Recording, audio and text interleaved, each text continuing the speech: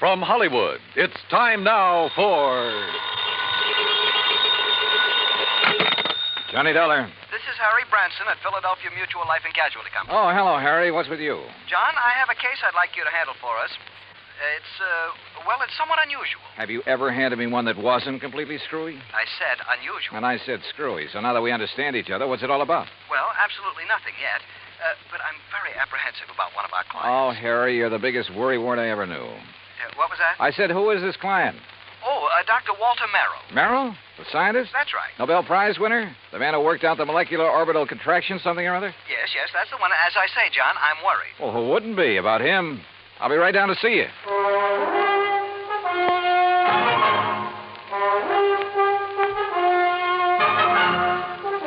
Bob Bailey in the exciting adventures of the man with the action-packed expense account. America's fabulous freelance insurance investigator. Yours truly, Johnny Dollar.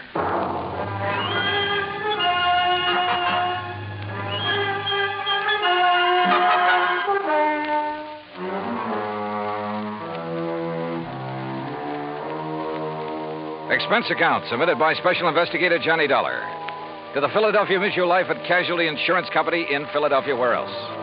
Following is an account of expenses incurred during my investigation of the Clever Chemist Matter. Expensive transportation and incidentals, Hartford to New York to Philadelphia.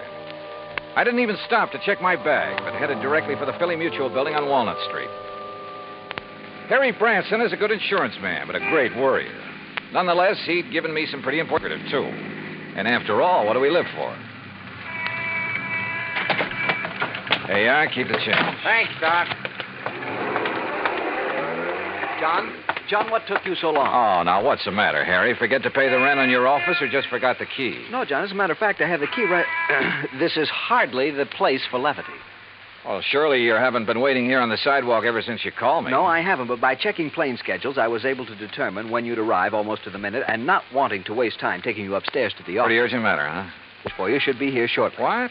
Well, now, usually I arrange these things myself, Harry. Yes, and how we pay... Of you. Oh, Harry, you touched me to the quick. Oh, now, please don't misunderstand me. I don't mean that there's ever anything really dishonest about you your don't? expense account. Well, It's only... you ought to. Believe me, I'll pad it to the hilt if I think I can get away with it. Anyway, the most important reason for engaging the car was so that you can leave immediate... Malaga? Yes, New Jersey. It's a... Is that where Dr. Merrill is? Yes, as is his custom, he chooses to work in some isolated spot where he can't possibly be disturbed. He and his colleague, that is. Colleague? I always heard that he worked alone, freelance. And you heard right. However, he now has a Professor Theodore Nash with him. Nash? One of according to Dr. Merrill. Never heard of him.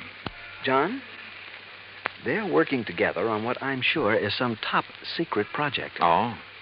Oh, say, wait. Didn't Merrill have something to do with the early rocket experiments? Precisely. Which is why I suspect their present work may have something to do with the space satellite or intercontinental missiles or something of the sort. Yeah, possible. But what has all this got to do with you? Their insurance. Dr. Merrill has had a policy with us for some years. $25,000. Oh, and He took out a policy for $10,000. beneficiary? Nash made Dr. Merrill his beneficiary. Oh, well, that sort of thing is often done between men working together. Harry, you know that. Yes, so that if anything happens to one, the other will be financially able to carry on what they've started. Sure, right. Which is no doubt why Dr. Merrill changed the beneficiary of his policy to Theodore Nash. So, what's the worry? No sooner was the change made than I received a letter of protest from Dr. Merrill's daughter. Who's she? Mrs. Howard Harding. She and her husband live in West Philadelphia. He's a welder for an aviation company, I think. Well, what did she base her protest on, Harry? She claims her father must have been coerced into changing the policy. Oh, now, wait a minute. That sounds like the hungry relative who complains about being cut out of the will. It might. If Mrs. Harding weren't a perfectly well-balanced, intelligent, and I'm sure quite unselfish person, a completely... Is she good-looking? Well, yes. And real sweet to you? Yes, she is. Well, now, John, I don't know what you're trying to imply. They do it every time. John. Particularly when there's a bit of money involved. Good-looking insurance broker like you. And you're a bachelor, too, aren't you, Harry? Oh, John, you're pulling my leg. Oh, Harry. But then I guess we're all suckers for someone like that. That has nothing to do with it. I've had these hunches before, John, and they've always been right. Even you will have to admit that. Yeah, I'll confess that in the cases I've handled for you so far. Why don't you call up Dr. Merrill? I think the quaint old fellow would die rather than have a phone near enough to disturb him in his work. Oh, there's your rental car waiting at the curb. So off you go, John, and see what you can find out. Okay, Harry. It all sounds like a lot of nothing you're worried about, but as long as you're willing to pay for it. And I always did like South Jersey this time of year. I drove across the Delaware River Bridge into Jersey and headed for Route 45 to Westville, Woodbury, and finally Pittman, where I picked up Route 47. What Harry had said was true. These hunches of his had a remarkable way of panning out. And yet, who was I to complain? After a pleasant hour's drive through cranberry bog and farm country, through miles of orchards and the intoxicating odor of the peach blossoms, I pulled into the quiet little town of Malaga. Population, I'd say around 500. First stop, the post office. Dr. Merrill? Yeah, sure. You go back the way you came, about a mile, till you see the name Wampus Bung. Wampus what? Wampus means cat. Bung, bungalow. Wampus Bung. Yeah. Yeah, the doctor and the professor got the fourth cottage beyond it. White one with a fence around it. Yeah, good, thanks. And if you don't mind, you can take their mail out to them. They haven't been in to pick it up 4 or 5 days now. Oh, nothing wrong, is there? Well, who'd know? The way those two keep to themselves. Well, you'd think whatever they're working on was the atomic bomb. Yeah, well... Just to be sure, you let them know that you're at the gate now before you try to go through the fence. Oh, what's that supposed to mean? The professor sees you prowling around, he's liable to take a shot at you.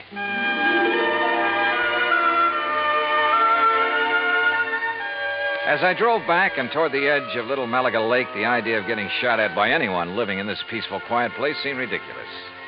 The lake itself, by the way, looked pretty inviting. I made a mental note to come back here on my own sometime after the fishing season opened. As the postmaster had indicated, the fourth cottage beyond Wampus Bung was heavily fenced in, so I gave notice of my arrival.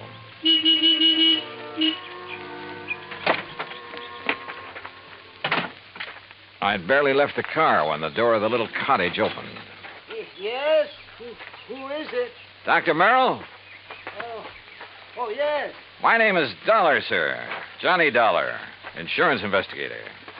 Harry Branson? Yes, sir, that's right. Harry Branson sent me down here to see you. Oh, come in. I'm most glad to see you. Please, come into the house. All right, thank you. Is, Professor Nash here? In the laboratory. But please, As come he spoke, into the sliding house. door on the garage at the side of the house opened. A rather swarthy man stepped out, quickly closed the door, and threw a heavy bolt on it. Then looked over toward us suspiciously. Yes, because it's better that you and I talk in private, alone. Doctor, who is that? Oh, yes, Professor. If we have a visitor, why do you not bring him here where we can both speak to him? Oh, yes, of course. This is Mr. Johnny Dollar, Professor Theodore Nash. Mr. Dollar? How do, Professor? I'm from your insurance company. Just making a little routine checkup. Oh, fine. I'm very glad to see you. As a matter of fact, I wish to talk with you. How do you do? Now, come into the laboratory. Professor, do you think it wise? Oh, of course. You have an experiment going, remember? But I wish to Mr. speak Dollar, to him alone. within these four walls, the genius of Dr. Merrill and my own poor efforts are creating things that will startle the world. Outside, the small building looked like an ordinary two-car garage, someone in need of paint and repair. But inside, it was immaculate and loaded with scientific equipment of all shapes and sorts and sizes. There were racks of test tubes, bottles of chemicals, beakers, a centrifuge, machines and apparatus I'd never seen before, that I imagine much of the world never dreamed of. And all of it as neat as a pin, not so much as a stirring rod out of place. Look, Doctor. The polymerization step is almost complete. Eh? Now, you must continue the molecular balance check immediately. Oh, yes. And you must both leave me. This must not be seen by anyone. Yeah, we understand, Doctor. We understand. I hope you will pardon me, Mr. Dollar. Yes, of course, Doctor. Oh, come, Mr. Dollar. Yes, I will lock the door. Yes. He does require privacy, doesn't he? Yes. Oh, hey, you're not going to bolt that door, are you? Oh, of course not. Force of habit, I guess. Oh, it is he who keeps things locked so tightly when he is working, unnecessarily so. But Then genius is permitted his idiosyncrasies, huh? Harry Branson seems to think you two may be working on something to do with guided missiles. Very perceptive man. But that is something we must not speak about. Now, why have you come here, Mr. Dollar? Well, like I said, just a routine checkup. We usually do this when a sizable policy has changed. Oh, there is something unusual about two men working together on important things, ensuring in each other's favor? Well, no. But when his daughter perhaps objects. You know Dr. Merrill's daughter? Oh, I know about her and about her unfortunate marriage to that day laborer. Nothing wrong with day labor, Professor.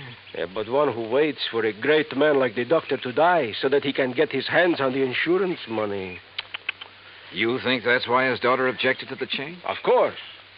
But his money will be used to further his work by me. And, of course, for the good of humanity. I see. Well, how soon do you think the doctor will be through with his experiment? An hour, perhaps two. And then he will call me in to assist him with the next, the crucial step. But now, about this look, why don't I insurance- run in town, arrange for a place to stay, grab a bite to eat, and then come back here, huh? If you like. I'm sorry we have no room in the cottage. No, to don't put give it you a up. second thought. I'll see you later. Something of Harry Branson's hunch had passed on to me. A strange feeling about the whole setup. There was something wrong about both Merrill and Nash, particularly the latter. Something I couldn't quite put my finger on. Was Dr. Merrill afraid of Nash? I don't know. Item 2, $1 even for a quick bite in a little cafe along the highway after I'd made arrangements for a room for the night in a private home.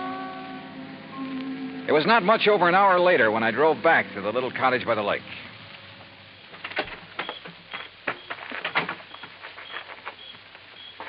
And then I heard it. Someone pounding on the door of the laboratory from the inside. Someone calling for help. Professor! But the lock's on the inside. Turn the lock. What? Bolt here on the... Oh, what do you... Oh. Oh, thank heaven. Good Lord, Professor. What happened to you? You look like you've been run over by... Dr. Merrill. Oh, too late. Too late. Professor, what happened here? He beat me. Threw acid at me. The doctor? No, the man who... Then he killed the doctor with a gun. He killed him. Who, Professor? Who? I don't know.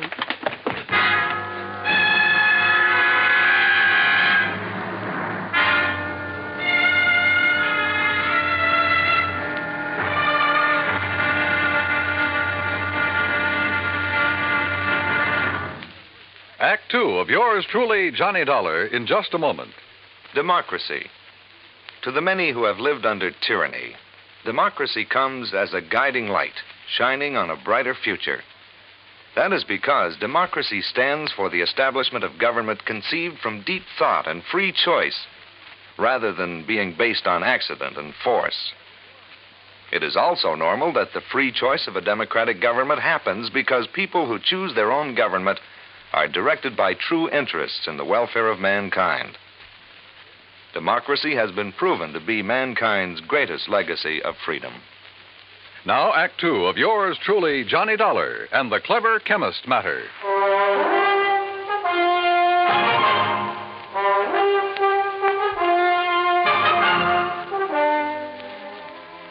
Expense account item 3, $10 for the services of one Dr. Frederick Foote, the only resident medico in the little town of Malaga, New Jersey.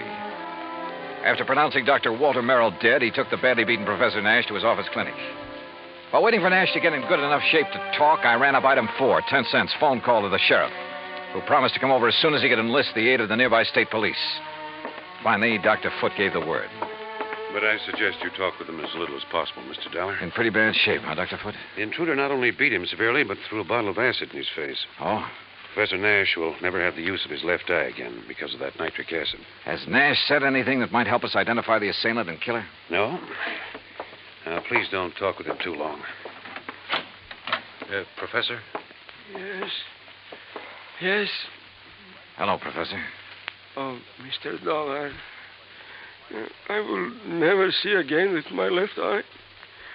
He has told me. Yes, I know. I'm sorry. But the great Dr. Merrill, he is dead. What a loss. Professor, tell me, did you see the man who attacked you? Yes. Can you describe him at all? Yes, young, not more than 30, 5 feet, 6 or 8, very heavy, yes, stocky, and black curly hair. Yeah? Hands like a working man, laborer. Have you ever seen this man before? No, Oh, here. Some water. Thank you. Do you know why he came in and attacked you and Dr. Merrill? No. Was he after something there in the laboratory? No, only to kill Dr. Merrill. I tried to defend him. I'm sorry, Mr. Dollar, but I think that's enough. Yes, okay, Dr. Foote. I think I've heard enough. I managed to get back to the cottage by the lake before the police arrived and came up with one very damning piece of evidence. In one of the bedrooms, I found a picture of a wedding couple. It was inscribed, "Love to the dearest father in the world." And next to the bride stood a man who answered perfectly the description Professor Nash had just given me. The husband of Dr. Merrill's daughter, Howard Harding. And then I thought of what Nash had said about Harding. His antagonism, his conviction that Harding was the one who resented the change in the insurance policy. But there was something else, too. That had happened when I talked with Nash in the doctor's office that... By the time I got back to the laboratory, the sheriff and state police arrived. The sheriff, I'm afraid, mussed up any prints that might have been left on the bottle of acid. However, in the weeds outside, a state trooper found the pistol, a .38 caliber Luger that had killed Dr. Merrill. Fingerprints had apparently been wiped off, but the gun was carefully... Fingerprints. Before taking off on a mad dash back to Philadelphia, I stopped at Dr. Foote's and picked up one water tumbler. Item 5, $3.70 for a tank full of gas. Item 6, 50 cents. Parking in Philadelphia as close as possible to Harry Branson's office. John, what have you found out about Dr. Merrill? Harry, he's dead. Well, oh, dear. Now, listen. Write down the address of Mr. and Mrs. Howard Harding for me. His daughter, does she know? No, she doesn't know yet, and I hope I can avoid telling her before I write it down, will you, man? Well, yes, of course. Take this. Don't unwrap it, but see that it gets to Ray Kemper at the Federal Bureau fast. I'll check with him about it later, thanks. But now, John... Harry, this is one time this expense account of mine is going to save you a lot of money. I think. I don't know how many red lights I skipped on the drive out to West Philadelphia, but I felt like a hound dog in a hot scent. The home of Mr. and Mrs. Howard Harding turned out to be in a nice, quiet residential area. I was met at the door by the girl in the wedding picture. A tall, very nice-looking blonde in her late 20s. Oh, yes? Mrs. Harding? I'm Terry Harding. Well, I'm Johnny Dollar from your father's insurance company. Oh, good. Come in. Perhaps you can help me make him do something about that policy of his. Well, that isn't exactly... Someone has poisoned Daddy's mind, Mr. Dollar. Oh? What do you mean? Well, it isn't that I need the money if Daddy dies, which heaven forbid. No. It doesn't exactly look as though you do. No, of course we don't. Howard's been doing so wonderfully at Colonial Aviation. Yes, apparently. And I'd had a notion he was just a laborer or something. Oh, dear, no. That's what Daddy called him because he wasn't too fond of Howard. And that is the way Howard started before we were married, but now he's one of the officers of the company. Where is he, Mrs. Harding? Well, as a matter of fact, I thought you were Howard when you drove up just now. He's been fishing. Fishing? On some little lake over in Jersey. He goes every Saturday all by himself. Malaga Lake? No, Malaga's where Daddy was. Mm-hmm. He and that. That what, Mrs. Harding? Well, I don't know. It's Howard, I guess. What do you mean? Howard has never liked or trusted him, even though they've never actually met. When Daddy changed his insurance to name that professor, there is something wrong about that man, Mr. Dollar. What, Mrs. Harding? I don't know. Daddy always worked alone until he came along. Daddy's such an alert, bright-eyed little busybody in spite of his Wait a age. minute. Your father... Like a cute little wound-up spring, hopping about like a... Mrs. Harding. Yes? Mrs. Harding, when I saw your father... You've seen Daddy. Well, then you know what I mean. He was tired. Almost in a daze. He spoke with difficulty. Oh, no, you're mistaken. He chatters away like a jaybird. What is it, Mr. Dollar? Well, he must have been doped. He looked as though... Hi, honey.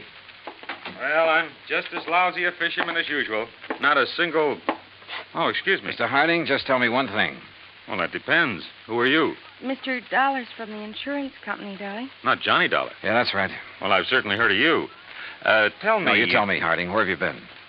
Why, fishing. Where? Over in Jersey. Where in Jersey? Little private lake. Where? Over near Mount Holly. One place I know of where nobody else ever goes, where I can get rid of the cobwebs at my job.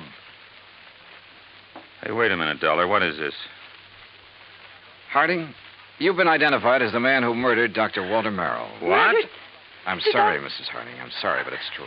No, What are you talking about, Dollar? You didn't know about it? Of course not. How could I? Where did it happen? How? At his place in Malaga. Oh, Professor Nash. I'll kill that man. You'll take it easy. You seem to forget that so far you're the only suspect in the case. You're out of your mind. If it was anybody, it was that Nash. Never have trusted that man. And the insurance policy. If anybody killed Dr. Merrill, it was that professor. Now listen to me. Nash was with Dr. Merrill when he was killed there in his laboratory. Of course he was. But Nash was attacked also, beaten, acid thrown at him. He lost the sight of one eye because of it. And I tell you... You're sure? Yes, of course I'm sure. It was I who found them. Nash beating against the inside of the door of that laboratory crying for help. A door that was bolted on the outside. But, Dollar, You're sure of that? I'm sure. Well, I still think... Oh, Terry, I'm sorry, honey. Here, let me... Howard, it's so terrible. Better answer that phone, Howard. Yeah. Hello? Yes? Oh, yes. It's for you, Mr. Dollar. Oh, thanks. Terry, dear, come on. You've got to pull yourself together. Johnny Dollar. You're right. John, this is Harry Branson. I just received a call from Mr. Kemper at the Federal Bureau. Yes. He says he must see you immediately. Call him back, Harry. Tell him I'll be there in 15 minutes. Harding, just to keep things straight, I wouldn't leave this house if I were you. Well, now, wait a minute, Just Dollar. sit tight. I think you're in the clear. More red lights got passed up on my way into the Philadelphia offices of the Bureau. So Ray Kemper felt that whatever he'd found was important. If so, it would back up one of my suspicions. But in view of the circumstances, that bolted door in the laboratory, for instance, how could it? Important is putting it mildly, Johnny. The prints you found on the water glass, Ray. 3 sets. 1, yours. Yeah, well, naturally. 2, Dr. Frederick Foote, who is currently practicing medicine. I know, in the town of Malaga, New Jersey. That's where the glass came from. Oh, but the 3rd set of prints. Yes. I had to go into the international file for them. And Johnny... Nash? Theodore Nash? Nash. Nashevsky. What? Theodore Nashevsky. Chemist from one of our not-so-friendly countries. Huh? Expert on explosives. At one time, he was thought to have attempted to enter this country. That was in 1940. Ray, have you got any pictures on him? Plenty. From the time he was a kid. Here. Tell me how you picked up these prints. The beard in this picture. That looks like him, all right. Yeah, this too, with a shaved head. Almost as though he tried to keep changing his appearance. Johnny... Oh, wait a sec. This picture of him as a youngster, this eye patch on his left eye. Our dossier is pretty complete. He was quite an athlete until he injured that eye. But it doesn't show in these other pictures, and he hasn't a glass eye. No, his eye always looked perfectly natural. But now, Johnny, if you have information... Ray, this has done it for me, thanks. Hey, now, just a minute. I'll see you. Hey, Johnny! This is Kemper. Give me a man to tail Johnny Dollar. All the way back to Malaga, New Jersey, I hoped my rental car would hold together. It did, in spite of the fact I pushed it all the way. International intrigue is a bit out of my line, but this time, so help me, I was beginning to feel like an FBI man. I stopped at State Police headquarters along the way, and according to them, Nash was off the hook. Not only because of the acid thrown in his face, but even more important, because of my own testimony that I'd found them locked in that laboratory. I stopped again at the lab. Nothing. Then back to Dr. Foote's office. Very well, Mr. Dollar. When they arrive, I'll insist that they wait for you. All right, thanks, Doctor. Well, Professor, you're sitting up. Oh, have they found anything, Mr. Dollar? Have they found the man who attacked us and killed poor Dr. Merrill? Professor, I think I have. Oh? But tell me something. Yes, of course. Your government doesn't pay you very well, does it? Merrill and I were not working for the government, Mr. Dollar. Although, of course, the results of our work... I'm talking about your government, your own real boss. I do not understand. No doubt it's very much interested in anything this country develops in the line of guided missiles, that sort of thing. Mr. Dollar. Now, let me go on. Merrill was doing important work. Stuff that would be of great value to any country in the world. Of course. Your country would have paid you well for the results of his work. But, brother, they'll never get it. I do not know what you are talking Money, about. the loot from Merrill's insurance, sure. Sure, it was enough to get you out of here after you'd gained the knowledge you need of Merrill's work. See here, Dollar. After you'd killed him, before he could give to his country, the United States, what he'd invented. You are a fool. I was beaten, The poor too. old man put up a pretty stiff fight, didn't he? Do you think I would have done this to myself? You My gave eye... yourself away earlier when you reached out for a glass of water I handed you right here in this room. A man who'd lost his sight in one eye would have lost his aim until he got used to it. Funny, though, it didn't come to me until You later. are mad. You haven't seen out of that left eye since you were a kid. I tell you, you are mad. And a little acid burn to make it look like somebody had thrown it at you would be well worth the alibi it gave you. Fyodor. That's right, Fyodor Nashevsky. Listen to me. You were the one who found us locked in, the door bolted from the outside. You found us. Yeah. Also the cord, the string you used to pull the bolt to. That you looped over the bolt and pulled after you got inside. You couldn't have. I dropped it in a vat of acid. Yeah. Thanks. I was bluffing. But I made a lucky guess. What? Oh, what a brain. Nashevsky, I'm sure glad you're not working on our side.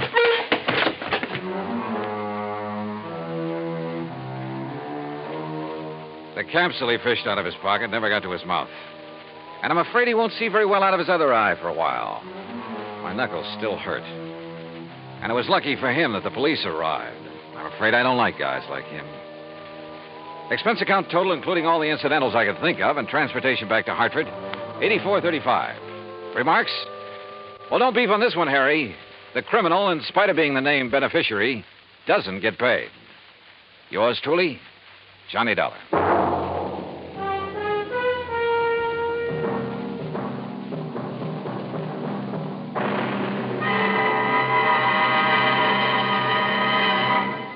Now, here is our star to tell you about next week's story. Next week, a real close look at a little-known but very dramatic side of Hollywood. Join us, won't you? Yours truly, Johnny Dollar.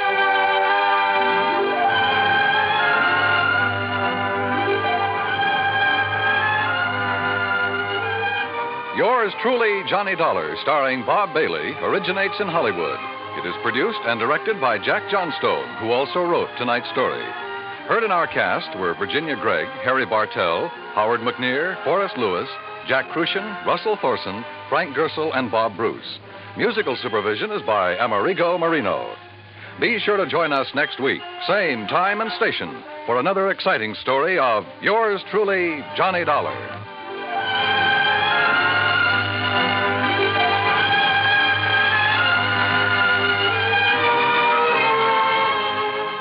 Johnny Dollar has come to you through the worldwide facilities of the United States Armed Forces Radio and Television Service.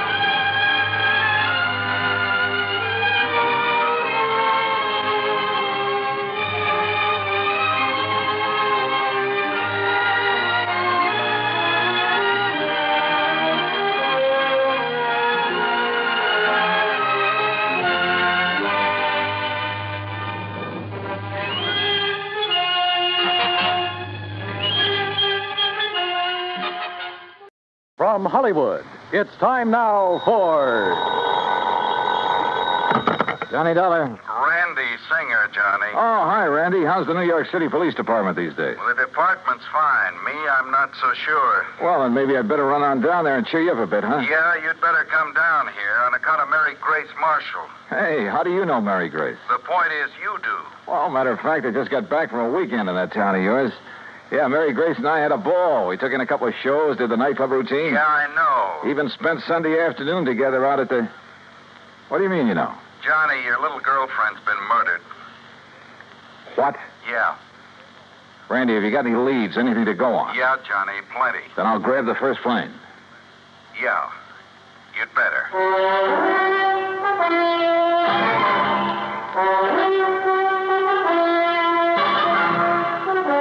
Bob Bailey in the exciting adventures of the man with the action-packed expense account. America's fabulous freelance insurance investigator. Yours truly, Johnny Dollar.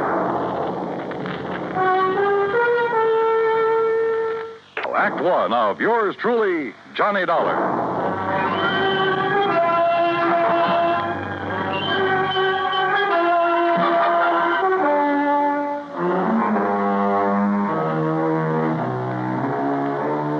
Expense account submitted by Special Investigator Johnny Dollar to the Mideastern Life and Casualty Insurance Company, Home Office, Hartford, Connecticut.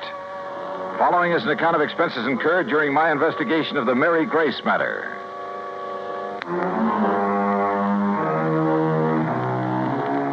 Expense account item 1, 10 cents. Phone call to the airport to reserve a seat on the first plane to New York. Item 2, phone call to Ben Perrin at the Claims Department of Mideastern Life. Here? Ben, this is Johnny Dollar. Oh, hello, John. Now, listen, I'm on my way down to New York at your company's expense, though the expense part is beside the point. What? No, just wait a minute. Mary Grace Marshall has just been murdered.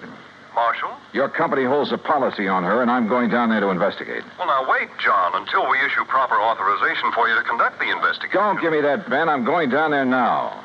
Well, then it's completely without sanction from this or any other office. Okay, forget it. I was trying to save time, and I thought I was doing you a favor. Well, I suppose you are, but until a request for your services can be routed I said forget it. Didn't you hear me? I gotta go. Gotta catch a plane. Well, for heaven's sake, man, what are you so up in arms about? Why you're so concerned about this particular... Because that girl was a personal friend of mine.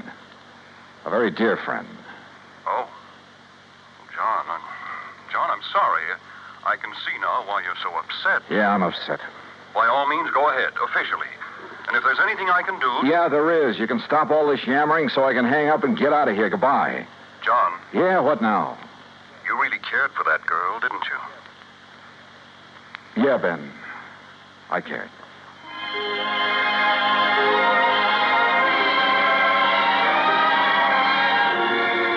Expense account item 3, $9.20. Cab to the airport and plane ticket to New York.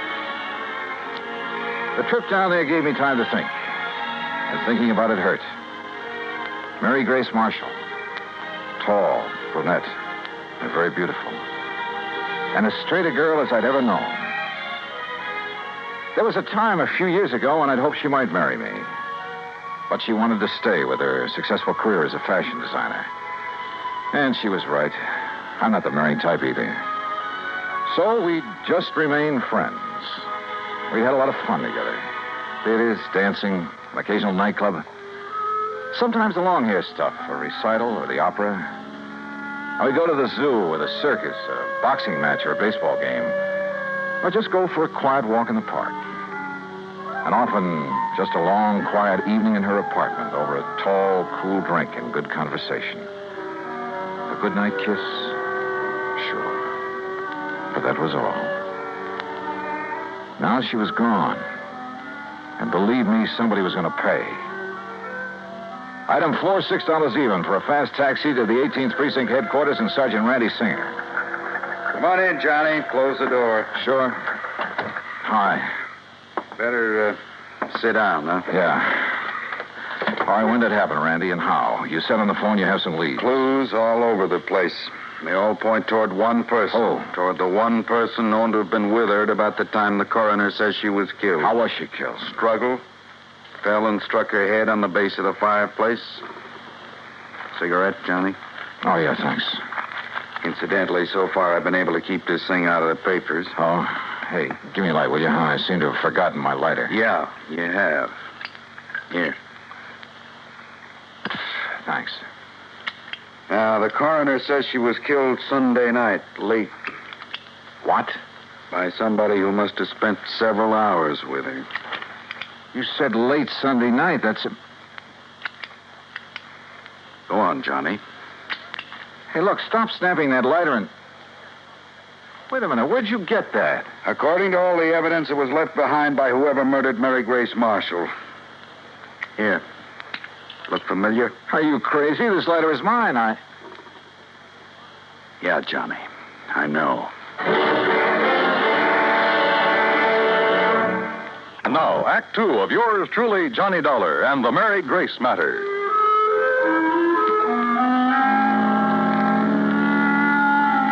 Mary Grace Marshall, an old friend, a very dear one, murdered in her New York apartment on East 77th Street. Sergeant Randy Singer, my old friend at 18th Precinct Homicide, had called me immediately. And when I got there, showed me a very damning piece of evidence. Presented to Special Investigator Johnny Dollar by the International... Sure, of course it's my lighter. And I must have left it in Mary Grace's apartment Sunday night.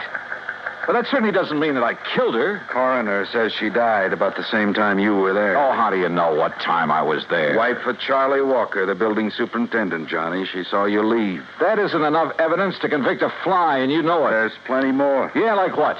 Your fingerprints all over the place? Well, sure, I told you. Cigarette butts, same brand you smoke. So what does that A mean? lot of them, Johnny. Like a very nervous smoker. Well, I was with her all evening. Doing what?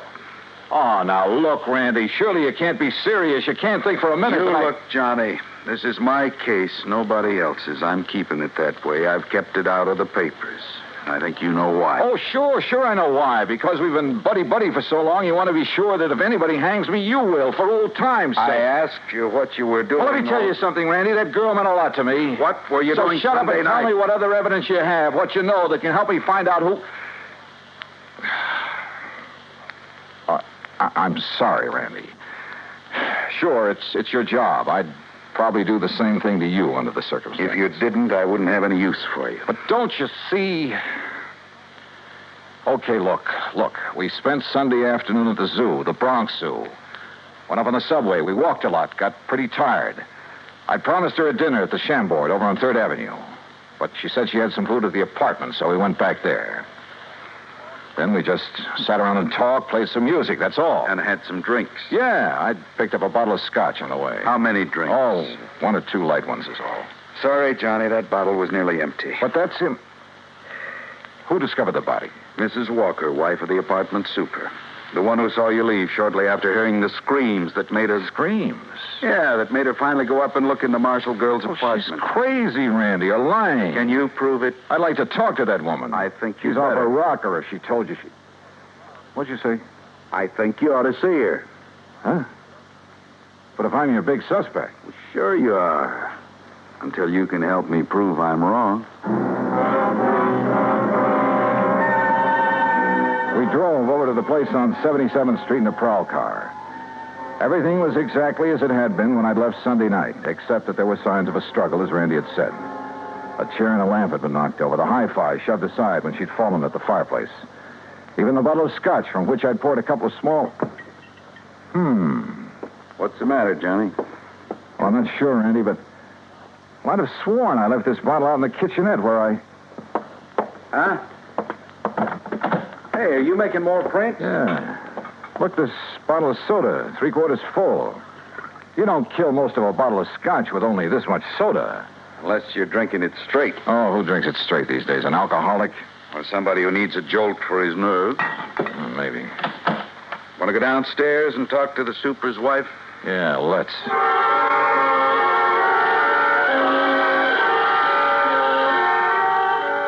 The superintendent's wife turned out to be a living doll. Young, pretty, with too much makeup. The sort who looked like she decided to get out of the chorus line for a quieter life as the wife of a building superintendent. I noticed a peculiar, spicy kind of odor when she first let us in, but thought nothing of it at the time. Now, you're sure this is the man you saw leaving Miss Marshall's apartment, Mrs. Walker? I was standing right here in this doorway. It was after I heard her screaming up there, around midnight. You're sure you heard her scream? Well, my husband heard it first. He woke me up, pounding on the wall between our bedrooms. Well, didn't he get up to investigate? Oh, no, the lazy... Well, he's been sick. He's still sick. But then I heard the screaming, so I run into his room and ask him what to do. Go back to bed and forget it, he says. It's probably just a party upstairs. Then you went up and found the body, huh? Well, first I tried to sleep, but I kept thinking I heard noises. From upstairs? Well, no. You sure? It was like maybe my husband was getting up or something. Go on. Well, finally, about 2 a.m., I went up to her apartment. When she didn't answer my knock, I let myself in. And there she was, dead. Who called the police, you or your husband? Him? Huh. Besides, I told you he was sick. He still is. I'd like to talk with him. Oh, sure. If he's sober enough. Come on. That was a funny crack.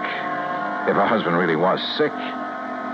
She led us toward the rear of the apartment, and I mistakenly started to enter her bedroom. That peculiar odor again, only more pronounced. And believe me, it was an arpege.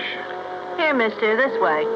Her husband's bedroom was pretty much of a mess, untidy, with pictures of bathing beauties, calendar art, and some striking pictures of Mary Grace Marshall plastered all over the walls. This room had an odor about a two of stale booze. Here you are, Charlie. No, I tell you, I don't want any more of that stuff. Well, you seem to think it'd make you feel better. I did. What did you... Oh, the cup again, huh? That's right, Mr. Walker. And this is the guy seen coming down from your girlfriend's apartment after all the screaming. His name's Johnny something. You actually heard screaming up there, Mr. Walker? Yeah, awful racket. Woke me up. Scared me. What do you mean? That poor girl up there, all alone. Only she wasn't alone. But then it stopped. I figured maybe I'd been wrong. Had a nightmare or something. Yeah, sure. A dream about her. You think about me for a change instead of dreaming about that dame. Shut up. Talking about her, dreaming about her, sneaking around to have a look at her when she came in and out. I tell you. If you wasn't sick, I think you'd sneaked up there and done her in because you couldn't have her. Will you take her out of here? It wouldn't be the first time a drunken bum has killed somebody. Shut up! Shut up! Mrs. Walker, I thought I told you this man was supposed to be kept quiet. Oh, well, now, look, Doctor. Yet I walk in here and find this sort of thing going on. Go on, all of you. Out of here while I attend this man. Just a minute, Doctor. Out immediately. This is a heart case complicated by a very serious virus infection. Doc, if I can have just 1 minute. Later, officer. I must save this man's life. Come on, Randy. You too, Mrs. Walker. Sure. He's been getting alcohol again, strictly against my order. Now, look here, Mrs. Walker. No, wait. Huh? Come on upstairs with me again. Oh? What'd you think of? A couple of things, Randy, that I believe will clinch this case so fast. Come on. Act 3 of yours truly, Johnny Dollar and the Mary Grace Matter.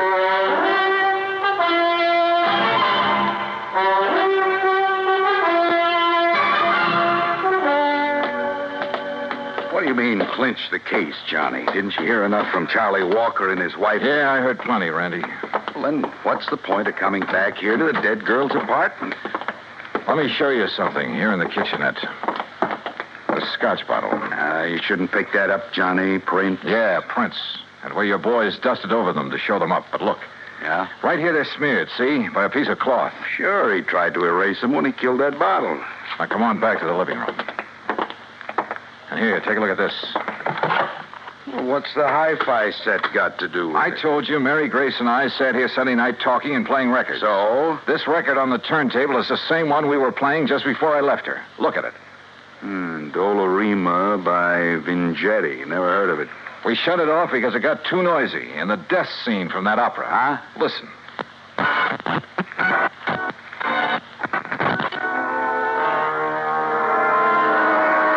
Yeah, here it is.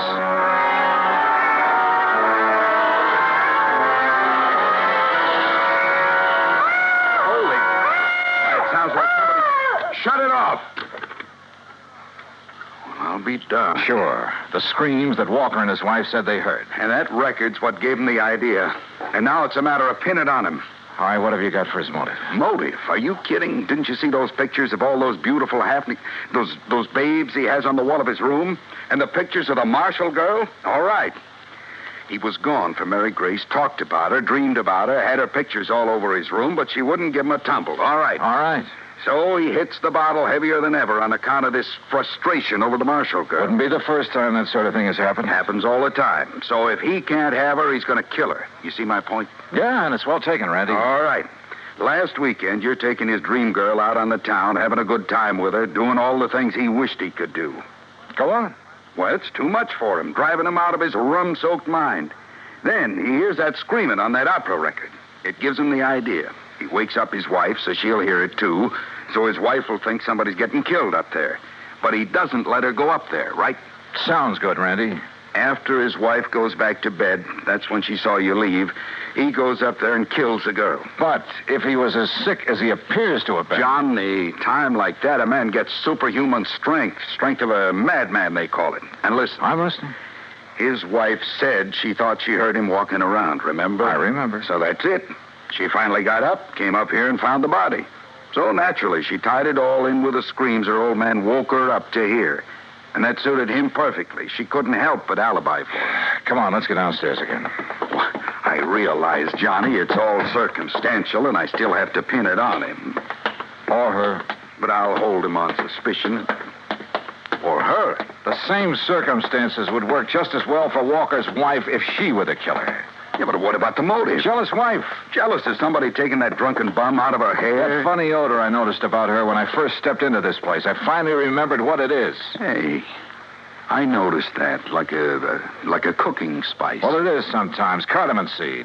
Cardamom? Yeah, they used to call it the drunkard's friend. A man could booze all night, chew a couple of cardamom seeds, kiss his wife goodnight, she'd never be the wiser. Well, I'll be. That odor was so strong in her bedroom that... Well, maybe she's the lush, huh? Hey. And tried to make the same thing out of her husband, on the excuse it would make him feel better. You mean he isn't a heavy drinker, Doctor? No, he is not. Doctor, you said he has a heart condition. A very serious one. Complicated by a... Yeah, I know. Could he possibly have got out of bed, climbed those stairs Sunday night, struggled with, and killed someone? The odds against his surviving such a thing are 1,000,000 to 1. 100 million. All right, I heard it all. That means you're going to start accusing me of killing that girl up there. Mrs. Walker, I told you to stay out of your husband's room. Yeah?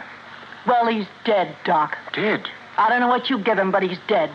Did you give him more liquor? No. But you gave him enough before I came to... Wait here, all of you. Well, you're going to try to pin that Marshall dame on me now that Charlie's gone? You've already pinned it on yourself, Mrs. Walker. What? You thought you'd left no fingerprints on that bottle up there. Well, I didn't. I used a handkerchief. Yeah. That's what I thought. Oh, no, wait a minute. I didn't mean that. Too late, I'm afraid. Oh, no, it ain't. Put down that gun, Mrs. Walker. All right. So I killed that dame on the second floor. And if I have to kill you,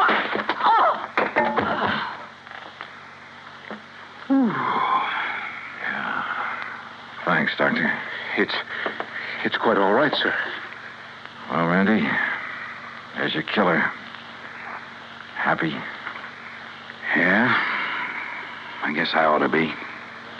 You? It doesn't bring back Mary Grace.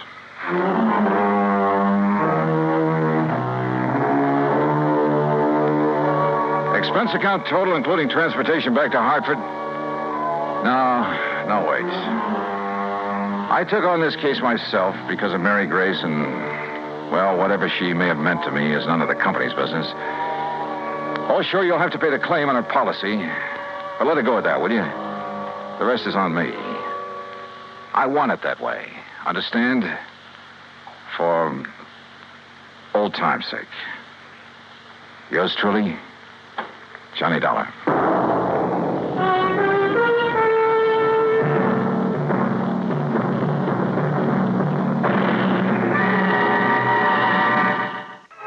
Be sure to join us next week, same time and station, for another exciting story of yours truly, Johnny Dollar.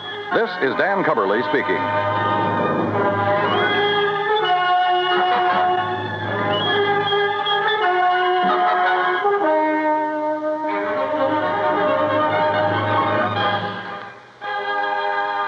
This is the United States Armed Forces Radio and Television Service.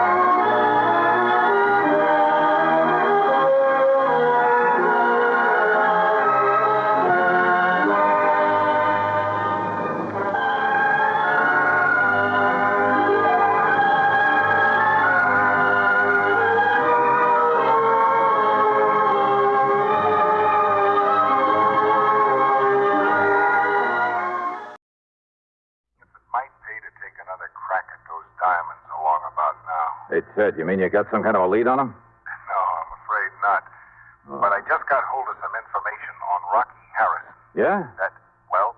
I told you after his probation was over, he disappeared. Yeah, you told me. But now, in view of this new information, plus the fact that you probably know him and his habits better than anyone else, and since Rocky is the only one who knows what he did with those diamonds... Oh, hold everything, Ted. I'm on my way down to see you.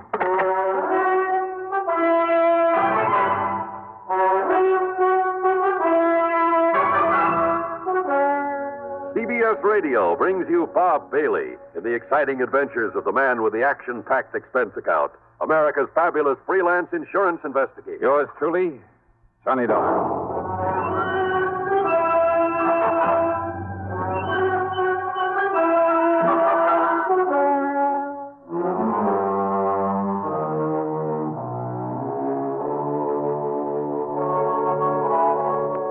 Expense account submitted by Special Investigator Johnny Dollar to Eastern Liability and Trust Company, New York City office.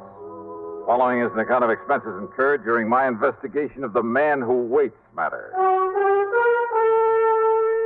Sure, I and I alone could take the credit for Rocky Harrison's trip to Sing Sing over 7 years ago. But the fact I'd not been able to recover the Olney diamonds really stuck in my craw. So what if I was still fairly new in the business at the time? There was no excuse. Okay, then. Expense account item 1, $395, a taxi to the station, then train fare to New York. I walked over from Grand Central to Ted Bessam's office at 500 Fifth Avenue. You know, I thought the mention of Rocky Harrison would bring you here in a hurry. Sit down, Johnny. Yeah, sure, thanks. Use a little drink? No, thanks. Cigarette? Now, just tell me what you know about Rocky and why you think I might be able to get on the track of those jewels again. Well, during his trial, Rocky played it smart. He knew you'd pinned a robbery on him, so in order to draw a light sentence, he admitted everything. Except what he did with those diamonds. Well, apparently he and his lawyer managed to convince the jury. Oh, that cock and bull story about his having had them stolen from him, that's a lot of hogwash. You know it, and I know it. Rocky was far too smart for anything like that, and too dangerous. And if that servant there in the Olney household who caught him blasting that wall safe, if that servant fell down the staircase accidentally, I'll eat my shirt. Rocky killed him, Ted. I'm sure of it. Same as he tried to kill me. The fact remains he wasn't held for murder.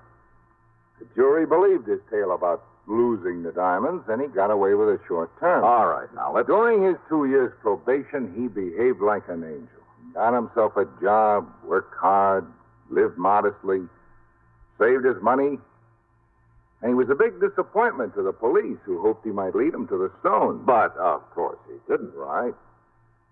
And I'm afraid by now even the cops believe his story about what happened to him. Yeah, well, I don't. Anyhow, probation over. He dropped out of sight. Yeah, so you said over the phone. The cops apparently figured he'd moved somewhere else and breathed a sigh of relief. But you figured otherwise, Ted? I guess I think the same way you do, Johnny. Probably because of my work in narcotics before I got into the insurance business. Yeah. Well. And sometimes we'd hunt for years all over the country for some character, only to find he was right underfoot all the time. Couldn't see him for falling over him, as the saying goes. Yeah, I know what you mean. Well, anyhow, I figured that instead of making himself conspicuous in some small town, the best place for a man like that to get lost, the best place in the world, would be the biggest place in the world. Right here in New York. I can't argue with you. So when I got wind that Rocky disappeared, well, you know as well as I do, Johnny, that most of these cases aren't solved by any Sherlock Holmes kind of scientific deduction. No, hardly. Sir, they're solved on information. One good stool pigeon is worth all the clues in the world, right? Well... So when I found out he disappeared, I got in touch with one of my paid informants from the old days. An old character by the name of Soder. Soder. Soder. Don't think I ever heard of him. Whiskey Soder, they call him. I told him I'd pay him well if he'd locate Rocky Harrison for me. You've heard from Soder? He called me this morning. Told me that he's seen Rocky here in town, just as I thought he would. Where? Well, he wouldn't say over the phone, so I told him I'd send you down to see him. Here, Johnny, I'll scribble this address down for you. Yeah, do that. Cheap rooming house down near the Brooklyn Bridge. There you are. Good. Okay, Tom, I'll go see him. Just a minute, Johnny. Yeah? Soda made one thing clear. I don't know just how or why. I guess the why is obvious enough. Yeah?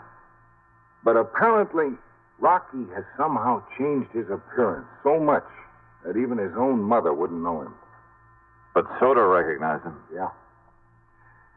And one other thing, Johnny. Yeah, what's that? I'm sure you know Rocky well enough to be careful. Sure. Yeah. Watch your step. All right, so what if there was a little risk involved? Here was my chance to make up for having done only half a job some 7 years ago. Also, I figured I knew enough about Rocky to be well prepared for almost anything he might try. The main thing was to find out what he'd done with the Olney diamonds, and of course, get my hands on them. Expense account item 2, $1.70 for a cab to Whiskey Soda's address. It was the kind of place I'm sure the City Planning Commission will be glad to tear down.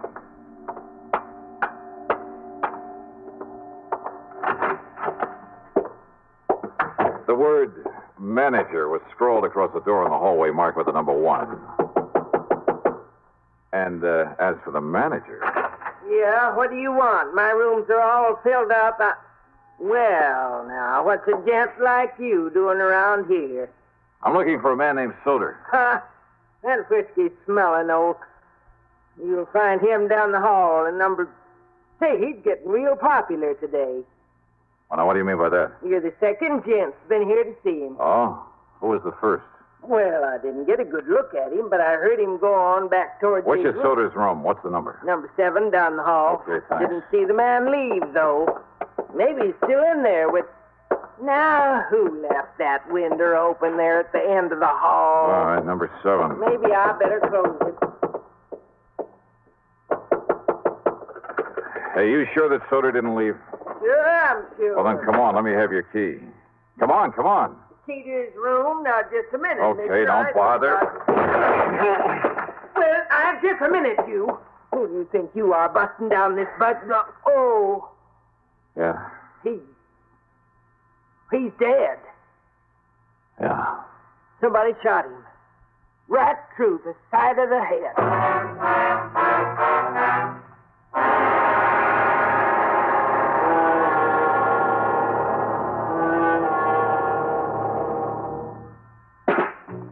Smoking more now, but enjoying it less. Have a real cigarette. Have a Camel. So good. Have a Camel cigarette. So rich. Have a real cigarette. Have a Camel. So mild. Have a Camel cigarette. And here's the reason why. Best tobacco makes the best smoke. Have a Camel cigarette. You can say that again. Best tobacco makes the best smoke. Have a Camel cigarette.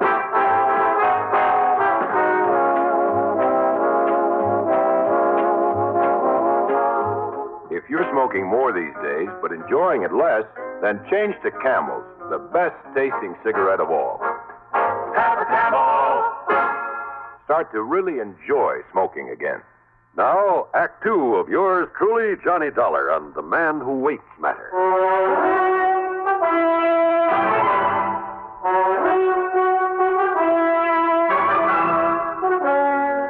Right through the side of his head, right in front of his left ear. That's right. But I didn't hear any shot. I've been up front in my room all afternoon. Because whoever did it used this pillow to muffle the sound. One of my best pillars, too. Look here. Look what it's done to it. The man who was here before, what did he look like? Huh? Well, I only looked out of my room in time to see him coming in here. I didn't get a look at his face. You said he was a gentleman, a gent. Yeah, but I didn't really... I think he had gray hair. What about his height and build? Well, now, I don't know. I was up front. Now, how old was he? Look, I told you, mister. I don't know. Okay, here. There's a 5 spot for your trouble. And for calling the police. Sergeant Randy Singer at the 18th. Police? And my name is Johnny Dollar. Dollar? That's right. The one that's on the radio? You call the police. Tell them I'll contact them later.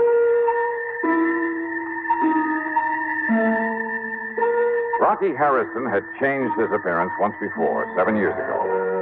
He'd never known how I'd got on his trail. The only one who did was Randy Singer at the 18th Precinct. But I'd found him by using the same corny trick that he had used.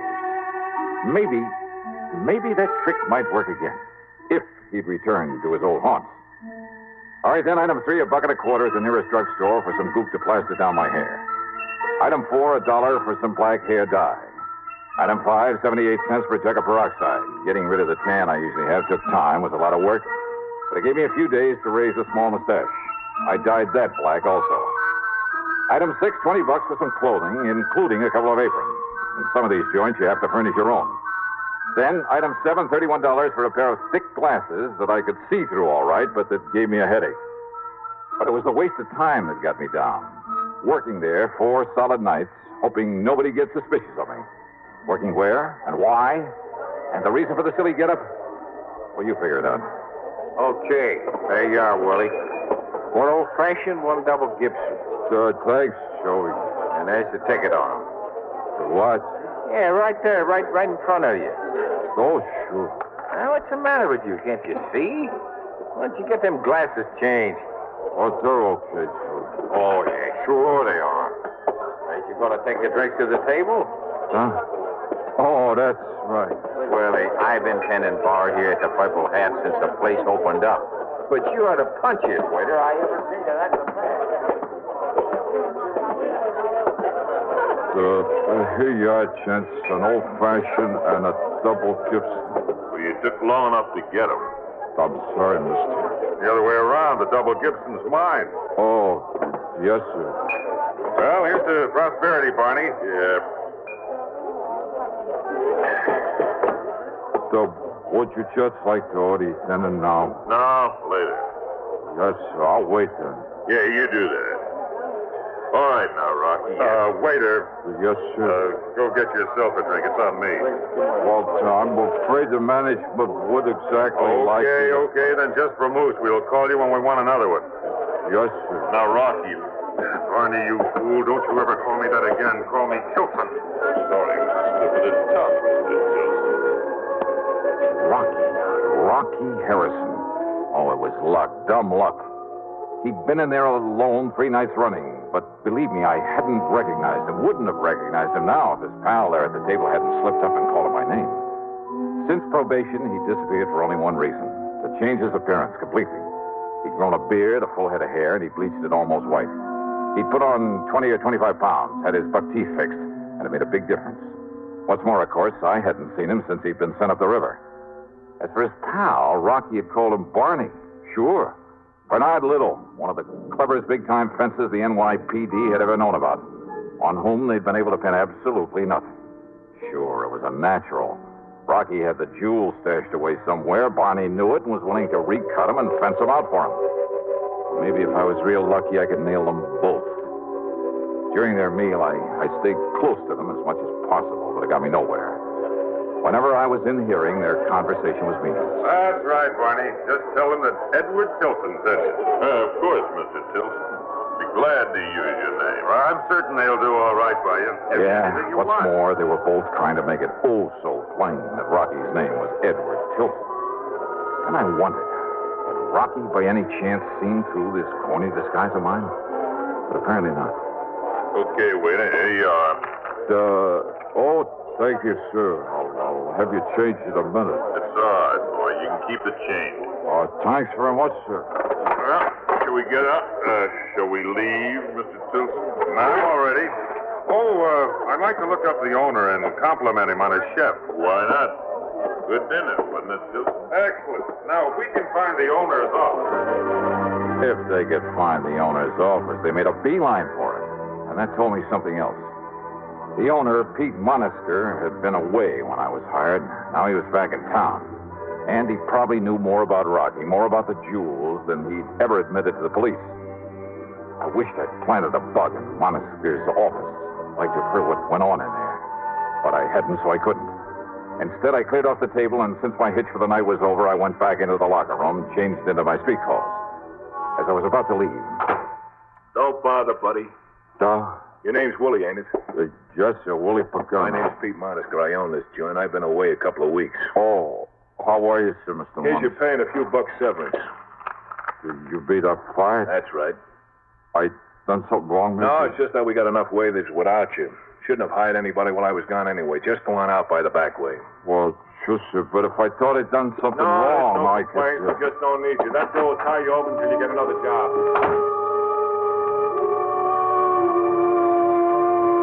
I should have known, but I didn't. Not at the moment. Not until I left by the back door and started out through the long, dark alley.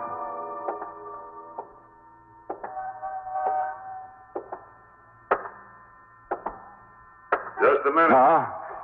You're the waiter we had tonight, aren't you? Yeah, that's right. You made a real good waiter. Real good, see? So? So I got something for you, Dollar. Here. No, All right now, Dollar. You think I'm going to leave you alive? No, Rocky, put that thing away. It'll bring the cops. It's all right, Barney. I'm just going to use the butt of it like this.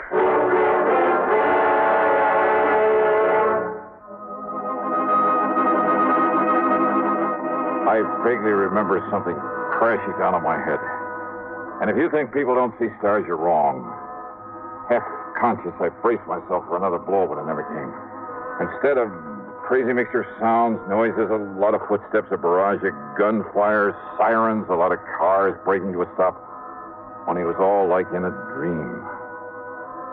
I came to the next morning and found myself in a hospital bed, a doctor leaning over me with a hypo in his hand.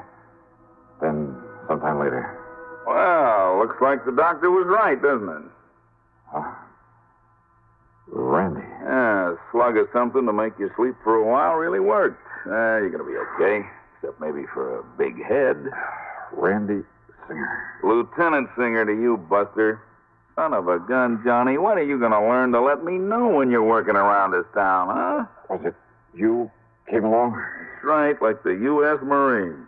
Well, how did you know they were going to waylay me there in that alley? I didn't. I hadn't the least idea. Didn't even know it was you they were jumping. You and that crazy getup, that black hair and the mustache and those thick glasses. Then I don't understand, Randy. Johnny, I've had a bunch of the boys on Rocky Harrison for over a week. You have? Sure, ever since that stooly whiskey soda told me about him being in town. It was you told me where to look for him.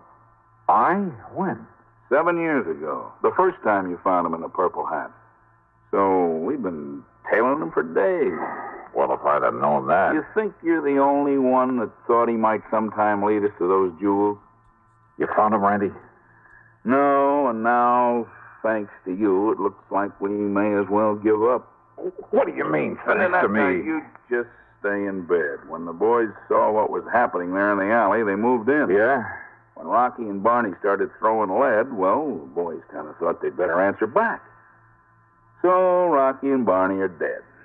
So now, how are we going to find out where those diamonds are stashed away, huh? Do you know where Rocky was living? Sure, we've been all through his place and Barney Little's place. Nothing. Since we don't know of anybody else who might have been in with him. Oh, you don't, huh? What do you mean, Johnny? Well, Randy, I've suddenly got a crazy idea that maybe I can bluff my way into finding those jewels. You what? Come on, help me get into my clothes.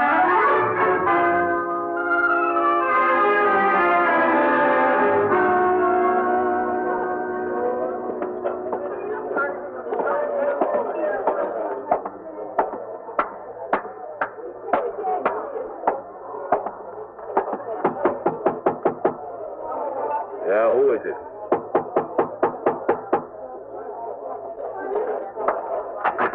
Yeah, who are you? Johnny Dollar, Pete, as if you didn't know. Just a minute.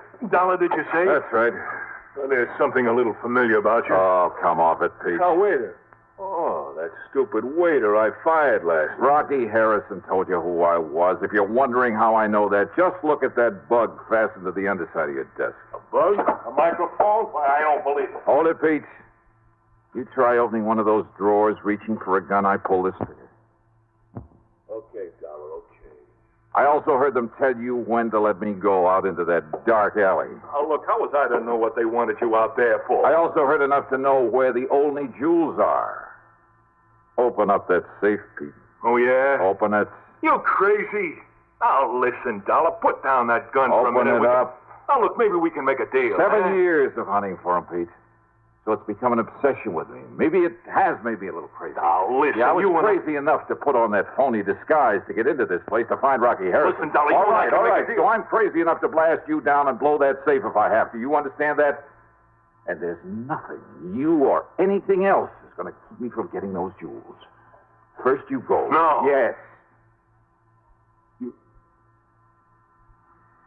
You mean it? Oh, yeah, Pete, I mean it. Well... Okay, Dollar. I'll get you the rocks.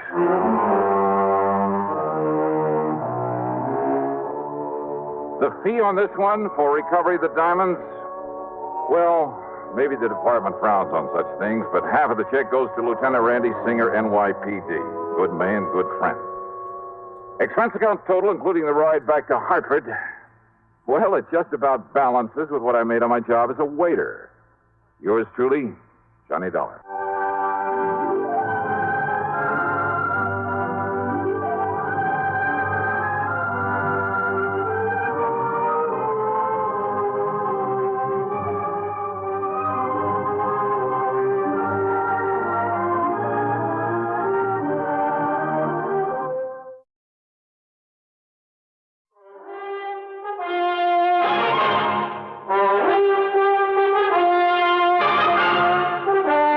CBS Radio brings you Bob Bailey in the exciting adventures of the man with the action-packed expense account, America's fabulous freelance insurance investigator. Yours truly, Johnny Dollar.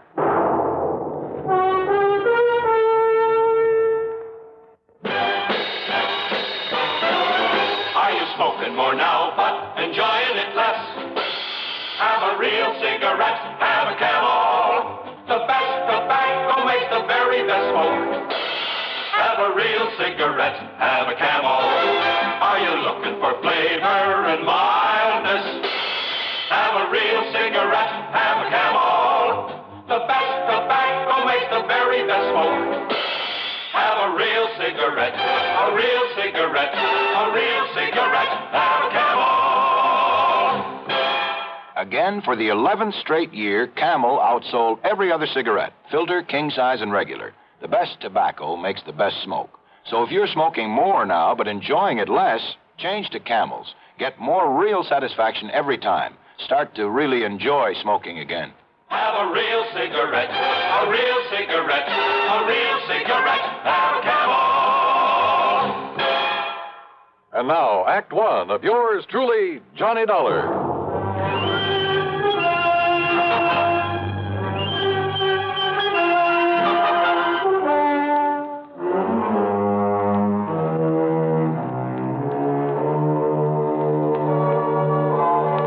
Expense account submitted by Special Investigator Johnny Dollar to the Tri-Western Life Insurance Company, Corpus Christi office.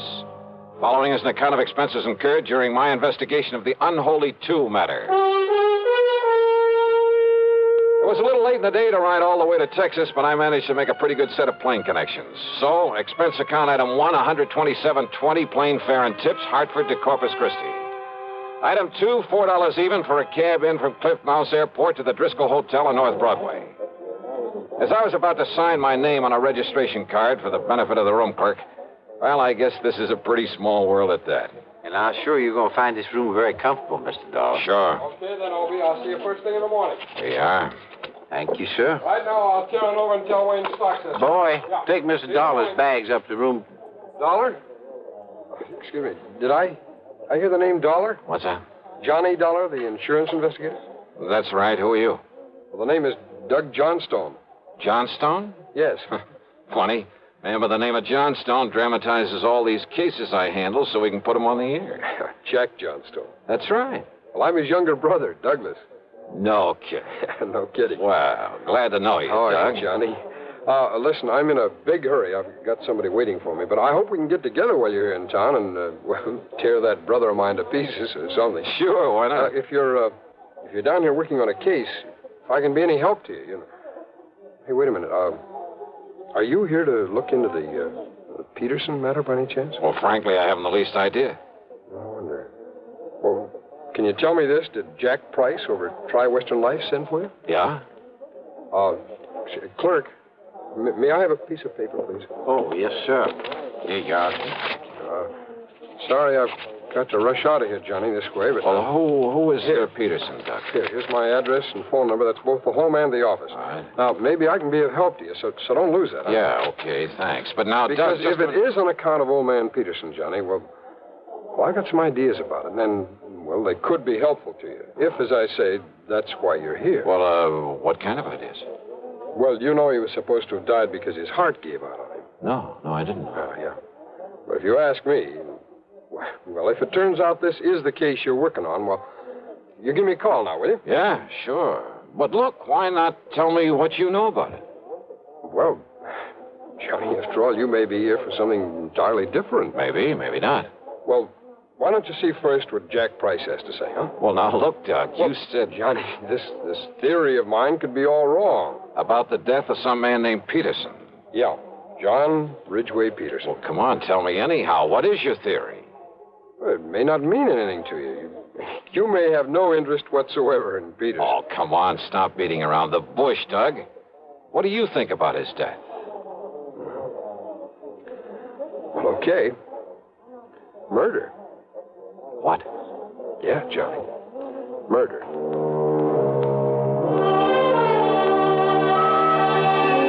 But because neither of us really knew if I'd become involved in it, that was all he'd tell me at the moment. And as he said, he had to run off to meet somebody. It was late, and I was tired after the plane trip, so I grabbed a bite to eat. That's item 3, 2 1/4, then hit the sack. But first thing in the morning, I was in Jack Price's office at Tri-Western. Well, no, I didn't mean to sound in a rush for you to get down here, Johnny. On the other hand, the hotter the trail, the easier it is to follow. Whose trail, Jackson?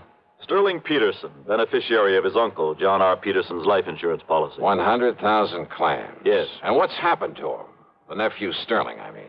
He simply disappeared. When? About the same time his uncle died, apparently. When was that? 5 days ago. Funny that he should leave town when he was about to be presented with that wad of insurance money. He didn't know that he was his uncle's beneficiary. Oh? No. Old John Peterson never told him. Actually, the old man didn't particularly want to leave it to this nephew, but, well... Why not? Oh, they never really got along, as I understand it. The old man had been a hard worker all his life, and Sterling is anything but. Nonetheless, he named him his beneficiary, so that's that. And as heir to whatever else there is to the estate, huh? No, that goes to Sterling's half-brother, Paul. Much of an estate? Certainly not as much as the insurance. The old man didn't have much use for either of them, Johnny. But since they were his only surviving relatives, since they'd probably get everything he left anyway... Yeah, I see what you mean. Does Paul live here in town? Yes. What does he do for a living? Apparently has some money in the stock market. And Sterling? Johnny, I don't know what he lived on. No visible means of support kind of thing. You know what I mean? Uh-huh. I tried to call him, tell him of his uncle's death. His landlady said he wasn't there, hadn't been there for a couple of days, that he'd simply packed up his things and left. I'll give you the address. Yeah, do that. Then I called his brother, but Paul didn't know where he was either. Just disappeared. That's right. I wonder why. Who knows? Have he called the police? Why? Just because a man suddenly leaves town? That's hardly reason to call in the police, Johnny. Maybe not. What? Sterling didn't know he was beneficiary of this policy. No. But maybe he did think he'd get some of the estate if he were lucky and the old man turned up dead. And maybe Sterling needed money. I understand he always did. So if he could help the old man on his way... No, Johnny. The doctor said it was a heart attack. Yeah? Well, there are a lot of ways to make it look like a heart attack. Has there been an autopsy? Why, no. Then have one made. The insurance company's entitled to one. But you're saying Sterling murdered him? Maybe. Johnny. Just go ahead and order that autopsy.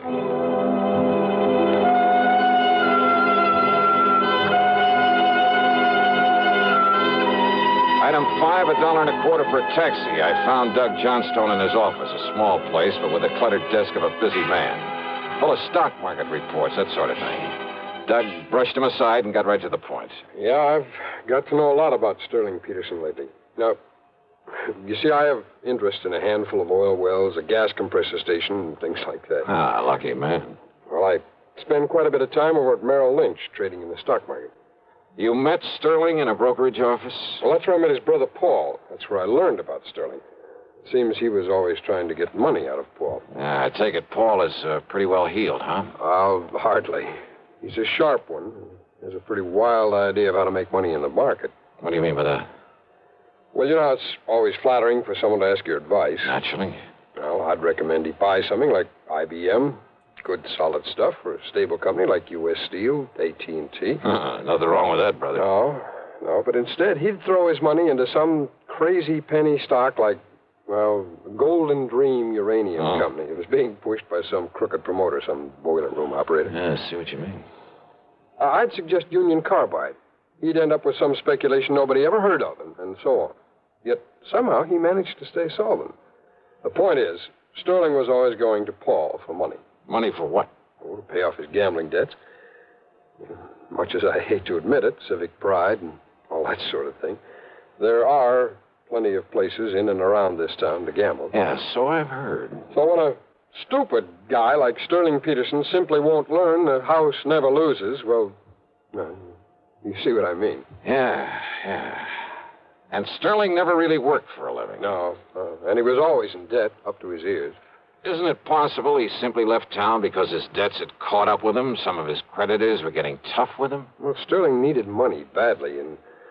Well, Johnny, I think he finally reached the point where he's willing to kill to get it. His own uncle? If what Paul has told me about him is true, yes. Now, you remember, he thought that he would inherit part of the estate. Which, of course, was wrong. But he didn't know that. Not then. Then his running away... Well, the way I look at it, Johnny, if he did kill his uncle... And you think he did? Yes, I do. Wow.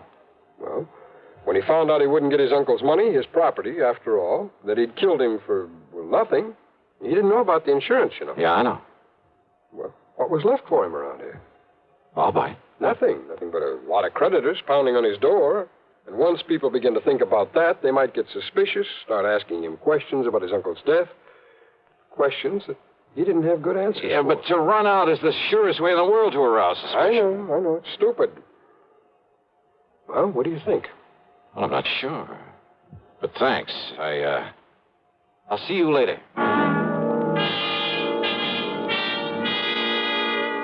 I took a taxi over to the place where Paul Peterson lived. That's item 6, $1.50. It was a nice apartment in a fairly good neighborhood. But he wasn't home. Item 7, $1 even for a cab to the brokerage house Doug had mentioned. I talked to Wayne Stocksett, a friend of Doug's. He hadn't seen Paul Peterson around there for several days. Well, Paul said something about going out of town, Dollar, to look at some of the companies he considers investing in. I see. When he gets the money from his uncle's property and so forth, Paul will have quite a bit to play with. And play with is the proper term, despite our advice to avoid so many cheap speculations. I've heard he's a bit of a plunger. Yes, I'm afraid so. Well, if he does come around, Wayne, ask him to call me immediately. I'll be at the Robert Driscoll. Item 8, $2 for a late lunch. Item 9, $1.30 for a cab to Jack Price's office. Now, wait a minute, Johnny. Yeah? Instead of hunting for Sterling Peterson, you're just hanging around hoping to find out the old man was murdered. Well, give me time, will you? But I tell you, the doctor who was with him when he died said it was heart failure. And I tell you, Jackson, there are plenty of ways. There are medical tricks. I can't Hold believe... it a minute, Johnny. Price speaking. Yes? All ready? Well, doctor, what did you... What? Oh. I see. Thank you. What's the matter, Jackson? How did you know? How did I know what? The autopsy. Yeah? You were right. Apparently some drug substituted for the digitalis the old man was taking. You mean Doug Johnstone was right. The old man was murdered. Yes, Johnny. Murdered. Act 2 of yours truly, Johnny Dollar, in a moment. Welcome, recording star Mel Torme. It's terrible trying to sing with a bad cold. So I always take 4-way cold tablets to relieve cold miseries fast. Good idea. Tests of all the leading cold tablets proved 4-way fastest acting. 4-way starts in minutes to relieve muscular pains, headache, reduce fever, calm upset stomach, also overcomes irregularity. When you catch cold, try my way. Take 4-way cold tablets. The fast way to relieve cold distress and feel better quickly. 4-way, only 29 cents. Now, here's a word about another fine product of Grove Laboratories. To get rid of embarrassing dandruff in 3 minutes, change to Fitch Dandruff Remover Shampoo. 3 minutes with Fitch regularly is guaranteed to keep unsightly dandruff away forever. Apply Fitch before wetting hair, rub in 1 minute. Add water, lather 1 minute. Then rinse 1 minute. Every trace of dandruff goes down the drain. 3 minutes with Fitch and embarrassing dandruff's gone. At the same time, Fitch can brighten hair up to 35%. Get Fitch Dandruff Remover Shampoo today. And now, Act 2 of yours truly, Johnny Dollar.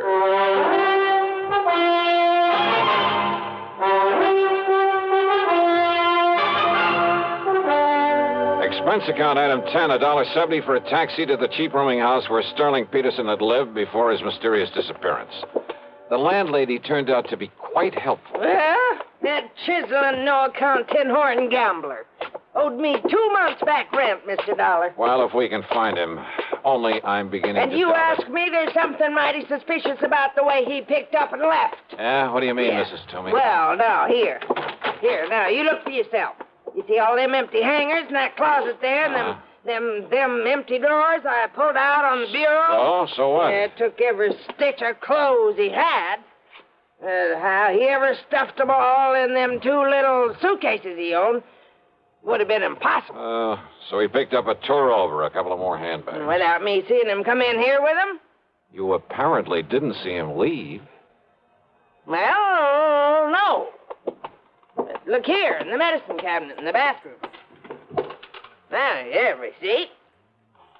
Yeah, that is funny. Well, it sure is. Man not taking along his comb and razor and shaving things and his toothbrush and his hair tonic. I don't care how much of a hurry he was in. Mrs. Toomey, the day that Sterling Peterson disappeared. You mean the night he disappeared, don't you? Do I? All that day, he just sat around here, said he was waiting for his brother.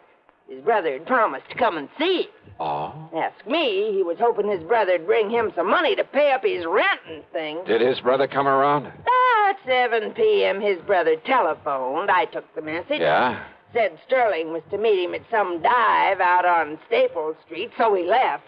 And that's the last you saw of him? I heard him come back here and up to this room sometime after 2 a.m. But you didn't actually see him. I go to bed at a respectable hour. Then how are you sure it Next was? morning he was gone. Bag and baggage must have just plain sneaked out on me. No, I don't think so, Mrs. Toomey. What's that? A couple of things I learned earlier, a couple of things you've told me, and the stuff in that medicine cabinet. Eh? Now, I don't think you'd better bank on collecting any back rent. Not from Sterling Peterson. That beat. Is he? Of course he is. Or is he just plain dead? I went back to my hotel. No, Paul Peterson hadn't called me. But there was a message from Jack Price, so I went to my room and I phoned him. I just wanted you to know the police are in on this now, Johnny. As a result of that autopsy. Yes, they're looking for Sterling Peterson, too. Also, they've been looking for you. They're very anxious to talk with you. Anytime they like. After all, it was you brought this thing out in the open by suggesting the autopsy. Because you had the idea that it might be murder. No, that was Doug Johnstone's idea, and a very good one. Have they talked with Paul Peterson? Well, I assume they will. Well, if he's back in town, huh? Okay, Jackson, thanks. Now, let's see. Yeah? Come in. Dollar? That's right. I'm Paul Peterson. I got your message. Wow. Come in. I understand that you're an insurance investigator, that you're looking for my half-brother Sterling. Ah, that's right. Who didn't know that he was the beneficiary of your uncle's insurance. Sit down. Well, thanks. I just got back in town from a business trip, and... That's so? Look, I found these letters waiting for me. Oh, from Sterling? Yes, here. Dallas, Wichita, Sioux Falls, South Dakota, Fargo, North Dakota? Yes, and by now he could be across the border in Canada. Yeah, maybe. Read it, Dollar. Just keep quiet and give me time, and you won't have to worry about me anymore. Yeah, the others are practically the same. Yeah. Neatly typewritten, no signature. I'm afraid it's obvious who they're from.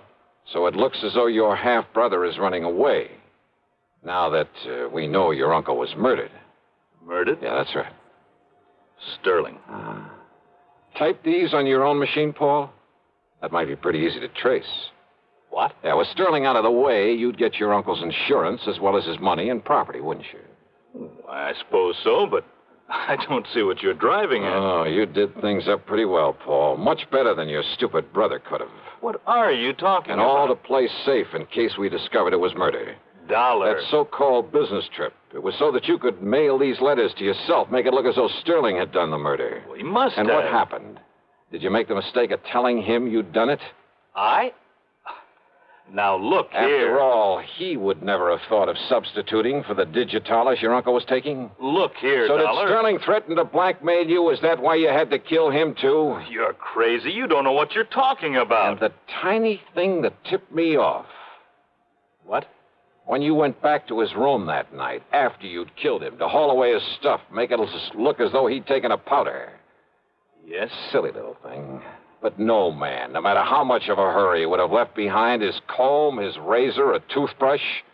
And that isn't all. I say you don't know what you're talking about. Or maybe you do. Oh, no, easy, Paul. That gun will make an awful lot of noise in here. No. Not when it's tied up against your back with a pillow over it. Stand up, Dollar. And if I don't? Well? Okay, Doug. What? Kick open the door. I'll cover him. I shut it. The police. That's right. All right. Look, boys. I said you covered, Peterson. Drop it. Drop it. Johnny, you okay? Yeah, sure, Doug. You hear it all, Sergeant? Yeah, I sure did, Mr. Dollar. It's funny, though. Funny? All I really came up here for was to talk to you. Not much point in it now, is there?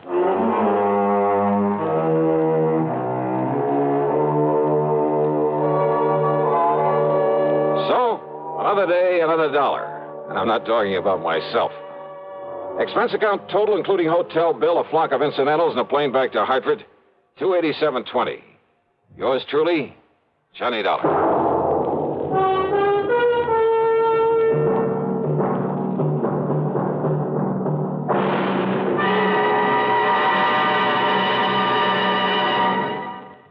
Our star will return in just a moment. Constipation is something people don't talk about much, but it can be a problem for anyone, even doctors. And when constipation occurs, it's interesting to see just what doctors consider important about a laxative they might use or recommend. Well, a majority of the doctors we heard from had this to say. A laxative should be effective, gentle, as close to natural acting as possible, and a medicine that can be used with complete confidence. Now, X-Lax has been popular with many doctors and millions of people over the years because pleasant-tasting chocolated X-Lax is effective. Overnight, it helps you toward your normal regularity. X-Lax is gentle. Next morning, it gives you the closest thing to natural action. And that's why many doctors and millions of people use X-Lax with complete confidence. X-Lax, the laxative that helps you toward your normal regularity, gently, overnight. Is X-Lax in your medicine cabinet? Now, here's our star to tell you about next week's story. Next week, a hurried trip to Alaska to look for a clue to a murder. And say, if you've been to Alaska, if you know anything about the customs, the manners of the people up there, especially their eating habits, well, it's quite possible that you'll find a solution to the case even before I do. Or maybe you will anyhow. Because it all hangs on a tiny, seemingly unimportant clue. And yet, well, give a listen. See how well you can break down a killer's alibi. Yeah. Join us, won't you? Yours truly, Johnny Dollar.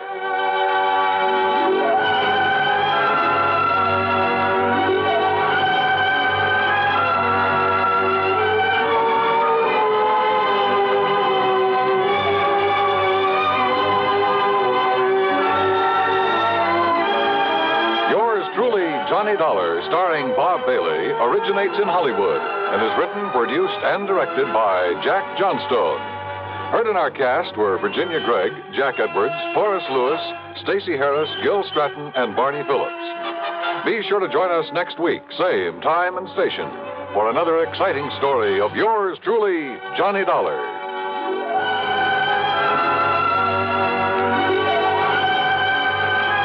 This is Dan Coverly speaking. Tangled secrets unravel eerily all through the long night as suspense follows on the CBS radio network.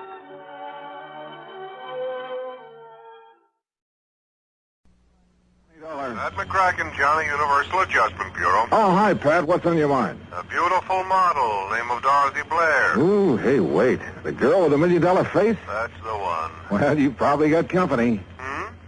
She's on a lot of people's minds. Well, she's no daydream to me. She's a nightmare. How come? Well, that face of hers may not be worth quite $1 million, but it's worth at least 100,000. That's what we've got it insured for. So? So it looks like somebody's trying to tear it up. The policy? No, her face. She got slugged last night. Want to look? At her? Sure, I'll be right over.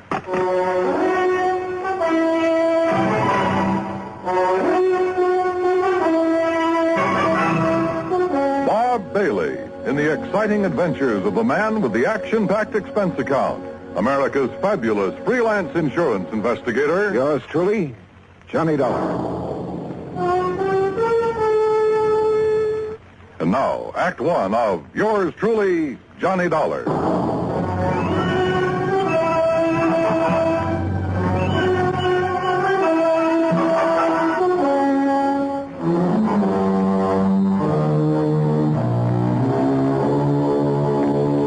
Expense account submitted by Special Investigator Johnny Dollar to the Home Office, Universal Adjustment Bureau, Hartford, Connecticut.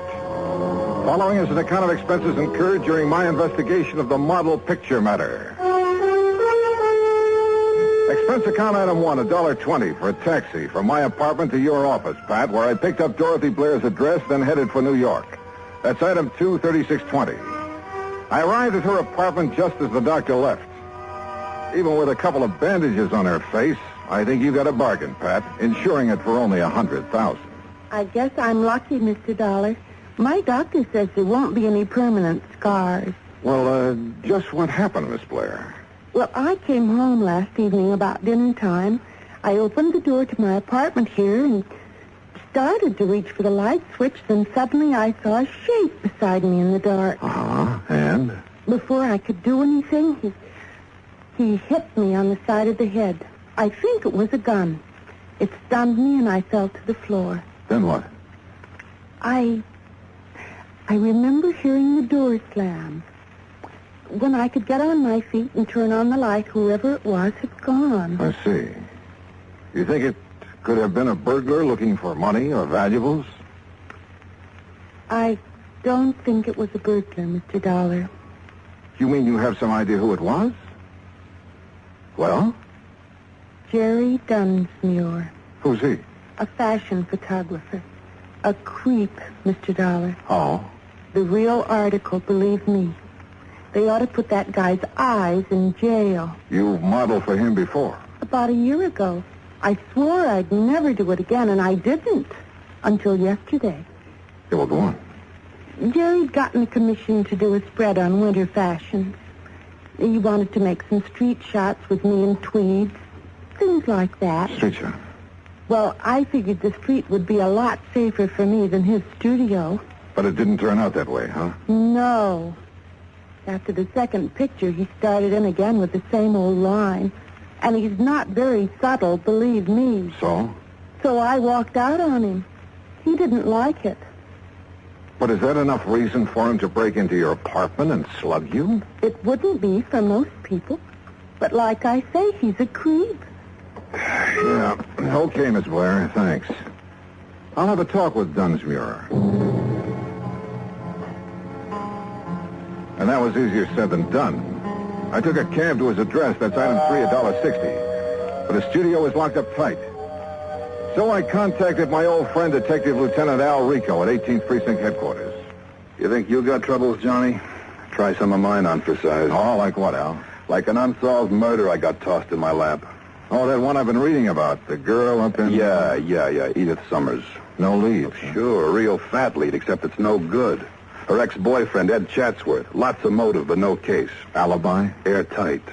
So I got troubles. Now tell me yours. Mine? Well, I'm trying to get a lead on a fashion photographer named Jerry Dunsmuir.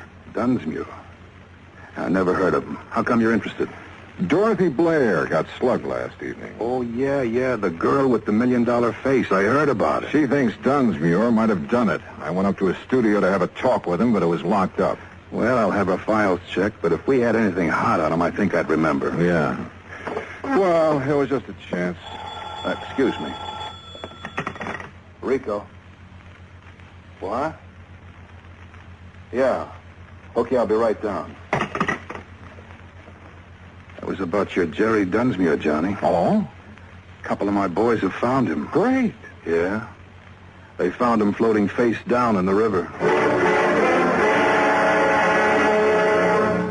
Act two of yours truly, Johnny Dollar, in a moment. And now, Act two of yours truly, Johnny Dollar, and the Model Picture Matter.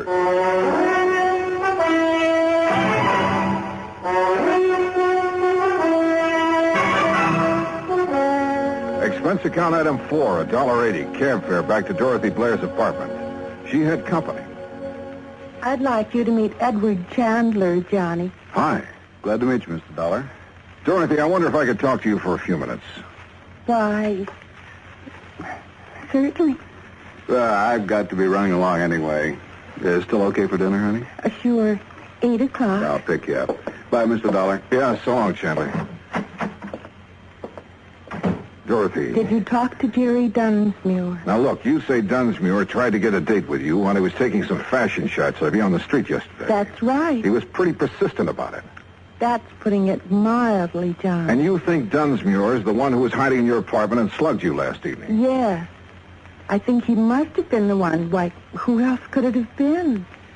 And why are you asking me all this again? There's nothing you haven't told me, Dorothy. Of course not. Why? Well, the police just fished Dunsmuir's body out of the river. He was murdered? I haven't seen the medical examiner's report yet, but it's a good bet. People don't usually go for a swim with all their clothes on. But who could... Johnny, you certainly don't think I had anything to do with it. I didn't say that, Dorothy. But your tone of voice, the question. Look, I'm telling you the truth, Johnny. Can you prove it? I can prove the part about him taking pictures of me yesterday. This manila envelope. It came in the mail today. Here. It's from Dunsmuir's studio. He always sends me prints. See? Here's one of me in a tweed coat. Here's one in a fingertip length. Okay, so he took pictures. I still want to know why you think it was Dunsmuir who slugged you if you couldn't see his face in the dark. Why, I guess because of the way he looked at me yesterday afternoon when I told him to stay away from me, not to call me again for a job. Oh, Johnny, believe me. You didn't see him after that, huh? Unless, of course, he was the one who slugged you in the dark. No. I didn't have anything to do with what happened to him, and I don't know who did. It's the truth, Johnny. Okay, Dorothy. If it is, I'll find out sooner or later. But if it isn't, I'll find that out, too. Maybe Dorothy Blair was leveling with me, but there were a few pretty important facts I didn't know. Was it really Dunsmuir who'd slugged her? And who killed Dunsmuir? And why? Also, this fella I'd met at Dorothy's apartment, Edward Chandler. Where had I seen his face before? Item 5, $1.75, cab fare to Dunsmuir's studio. A blonde secretary named Susan Billings was just closing up when I got there. She looked pretty dragged out. Please, Mr. Dollar, I've already told the police all I know. Right now, I don't exactly need any more questions. What you need right now, Susan, is a drink. Come on.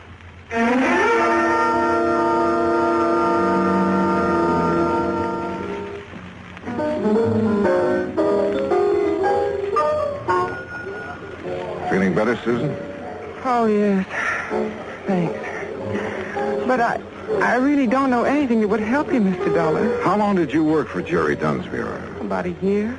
And you can't think of anyone who'd have reason to kill him? Nobody. You know he had quite a reputation for being sort of eager with some of the models. That was a long time ago, Mr. Dollar. He'd changed. Not according to Dorothy Blair. I'm not interested in Dorothy Blair or lies about Jerry. Tell me, do you happen to know a man named Edward Chandler? I met him at her apartment. No. Did Jerry Dunsmuir ever mention him? Not that I remember. So you think Dunsmuir had straightened himself out, have you?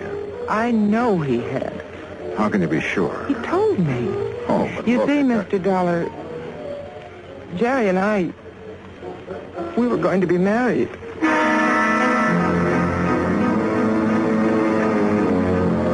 Either Dorothy had been lying to me about what kind of a guy Dunsmuir was, or else Susan had been living in a dream world. Either way, I was fresh out of leaves.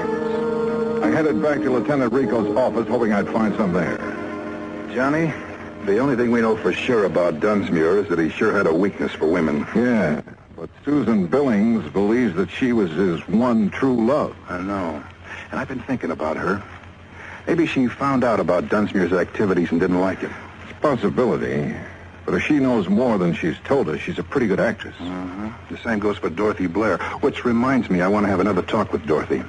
I picked up a couple of names out of Dunsmuir's past, and I want to see if they mean anything to her. Want to come along? Sure, but we'll have to hurry. Hurry? Why? She has a dinner date with a guy named Chandler at 8 o'clock, and it's 1:45 right now. Okay, let's go.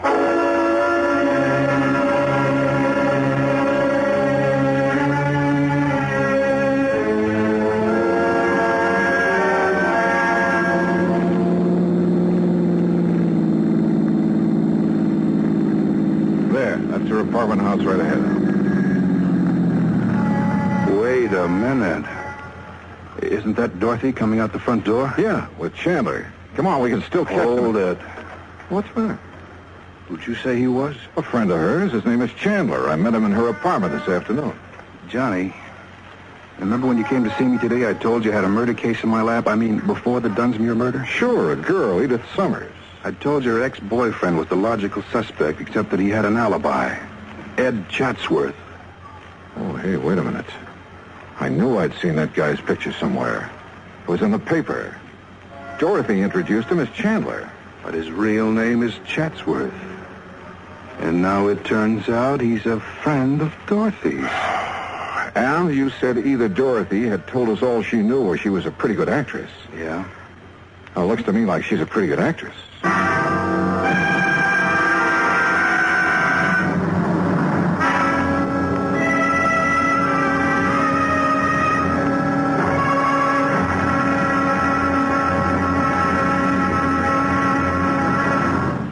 Act 3 of yours truly, Johnny Dollar, in a moment.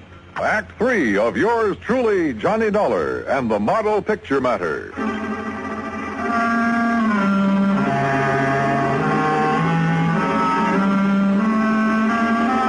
Well, it had started out as a real simple assignment, but it hadn't stayed that way long. All of a sudden, we had two murders on our hands, and it looked like there was a connection between them.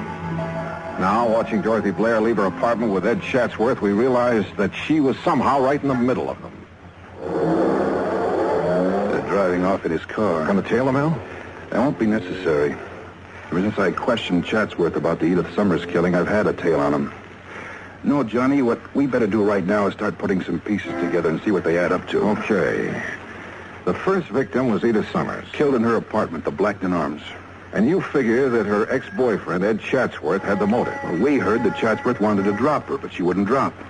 But you say he has an alibi. Two people swear he was out of the city the day that she was killed. All right. Dorothy Blair gets slugged in her apartment. She thinks the photographer, Dunsmuir, did it. Then Dunsmuir winds up dead that night. Right.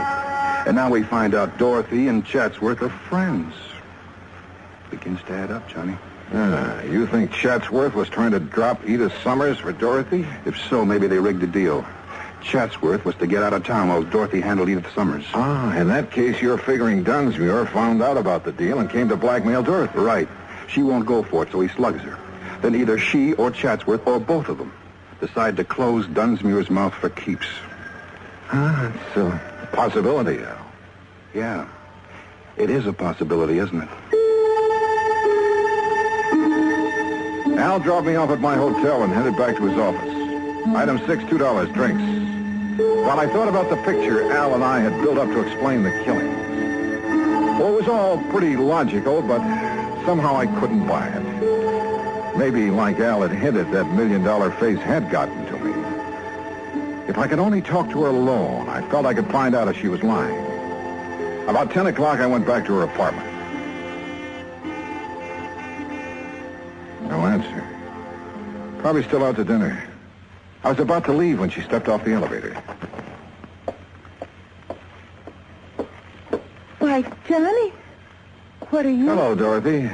I'd like to talk to you. Well, I'm afraid I haven't time right now. Oh? Mr. Chandler's just parking his car.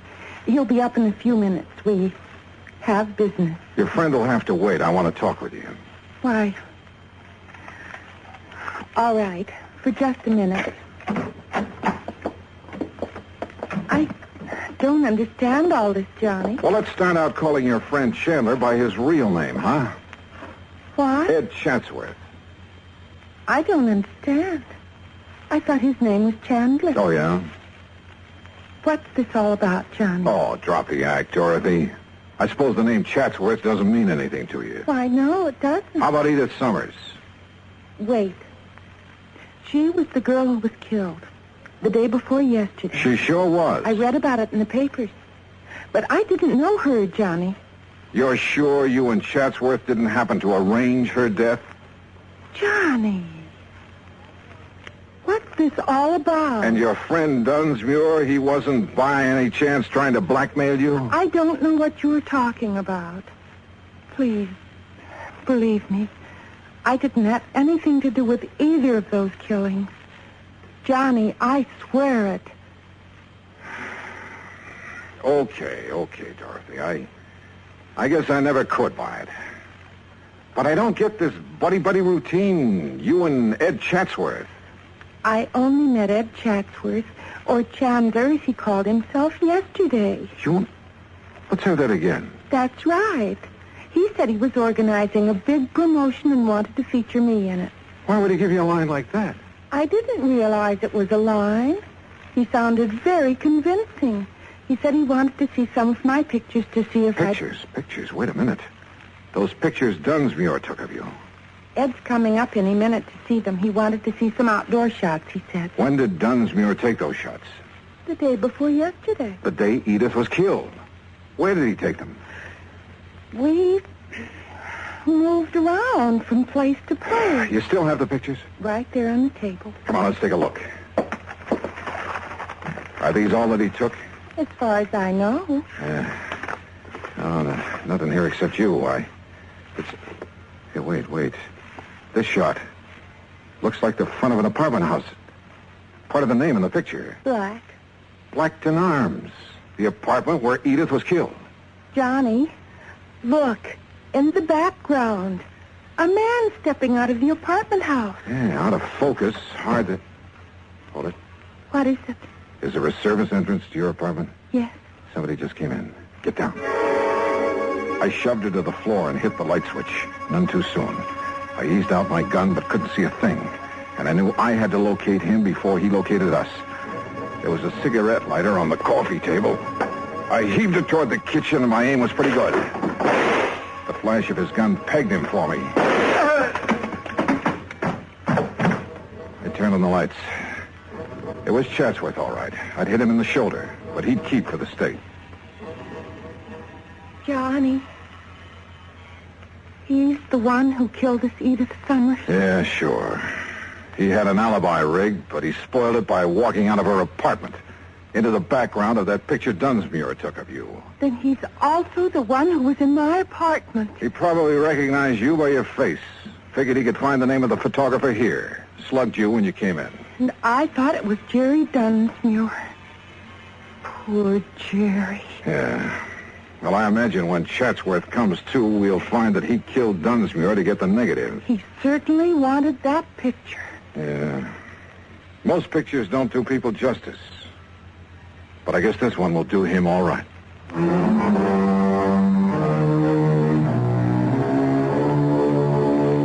Item 8, $36.80 transportation back home. Expense account total, $103 even. Remarks?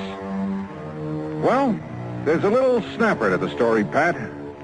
You know, that picture Chatsworth was knocking himself out to get? He didn't realize it, but his face in the background was far too blurred to make an identification. Yours truly, Johnny Dollar.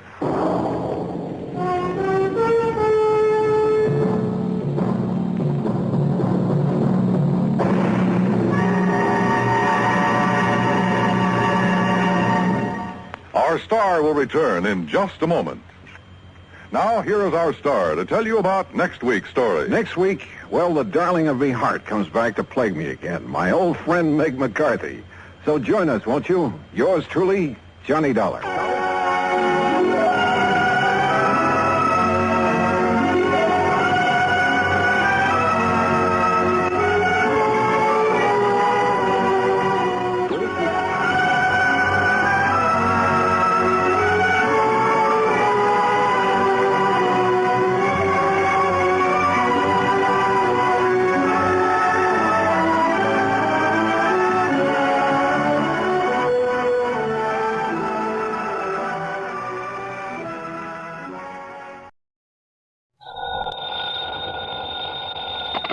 Johnny Dollar. At McCracken, Johnny, Universal Adjustment Bureau. Well, dear Santa Claus. Huh? All I want for Christmas is $1 million, a new convertible, a bevy of beautiful blondes, 2 redheads. Glad you're talking to Santa Claus instead of me. What's your problem, Pat? Plain old-fashioned greed. Greed? Plus a no-good Samaritan. You want to go to work on it? What's the fee look like on this one? I can always use a few extra bucks this time of year. As who can't. But you know something? What's that? When you find out what this is all about, Johnny, well, believe it or not, even you may suddenly decide to make like one of Santa's helpers. Oh, now, wait a minute. If that means no fee. Come on over. Let's talk about it, huh? Yeah, I think I'd better.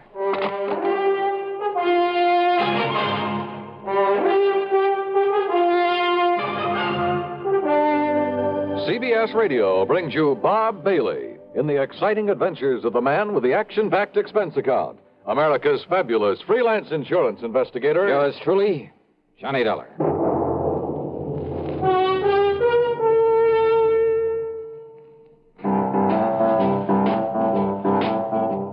Talk about best-selling records. Here's a familiar tune about America's best-selling filter cigarette, Winston.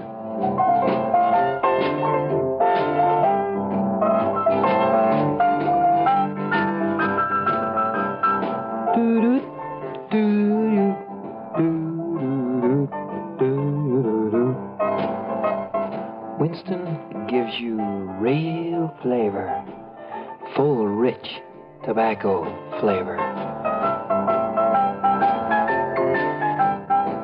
And you know, that's because only Winston has filter blend up front. Choice, flavorful tobaccos, specially selected and specially processed for filter smoking. No wonder Winston tastes good, like a cigarette should. Smoke Winston. And now, Act One of yours truly, Johnny Dollar.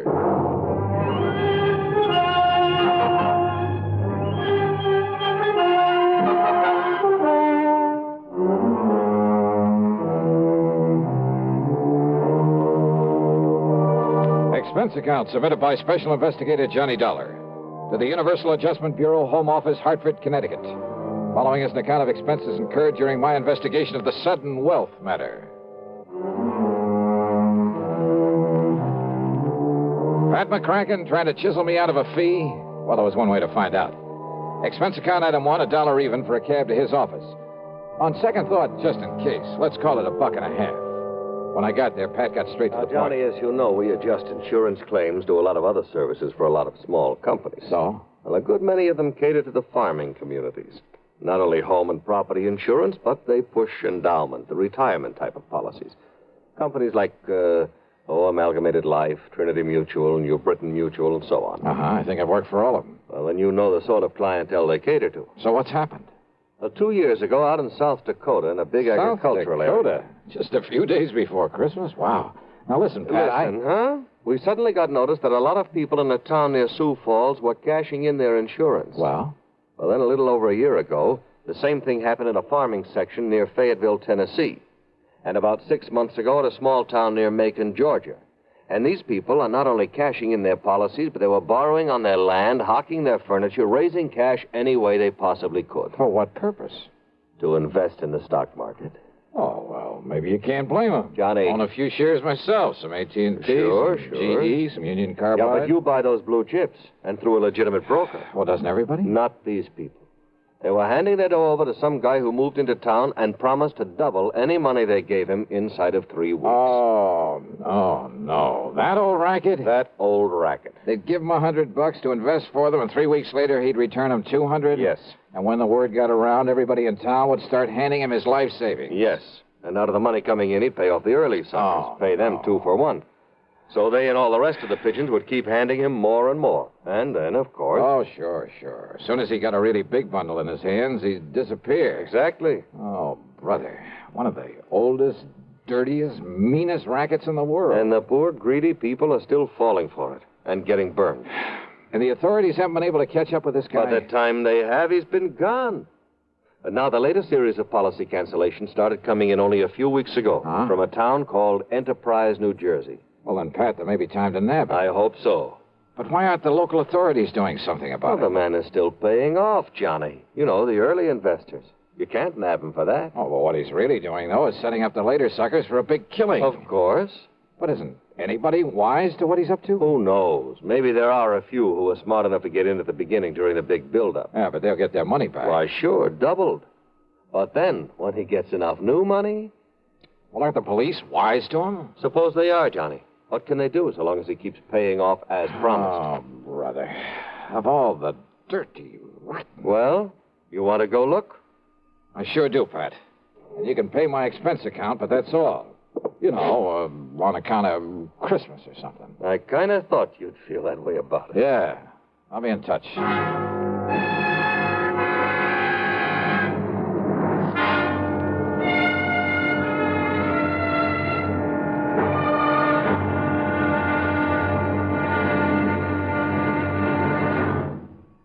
Take your teenagers, give them a Stereo One portable by Columbia, and there's a new sound of pleasure in your home and a brand new kind of fun. Only Columbia gives you a big 6-speaker stereo portable phonograph with all the rich tone and range of big console models, and it's only $139.95. Columbia has a wide selection of portable phonographs, and they're all flawlessly engineered by CBS Electronics. They all play any and all records. 45s, 78s, and the new LP and stereo records, and play them better with true big sound. You just can't buy a better portable than a Stereo One portable phonograph by Columbia. You can't find a better buy either. Portable prices start as low as $39.95. Christmas is the time to give your youngsters a gift they'll get fun and pleasure from all through the year. Time to give them a Stereo One portable phonograph by Columbia. #1 in the wonderful world of sound. And now, Act 2 of yours truly, Johnny Dollar and the Sudden Wealth Matter.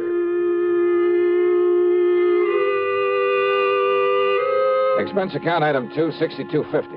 And it includes a plane to Philadelphia, and there in the city of brotherly love, a $50 deposit on a rental car. I drove south on 47 into the farm country, through Vineland, then Millville, and finally to the little town of Enterprise. It had a main street a few blocks long that looked a bit run down at the seams. There was a food, clothing, and a variety store, a drugstore, a movie, and a couple of gas stations. There was a railroad station for shipping out the farm produce, but the lot around it was overgrown with weeds. A block east of the station was it was an old, somewhat nondescript sort of building, but over the front door was a weathered wooden sign that told the world it was the city hall. Inside, at the end of a corridor, I found a door that bore the legend Police Headquarters. Police Headquarters? That's right, son. I'm the chief of police, Chief Walters. What'd you say your name is? Well, I didn't, but it's Johnny Dollar. Well, pull up a chair and sit, Mr. Dollar. Okay, thanks. Yeah. Now, what can I do for you? Chief Walters, I'm an insurance investigator. Huh? Oh, sure, Johnny. Sure, I know all about you. I hear all about them cases you investigate on the radio. Yeah, I catch it on WCAU in Philadelphia. Good. Well, now listen, I hope you didn't bother coming down here just on account of I took some cash out of my policy. You did? Well, tell you the truth, Johnny, a lot of people did. Oh, you know how it is. Something special comes along, you can use some extra cash. Oh, but now don't you give it a second thought. Oh, why do you say that? Well, a few more weeks from now, the folks in this town will be buying up more insurance than ever. They'll be buying more of everything. Uh-huh. You mind telling me why? Well, because we'll all have a lot more money, that's why. In spite of what Mr. Lowry says. Oh, who's Mr. Lowry? Oh, he runs that piddling paper. You know, the Gazette. What he says about what, Chief? Well, now, I'll tell you this, Johnny. He puts any of them things that he says about Mr. Morgan in his paper, the folks won't buy it anymore. Morgan? John D. Morgan. Yeah, he's the man that's putting this town on its feet again, now that the farmer's dropped off. John D. Morgan. One of his grandpappy's relatives on his mother's side was a Rockefeller, and another one was a Morgan. Big financiers, just like he is. Uh-huh. Yeah, see, he belongs to that New York Stock Exchange. He told you that? That he did, son. Well, then I have a sneaking suspicion he's the man I came down here to see. I would if I was you. Why, Johnny, when he come here, Jerry Chisholm gave him $20 to invest for him. 3 weeks, and he give Jerry back 40. Yeah, I've heard about this. And then the widow Pasquale gave him 25. So, 3 weeks later, he gave her 50 back. Yes, sir. So now she's going to dig up some more to invest. Well, just like everybody else in town, including me. Uh-huh. Has he told you why he's being so good to you folks? Yeah, sure has. And it's a mighty fine thing. Why? Well, because it was right here that one of his ancestors got his start. His name was Josiah Morgan. Josiah Morgan? Yes, sir. Back in 1800 something. I see. So he's come here to show his gratitude for the town that gave his family a start. That's what. Oh, yeah. So, Johnny, you just invest everything you can with him, and you'll be glad you did. Where'll I find this John D. Morgan? Over at the Parker house. Well, Johnny, he made old man Parker turn the whole third floor into a suite for him and keep the hotel safe up there to keep our money in. Yeah, and you know what he spends for that suite of rooms? No. $100 every week. Whoa. Okay, Chief, thanks very much. Oh, of course, you being from out of town, though. Well, are you on pretty good terms with him? Oh, sure am. Well, I probably sent him more folks with their money than anybody. Oh, well, then maybe you can do me a favor, then. Well, sure, Johnny, sure. Anything you say. Well, look, Chief, call him up. Tell him you'll send me over. Tell him I'm, one of the hometown boys who made good in selling on the road, and that I've come back here for the holidays. Yes. All right. Now, I'm sure he'll let you in. Yeah, just like he tells us, Johnny, the more money he can get a hold of, the more he can make for all of us. Oh, sure. Only, well, why is it you don't want him to know what you really do? Well, personal reasons, and he might think I don't need the extra money. Okay, Johnny. Anything you say. Yeah, good. Meantime, I'll call on Mr. Lowry at the Gazette. Yes, well, now, don't you believe him, Johnny. That suspicious old crackpot don't know what he's talking about. All he is trying to do is to make up a lot of scandal for that lousy paper of his. Yeah? Yes, sir. We'll see.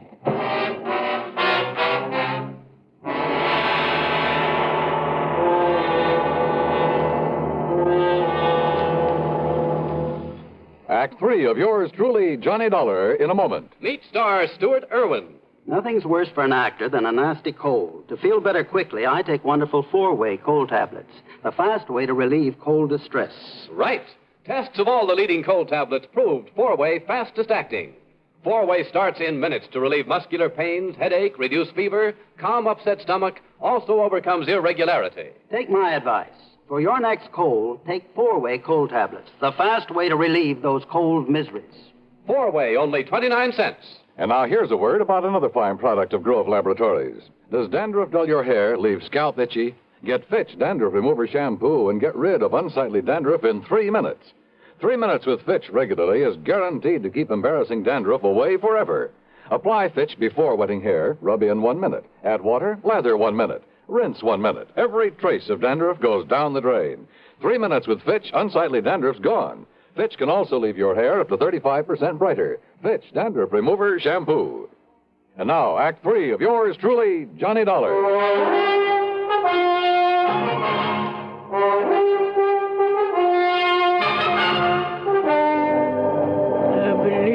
I've tried to pound some sense into their heads, Mr. Dollar, but they won't listen to me. If I print something about that shyster in my paper, they won't buy it. It's unbelievable. All they do is keep handing over more of their hard-earned money to us. Oh, sure, but they're getting it back, aren't they, Mr. Lowry, plus a handsome profit? Sure they are, those who gave him money over 3 weeks ago. So what do they do then? They go out and beg and borrow some more and give that to him. You just can't raise it. So he keeps taking in more than he's paying out. 10 times as much, every day. But as soon as he's got hold of every cent these people can cough up for him, well, you know. Oh, yeah, I know. Oh, if only I could get some action around here. Get him locked up in jail. Yeah, but how can you as long as he's paying out on the original investments?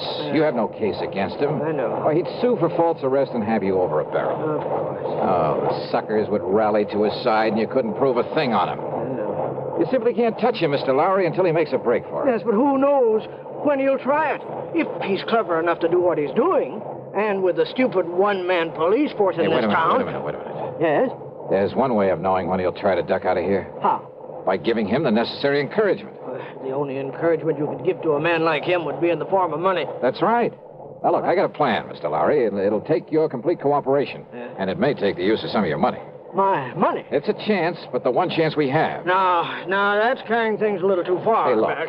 Are you on my side or his? Well, you know the answer to that. Okay, then our job right now is to convince him that we're on his side. What? Yeah, sure. The only thing that'll make this John D. Morgan pack up and leave is more money. Well, of course. When he gets all he can out of the people. So listen to me, please. I want you to do two things. Now, I hear the press running back there. Yes, I started the run of today's paper just before you came. Stop the press.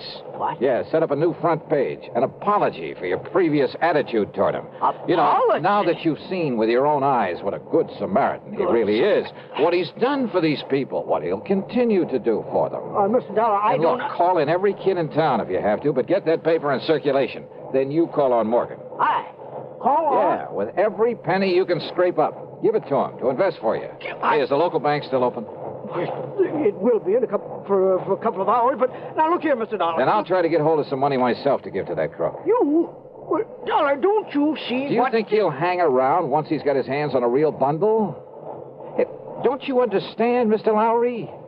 Well?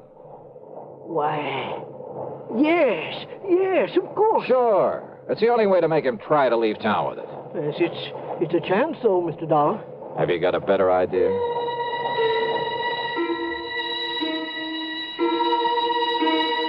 While Mr. Lowry set up a new front page and got the paper back on the press, I went over to the city hall. Under protest, Chief Walters went through the old town records. And when he found no record of any Jodiah Morgan, he kind of changed his mind about John D. Then I spent item 3, $1.50 for a call to the Securities and Exchange Commission in New York. They'd never even heard of our shyster friend. Chief Walters' protest then was because I wouldn't let him go straight to the hotel and slap the cuffs on John D. Morgan. And he is a crook. Lowry over at the Gazette was right. Well, sure, of course he was. But look, if you try to arrest Morgan now, you'll only make trouble for yourself. Until we get proof, we have... Bang that dirty crooked. What can I do, Johnny? Well, I got a plan going, Chief. I'll tell you about it on the way to the bank. Oh, what kind of a plan? Did you phone Morgan I'd be over to invest with him? Yes, sir. Good. And when I said your name, well, he made me repeat it for him. But I didn't tell him who you really are. I mean, what you do. Good. Now, you can help some more by taking everything you have out of the bank. Huh? Sure. To invest with John D. Morgan. What? Come on. I'll tell you what it's all about. At the bank, I laid the whole thing out to the president, a dignified old man by the name of Peterson. He, too, agreed to cooperate. Item 4, then $2.25 for a call to Pat McCracken back in Hartford. $10,000? Yeah, wire it to my account right here at this bank. Now, Pat, immediately. Then you're going to hand it over to that crook? That's right. Well, Johnny, if something goes wrong, if he gets It's away... a chance we got to take, Pat. Well? Okay, Johnny, whatever you say. Attaboy. Now, Mr. Peterson. Mr. Dollar, my own wife has just gone to see Morgan with $5,000 for him. Oh? And if that doesn't, well, I guess flush him out is Yeah, concerned. good. And yet, I wonder. Yes. Well, I just hope we aren't overdoing this thing now. Enough to make him smell a rat, I mean. No, of course not, Johnny. Ain't you seen the Afternoon Gazette? Precisely. With the paper now supporting instead of fighting him, more people than ever have gone there to give him money. Yeah, but if he does get suspicious, I think I'd better go over there and see him. Whatever you say. But until Pat wires me that $10,000... Oh, here, Mr. Dollar. Here's $1,000 in cash. Huh? From my own personal account. And if you need more... No, thanks. But this ought to be enough to convince him I'm sold on him. Hope I'm not too late. Not unless he were to find out who you really are. Come on, Chief. Let's... Hey, Yes, Mr. Dollar? how does Morgan get around? Johnny, you mean you ain't seen that beautiful limousine, that brand new... Where does he keep it? We rents the garage back of Miss Goodwin's house on Wood Street, a couple of blocks west of the hotel. Okay, Chief, then I'll meet you at Morgan's hotel room. Okay, Johnny. And don't, for heaven's sake, tip him off about this. I'll go along with the chief. Yeah, do that. I found the Goodwin house on Wood Street. I found the garage and back. But there were no keys in the limousine inside of it. And rather than lose time breaking open the trunk, possibly to find nothing, well, I remembered an old trick I'd used once before. Then over to the hotel and up to the third floor. But instead of John D. Morgan, I found half the population of Enterprise milling around in it. I had to force my way through to where Chief Walters and the banker, Mr. Peterson, were standing in front of an old-fashioned open safe. Too late, Mr. Dollar. We got here too late. What? Don't you see, Johnny? He skipped. He's already skipped out on us. Must have got wise to you. I had the chief order Mr. Parker to open the safe and look. Look at what everybody who came in here thought were bundles of money. Their money in it. Wads of paper with bills on the outside to make them look Dollar, listen to me. Yeah, Mr. Lowry. These people feel that you were responsible for this. Me? And after making me give my last penny to them a while ago, Dollar, I can't help wondering myself. Oh, now look, use your head. Listen to me, listen. All right, I'm listening. Well, doesn't anybody know where he went? He must have went out the window in the back room when he seen me and Mr. Peterson coming. The back window, huh? Okay.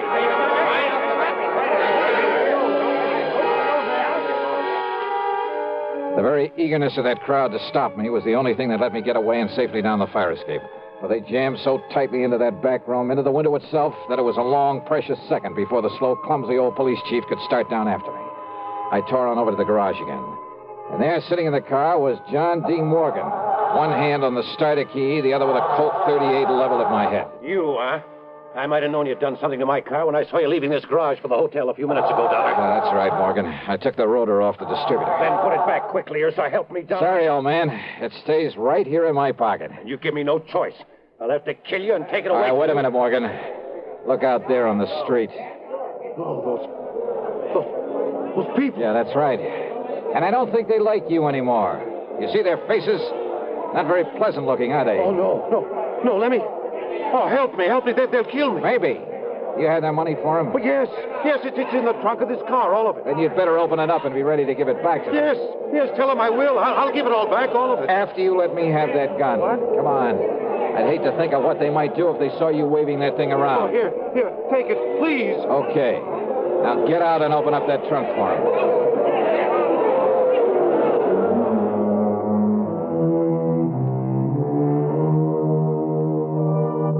That mob, slowly, menacingly moving in on us, was something I won't forget for a long, long time. Matter of fact, it was Morgan tossing out the money, shrieking out a confession, promising to pay them all back that saved me from them.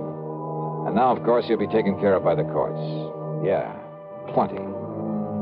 Expense account total less the $50 deposit on my rental car, $38.25. Yours truly, Johnny Dollar.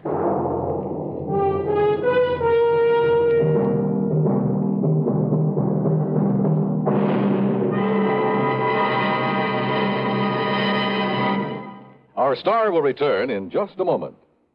How's your Christmas shopping coming? Not leaving everything for the last minute, we hope. Remember, as a practical gift-hunting matter, the best selections usually go to the earliest shoppers. Another thing, last-minute men compete with the biggest crowds in the stores and streets and face greater accident danger. CBS Radio suggests shop early and safely for a healthy, happy holiday season. And here's a suggestion for Christmas buying that's really giving the best. Almost Christmas, no time to lose. Lots and lots of gifts to choose. Give him, Give her a gift set by Yardley. For her an array of all new Yardley gifts, $1.50 to $13.50. A Yardley Red Roses Spray Mist and Soap Set, $3.50. All prices plus tax.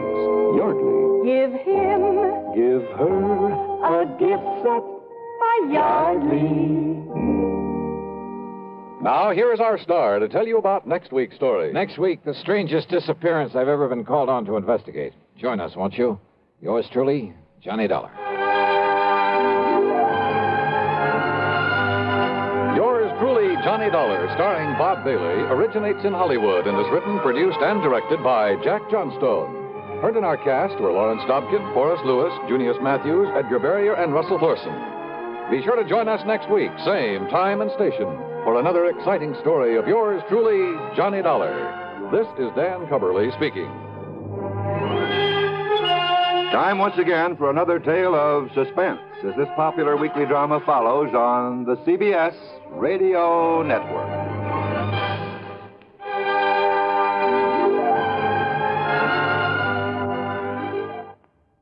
As you smoke a Duke, you get a sense of ease and comfort that grows with every puff. Because new king-size Duke is king-size in the filter, where it matters most. According to figures from the National Safety Council, 4,400 youngsters under 15 were killed last year in traffic accidents. Your first reaction will probably be that these accidents were the driver's fault. In many cases, you would be absolutely right. But the drivers are not the only ones to blame for this needless toll. Parents, too, have a great responsibility to see that their children don't get into situations that could result in tragedy. Parents have perhaps the greatest responsibility and the greatest loss when they don't live up to those responsibilities. Do you, as a parent, know precisely where your child is at this very moment? Is he fully aware of the dangers of playing near traffic? Is he of school age? And do you know the route he takes to school? Is it the safest route? When you walk with him, do you yourself use the same safety rules you hope he follows when you're not around? These are important questions. Ask yourself. Radio 59 WROW, first on the dial. From Hollywood, it's time now for... Johnny Dollar. Johnny, this is Vincent Price. I'm calling from Hollywood. Oh, sure. My name's Shirley Temple. Now, who is it and what? Really, Vincent Price? Do I sound like Mickey Rooney? Well, no. But now, tell me, Mr. Price. Now, look, the name is Vincent. Okay, Vincent. What can I do for you? Johnny, I have a little problem in connection with one of my paintings insured for $100,000. $100,000? You call that a little problem? This painting has suddenly disappeared. Oh, I see. What's the insurance company? State Mutual. Oh, well, they have a small branch office right there in Los Angeles. Yeah, I know, but Bert Parker, the man who sold me the policy and should take care of this matter, well, every time I've called him, he's been out. And I learned just this morning that nobody knows where he is. Okay, Vincent, I'll grab the first plane.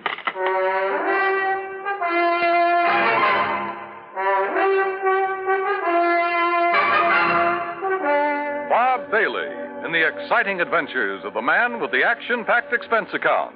America's fabulous freelance insurance investigator. Yours truly, Johnny Dollar. And now, Act One of yours truly, Johnny Dollar.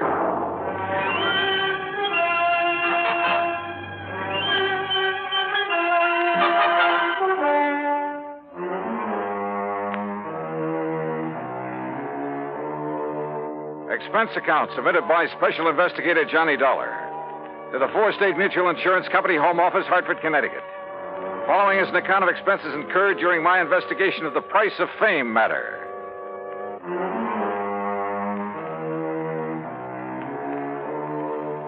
Expense account item 1, $178.50, plane fare and incidentals, Hartford to Los Angeles. By the time the big silver Constellation made its landing at the international airport, it finally dawned on me that I hadn't arranged with Vincent Price about where and how and what time I'd meet him. But as I picked up my luggage, I discovered a hungry-looking crowd of autograph hounds milling about the tall, gracious man I was looking for. Oh, sure. I'm glad to. Look, but just one at a time, will you please? I can't very well. All right, there you are. Now I have to meet a friend. Gee, just one more, please. Huh, Mr. Price? All right, if you insist. Here. Best wishes from T. Willie Rocking Horse. Huh? How are you, Johnny? Oh, great, but I didn't expect... Johnny who? You mean to say you folks don't recognize Johnny Dollar? Oh, no, wait a minute. Attaboy, Johnny. Give 'em all. I'll wait for you in my car. It's right over here at the curb. Yeah, but look, will you? Hey. Right here, Mr. No, I'm nobody. Please. By the time I got away from that mob, I felt as though I'd been run through a ringer. But we finally took off in Vincent's car and drove to his beautiful home up in one of the canyons west of Beverly Hills.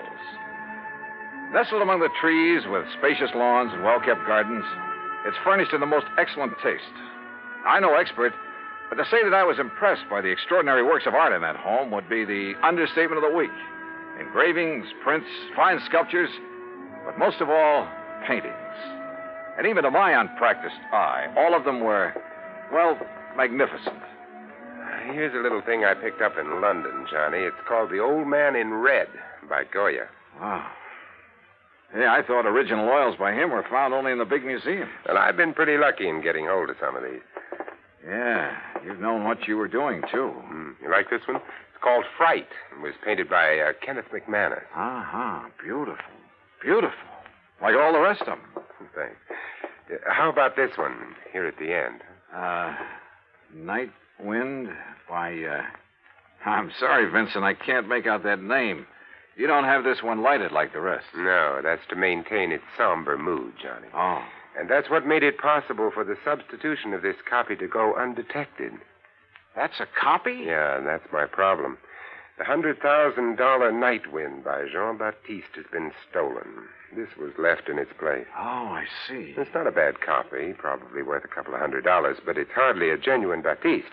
Well, when did you discover this substitution, Vincent? When I returned from a lecture tour early last week. Oh, that's right. You've been traveling all over the country lecturing on art, Well, haven't let's you? call it talking about art, huh? Tell me, have you notified the police about this? I suppose I should have. Well, I felt that was Bert Parker's job. And you haven't been able to reach him over at Four State Mutual? As I told you on the phone, he hasn't been in his office for some time. Vincent, have you any theories about who might have done this? Yes, I'm afraid I have. Why do you say it that way? Very few people knew I'd gotten hold of this Baptiste, only some close friends and a couple of art experts. So? And the place was not broken into during the time I was away. Of that, I'm sure. Well, go on. Well, the family and servants kept very close track of anyone who entered the house while I was gone. You have a list? Yes, I do have a list. Here. Good. Alfred R. Hawkinson. That's an electrician who came to do some wiring. He wouldn't know a Rembrandt from a Mickey Mouse. Ann M. Schumann. A music teacher. Loves music, hates paintings. What about delivery boys, people like that? Oh, they never get beyond the back door. Go on, read on. That next one is Ben, the gardener. You can forget about him. And Bert L. Huh? Yeah, Bert Parker. He was here twice. What for? Well, ostensibly to check on some of the paintings he'd insured. The first time, on the 11th, Mrs. Price was with him while he poked around. On the 15th, she had to leave to keep an appointment. And just when he left the house, nobody seems to know. Oh, brother. Are you thinking the same thing I am? Now, look, Johnny, I haven't known Bert very long, and, well, he seemed like such a harmless little old fuddy-duddy. As for his knowledge of art... Yeah, I wondered about that. Well, he was perfectly satisfied to take my evaluation on the 2 or 3 things he'd insured. So, well, Johnny, I may be all wrong. Vincent, a thing like this may only happen once in 1,000 years. In any event, the company will certainly make good your loss. Well, with a work of art, it isn't really the money that counts. And, Johnny, listen. Look, I may have jumped to a completely unjustified conclusion about Bert Parker. Oh, yeah? Sure. Well, let's go down to his office and see. We'll return to Johnny Dollar and the Price of Fame Matter. That's Vincent Price in just a moment. And now, Act 2 of yours truly, Johnny Dollar and the Price of Fame Matter. A priceless original oil painting stolen from the home of Vincent Price, famous radio and picture star. One of the few people who'd had the opportunity was the man who'd sold him the insurance on it, Bert Parker. Together, we went to Parker's office at Four State Mutual in downtown Los Angeles. It was on the 16th that Mr. Parker phoned in to say he wasn't feeling very good and wouldn't be in for a day or two. Hey, it was on the 15th that he was at your house, Vincent. Yes, that's over 2 weeks ago. And you haven't heard from him since, Miss Pritt? No, Mr. Dollar. We've tried calling his apartment, but since there hasn't been anything really pressing here at the office... What's the address of his apartment, please? Well, it's out in Westwood, 1308 Pandora Avenue. Look, Vincent, I'm going out there. I'll call you if I find... You're going to need transportation, aren't you, Johnny? By the highest price chauffeur in the country? Sure, why not? Oh, before you go, Mr. Price, I wonder if... if I could have your autograph. Well, why didn't you get Johnny Dollars, Miss Britt? He loves to give them. Oh, yes. Oh, no. No, you don't, Vincent. Let's go. It took a little persuading, but the landlord at Bert's apartment finally let us into his 4-room suite. It was empty, except for a few old clothes, and it was obvious that he'd packed and left in a hurry. I rummaged around in the closets, tables, bureau for a clue as to where he might have gone, and came up with nothing. You give up, Johnny? Yeah, Vincent, I'm afraid so. I poked around that desk some more after you'd finished with it and found this wedged in behind a drawer. Oh? Travel folder. Paris. Yeah, it looks real fresh, too. Minor Travel Agency, Beverly Hills. Well, what do you think? Pretty much of a long shot, Vincent. But they do pay off sometimes, don't they?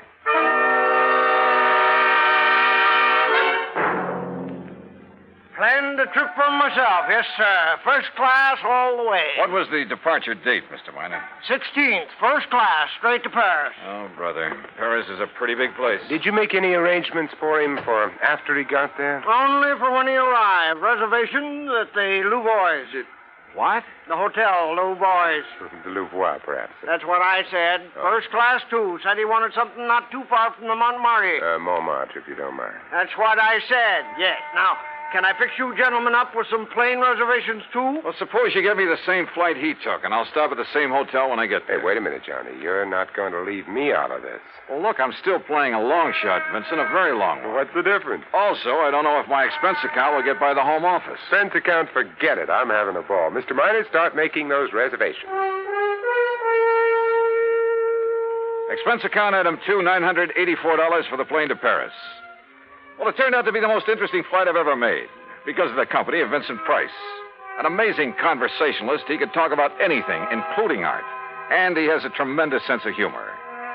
So, as he put it, we had a ball from the time we took off in L.A. till the time we set down in Le Bourget. Item 3, 5:20 American, taxi into the Hotel Louvois, where the manager was, somewhat helpful. Mais oui. The Monsieur Parker leave us but only 2 days ago, after some slight misunderstanding about l'audition, the deal. Yeah, you mean he was running out of money? Monsieur, I did not say that. But that's what you meant, isn't it? You know where he spent his time around here? But of course. His business, he say, took him constantly to Montmartre. Where in Montmartre? Who is to know? Oh, that's like saying somewhere in Brooklyn. Brooklyn? Perhaps you know my cousin. Johnny, he was... Johnny, I just got an idea. Shoot. Works of art, even very good ones, are sometimes sold in rather unorthodox ways. They go through some rather strange hands. They're not always sold over the counter, so to speak, by reputable dealers. You know what I mean? Yeah, but how to contact the kind of people who might... You got any ideas? Why don't you just go on up to our suite and sit tight for a while, I'll see what I can dig out. You are keeping something from me, Vincent. Mm-hmm. But, Johnny, there are some things even funk keeps from Wagnalls. I'll see you later.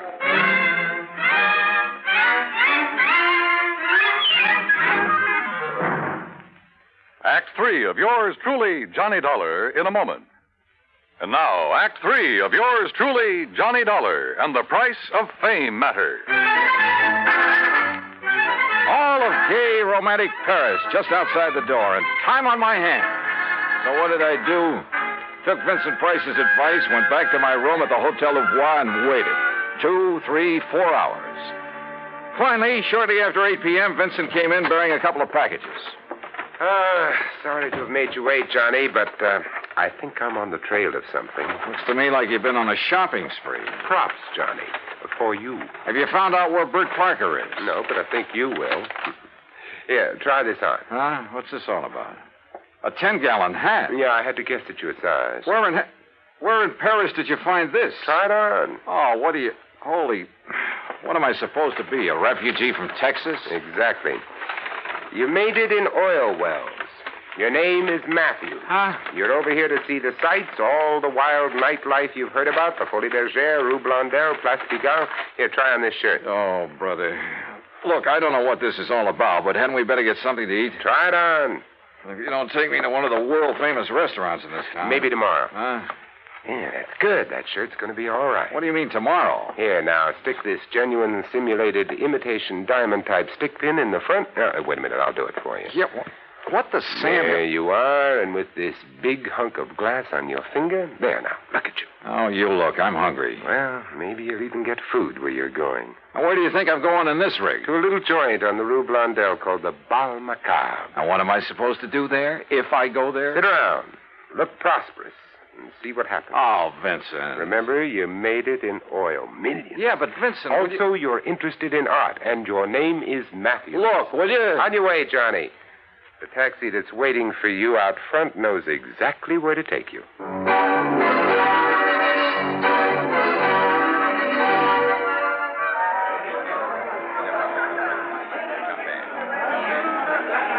Bal Macabre was really a joint. It was dirty, and the people packed like sardines in it were dirty, too. Characters who made a business of being characters. And everybody screamed at everybody else. Except, that is, for the wormy little man who sidled up to the postage stamp-sized table on which my glass and a bottle of wine were balanced. Pardon. You are Mr. Matthews, are you not? That's right. From Texas? No? Yes, sir, partner. The great and glorious state of Texas. Sit down and pour yourself a glass of this here red ale. Who are you? They call me La Chagrin. What's that mean? Well, they're what you call the gray cat. Hey, that's cuter than the name of my old friend Coyote Bill. Well, do you enjoy the Paris nightlife? You know something? I'm getting fed up with it. Yeah, I think I'll just buy me a couple of nice pictures and go on back home. What kind of pictures, monsieur? Well, good ones. Oil pictures. Like that Mona Lisa I seen at the Louvre. You know, good ones, I mean. Well, like a Jean-Baptiste, perhaps? You mean you know where a man could get a hold of a genuine one of them? Well, for a price, of course. Well, listen, I got money and I'll spend it. Well, I offered them $500,000 for that Mona Lisa, but they turned me down.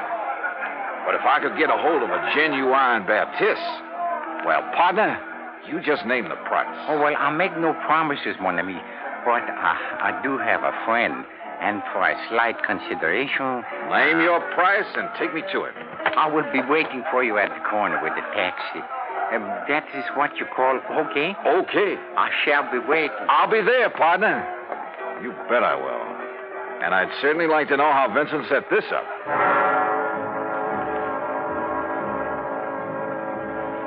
The taxi dropped us off at one of the most disreputable-looking apartments in the whole of Paris.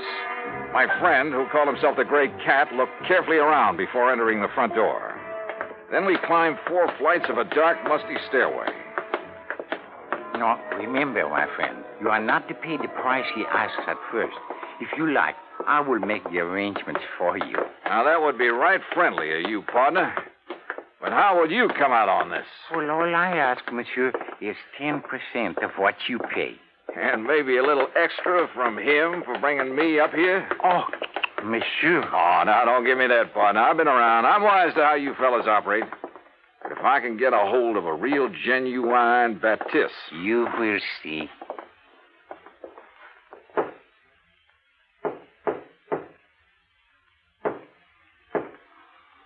Yes? Who is it? I have brought a friend, Monsieur Matthews from Texas. Yes? Yes, he would like to buy The Night Wind by Baptiste. That is, if it's genuine. Genuine? Of course it's genuine. There, on the table. Can't you see for yourself that it's the Oh, no. Well, Bert Parker. Johnny Dollar. That's right. Insurance investigator. Investigate you? Oh, I've just remembered somebody is waiting for me. That's right, I am. Mr. Price. Oh, no. Well, pardon, Monsieur Price, but I must go. Without your fee for taking care of Mr. Dollar? Listen, both of you, please. I'll give you back the painting. I'll do anything you ask. Oh, drop dead. Oh, dear. Dear. Well, Vincent, there it is. Yep. And it looks like the company has saved a cool $100,000. I have a confession to make about that, Johnny. Yeah, like how you happen to know the way to the painting through that squirmy little fellow who brought me here? Oh, well, that's how I got hold of the Baptiste in the first place. It's a lovely thing, isn't it? Yeah, it certainly is. And, Johnny, it is worth $100,000. Oh, I'm sure. But the truth of the matter is, I paid only $300 for it. You bet. Oh, no. It's a fact. Well, you've got it back, thanks to your own efforts. Thanks to your being the front man. If I'd tried to get it back myself, these people would have run like scared rats. Oh, sure. Just tell me one thing, will you? Why aren't you an insurance investigator? Well, you know, it's every man to his own. Well, after all, why aren't you an actor? Let's get out of here.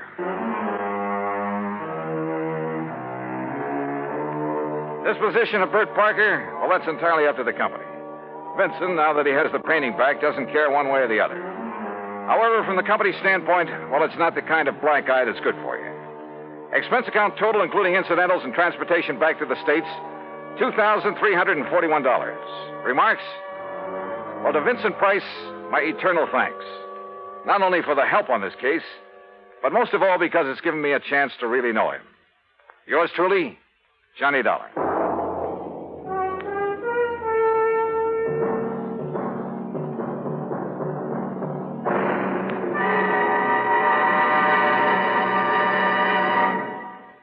Our star will return in just a moment. Now, here's our star to tell you about next week's story. Next week, the heart of sunny southern Jersey, and a case that took a very sudden, very strange twist. Join us, won't you? Yours truly, Johnny Dollar.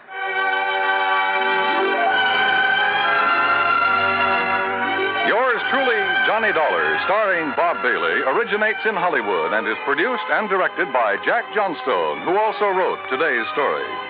Heard in our cast were Virginia Gregg, Junius Matthews, Tony Barrett, Forrest Lewis, Howard McNear, and of course our special guest, Vincent Price. Be sure to join us next week, same time and station, for another exciting story of yours truly, Johnny Dollar. This is Dan Cumberly speaking.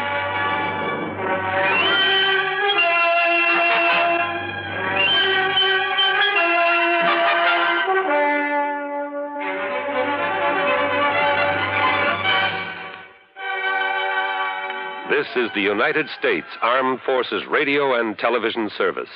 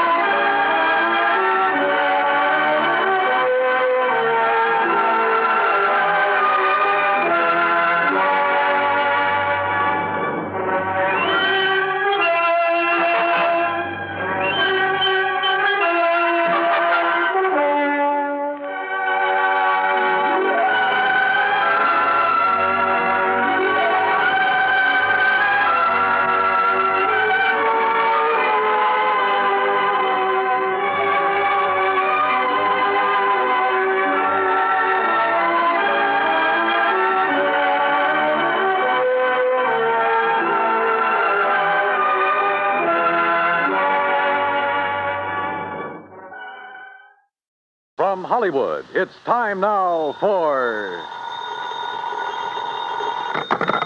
Johnny Dollar. Howdy, Mr. Dollar. My name is Jake Denham. I own a cattle ranch out here in Craig, Colorado. How'd you like to come out here and see me? Colorado? That's right. I have a policy with one of your companies, Tri-Western, office over in Denver. Well, what seems to be the trouble, Mr. Denham? Trouble? Oh, nothing like that. Not at all. Then why have you called me? Well, you see, the brand I use in my beef cattle is a Lazy JD. Yeah, you said your name is Jake Denham. That's right. But JD is your initials, too. Oh, yeah. Yeah. And the lazy part fits me to a T. But now why have you called me? Well, you see, I listen to your radio program every week. All those insurance cases you handle all over the country. Glad to hear it.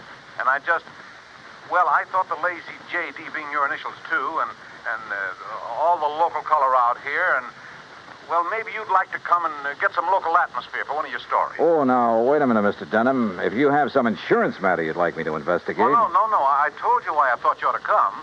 So can you, right away? You sure there's nothing wrong out there? No, like I said, a lot of local color. Nice place to stay here at the ranch. Now, how about it? Well, I've a couple of days' work on some reports to finish up. Then right after that, huh? Well... Good. I'll be waiting for you. Goodbye. Look. And everything's really okay, huh? Goodbye. Mr. Denham, I think you're lying through your teeth.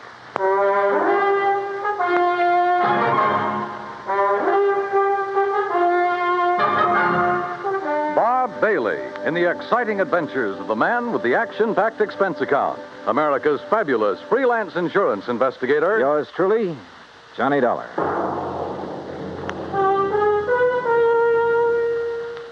And now, Act One of yours truly, Johnny Dollar.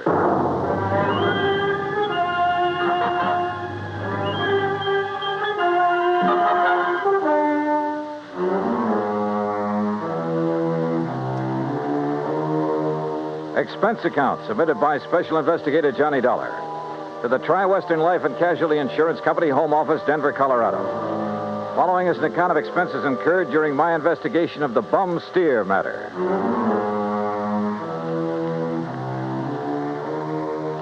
Expense account item 1, 370, long-distance call to Hal Versky, my contact at Tri-Western in Denver. Johnny, good to hear from you. You out in this neighborhood? Nope, still in Hartford. Hal, I want you to okay an expense account for me. Well, now that depends. Listen, do you know a client of yours by the name of Jake Denham? Yes. As I recall, he owns a big cattle ranch over near the little town of Craig. Uh-huh. Carries a straight life for something like 40, 50,000. Well, look, I got a phone call from him begging me to come out there and see him. Oh? Something wrong? He says not, but I don't believe him. Well, have you any reason to think something is wrong? Well, only the half-baked excuse he gave me for wanting to see me. Look, Hal, I realize this is just a hunch, but... Certainly sounds like it to me. But my hunches have saved your company a lot of dough on occasion. So how about it? Okay. Put it this way. If you run into something out there and clear it up, we'll pay the freight. If not, well, you just go ahead and have yourself a vacation at your own expense, okay? Oh, now, why don't you relax that iron grip on the purse strings for a change, huh? Why? What would you do? Okay. But I warn you, Hal, if this does turn into a case for your company, my expense account is going to knock you right off your feet. Oh, now, wait a minute. Bye-bye. Johnny! It took me nearly 4 days to clear up the reports I had to finish. I wish now it hadn't, that I'd left Hartford immediately. Expense account item 2, $133. Plane fare and all the incidentals I could think of, Hartford to Denver. I got there shortly after 7 a.m. Item 3, $50 deposit on a drive-your-own car, in which I promptly headed north and west on Highway 40. That is, after getting out of the traffic in Denver itself, and believe me, that town has it. The 200-mile drive to Craig was routine, except for the lush green hills, the snow-topped mountains, the vast meadows and forests. Colorful Colorado, they call it, and it sure is. Finally, about noon, I pulled into Craig and stopped at the Cosgrove Hotel for lunch. That's item 4, $350. From the waitress, I got directions to the YTJD ranch. About 8 miles south on the Yampa River, just off Route 789. You want some dessert? Oh, no, thanks. This is fine. Hey, you one of the relatives? Relatives? Oh, of course not. You're too late. Too late for what? It was real beautiful, though. Half the town turned out for it, and most of the big ranchers. What are you talking about? Oh, my gosh, it's after 1:30. Look, I'm not supposed to be on duty now, and I got a date with my boyfriend. Hey, well, now... Excuse me, now, I wait gotta a go. second. Just say to cashier in the lobby. Well, but look, Okay.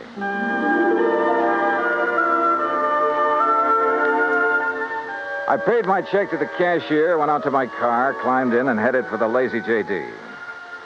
There must have been several thousand acres to the ranch, all rich, green, healthy-looking pasture land, and Lord knows how many head of beef cattle. The main ranch house was a rather small but well-kept affair near the gate to the road from the highway.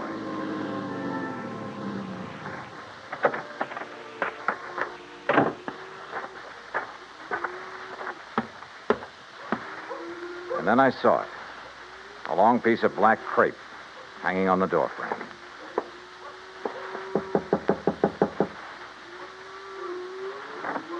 Yes? How do you do? My name is Dollar, Johnny Dollar. Oh, Johnny Dollar. Why didn't you come before? What? He begged you to come, didn't he? To come right away? Mr. Denham? Yes, but I Then told why him... didn't you? You might have saved him. Saved him? Yes, saved him. We buried him this morning. And I think he was murdered.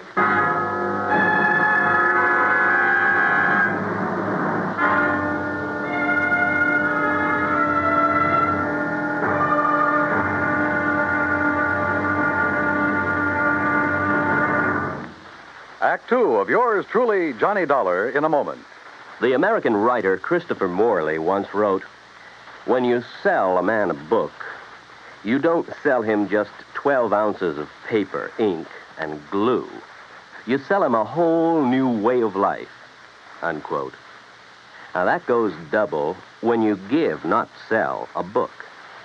But the gift of 550 books to little children increases the legacy tenfold. Near the end of 1960, the employees of the Chase Manhattan Bank started a people-to-people program with such a gift to school children of a town in Tanganyika. That's on the southeast coast of Africa. To give you an idea how the books were received by the children, let me first quote from Francis Bacon. He's an English writer of a few centuries back.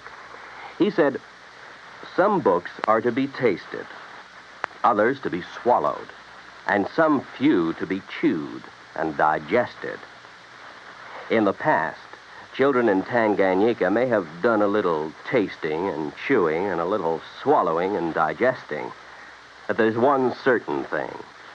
They wound up devouring the books they received from the United States. And they did so much of it that they, the ones in high school anyway, were able to reach the level of English children their age and pass the exams at the same time. That takes a lot of book learning, as they say. Now, the gift of these books from the United States of America may have seemed a small thing to the senders, but the boys in Tanganyika who received them know that they've opened a whole new way of life. They've greatly increased understanding in the classroom of freedom, the right of all men everywhere. And now, Act Two of yours truly, Johnny Dollar and the Bum Steer Matter. The tall, beautiful girl standing in the doorway of the ranch house at the Lazy JD outside of Craig, Colorado, was dressed in black. The red about her eyes showed that she'd been crying. But there were no tears in them now. Jake Denham was my father, Mr. Dollar. I'm Virginia. And you think he was murdered? Why do you think he called and begged you to come out here? Any idea who might have done it? Yes, Big Mike Craven. Who's he? He owns the Sea Lucky Star and wants to own every other ranch around here, and he will unless somebody stops him. How did your father die? Anthrax. That's what they said it was. I thought that was a disease of cattle. People, too, if they get infected from the cattle. And that's what happened to your father? That's what they say, but there's no anthrax around here. Our ranch is clean. Look, let's go inside and sit down and talk about this. Sure, I'll talk about it. Only somebody will listen. And here, John. Oh, thanks. Are you, all alone? Now that Dad's gone, he and I ran the ranch. Now it's up to me. Sit down. Thank you. Virginia, were you trying to tell me out there that you think somebody tried to infect your herd with anthrax? What would you think? Who was your father's doctor? Dr. Regis Ross from in town. Who are you? Well, my name is Dollar, insurance investigator. Say, you fellows act pretty fast, don't you? Sometimes. Feeling all right now, honey? I guess so. I told the hands that you're in full charge now. They'll take their orders from you.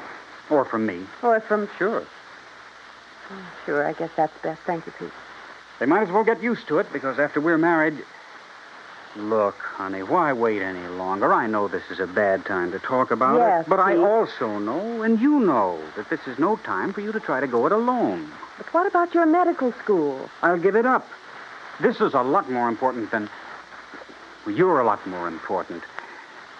Oh, look, Jenny, you've stalled me for a long, long time. I know, Pete, because I... Don't you see I can run this ranch alone? No. You need me, honey. And I'm here to help you. Do you know how Dad felt? Sure.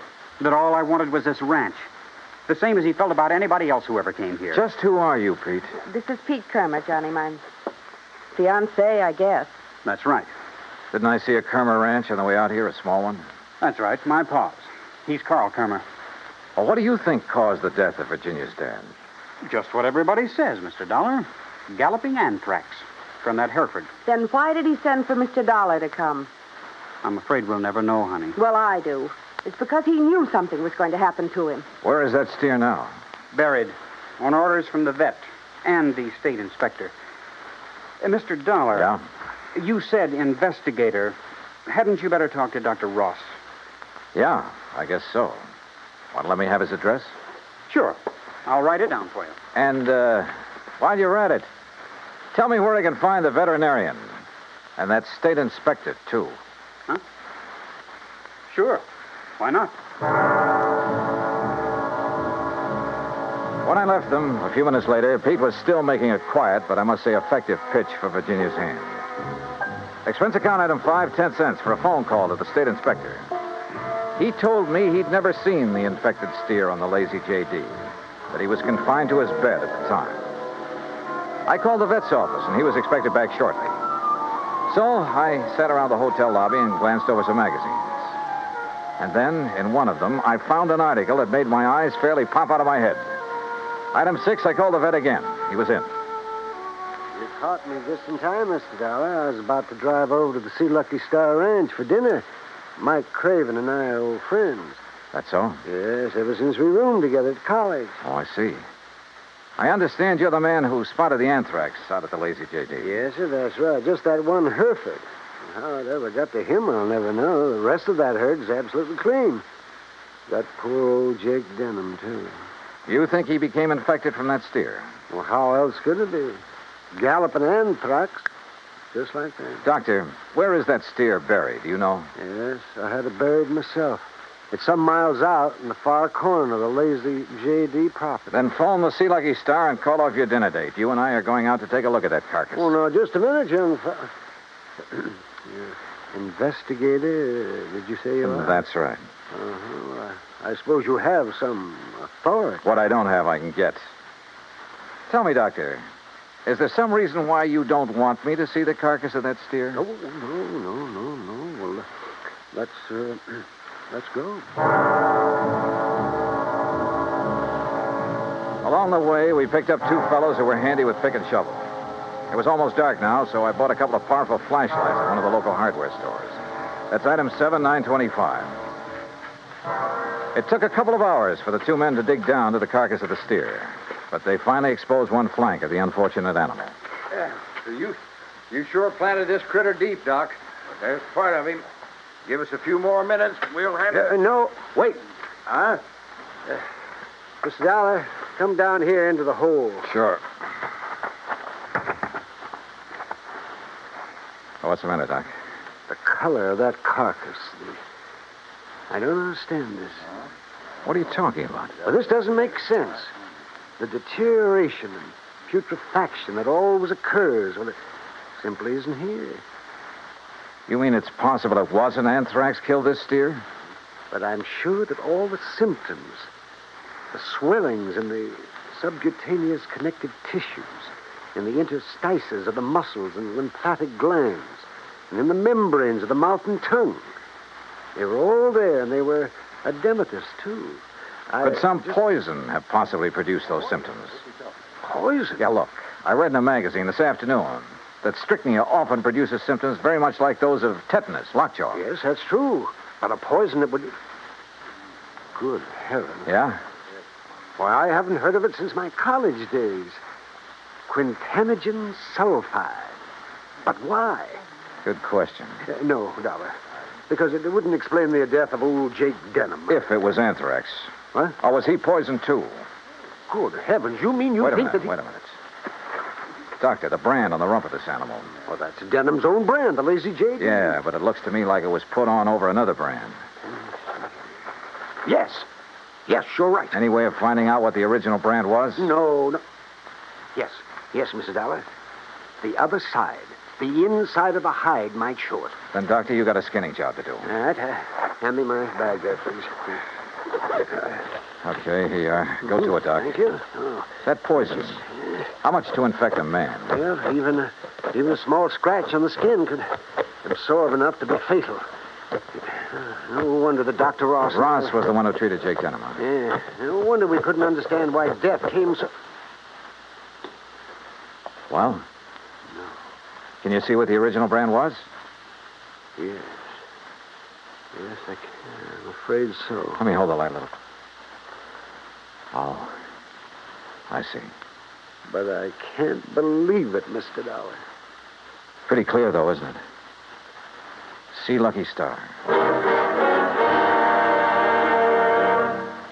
Act 3 of yours truly, Johnny Dollar, in a moment. A couple of 1,000 years ago, the ancient sage Diogenes remarked that all things are in common among friends. Well, he didn't mean that only material goods were in common among friends, but that they shared their troubles as well. For a long time, the United States Armed Forces have been a friend in time of need, during fires, floods, and pestilence all over the world.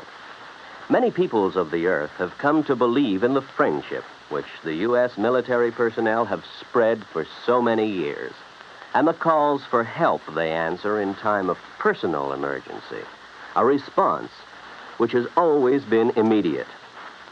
Not long ago, a Korean Buddhist nun was suffering from beriberi, an advanced form of acute malnutrition. But she was living in an isolated monastery deep in the Korean hills and valleys. Her sister nuns contacted the nearest Army Signal Corps relay station, and wheels began turning. In no time, an Army helicopter landed at the station's helipad. American soldiers carried the stricken nun to the copter. She was flown to a waiting ambulance and whisked away to the hospital. Her recovery was rapid, thanks to the United States Army, her newfound friends. Army helicopter men helped in many other ways. Over the 108 islands of the Ryukyus that spread from southern Japan to northern Formosa, Army helicopters are constantly whirling their blades as they hop from one island to another on missions of mercy.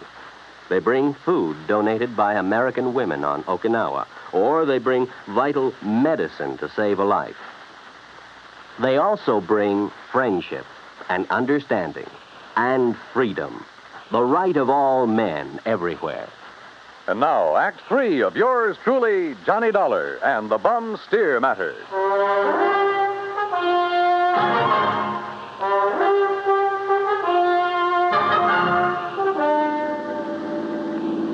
Looks pretty bad, doesn't it, Mr. Dollar? Yeah, Doc. It looks as though this Hereford steer was brought over from the Sea Lucky Star, was rebranded with a lazy JD, was given the poison to make it look like it died of anthrax. Yeah, but Mike Craven, who owns the Sea Lucky Star, I know him, Dollar. I've known him ever since our college days. Medical college? Oh, no, just during the preparatory years. But Big Mike couldn't have done a thing like this. Big Mike has wanted to get his hands on the lazy JD for years, Well, hasn't he? of course, so have a lot of other big ranchers, but I'd stake my life on it. He'd never do it. Hey, wait. Yeah? You should have taken that left turn to get to the Sea Lucky Star. That's not where we're heading. Yeah. Well, then where? If I remember correctly, it's this road to the right, here. Well, you mean the K-Bar K? Got any better ideas? Well, I'll be...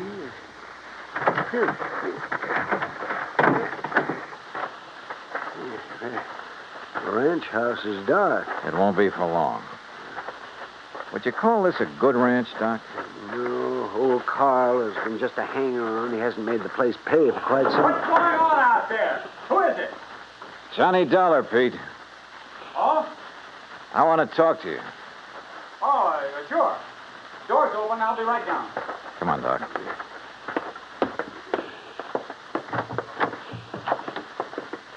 Let's see if I can find the light switch. This flashlight will do. And we're going on upstairs. Huh? Wait down there. I'll be right down. We'll be right up. Well, now, wait a minute, if you don't mind. Wow. Nice place you have up here. Look, I asked you to wait down.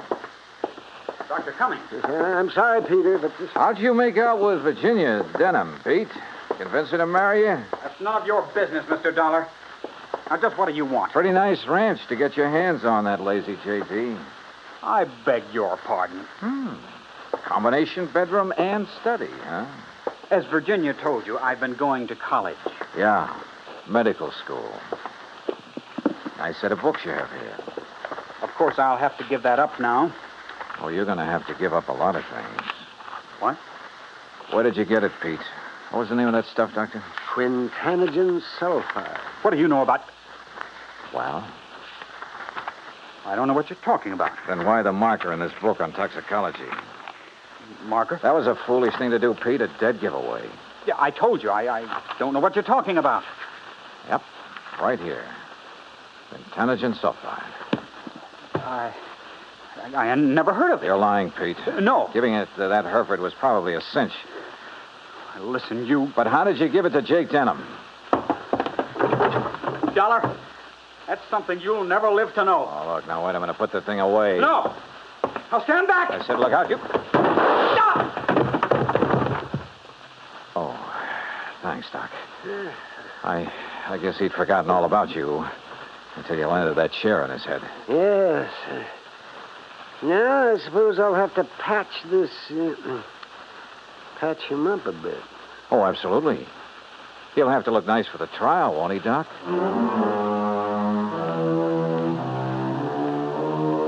Expense account item 8, $55.95. Living expenses in Craig while waiting for the autopsy on Jake Denham. And yes, the same drug was used on him as on the Hereford steer. A small bottle of the rare drug was found in Pete Kermer's trunk. So Pete's not only lost a chance for a nice ranch, but for living very long. Expense account total, including incidentals and fare back to Hartford, $618.50.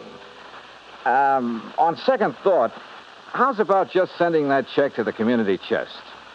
Then I'll feel a little better about this case. And about myself, too. Yours truly, Johnny Dollar.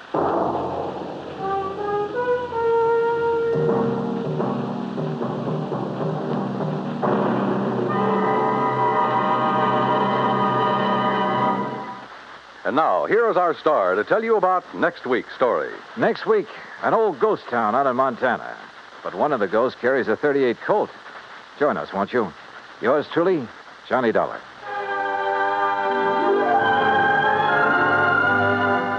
Yours truly, Johnny Dollar, starring Bob Bailey, originates in Hollywood. It is produced and directed by Jack Johnstone, who also wrote tonight's story. Heard in our cast were Virginia Gregg, Gene Tatum, Will Wright, Jack Edwards, Howard McNear, Sam Edwards, and Forrest Lewis. Be sure to join us next week, same time and station, for another exciting story of yours truly, Johnny Dollar. Dan Cubberly speaking.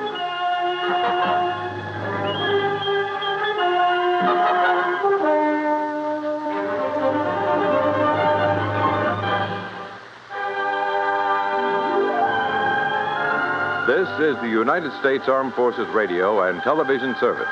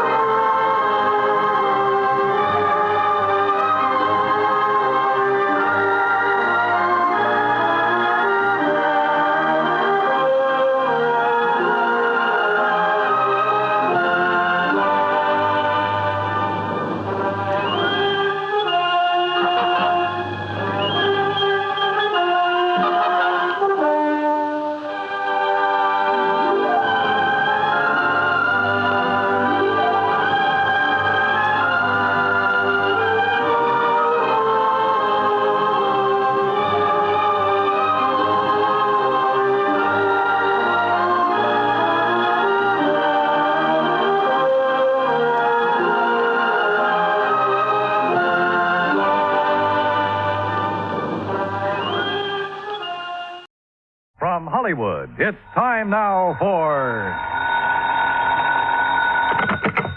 Johnny Dollar. George Reed speaking. Oh, good morning, George. Is it? Well, sure. The birds are singing, the bees are buzzing. And there are whales in the Gulf of Mexico. Oh, there are. What? You know anything about whales, Johnny? Can't say that I do. Well, neither do I. Neither does our agent down in Gulfport, Mississippi. Can you go down there? Well, yeah, sure, but what's this all about? I told you. A whale. Oh, come on. You people didn't insure it. Now, George. Oh, Johnny, of course we didn't. But we did write a floater policy covering 80 pounds of ambergris. Amber who? Gris comes from a whale. Very valuable, used in the making of perfume. Oh, yeah. We issued the policy a week ago. Yesterday, the stuff disappeared. How much did you cover it for? $20,000. And our agent down there is W.C. Owen. Got it? Owen, huh? Yes. You really shouldn't have any trouble locating the stuff. No? Why not? Because, and I quote Mr. Owen, ambergris smells worse than a hound dog which has caught a skunk.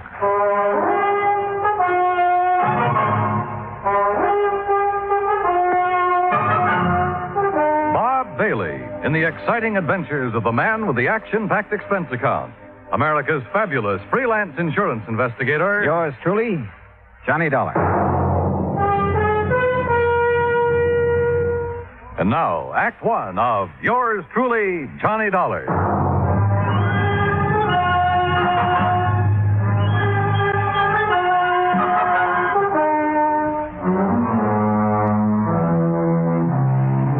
Expense account submitted by Special Investigator Johnny Dollar to Floyd's of England, American Branch Office, 443 North 15th Street, Hartford, Connecticut. The following is an account of expenses incurred during my investigation of the Michael Meany Mirage Matter. Expense account item 1, $168. Transportation from Hartford to the Markham Hotel in Gulfport, Mississippi. I called W.C. Owen, the agent who had sold the policy covering the ambergris. Half an hour later, I opened the door of my room to a middle-aged man wearing a brown seersucker suit. Mr. Dollar, is that right? Sure is. Come on in, Mr. Owen. Come on in. Thanks. Well, Dollar, I'm not going to fool around about this. I'm in a mess, and you're my only chance of getting out of it. Well, I'll do whatever I can, Mr. Owen. You just find that ambergris. And, man, please find it within the next 48 hours. Oh, why the rush? 2 reasons. When the ambergris was stolen off the freight platform at the train depot day before yesterday, it was packed for shipping. Had enough dry ice around it to last 72 hours, but no more. Uh-huh. Now, what's the second reason? That Mike Meany. Who's he? Owner of the ambergris and a real good client of mine. I promised him you'd locate the stuff for sure. Well, I appreciate your confidence, Mr. Owen. Name's W.C. Mister around here sounds too highfalutin for an insurance salesman. Okay, W.C. But what's this fellow Meany so worried about? The ambergris is covered for $20,000. He told me he'd learned it was worth a lot more than that since the floater was issued. Something up near $60,000. Pretty rare stuff. It is. Matter of fact, this is the first time I've ever heard of anybody finding ambergris in the Gulf. Who fished it out of the water? Meany? No, a young fellow worked for him named Billy Fisher. Did Meany buy it from Fisher? Didn't have to. Belonged to Mr. Meany right off. Oh, why's that? Well, because Fisher works for him. Mr. Meany lets out his fishing boats to fellas which ain't got no boat of their own, or even a chance of getting one. He rents them out, you mean? No, he don't rent them. He lets them out on share. Mr. Meany puts up the boat, gas, nets, everything. And whoever runs the boat, well, whatever he catches, he belongs to Mr. Meany. Oh, and because Fisher happened to be in Meany's boat when he found the ambergris, it automatically became Meany's property, huh? Now you got it, boy. Uh-huh. Did Fisher know what it was? Or the value of it when he turned it over to Meany? Well, you have to ask him about that. Yeah, I plan to. But first, I'd like to have a talk with this Mike Meany. I'm way ahead of you, Dollar. I called Meany right after you called me. He's waiting for us. How far does he live from here? Oh, about 3 or 4 miles down the beach road toward Biloxi. Place called Mississippi City. Mississippi City? Uh-huh. But don't let the name fool you. Ain't nothing there except a couple of stores, fishing boat landing, and the train depot. Sounds like a real quiet place. It is. It's also where this whole thing started and where I hope it finishes. And the sooner, the better. A few minutes later, we were driving east along the coast. Ahead of us, we could see Mississippi City's one and only landmark, a long wooden pier extending far out into the Gulf. Anchored near the end of it were several small fishing boats. We passed the Meany General Store and the Meany Fish Market, then turned into a narrow driveway. I'm not sure what kind of a house I'd expected Mike Meany to live in, but this certainly wasn't it. It was too small and it needed a coat of paint. We got out and Owen led the way to the side porch.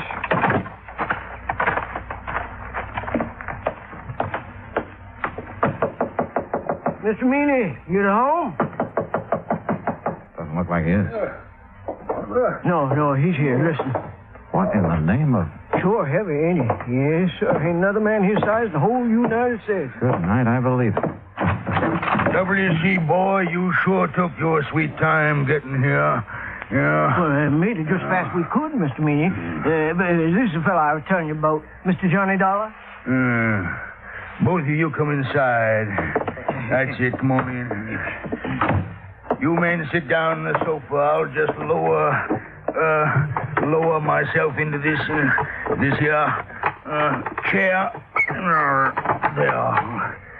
Yeah, now then. You're a detective, huh, Dollar? Well, then, me ain't giving me an answer. You're a detective or you ain't a detective. Now, which is it? I'm an insurance investigator. Right now, I'm being paid to find 80 pounds of ambergris that you lost. Lost? He didn't mean nothing by saying that, Mr. You Meany. hush up, you road agent. Mr. Meany. Dollar, that stuff was stolen, you hear? Thieved. Right in the broad light of day. You're sure? Why, I'm sure 80 pounds of ambergris didn't get up and walk off by itself. Yes, sir. Me too. Itself.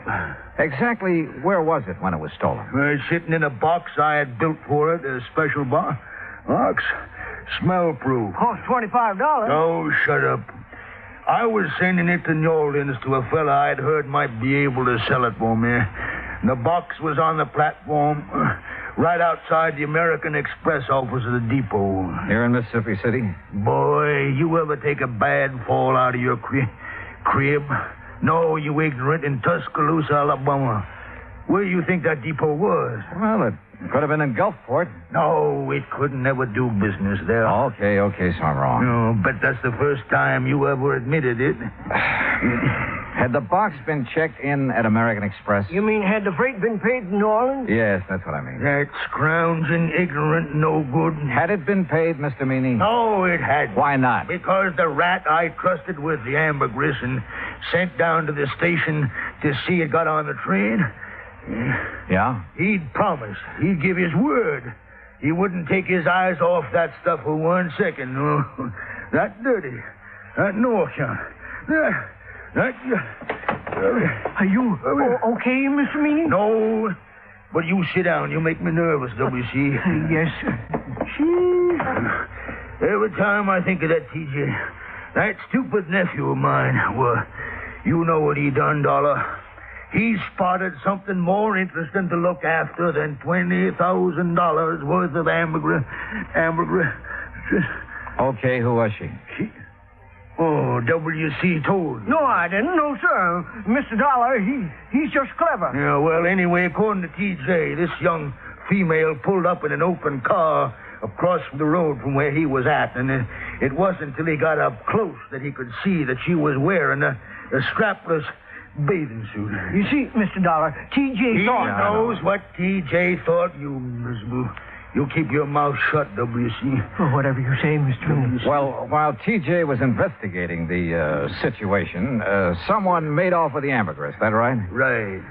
Well, what about the other people at the station? There weren't no other people there. How about the baggage clerk and the passenger agent? Where were they? Sam Burroughs is the only man that works down the depot, and he was busy selling some woman a Pullman ticket to Memphis. How long did T.J. talk to the girl? Just a couple of minutes, according to him, that is. You want to ask him yourself. He works at the all-night cafe in Gulfport. All right, thanks. Well, we sure haven't much to go on. You got nothing to go on. So you might as well give me my $20,000 and head back up north, where you belong. Not yet, Mr. Meany. You got 45 hours. At the end of that time, I want my insurance money. You don't see that I have it, Mr. W.C. Owen, you're going to be sorry. You know what I mean? Yes, sir. I know. Owen didn't say another word until we pulled out of Fat Mike Meany's driveway and it turned left going on down the beach toward Biloxi. I suppose you think I should have stood up to him a little more, huh? No, I figured you had your reasons for not wanting to get into an argument with him. See those boats off the end of the pier? The small fishing boats, Well, they belong to Meany. He's also got money invested in half the business place along the beach. You know what that means, Dollar. Yeah, well, where I come from, he'd pull a lot of weight. That's it. And anybody he gets riled at, well, one word from him and a good many of my clients would be screaming for me to cancel their policies. Like that, huh? Just like that. Hey, where are we going? Billy Fisher's. These ways, this here's the boarding house he lives in. Come on. Uh-oh. Okay, boy. Okay. Easy now, easy. That's it. Good boy, good boy. Did you know the dog is back in this house? Well, afternoon, Miss Harvey. Oh, well, my goodness, Mr. Owen, this is an unexpected pleasure for sure. Why, thank you, ma'am. This here is Mr. Johnny Dollar, Miss Harvey. Afternoon. Pleased to know you, Mr. Dollar. Wouldn't you like to come in and sit down? No, thanks. We really don't have much time. Oh? Mr. Dollar is an insurance investigator. Right now, he wants to have a talk with Billy Fisher, providing his home. Why, sure he is. You find him round the side there. Oh, but... Yes, sir? Well, he's with Jane Higgins, Miss Owen. Jane Higgins. Oh, you know her pa rented that old Miller place again. Girl that got Billy into that trouble. Oh, yeah. What kind of trouble, Mrs. Harvey? Well, it happened when the Higginses were down here 2 years ago. Billy and Jane have always been sweet on each other. But being as Billy is Billy and doesn't have a thing of his own, not even a job, except fishing one of Mr. Meany's boats. Well, Jane's pa just put his foot down. But didn't mean a thing to Billy. No, sir. At least not until old man Higgins got a sheriff after him. That still didn't stop Jane. And finally, the Higginses just packed up. They didn't come back until just 3 weeks ago Saturday. How old is the Higgins girl now? Oh, 18, 19. And she hasn't changed one bit in those 2 years. No, sir. She's just over here all the time. Sure be some fur fly when her paw finds out. There they are now. Billy? Jane! Hi. Come over here a minute, Billy. Someone wants to see you. Sure. Billy? Now this here's Mr. Dollar. Hi. Howdy.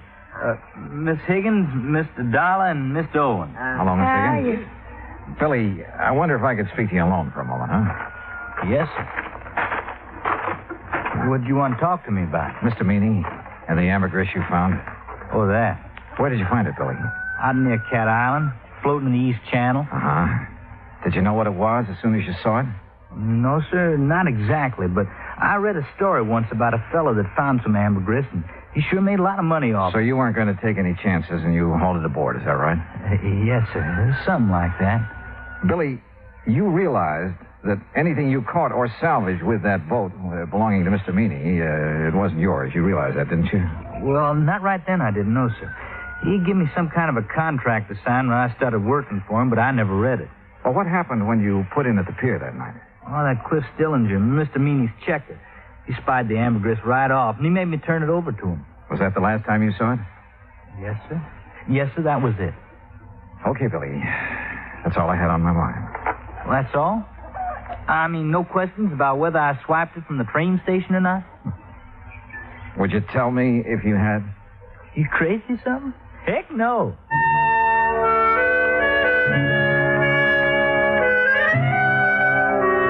After saying goodbye to Jane Higgins and taking a rain check on a dinner invitation for Mrs. Harvey, Owen and I drove back to town. I was tired and I was discouraged, and I needed a good night's sleep, so I had him drop me off at the hotel. At the desk, I found a message to call long-distance operator 19. A few minutes later, the call was completed. George Reed speaking. Hi, George. Thought it was you. Johnny, where in blazes have you been? I've been trying to get hold of you all afternoon. Oh, something important? No, I was just curious about the weather down there. Oh, well, it's great. Warm, but not too warm. Johnny. Okay, George, what's happened? One of the boys upstairs got wind of that ambergris claim. So? So he just happens to have a friend who's an ichthyologist. Well, bully for him. Johnny, this ichthyologist says that ambergris comes only from the sperm whale. And there has never been a sperm whale alive that would be caught dead swimming in the Gulf of Mexico. What? You follow me, Johnny? I think so. If there's never been a sperm whale in the Gulf, then that stuff you people insured couldn't have been... But, George, if it wasn't ambergris, what was it? I don't know, but unless you find it, we're stuck for $20,000. Holy smokes.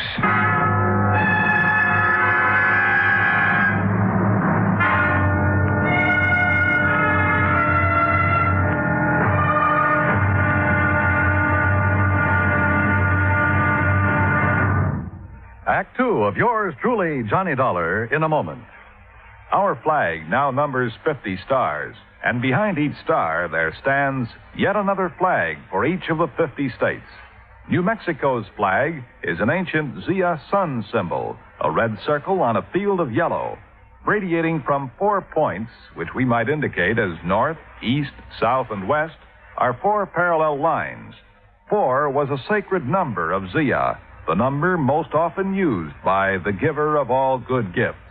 The earth had 4 main directions, each with its own gifts. The year had 4 seasons, each with a different offering for mankind. The day had 4 phases: sunrise, noontime, evening, and night.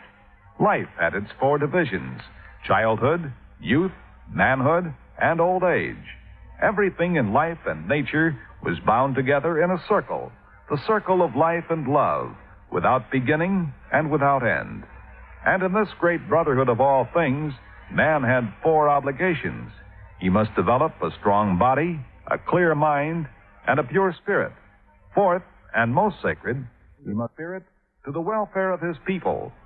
From this simple symbol, the Zia sun, we read the legend of a wonderful philosophy. The flag's colors of flaming red and golden orange represent the banners of Ferdinand and Isabella, which were carried by Columbus across the Atlantic. New Mexico's state flag, the flag of the 47th state to enter the Union, was adopted on March 19, 1925. Now, Act Two of yours truly, Johnny Dollar, and the Michael Meany Mirage Matter.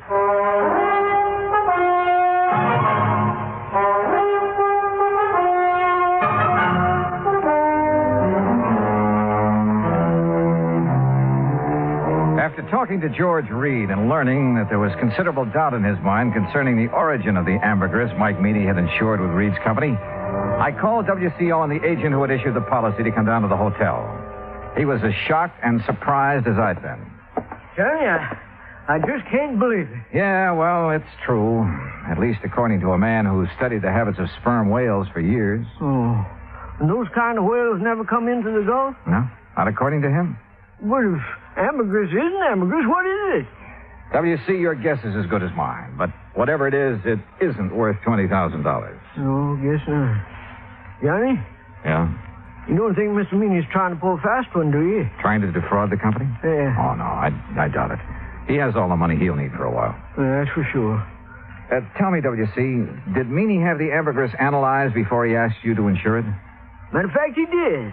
Even showed me a letter which said that the stuff was ambergris. You remember who made the analysis for him? A chemist over in Biloxi. Don't recall his name offhand, but he signed that letter he gave Mr. Meany. Okay. First thing in the morning, we'll take another trip out to Meany's place. Good. In the meantime, don't mention any of this to anyone, will you? No, I won't. Johnny? Yeah? I should have checked on that chemist, shouldn't I? And I shouldn't have been so anxious to take Mr. Meany's word. Well, we all make mistakes. Not big ones. Not big ones like this. Johnny, we just got to find that stuff. Because if we don't, we'll never know if it was ambergris or not. Will we? No, WC, we won't. I felt sorry for Owen. I knew as well as he did that the company might recall his franchise unless we could prove it was ambergris that had been insured. And at the moment, I was quite sure we couldn't do that. The next morning, the coffee shop was crowded, so I started up toward the center of town, looking for another place to have breakfast. I was about 4 or 5 blocks from the hotel when I heard someone calling me. Mr. Dollar. Johnny. Oh, yeah. Good morning, Jane. Morning yourself. Well, what are you doing in town so bright and early? I'm going on a shopping spree. Oh? A girl can't get married and just any old thing, you know. I guess she can't. Oh, well, who's the lucky guy? Well, who do you think? Billy Fisher? I certainly wouldn't marry anyone else. Well, Jane, it's none of my business, but I heard. You heard that my father is dead set against Billy, didn't you? Yeah, something like that. Well, he is. But there isn't much he can do about it. I'm over 18. Besides, he's going to change his mind about Billy. I hope so. He's going to be real sorry he ever treats Billy the way he has. Jane, look, I haven't had breakfast yet. How about joining me for a cup of coffee? Oh, I'd love to. Where'll we go? Oh, how about over there, the all-night cafe? All right. Oh, no, I mean, do you know what time it is, Mr. Dollar? Just 10 after 9. Why? Well, I just remembered something important. I'll see you later, here. Funny. Or is it? I crossed the street and entered the all-night cafe. Behind the counter, wearing a white T-shirt, apron, and a Valentino-type hairdo, was a man about 23 years old. Morning. What'll it be? Ham and eggs and coffee. I want them eggs. Over easy, okay? It's okay with me. I ain't eating them. 2 half-mice with pig. You want your coffee now? Yeah, please. Do you happen to know a man named Mike Meany? I should. He's my uncle. Oh, well, then you must be TJ. That's right. How come you know me? I was talking to your uncle yesterday. My name's Dollar. Oh, yeah. Yeah, he told me if you come round, I should tell you anything you want to know. Well, what happened at the depot that afternoon, TJ? Didn't he already tell you that? I'd like to hear your side of it. There ain't much to tell. I was sitting there waiting to put that box in the 303, and this here gal drove up. Uh-huh. What happened then? Man, she gave me just about the biggest come on I ever did get. So you left the freight platform and crossed the road to talk to her? Well, shoot, Mr. Dollar. I didn't see nothing wrong in doing that. There wasn't nobody around. Oh, there must have been.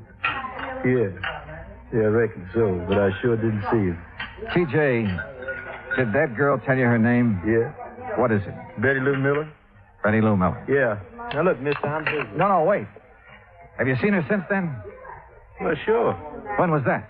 Well, just now, out in the street. She's the gal you was talking to. I finished my ham and eggs and walked back to the hotel.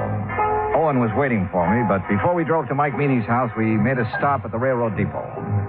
The agent remembered everything that had happened that afternoon, the ambergris had been stolen, including the name of the woman who had purchased the Pullman ticket to Memphis at the time of the theft.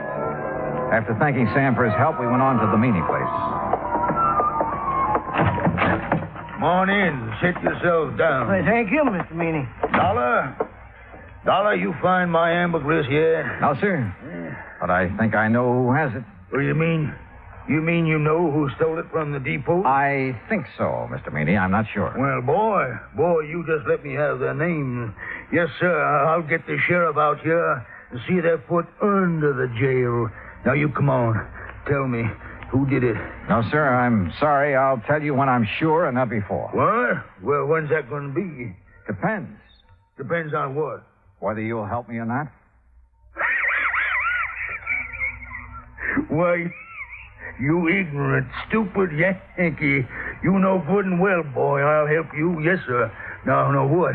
What do you want me to do? Give Owen here the letter you received from the chemist that analyzed the ambergris. Is that all? That's all for now. But, boy, you Dollar, where do you think you're going? To see a lady, Mr. Meany.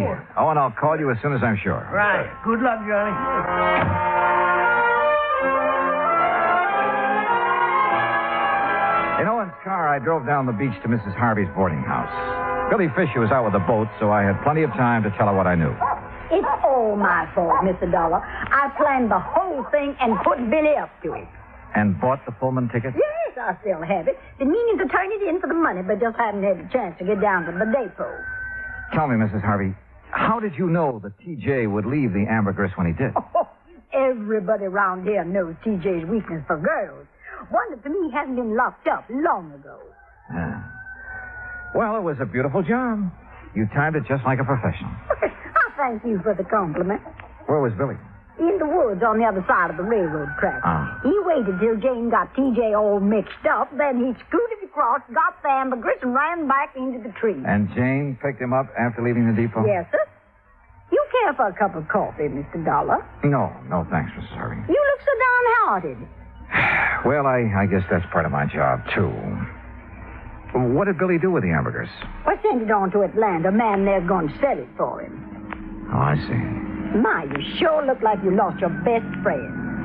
Yeah, well, I ran into Jane this morning. She was going shopping for her trousseau. Yes, I know. Mrs. Harvey, if it turns out that isn't ambergris... Oh, they'll still get married no matter what, Mr. Dollar. If not now, then someday. Dollar! You Yankee schemer! What? Where you at? What on earth? Miss Harvey! Well, that sounds like Mr. Owen. And my friend, Mr. Meany. Dollar! Just what you trying to pull? I tried to keep him from coming over here, Mr. Dollar, but I just couldn't handle him at all. All right, W. It's a long way from being all right. Just what do you want here, Mr. Fat Mike Meany? What do I want? Why, woman, I want to arrest you and that dirty, backbiting Billy Fisher and his girl was stealing my ambergris. That's what I want. Hush. I want to see you in jail. Jail? Don't be ridiculous. Ridiculous? Why, woman... That's what I said. Now, if you don't get off my property... Yeah, but you, woman, you stole it. How do you know I stole anything? I know because this here worm of an insurance agent wouldn't have a customer left on the beach unless he told me. Well, he told you wrong. Billy took that ambergris. No. But it belonged to him all the time. Well, woman, that's a lie. Ain't that right, Mr. Dollar? Yeah, it sure is. At least it is if it was ambergris. It's ambergris right enough. Owen? Well, I called that chemist, but He quit his job a couple of days ago. Couldn't find no record he made of it. Don't need no record. It's ambergris, and it's mine. It's Billy. Mine. You think it's yours? You're seeing a mirage. Tell him, Mr. Dollar. Dollar, if this is some kind of a low-down yank, it's Rick. It's no trick, Mr. Meany. Mrs. Harvey showed me the contract you have with Billy. Well, what's that got to do with him stealing the ambergris? Just this. This. The contract states that all fish and fish products and byproducts caught or seined while using your boat belong to you. That's right. Exactly right, so? So, the ambergris doesn't. What? No, sir. Ambergris comes from a whale. And the whale is not a fish. It's a mammal. But Dollar, now, Dollar, you boy, no, wait a minute, Dollar. Well, doggone. Doggone. They say that young love can work miracles, and I guess it must be true, because later that day, a huge sperm whale was sighted about 3 miles offshore near the Cat Island Channel. Proving, as I've always said, you can't figure whales any more than you can people. Expense account total, including hotel bill and transportation back to Hartford, $420.10. Yours truly, Johnny Dollar.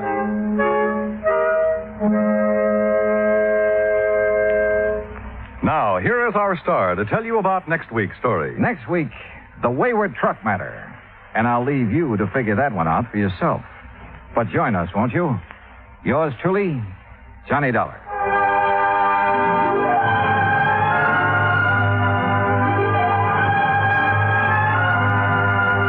Yours truly, Johnny Dollar, starring Bob Bailey, originates in Hollywood.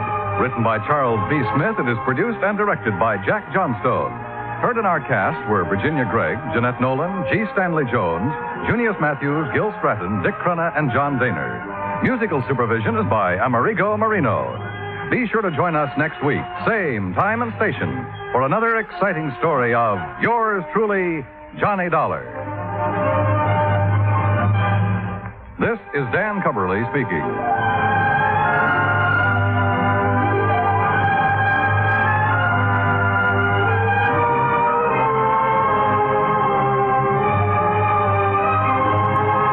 Johnny Dollar has come to you through the worldwide facilities of the United States Armed Forces Radio and Television Service.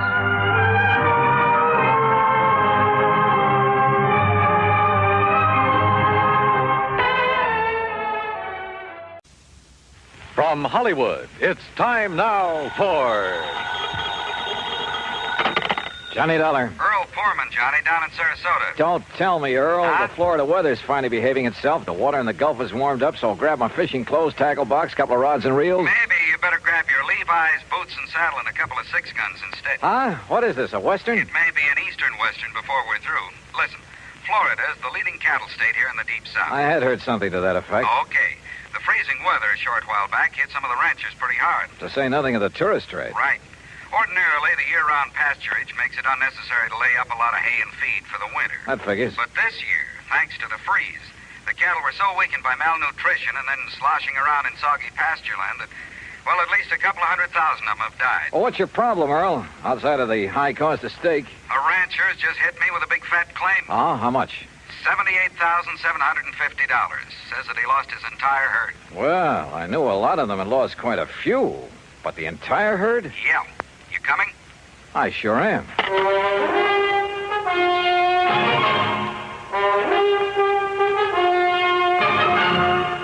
Bob Bailey in the exciting adventures of the man with the action-packed expense account. America's fabulous freelance insurance investigator. Yours truly, Johnny Dollar.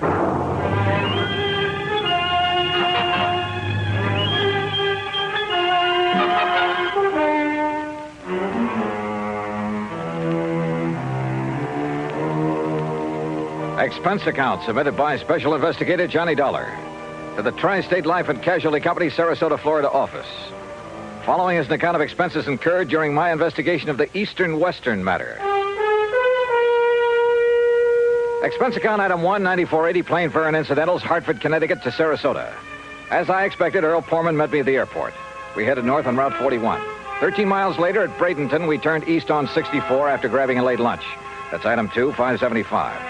Then, still traveling eastward, we crossed the Kissimmee River onto a narrow, unimproved road into the swampland. And it struck me that what should have been lush green vegetation in this low, damp country was brown and lifeless. That's what the cold weather did, Johnny. All that grass, that good pasture froze and rotted away. No wonder the cattle haven't been eating well.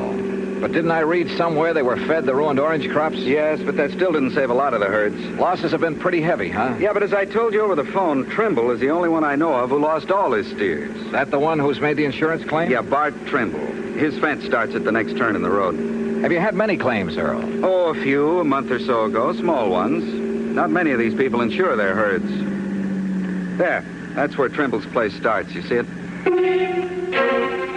I saw it all right. Hundreds of acres of wet, brown, dead-looking pasture land. I also saw the steers, hundreds of them, their carcasses lying there rotting in the sun.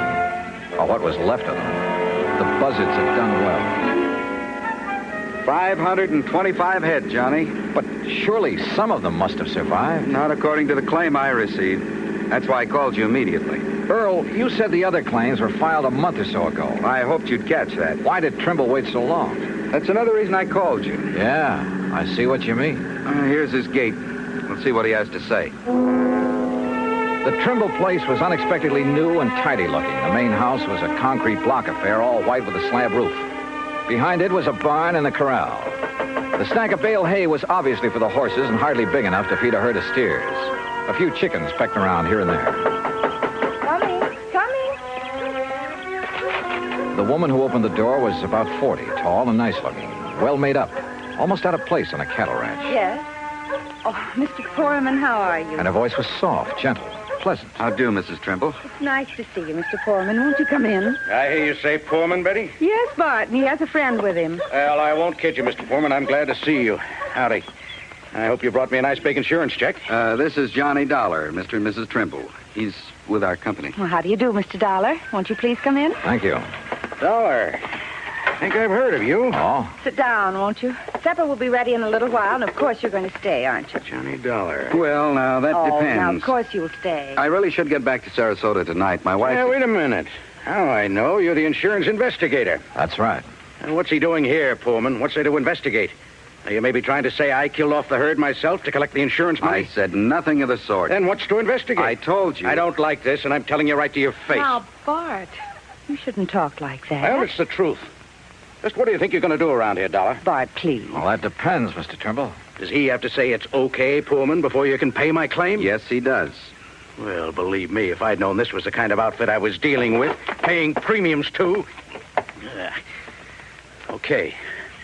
All right, poke around as much as you want. Stay around as long as you like. We'll bed you down. We'll feed you. We'll show you what kind of people we are. Just don't get in my way. I've got a lot of work to do.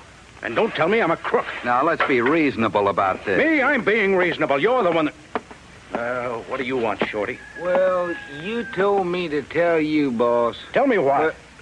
A truck has come to pick up them hides. And help them load them on the truck. Go ahead. You're selling the hides from those animals? I will. Sure. Why not?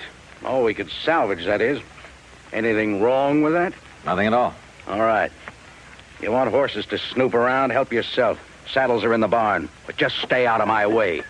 Come on, Shorty. Let's get out where the air's nice and clean. Sure, boss. I'm sorry. But Bart's been so upset over losing all those steers. Well, of course, we can't blame him for that. He's been working so hard, trying to save some of the hides and sell the carcasses for fertilizer. Yes, I know. But with so many ranchers trying to do the same thing. Why did he wait so long before filing his claim, Mrs. Trimble? Well, because he's been so busy and because he hoped he could salvage something from the herd, I guess. Or because this lapse of time has given the bodies a chance to decompose? What? Has given the buzzards and other scavengers a chance to remove any evidence that maybe those steers were deliberately... Oh, no. Oh, surely you don't think for a minute that my husband would... Where can I find the nearest veterinarian? Well, the vet we use is up in Kissimmee, Okay. But Mr. Dollar, you don't... Well, you can't possibly think... I'll let you know what I think. After a good cow doctor has a look at those animals.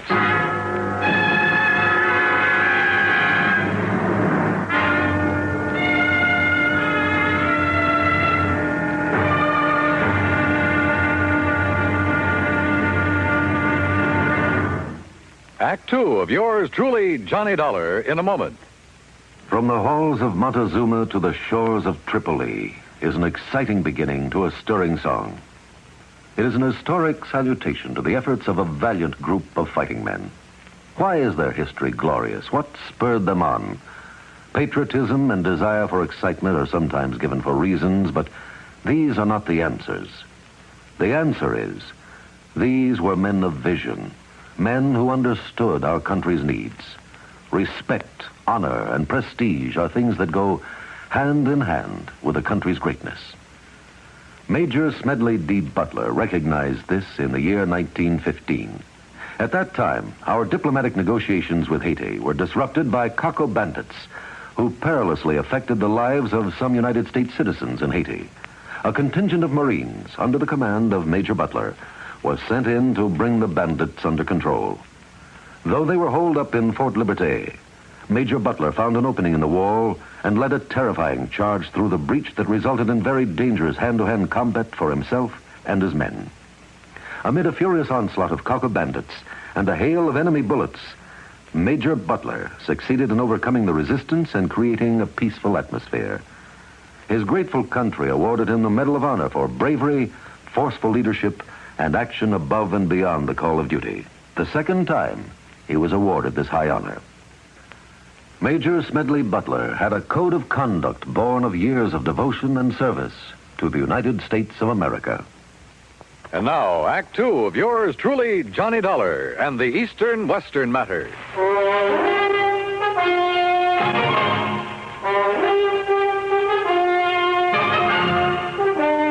At dinner that night, Bert Trimble had changed his tune, was very apologetic. Almost too much so, and too nice. I didn't mean it, Mr. Dollar, what I said before. At least, not the way I said it.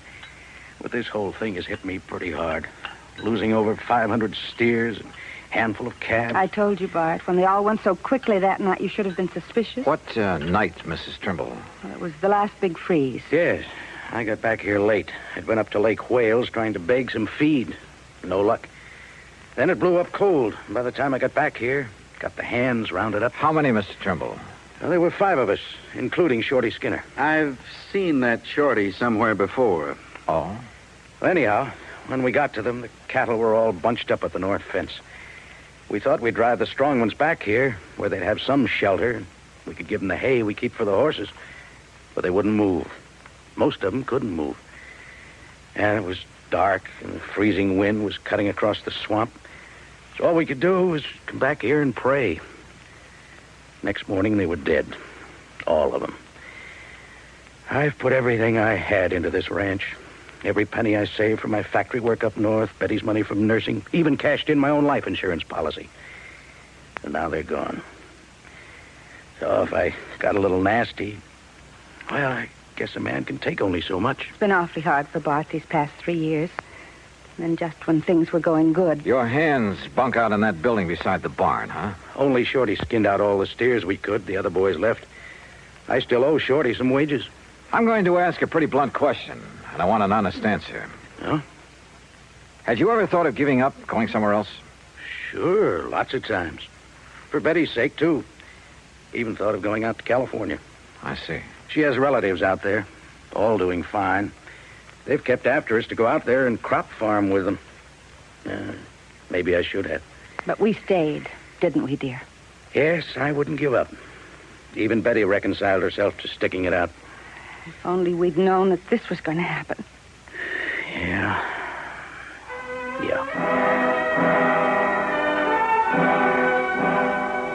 We talked on for a couple of hours, but got nowhere, and finally Earl and I plunked into our beds in the guest room. Mine was beside the open window. Now, when Earl Poorman sleeps, he's dead to the world, but he snores mightily. So after throwing a couple of shoes at him, I gave up and managed to drop off with a pillow wrapped around my head. That was a mistake, an almost deadly mistake. Johnny! Johnny, wake up! Johnny, you hear me? Johnny! What? Wake up! Oh, my head. Now stand up. I'll help you. Breathe deeply. Can't you smell it? What are you talking? Deep breath. Come on. What are the... It's chloroform. Yeah, on your pillow. Holy hell. I threw it out the window, your pillow. It was saturated with chloroform. Give me a hand, Earl. I'm dizzy. Somebody came in that window. The pillow was over your head. You see him? No, but Johnny... Oh, let me sit down again. Yep. Here, by the window. Now breathe deeply. Oh, yeah. I rolled out of bed in my sleep, that narrow bed, or I'd never have wakened. I heard the door slam, then I smelled it. But who? Johnny, I knew I'd seen that Shorty Skinner somewhere. Yeah? It was on a road gang over near Sarasota, a prison gang. You sure? I was driving my brand new cat. As I passed him and the rest of that glowering bunch, he let fly with a handful of mud. Now, if you ask me, he's the one who came in here and tried to chloroform. But why? That's what I'm going to find out right now. No, wait. I'll be feeling okay in a minute. Let me handle it.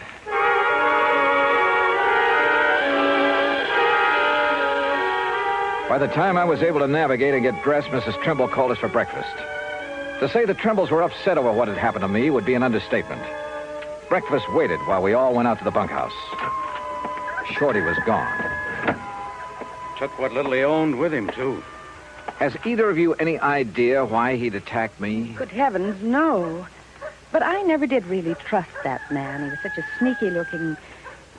like a little rat. Yet he was the only one who stayed when I couldn't keep their wages up to date. Where would he ever get hold of chloroform? That's the part I don't understand. From the locker, dear. Back in the barn. Huh?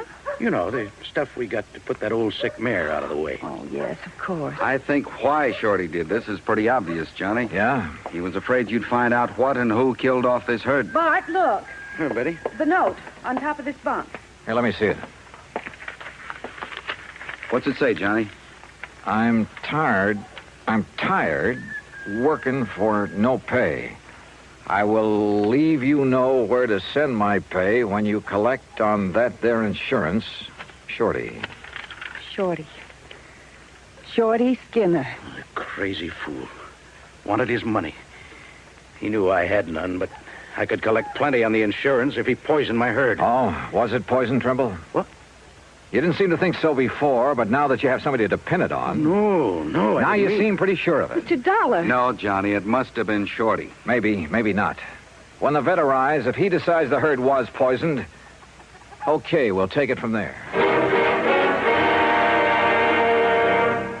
Act 3 of yours truly, Johnny Dollar, in a moment. Our flag now numbers 50 stars, and behind each star there stands yet another flag representing one of the 50 states. Wyoming's state flag pays homage to the monarch of the Great Plains, the bison, or buffalo as we call him. Set over the bison is the Great Seal of Wyoming, almost as a brand. The red on the flag's border represents the Indians who knew and loved the country long before white settlers arrived. It also represents the red blood of the pioneers who gave their lives in reclaiming the soil. The red, white, and blue border of the flag indicates Wyoming's oneness with the Union. Wyoming's state flag, the flag of the 44th state to enter the Union, was adopted on January 31st, 1917. And now, Act 3 of yours truly, Johnny Dollar and the Eastern-Western Matter. The veterinarian arrived from Kissimmee. He, Bart Trimble, Earl Poorman, and I rode out on horseback to inspect the dead cattle. As I had anticipated, the vet made it plain that the bodies were too far decomposed for him to tell anything. Until, that is, he noticed a pale purplish line around the inside edge of a watering trough at a far corner of the fence. Whoever used it didn't realize that it'd leave this telltale ring around the trough. Used what, Doctor? Well, let me scrape off a little, make sure. You think it's a poison, Doc? If I can taste it without getting enough to hurt me. Ooh. Well? Yeah, no doubt about it. Phenotic acid. That's what killed the herd? Yeah, beyond a shadow of a doubt. That's not a very well-known poison, Doctor. I know. It's used almost entirely in laboratory experimentation. I remember it well from my college days. But out here? Who did this to me? Who did it? You don't know? Shorty. Who else? Mr. Dollar. Look, I'm going back to the ranch house to a telephone. I'll see you when you get back there. I called the state police to get out on all points on Shorty Skinner. Then I started on the police in the neighboring towns.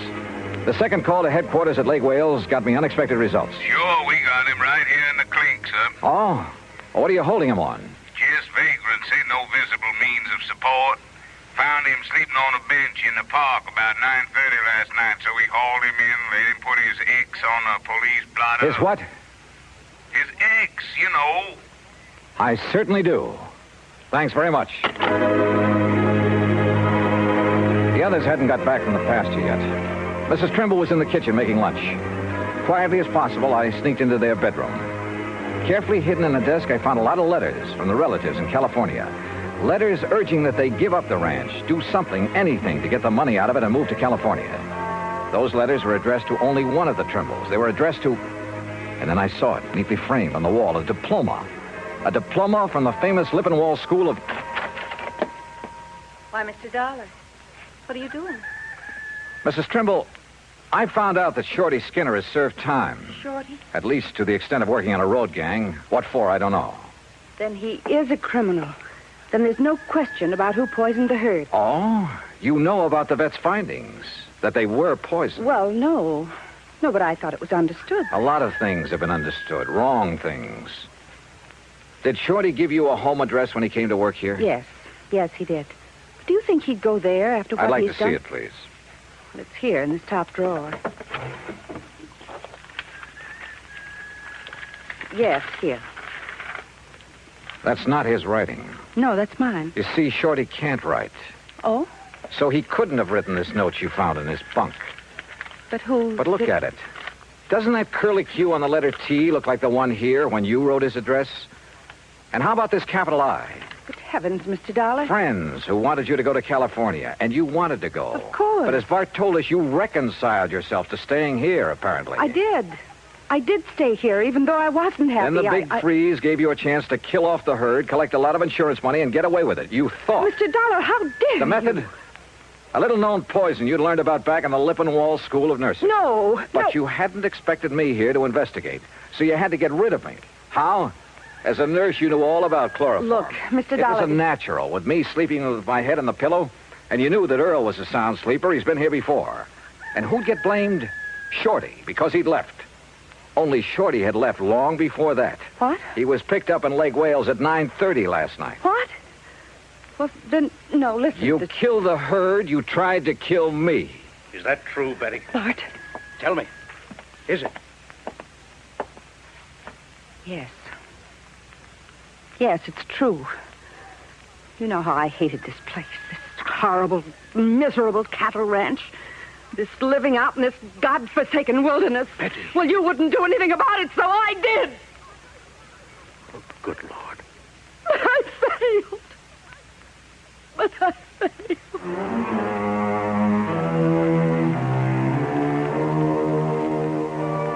Item 3, $50 to a lawyer at the county seat who took my deposition.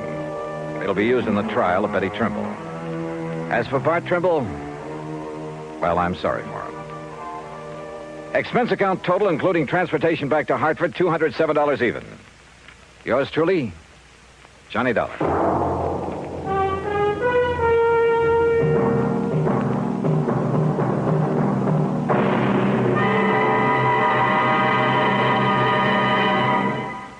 Our star will return in just a moment. It doesn't take a war to make a hero, nor does it take a situation filled with an onslaught of deadly enemy gunfire, bombs, and mortars. It takes a man to make a hero, and a man's qualities of greatness are based on his code of conduct. It serves him in peace as well as war. In August 1916, when the United States was still at peace with the rest of the world, part of our fleet was anchored off Santo Domingo City. The USS Memphis was in danger of total destruction from a hurricane. Only the efficient operation of the engines and boilers could get her out of the critical area. Lieutenant Claude A. Jones was senior engineering officer aboard. In rapid succession, boilers and steam pipes began bursting about him, scalding him with clouds of steam. Thousands of tons of water came down on him. In complete darkness, Lieutenant Jones nobly remained at his post as long as the engines would turn over. His supreme, unselfish heroism inspired the men with him. When the boilers exploded, Jones, with 2 men, rushed into the fire rooms and rescued the men trapped there. In the face of death by drowning, burning, or suffocation from the scalding steam, Lieutenant Claude Jones performed a heroic feat because he felt it was his duty to do what he did. He earned the Medal of Honor because he had a code of conduct that served him well. Now, here is our star to tell you about next week's story. Next week, 1 honest woman, 2 honest men. Yet $100,000 was gone. Fact. Join us, won't you? Yours truly, Johnny Dollar.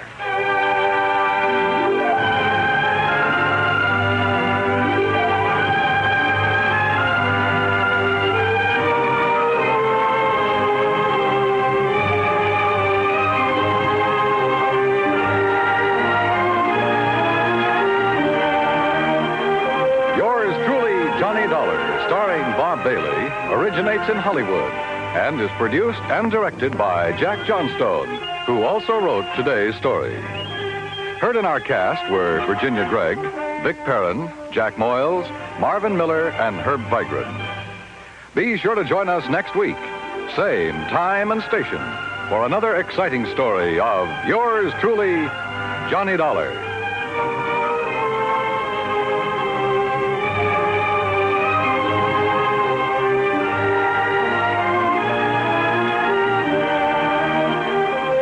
Is Dan Cubberly speaking.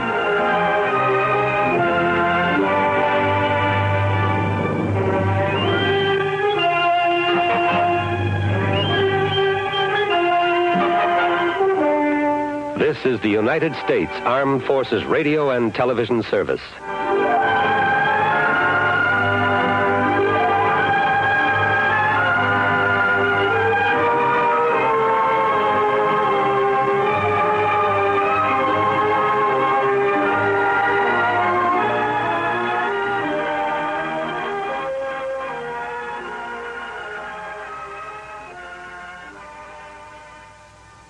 From Hollywood, it's time now for...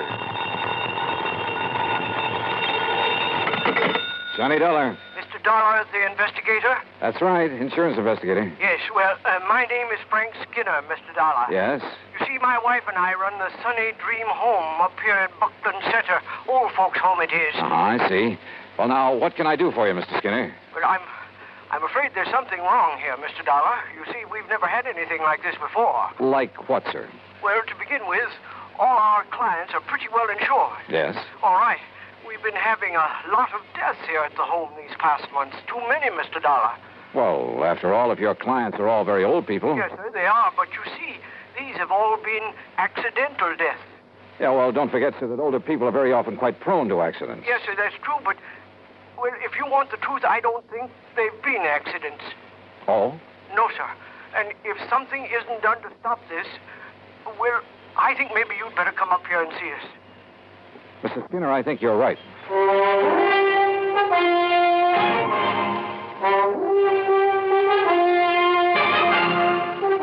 Bob Bailey in the exciting adventures of the man with the action-packed expense account. America's fabulous freelance insurance investigator. Yours truly, Johnny Dollar.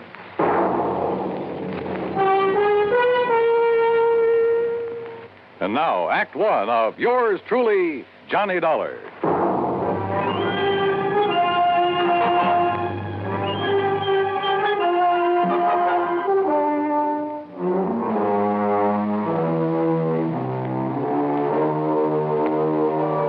Expense account submitted by Special Investigator Johnny Dollar to the Universal Adjustment Bureau, Hartford, Connecticut. Following is an account of expenses incurred during my investigation of the Sunny Dream Matter.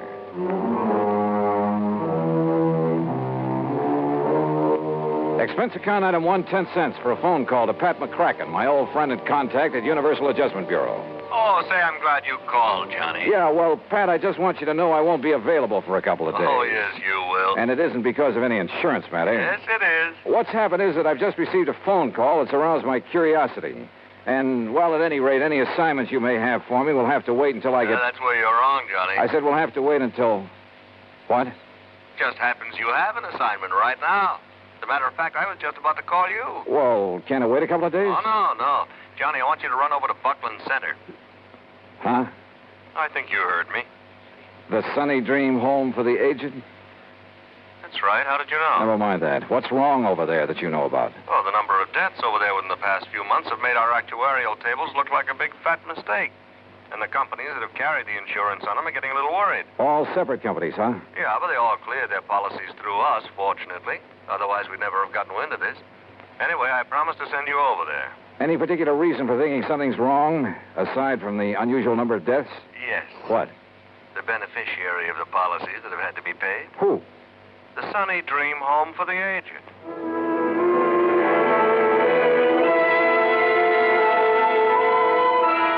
I gassed up my jalopy at the sign of the Flying Red Horse, that's item 2, 425, and drove some 30 miles south and east on Highway 2.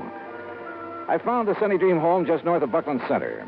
It consisted of a huge old frame house surrounded by trees and well-kept gardens. In comfortable chairs scattered here and there on the wide porch and lawn, nice-looking, well-dressed older folks sat around reading, chatting, playing cards, enjoying the late afternoon sun. The whole place looked clean, quiet, and restful. After parking my car, I walked slowly up the long, flower-bordered walk under the trees toward the entrance. And as I did so, a little wizened old man in a wheelchair detached himself from a group of the old folks and wheeled over to me. Mr. Dollar? Yeah, that's right. I'm Frank Skinner, the one that called you. Oh, how are you, Mr. Skinner? Come right along in the office where we can talk. Yeah, sure. Oh, may I give you a hand with that chair? Nope, don't need it. Huh? I must say you handle it well. Should. Haven't been on my feet in over 5 years now. You can help me up this little ramp, though, if you don't mind. Oh, sure. Here you are. Walter, my stepson, built me that ramp. Good idea. Yes, sir. It's a big help to a man that can't use his legs. Now, right around the side of the porch here. Oh, evening, Miss Baker. Good evening, Mr. Skinner. Here we are. If you just open the door. Sure.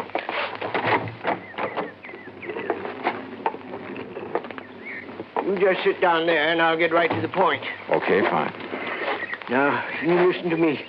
I'd appreciate it if you'd let the folks here think that you've just come to look over the place, like maybe you've got some old relative you'd like a nice home for. In other words, you don't want to alarm your clients. Guests, Mr. Dollar. They're honored guests, all happy and with no worries. Uh-huh. Well, I must say that those I saw outside looked perfectly content. But now, about those so-called accidents. 5 of our people have died within the last 6 months, Mr. Dollar. 5 of them. Terrible. And like I told you on the telephone, they looked like accidents. What kind of accidents? Well, now, the first one.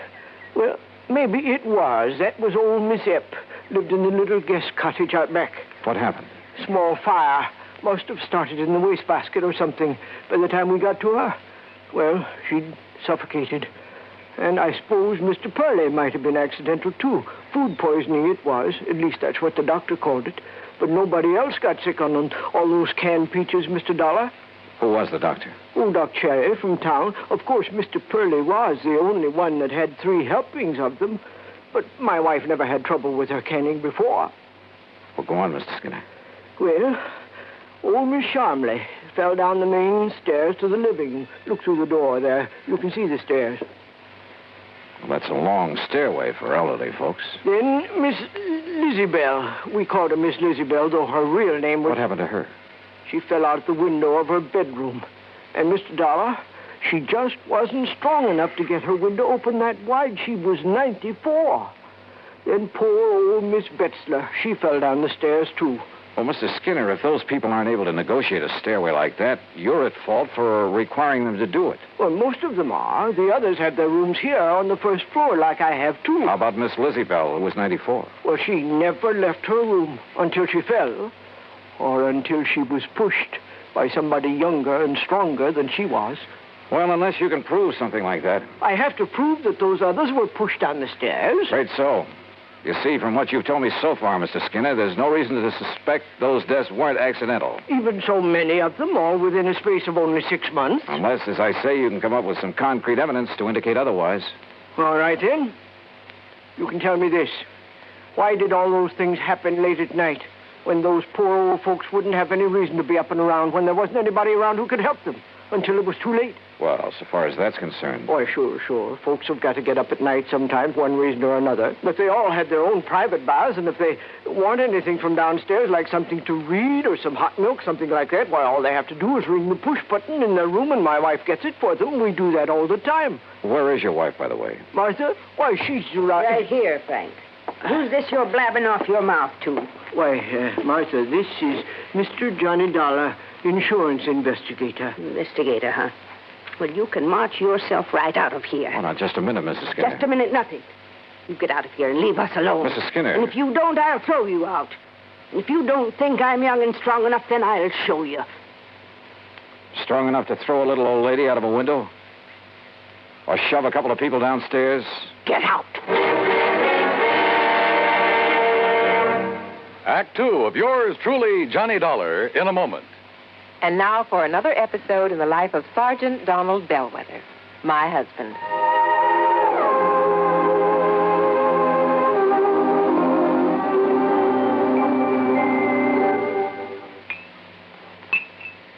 Oh, that's what I call a good dinner, Reba. Oh, that was delicious. Well, I'm glad to hear that, dear. More coffee? Yeah, just about a half a cup, please. All right. There you are. Thank you. Now, tell me all about your safety class. Did the boys enjoy your speech? Oh, yeah, they sure did. Thanks to you, I did quite well. My lieutenant complimented me afterwards. Well, good. Yeah, but that same lieutenant threw me a curve, too. How, dear? Well, after I gave my talk, he asked the men if there were any questions. Well, that did it. One of the guys stood up and said, look, Sarge, you claim there were over 95,000 deaths and over 9.5 million people injured in accidents in the U.S. last year. Looks to me like all those safety campaigns and slogans are doing no good at all.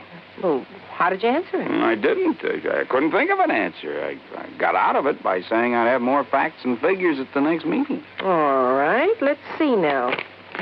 Oh, yeah, here it is.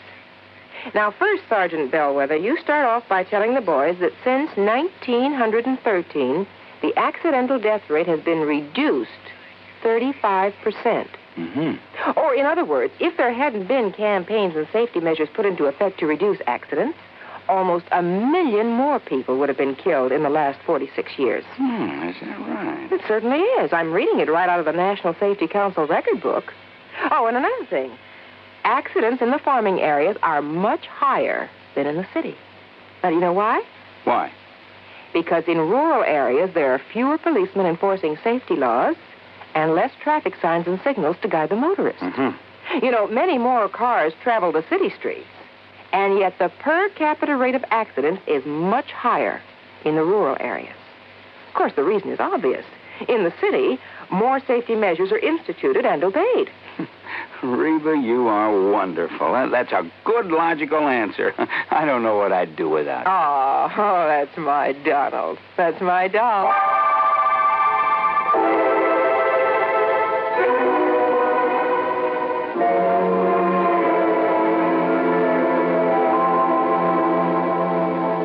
And now, Act 2 of yours truly, Johnny Dollar, and the Sunny Dream Matter.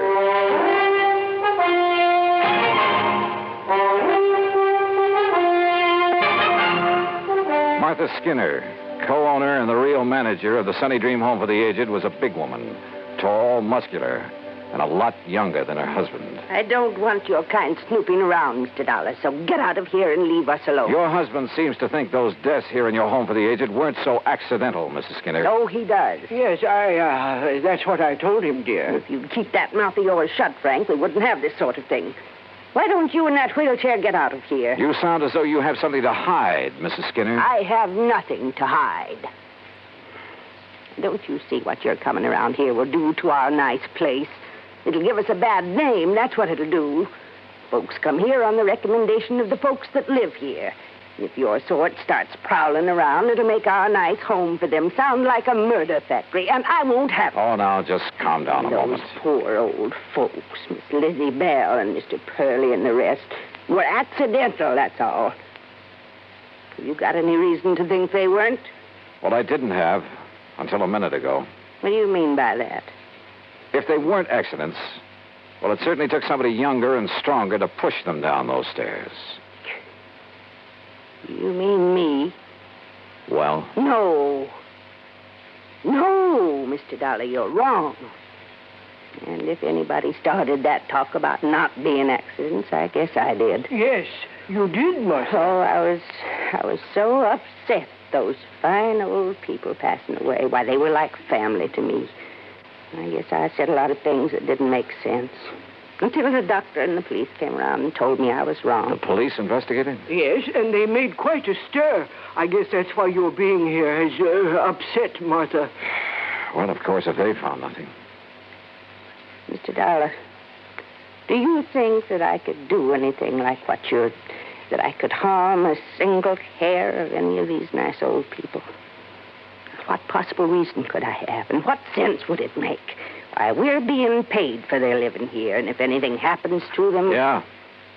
Yeah, if anything happens to them, you collect a nice, big, fat hunk of insurance money. You know about that? Insurance investigator, remember? No. No, you're wrong. It was their idea to name us in their policies, now wasn't it, Frank? Yes, Martha, it certainly was. Well, let's not talk about it anymore now. It's getting late, so I think I'll drive back to Buckland Center and have some dinner. Why, you'll do no such thing. Now, you'll have your dinner right here. And if you wish to stay overnight... Oh, no. You mean I'll have another room to fix up? Well, I'll help you, of course. Walter, this is Mr. Johnny Dollar. Dollar? The insurance investigator I hear about all the time on the radio? That's right, son. What's your business here, Dollar? Frank called in, son. Yes. About those accidents? Yeah, that's right. What do you think about them, Walter? Look, Dollar, Mother's got enough trouble without you coming around Walter. here. Well, it's true, Ma. You know it. First, it's the police making a big racket. We've been through all that, Walter. I asked you a question. Well, why don't you get out of here and leave us alone? I'm sick of all this nonsense. I'm sick of this whole place. Oh, Walter. Year after year working like a dog for a lot of old fogies. Are there only the three of you to take care of this place? That's right. Oh, and of course, Frank here has a lot of help tied down to that wheelchair. Well, I do all the office work. Oh, sure. Big deal. Handle all the money, too. Well, what about the talk that as soon as we get enough money, we can sell out and get away from here? Hey, look, Dollar, what difference is it to you who keeps this place up? Hey, you're a pretty husky fellow, Walter. Yeah. Would you like a little demonstration on you? And what do you mean by that? Well, maybe I'll tell you after I've had a look around. Then you will stay. Oh, yeah, I'll stay until I'm satisfied. Well, you won't be here for long if I've got anything to do with it, understand? Is that a threat, Walter? Take it any way you like. I'm sorry, Mr. Dollar. I'm sure he didn't mean that the way it sounded. Yeah. Well, tell me, do you two have joint ownership of this place, you and Mr. Skinner? Well, it's really in my name. And if anything were to happen to you? It would go to Frank and Walter. I see. Walter said that you've talked about getting enough money to sell out and leave this place. He certainly did. Is that what you plan to do? Yes, sir. Well, I'm not so sure. Of course you are. I've grown to love this place. All the nice people who... Mr. Dollar. Yeah? Enough money, you said. Like a lot of insurance money from... Oh, no. You can't think that Walter would... Oh, no. He's spoiled and fresh and impetuous and talks a lot, but... Surely you don't think... Mrs. Skinner, what would you think?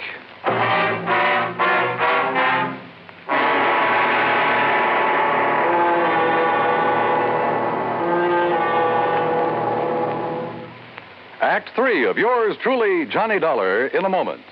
Do you know who said, "Eternal vigilance is the price of liberty"? Those famous words were written by Thomas Jefferson.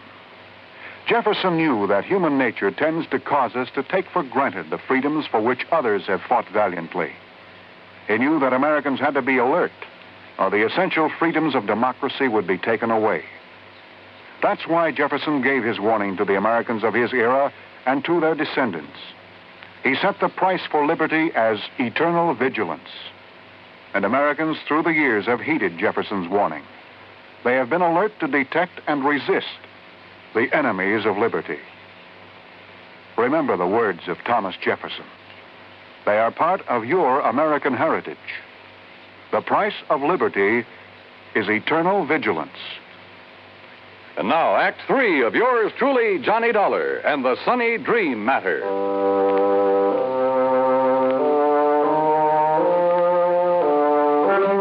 At dinner that evening, I made a point of chatting with as many guests of the Sunny Dream home for the aged as possible. Sweet old Mrs. Baker, who must have been in her 80s, pretty much summed things up as we talked together on the porch in the cool of the evening.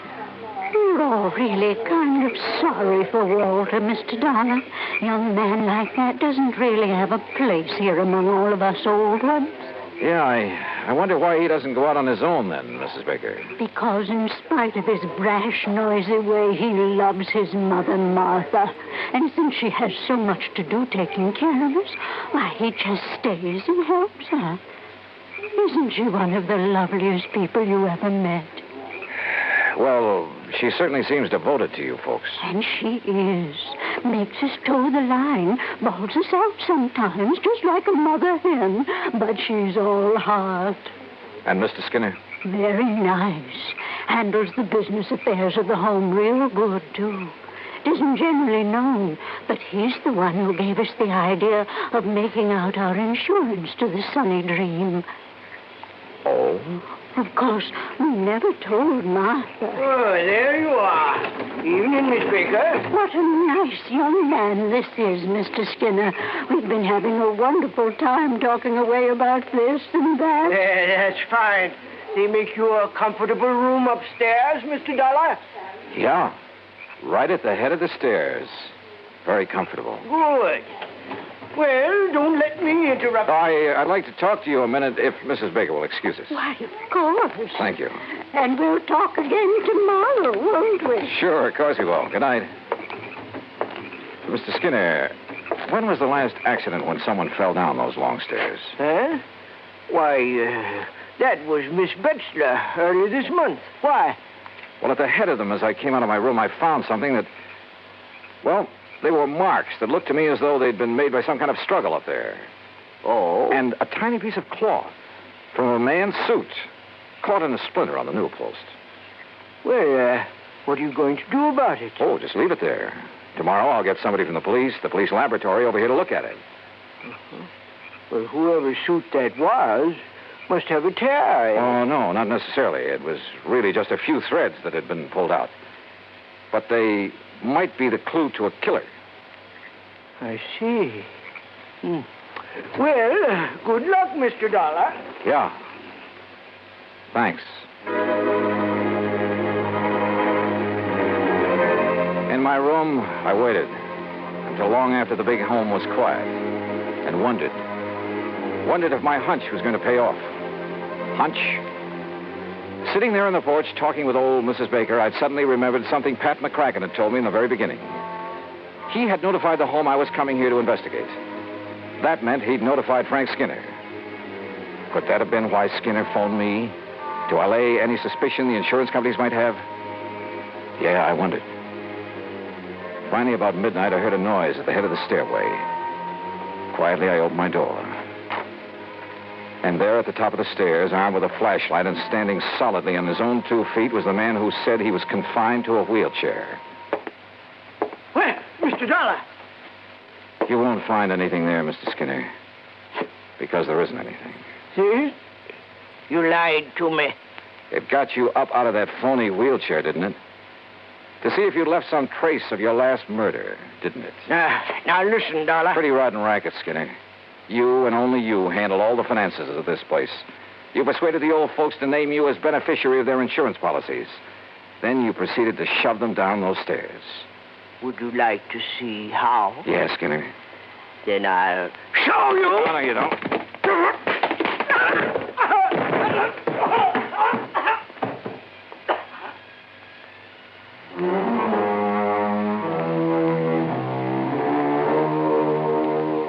Yeah, he'll live to go to trial. And whatever sentence they hand him will be much too short. The Sunny Dream home, well, I hope it'll be the quiet, peaceful place his wife wants it to be. Expense account total, including incidentals, $12 even. Yours truly, Johnny Dollar.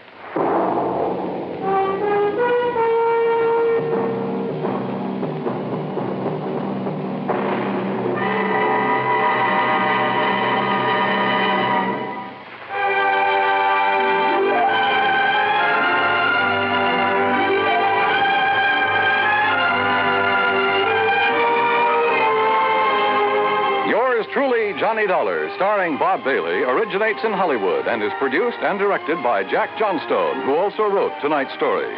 Heard in our cast were Virginia Gregg, Peggy Weber, Junius Matthews, Larry Dobkin, and Bert Holland.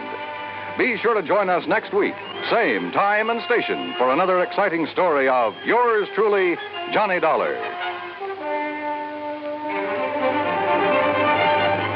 This is Dan Cubberly speaking.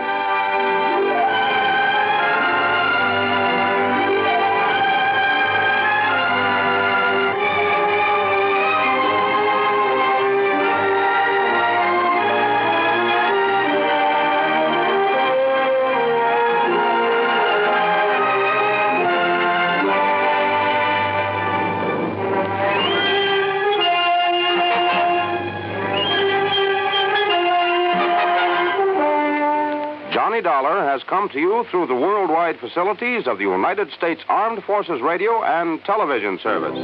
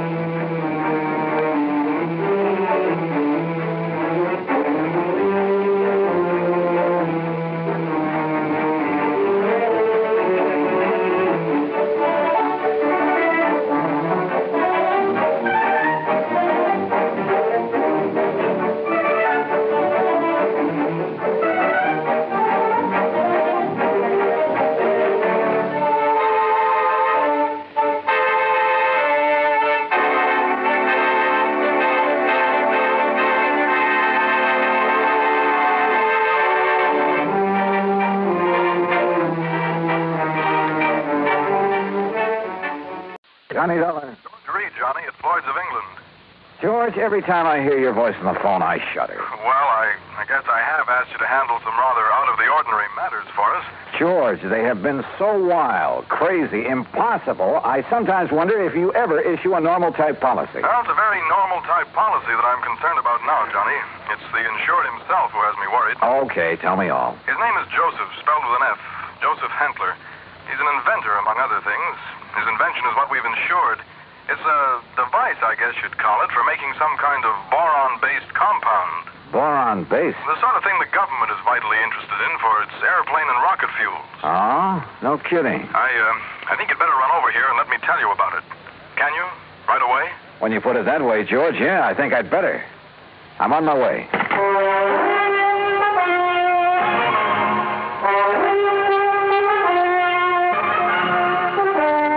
Bailey in the exciting adventures of the man with the action-packed expense account, America's fabulous freelance insurance investigator. Yours truly, Johnny Dollar.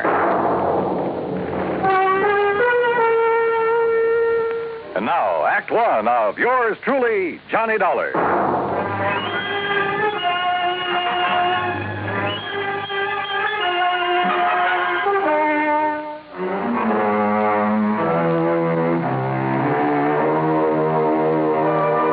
Expense account submitted by Special Investigator Johnny Dollar to Floyd's of England, American office, Hartford, Connecticut. Following is an account of expenses incurred during my investigation of the Boron 112 matter.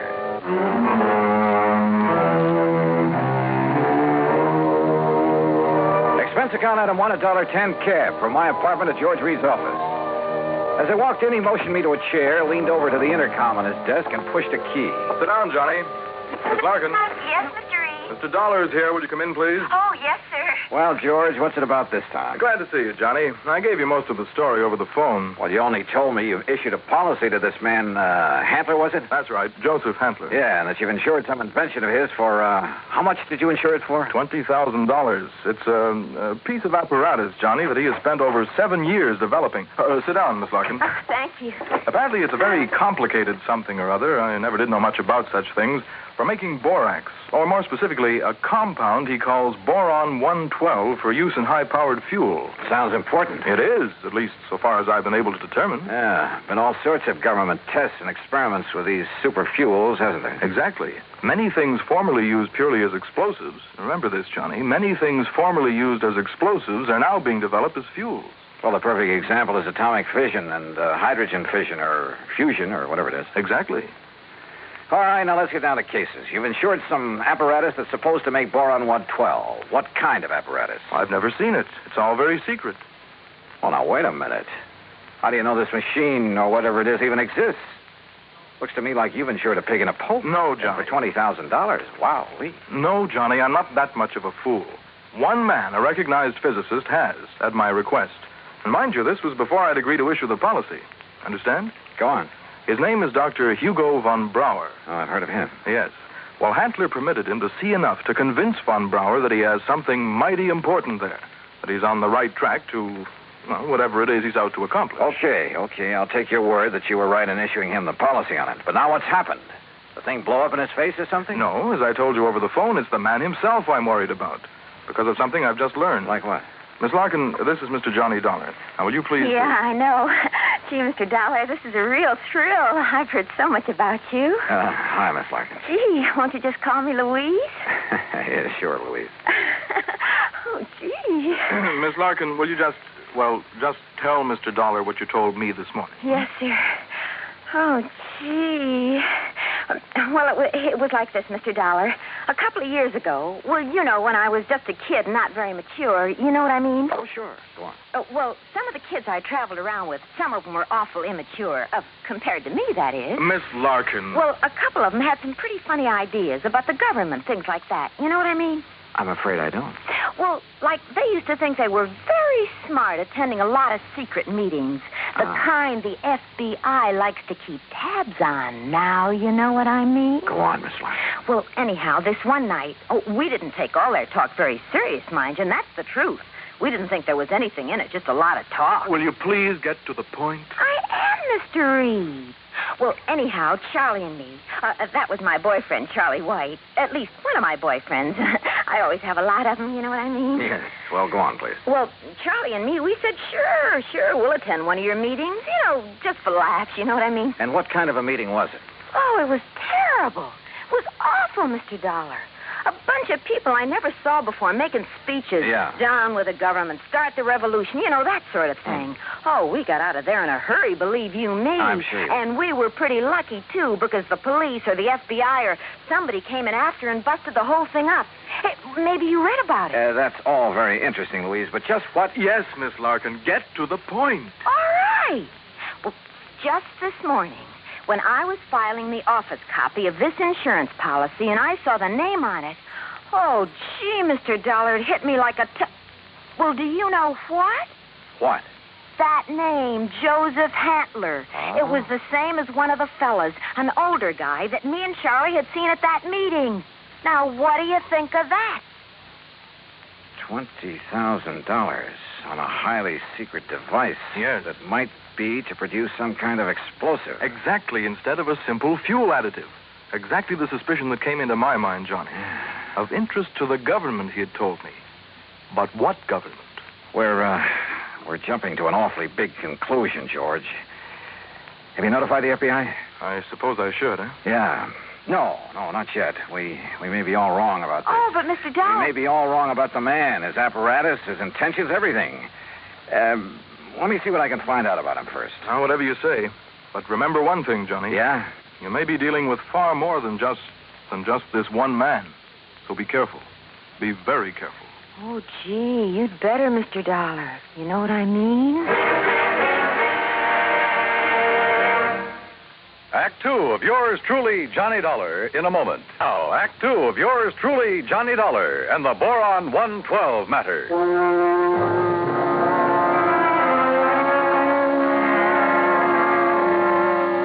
Louise Larkin, secretary to George Reed at Floyd's of England, was certain she would recognize Joseph Hantler, the inventor who had ensured a secret process for making Boron 112. If, that is, he were the same Joseph Hantler she'd met at one time at a meeting of a subversive group. Expense account item 2, $50, deposit on a rental car. In it, Louise and I crossed the Connecticut River to East Hartford, went south to Hockenham on Route 2, then south and east on a seldom used gravel road that took us a few miles to the edge of a stream called the Salmon Branch. There in a little grove of trees, we found a windowless concrete block building, the so-called laboratory of Joseph Hantler. Gee, those directions Mr. Reed gave us were pretty good, weren't they? Yeah. Hantler certainly picked himself an isolated spot. Come on. Boy, this is exciting, isn't it? Now, just remember what I told you. If this is the man you met at that party line meeting, don't appear to recognize him. Just give me a slight nod to say yes or no. Yeah, but what if he recognizes me? Yeah, we'll cross that bridge when we get... Stop! Stop right where you are! Do you not see the signs on the fence? Keep out! Keep out! Yeah, Johnny, it's him. You're sure? Yeah, gee. Where did you hear me? I'd like to talk with you, Mr. Handler. It is Dr. Handler. Who are you? My name is Dollar, insurance investigator. And who is this woman? Just a friend of mine. So, what do you want with me? Well, I want to see the machine, the apparatus that Floyd's of England has insured for you. No, you may not. I'm engaged in highly secret work here. Work that is worthy only of my own great talents as a physicist, chemist, and inventor. Work for the government. Yeah? What government? What are you talking about? The United States government, of course. Suppose you let me see whatever contract you may have with them. I let you see nothing. I have no contract. Oh? And I do not have any patent on my converter. And why? Because either one would reveal the secret of this amazing device before I can turn it over to the government of this fine and glorious country. Yeah, sure. So that is also why I will not permit either you or anyone else to see inside of my laboratory. So leave. Immediately. Go, get out of here. Dr. Handler, if you'll just let us... No.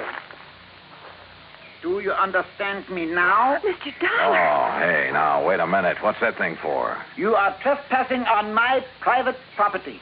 If I shoot you, I am within my rights. Now leave. Now! Do you hear me? Come on, Louise.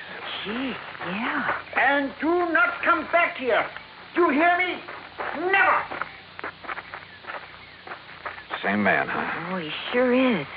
Gee, that gun he pulled on you, I was scared, you know what I mean? Yeah, I know what you mean. Well, what are you going to do, Mr. Dollar? You know something, Louise? I'm not sure. But I was sure by the time we got back to Hartford. I took Louise back to George Reed's office. George was out to lunch, but I stopped long enough to telephone an old friend of mine, Lee Houck, at the local office of the FBI. Asked him to meet me for a bite to eat. Sure, Johnny. How about the Hearthstone? Anywhere you say. 1 o'clock? I'll be there. Well. Yeah, I know what I'd do, Johnny. What, Louise? I'd tell the FBI. That's exact. Oh, well, we'll see. I know what Charlie would do, too. Charlie? My boyfriend, I told you, Charlie White. Oh, yeah. Well, I'd better be on my way. He'd go out there and he'd kill that crazy old man.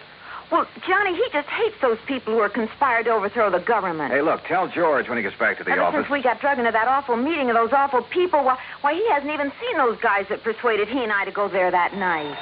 Louise. He says if he ever does see any of them, boy, what he'll do to them. Yeah, I'm sure. Now, look, I got to keep a luncheon date. Tell George Reed when he comes back that I'll see him later, huh? Then I'll see you again, Johnny, huh? Hadn't you better answer that phone? Huh? Oh, yeah. Oh, goodbye, Johnny. See you. Floyd's in England. Oh, Charlie. Hey, Charlie, what do you think's happening? Who I've been talking to? My dream man.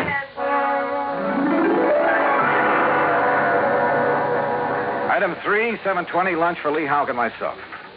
No, Johnny, you're off on the wrong tack. I'll bet on it. What do you mean by that, Lee? Joseph Handler is just an old crackpot who thinks the world has done him wrong by failing to recognize his fabulous talents as a chemist, physicist, engineer, inventor, anything else he's claimed to be. But if he was attending meetings of a subversive group... A meeting. We know all about that. A lot of innocent people have been sucked in on that sort of thing at one time or another. It doesn't mean that they belong or ever have. You can't blame me for being suspicious, though. Isn't George Reed your contact at Floyd's of England? Yeah. Okay. Even his kind of dumb little secretary, name's Louise Larkin. I know the girl. Even she was at one of those meetings before we cleaned him out of town. How much gets by you boys? With one of her boyfriends, Charlie somebody or other. He's the kind you have to watch out for, Johnny. Young hothead. An easy recruit for a group like that, huh? More important, the kind who's liable to take the law into his own hands when it comes to fighting back at him. But you're sure old Handler is harmless? Sure. He's an erratic old coot, liable to blow your head off if he thinks you're interfering with one of his crazy projects. He'd probably rob a bank if he thought he could get away with it to further one of his crackpot inventions, and would feel entirely justified. But believe me, he'd have no part of subversive activity. Hey, you said crackpot inventions. George Reed tells me Dr. Hugo von Brauer okayed this present project. That's a real sad one, isn't it? Huh? Von Brauer. One of the best mines in the country. Until that breakdown last fall. You mean that he's no longer... Holy smoke. Well, sure, Johnny. If George sold him insurance on Von Brauer's okay, well... How does Handler keep going? Does he ever sell anything he develops? No, it probably lives off an old trust fund, something like that. Want me to check on it? No, wait till after I've seen him again. Somehow I've got to see that machine of his, see how badly the insurance company stands to get took. Yeah, Johnny. I think you better. Maybe he was right. Maybe the idea George Reed and I had cooked up, that the old scientist was working on some kind of bomb or explosive was... Anyhow, my problem was to find out exactly what he was working on, what the company had blindly insured. So I drove out there again. To keep Handler from barging out with his gun, I blew the horn a couple of times as I pulled up alongside the fence. But there was no response to it. Good. Maybe Handler wasn't there. Maybe I could somehow get into the place, see for myself what was up. But suddenly, from inside the building came a couple of dull thuds. And then the whole thing began to bulge at the seams, began to... Oh!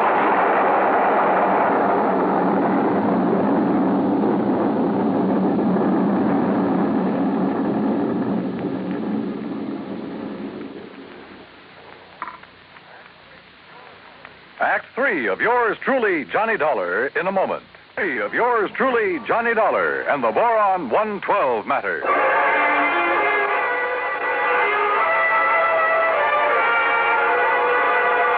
Carefully, I dragged myself out from under what was left of my rental car, where the explosion of the laboratory building had blown me. Pushing aside a few chunks of concrete, bits of lumber that had landed on me. And I saw them coming down the road toward me from a car parked in the trees at the side. Louise Larkin, a big, husky football player type who looked as though he could stand a good bath and a shave. Well, served him right. That's all I got to say, Louise. Any guy plotting against the United States, murder's too good for him. Oh, gee, Charlie, it sure looks like he's done for now. He must have went up with the building. Yeah, and it served him right. Oh, gee, there's not a thing left of this lap. Oh. Hello, Louise. Mr. Dollar. Yeah, that's right. And I take it you're Charlie. Yeah. Hiya, Dollar. What do you think of that? You did a pretty good job, didn't you? What? Yes, sirree. Huh? What are you talking about? Was he still inside? Did you murder Dr. Handler, too? Johnny! Now, wait a minute. You think I done that? Oh, no, Johnny. We just got here. Oh, sure. Honest. Charlie was going to have a showdown with him. He was going to drag him out of that place and hand him over to the FBI. Sure. What'd you think? Gee, I was worried about the old man's gun, remember? I remember. But if you think a lousy gun was going to stop me from handing a subversion guy like him over to the... Now, look, you don't mean you think I done this. What would you think? No, I did it. Oh, was it not wonderful? Dr. Handler. Yes, Mr. Dollar, and I want you to meet... So you're still alive, huh? You're okay. I beg your pardon? Well, you won't be for long because I'm going to take you in. I'm going to... Quiet. Mr. Dollar, my good friend, Mr. Dollar. Huh? I want you to meet this gentleman from the commission in Washington. Commission? D.C., Washington. Dr. Bernard Steiner. The Dr. Steiner? Yeah, but of course. I've heard of you, and now it's nice to meet you, Mr. Dollar. This final test, it was proof. It was final, all right. Yes, it was all the proof I need. We observed the buildup of the explosion from the top of yonder hill. The proof of what? That Dr. Handler has finally come up with a controlled power source in his boron compound of inestimable value to the country's rocket program. So, I am a great man at last. Oh, why he calls it Boron 112, I'll never know. Well, because it was experiment number 112 with my wonderful converter process. What else? Hey, if you're from Washington, mister, I am, young man, and I assure you the government will take over Dr. Handler's process immediately. Well, I'll be doggone. I don't get this. Neither do I, honey. Well, what about the converter, as you call it? Did that go up with the building? Yeah, but of course. And now I can build for the government a big one. Big enough to serve this glorious country of ours. Yeah, sure. But you'll expect the insurance company to pay for the one you deliberately blew up. Me? Dr. Joseph Handler? No, never. I am a great man now. I am above such petty things. I tear up that policy. I do not want their money because now Now I am a great man.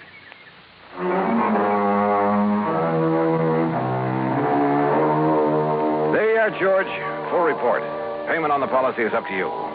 And if you do pay, at least it's in a good cause. Also, well, I guess you and I have both learned a lesson about jumping to conclusions. Expense account total, including incidentals, replacement of the rental car, and transportation back to Hartford, $2,431. Yours truly, Johnny Dollar.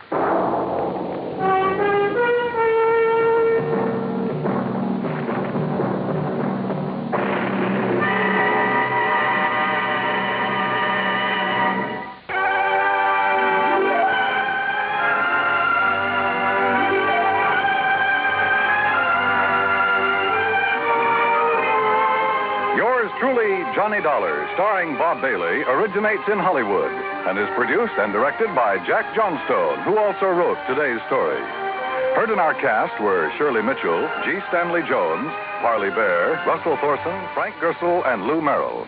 Be sure to join us next week, same time and station, for another exciting story of yours truly, Johnny Dollar. This is Dan Cubberly speaking.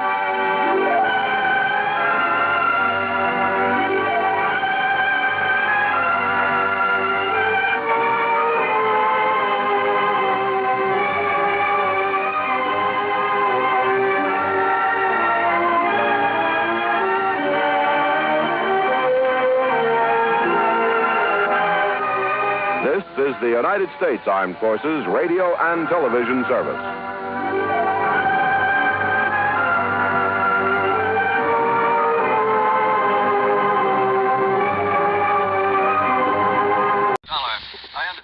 Probably the best private eye in the business. Well, I try to make a living as an insurance investigator, if that's what you mean. Well, what I have in mind does not exactly come under the heading of insurance investigation. Oh, then if you'd like me to recommend somebody to you. But then again, it might. What?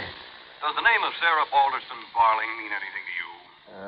Yeah, wait a minute. The old dowager who owns about half of the Southern Connecticut Water and Power Company? That's right. She's a very important client of ours. I thought you said this matter doesn't involve insurance. It doesn't. Yet. I hope you can keep it from doing so. Oh, now look, if this is one of those bodyguard assignments... No, it isn't. And incidentally, in addition to your expense account, there'll be a sizable fee for your services. Oh? Well, why didn't you say so in the first place? How much? $5,000. $5,000? But if you think perhaps I'd better get... Don't even think of it, Mr. Wakely. I'll be right over.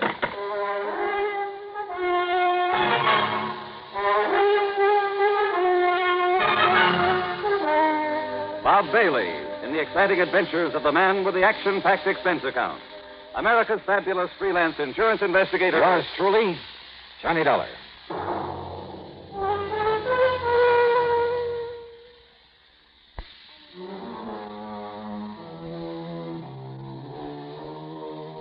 Expense account submitted by Special Investigator Johnny Dollar to Eastern Liability and Trust Company, Home Office, Hartford, Connecticut. Following is an account of expenses incurred during my investigation of the Only One But matter.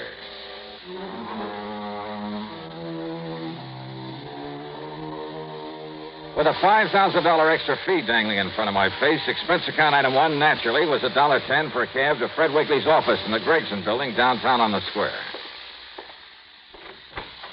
Glad you decided to take this on, Doc, after I mentioned fees to you. Yeah. Sit down, please. Yeah, thanks. Even money, huh? Well, I suppose I can't exactly blame you. Mr. Wakely, if I ever reach the point where I can turn up my nose at $5,000... I mentioned Mrs. Sarah Balderston Barling. Yeah. And as I understand it, she's one of the wealthiest people we have. It's really her daughter that we're concerned about, that she is concerned about. Oh, I don't know. Name is Truda Lynn Barling. Truda? She celebrated her 21st birthday about a month ago. Oh, yeah, I remember. That big brawl the old lady threw for her must have made the headlines all over the Eastern brawl, as you call it, was engineered by Truda Lynn herself. Yeah, and as I recall now, the police had to put on a couple of dozen extra men to keep things under control. Champagne flowed like the water. cost of that party, including damage to the hotel where it took place, must have run to $30,000 or $40,000. Then this Truda Lynn must be quite a gal. It was typical of many such incidents in the life of Truda Lynn Barling. Young, wealthy, completely spoiled, and completely rebellious against her mother's recent attempts at discipline. Well, to put it mildly, she's been quite a problem. Life at home with her mother has been one continuous battle. There's been about as much love between them these past few months. And believe me, Dollar, it's been as much her mother's fault as it has been Truda Lynn. You mean for spoiling her so badly in the Yes. first place? You see, her mother's only interest in life has been in adding to the fortune her husband left her. Well, what has happened, Fred?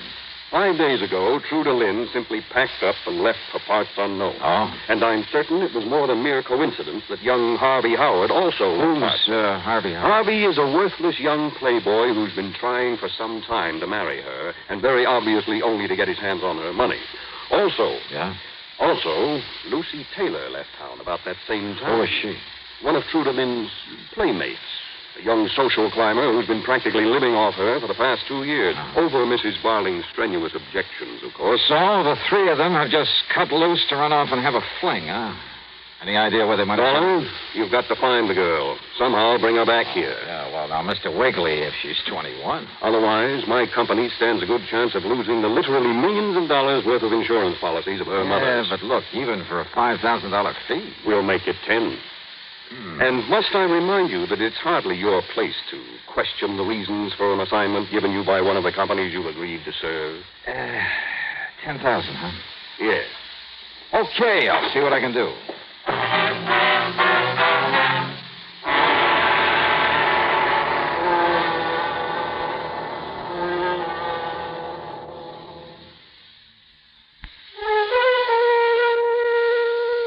With no trouble at all, I found the taxi driver who'd taken the missing girl down to the railroad station the morning she'd left home. Item 2 on the expense account, a $5 tip to him for the information that she'd been met there by young Lucy Taylor and Harvey Howard.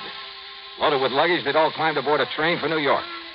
Item 3, 45 cents for a phone call to my old pal, Lieutenant Randy Singer at the 18th Precinct, New York Police Department. What do you mean, do I know who Truda Lynn Barling is? Well, do you, Randy? Listen, she and a couple of her little buddies blew into town less than a week ago. And they've been raising so much cane around the nightclub circuit. Well, for a while there, we were thinking of putting on a flock of extra men. Well, do you know where she's staying? Yeah, Johnny. An expensive little apartment house over at 727 East 51st Street. Thanks, Randy. When I get down there, I'll buy you a drink.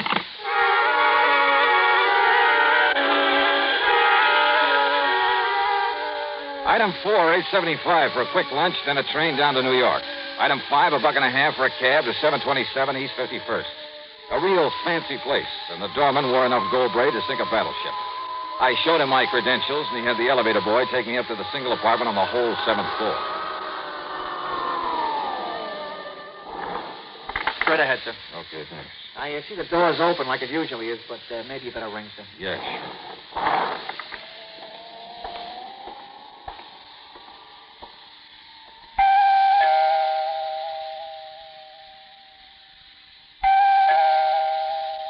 Miss Barling? Miss Barling? Hello? Anybody?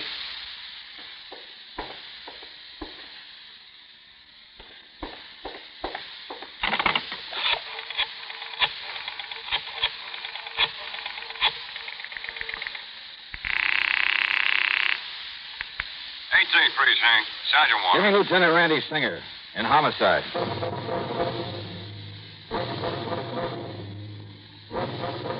I told Randy what I'd found. Yeah, it was the body of Truda Lynn Barling, lying there in the middle of the floor. She may have been very pretty once. The blows from a heavy bronze candlestick had changed all that. A half-finished cigarette with a touch of lipstick on it was still smoking in an ashtray, so it must have happened within the past few minutes. Quickly, I searched the apartment. I found nothing. Then, purely on a hunch, hoping he hadn't yet left headquarters, I made another call to Randy Singer. I was just about to grab Doc Winters and hop into a prowl car. Now, be sure you don't touch anything, Yeah, Johnny. sure. Now, listen, Randy. Yeah? Truda Lynn came down here from Hartford with a couple of playmates. Yeah, Harvey Howard and a washed-out blonde named Lucy Taylor. You know where they're staying? Yeah? Then if I were you, I'd pick them up and bring them along with you. You think one of them did it? Just a hunch. Uh-oh. One of your famous hunches, huh? Just bring them along, will you? Okay, Johnny, okay.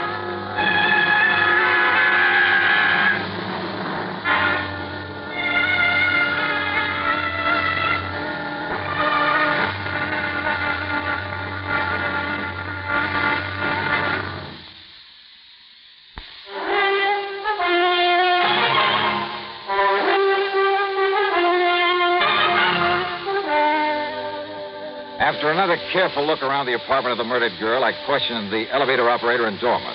That is, after they calmed down a bit. Well, I still think I better notify the management, Mr. Dollar. And if the cops is coming in... Save it till later. Is there any way to get up to that apartment besides the elevator? Only the service entrance at the back of it. But the only way anybody could get in there is if I let them into the service entrance downstairs here. Ain't that right, Willie? That's right. Did anybody come here to see Miss Barling today? Yes, sir. 2 people. Yes, sir. Who? Well, you see, about 2 hours ago, Miss Barling went over to see a doctor in that building across the street. Ain't that right, Willie? Yeah, that's right.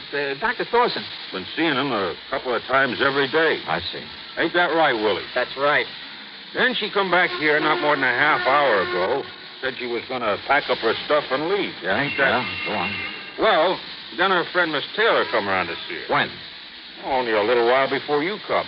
Ain't that right, Willie? Yeah, that's right. Not more than maybe 10 or 15 minutes before you come. How long did she stay? Oh, maybe 5, 6 minutes. Yeah, maybe less. Maybe less. Yeah, it seemed to me I no sooner come down and got settled, and I had to go up there when she rung the buzzer again. You said that 2 people were up here to see Miss Barling. Who was the other? It was a man. Yeah, Him and Miss Taylor both been here a lot of times. You know his name? Well, sure. Nobody ever gets in this building without giving their name unless we know him. Ain't that right, Willie? That's right. Well, who was he? Name is Mr. Harvey Howard. When was this? Right after Miss Taylor left. And they didn't come together? No, sir. By the time her cab got down the street, his come rolling up. How long did he stay? Well, not any longer than the lady had. Ain't that... That's right. Then listen. I'm going across the street to see this Dr. Thorson. If I'm not back by the time the police get here, tell them where to reach me. Send for me. Yes, sir. Yes, sir.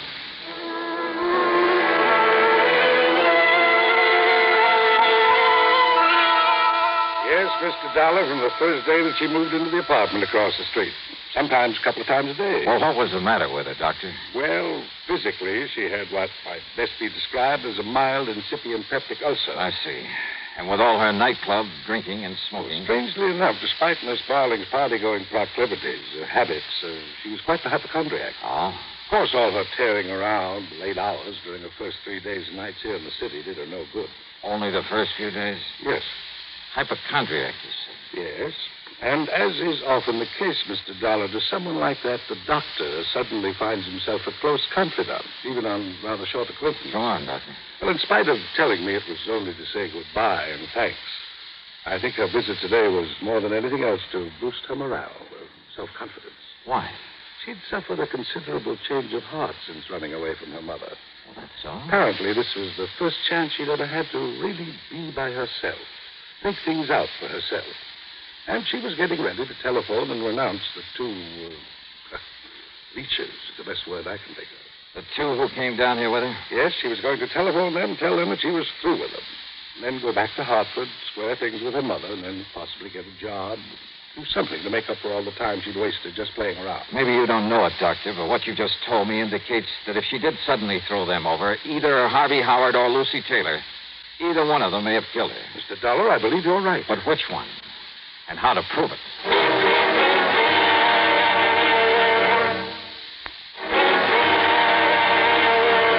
Oh, great. I thought you were going to send over for me when the police got here. Well, I was, Mr. Dollar. Ain't that right, Willie? That's right. But this lieutenant said not to bother. That's right, Johnny.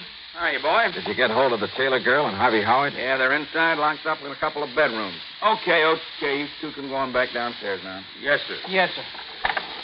Well, have you found out anything? Well, as for your hunch that this Taylor broad or this fishy-eyed Howard did it, well, it's probably a pretty good one, Johnny, but I'd like to see some proof. Yeah, I thought you were bringing over a medical. Well, the doc and one of the boys from the lab just left. Meat wagon will be along in a little while to take this to the morgue. Did they find anything? Any prints? Well, whoever did it must have worn gloves. Where'd you find these 2 kids? Well, it's Miss Taylor. Say, she's quite a dish, Johnny. Oh? Yeah, the kind you'd expect to pick up at the back door of a cheap stripper joint. Why a girl with money like Truda Lynn Barling would ever let somebody like that get their hooks Where did into you her? find her? In her hotel room at the Lex, packing up and getting ready to leave. To go back to Hartford, she said. And Harvey Howard? In his room there at the Lex, also packing to leave. They're the only ones known to have been up here today. Yeah, I checked it out real good with that dumb doorman and the elevator boy. And I'm sure that nobody could have gotten up here without their knowing about it.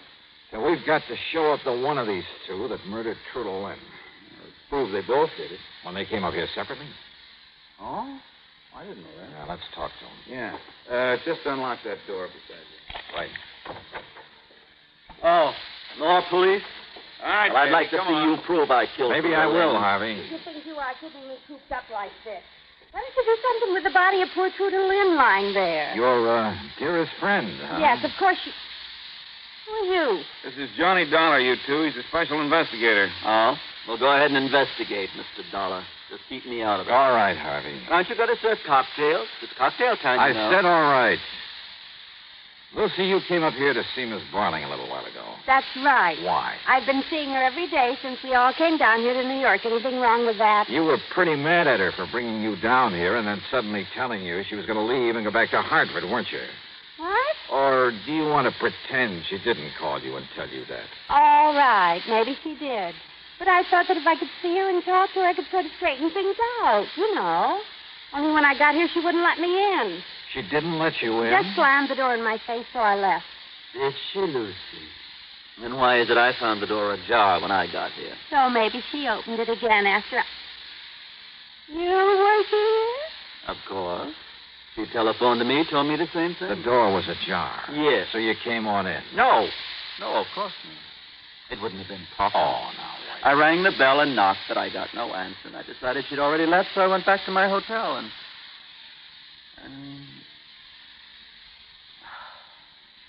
why lie about it? Yeah. Why, Harvey? Well, Harvey. I did come in. I found her body lying here. I knew I'd be suspected of killing her. The only thing I could think of was getting away. That's a lie. You came in here and killed her. No. You found her sitting here in the chair, and you sneaked up No. on her and... You know something? I think she's right. Got a pair of gloves on you, Harvey? Why, yes. I always carry gloves. Even in the summer? Of course. So you put them on to avoid leaving fingerprints. Miss Barling was sitting here in the chair, her back to the door, quietly smoking a cigarette. Yeah, I found the ashes, and the ashtray was still warm. No, please, listen. Wait a minute. Huh, Johnny? Brother, how stupid can I get? Well, what do you mean by that? Lucy, you swear you didn't come in here? Yeah, I'd be struck down if I did. Maybe you will. I told you. Truda Lynn slammed the door in my face when I came here to talk to her. She wouldn't let me in. Okay. Randy, that cigarette. Yeah, what about it? It was still burning when I got here. It had lipstick on it. And you didn't save it, Johnny? No, but it turns out I didn't need to. Don't you see? What the lieutenant said was true. She was sitting right here with her back to the door. That lipstick was yours, Lucy. The cigarette was yours. I tell you, I swear I didn't come in here. Not Miss Barling's, Johnny? Suffering from an ulcer, seeing a doctor a couple of times a day about it. Smoking. No, you're right. She didn't smoke. Yeah. Want to let the lieutenant have your gloves, Lucy? No. Why? And, Randy, you want to bet the lab will find microscopic traces of bronze on them from that candlestick she used to kill Truda Lynn? All right, Miss Taylor. Hand them over.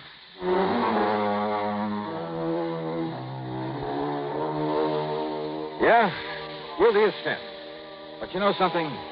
If that pretty boy Harvey had found her alive when he'd arrived, I'm not so sure he wouldn't have done her in. There are times when I'm glad I'm not rich with a bunch of these leeches hanging around grabbing her by dough. Which reminds me, that nice extra fee you promised me in this case. Expense account total, including transportation back to Hartford, $25.55. Yours truly, Johnny Dollar.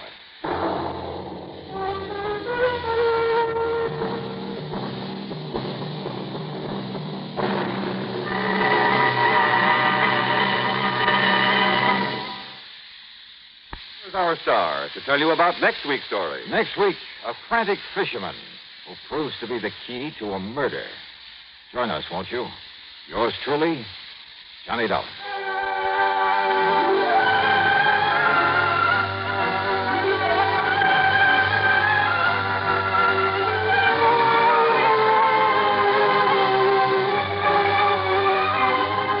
Yours truly, Johnny Dollar, starring Bob Bailey. Originates in Hollywood and is written, produced, and directed by Jack Johnstone. Heard in our cast were Virginia Gregg, Les Tremaine, Herb Vigran, Alan Reed, Frank Gersel, Jack Edwards, and Jack Grimes. Be sure to join us next week, same time and station, for another exciting story of yours truly, Johnny Dollar. This is Jim Matthews speaking.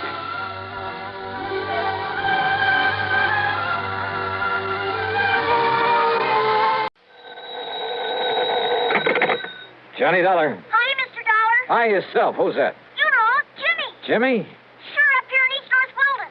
East North what? And I saved up the money for this long-distance call for my newspapers. Use my own money, because it's very, very important. Oh, well, I'm sure it is. But now you haven't told me Jimmy who. Jimmy Carter. You remember the artist. Artist?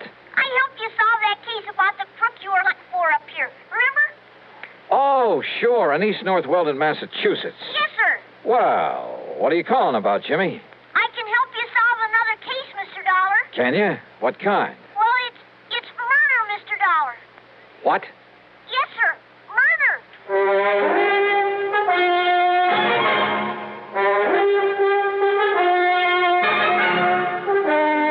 Bob Bailey in the exciting adventures of the man with the action-packed expense account. America's fabulous freelance insurance investigator. Yours truly, Johnny Dollar.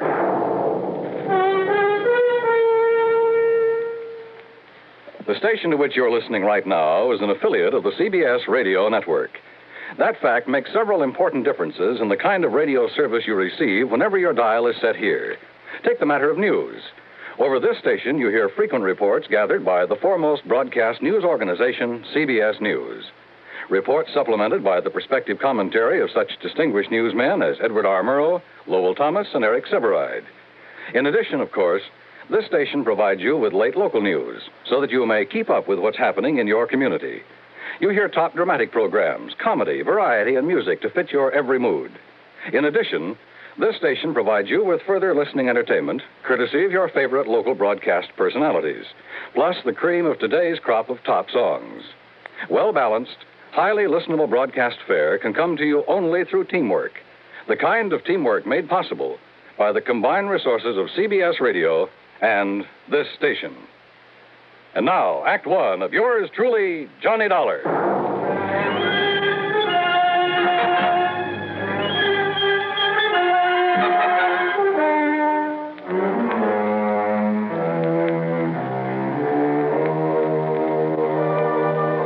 Expense account submitted by Special Investigator Johnny Dollar to the Amalgamated Life Association, Home Office, Hartford, Connecticut.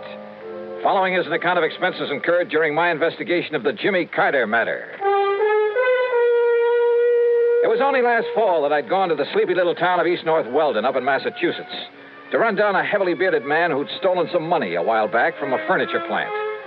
It was little Jimmy Carter who'd really solved the case for me by drawing some hair and a beard on a poster. A poster of the bald-headed, clean-shaven mayor had shown him up as he looked before as the criminal. Sure, I remember Jimmy Carter. Well, yes, sir. That's why I'm spending my own money to make this long-distance telephone call from the telephone booth here in the drugstore. Because if you come right up here right away, I can help you solve a murder. Whose, Jimmy? But if that murderer ever finds out that I know who he is, well, that's why I think you better come up here right away. Yeah, well, Jimmy... See, everybody around here, and even his own insurance company, too, they all thought he just had an accident. His name was Mr. Andrew Parkinson. Parkinson, I see. I'm talking kind of fast because I used up all my money in this telephone, but Mr. Dollar, I saw this other man throw him off that bridge. Did he know you saw him? Oh, I don't see how he could help it, but he didn't do anything about it, so, well, maybe he didn't see me after all. All right, what's the name of this other man, the killer? Well, his name is... I'm sorry, sir, but your 3 minutes are up. What? But, gee, there's all the money I have. I'm sorry. Operator. Okay, I'll hang up then. The name, Jimmy. Goodbye, Mr. Dollar. Will you hurry up and come? The name of the killer. Goodbye, sir. No, reverse the charges. Jimmy. Operator. Operator.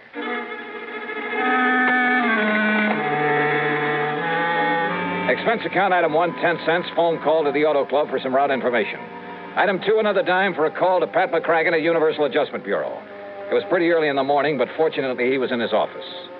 Yes, Johnny? Hey, Pat, listen. Yeah? I'm driving up to Massachusetts fast as I can. Well, good for you. Listen, will you? What? Andrew Parkinson. Get that? Yeah, Andrew Parkinson. What about him? Well, he died He what? He died, and, well, it was supposed to be an accident, but well, anyhow, he's dead. Johnny, easy. What's this all about? I want to know who his insurance company is. You're a clearinghouse for that sort of information. That's right. Well, will you see if they have a representative or an office up in East North Weldon, Mass? East, North, Weldon? That's right. It's just east of North Weldon. Oh, no. You know, up north of Fitchburg. Oh, that place I have heard of. Well, somebody in that company called it accidental. But listen, I have reason to think it wasn't. What? So if I can contact whoever it is up there, and listen, Pat, there may be a kid's life at stake. Johnny, this is about as confusing as anything. Yeah, I know. I'm sorry. Just get me the name of the company that insured the life of Andrew Parkinson. Well, whatever you say. Good. But it may take a couple of hours. Okay, just get it for me. I'll call you when I get up there.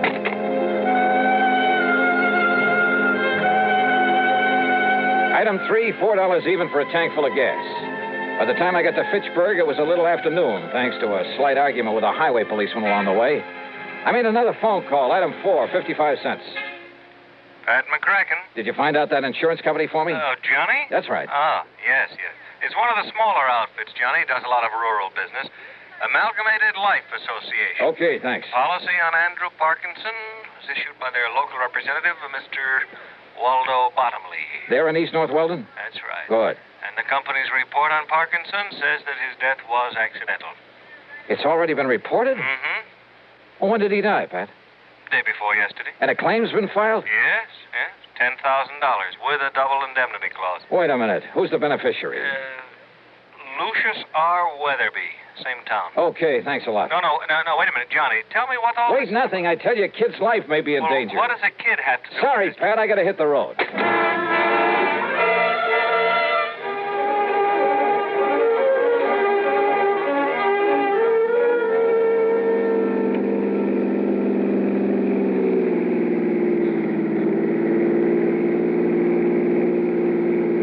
It was after 2 p.m. when I finally pulled up in front of the combination drugstore and mercantile at the one business corner in the village of East North Weldon. One of the local citizenry, looking slightly under the weather, sat on the rickety porch of the store, hacking away at a stick of wood with an old pocket knife. Howdy. Hiya. You happen to have a little drink about you, sir? No, but listen, where's the little boy who usually sells newspapers around here? His name is Jimmy Carter. Yeah, that's right, sir. Jimmy Carter. Well, have you seen him? Do you know where he is? Seen him this morning. But he's not around here now. Nope. Do you know where I can find him? Nope. Do you know where he lives, where his home is? Yeah. Well, where? Up the street. Oh, sure. What street? Spruce. North Spruce. And the number? 18. Okay, thanks. Listen, my name is Johnny Dollar. If you see him, please tell him I'm looking for him. Johnny Dollar, eh? Yeah. You got the price of a drink on you? Some other time. Just be sure and tell him. Yeah.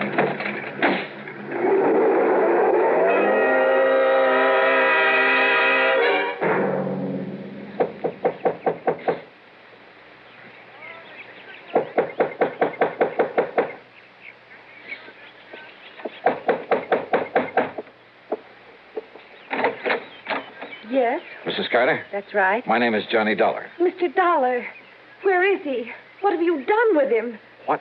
Jimmy, my son Jimmy. He said he had to talk to you. Oh, well, he did. That is, he called me on the He's phone. been just sitting around the house like he was sick or something all day yesterday. And he tossed and turned all night in his sleep. Mrs. Carter. Then this morning he jumped up from his breakfast, only he wasn't eating any of it. And he said he had to see you. He had to talk to you. He said he'd be right back. All right, now but listen. that was early this morning. So when he didn't come back, I went to the school, but he wasn't there. So I went down to the corner where he picks up his papers every noon from the bus. But he hadn't been there. You're sure? The papers, the bundle of papers, they were all still there. Now, listen, Mrs. And he Carter. hasn't come back here. Something's happened to him, Mr. Dollar. Something's happened to Jimmy.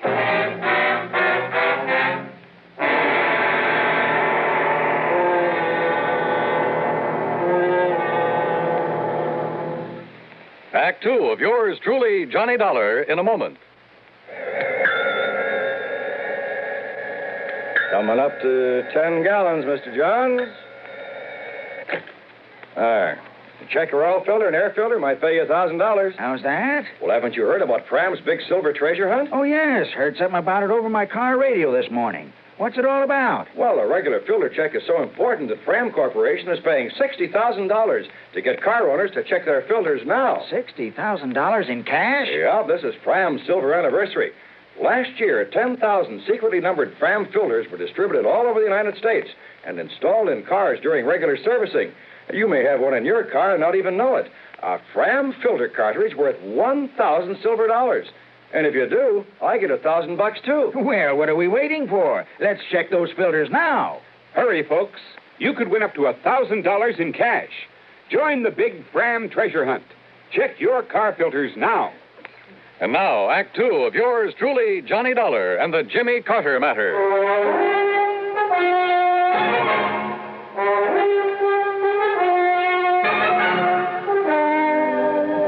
Jimmy Carter, the cute little kid who'd helped me solve an embezzlement case up in the small New England town with the unlikely name of East North Weldon, who'd call me on the phone to report a murder.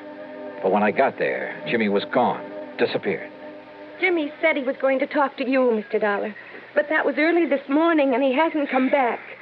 What did you do with him, Mr. Dollar? Where is he? Well, I haven't seen him, Mrs. Carter. But he said Well, that he telephoned to me down in Hartford, asked me to come up here and see him because he asked me to come up and see him. He idolized you, Mr. Dollar, ever since you were up here last fall. And when he said he had to talk to you, I thought you were already in town again. But I wonder what he was so anxious to see you about. Oh, well... And he's been acting very strangely the last day or two.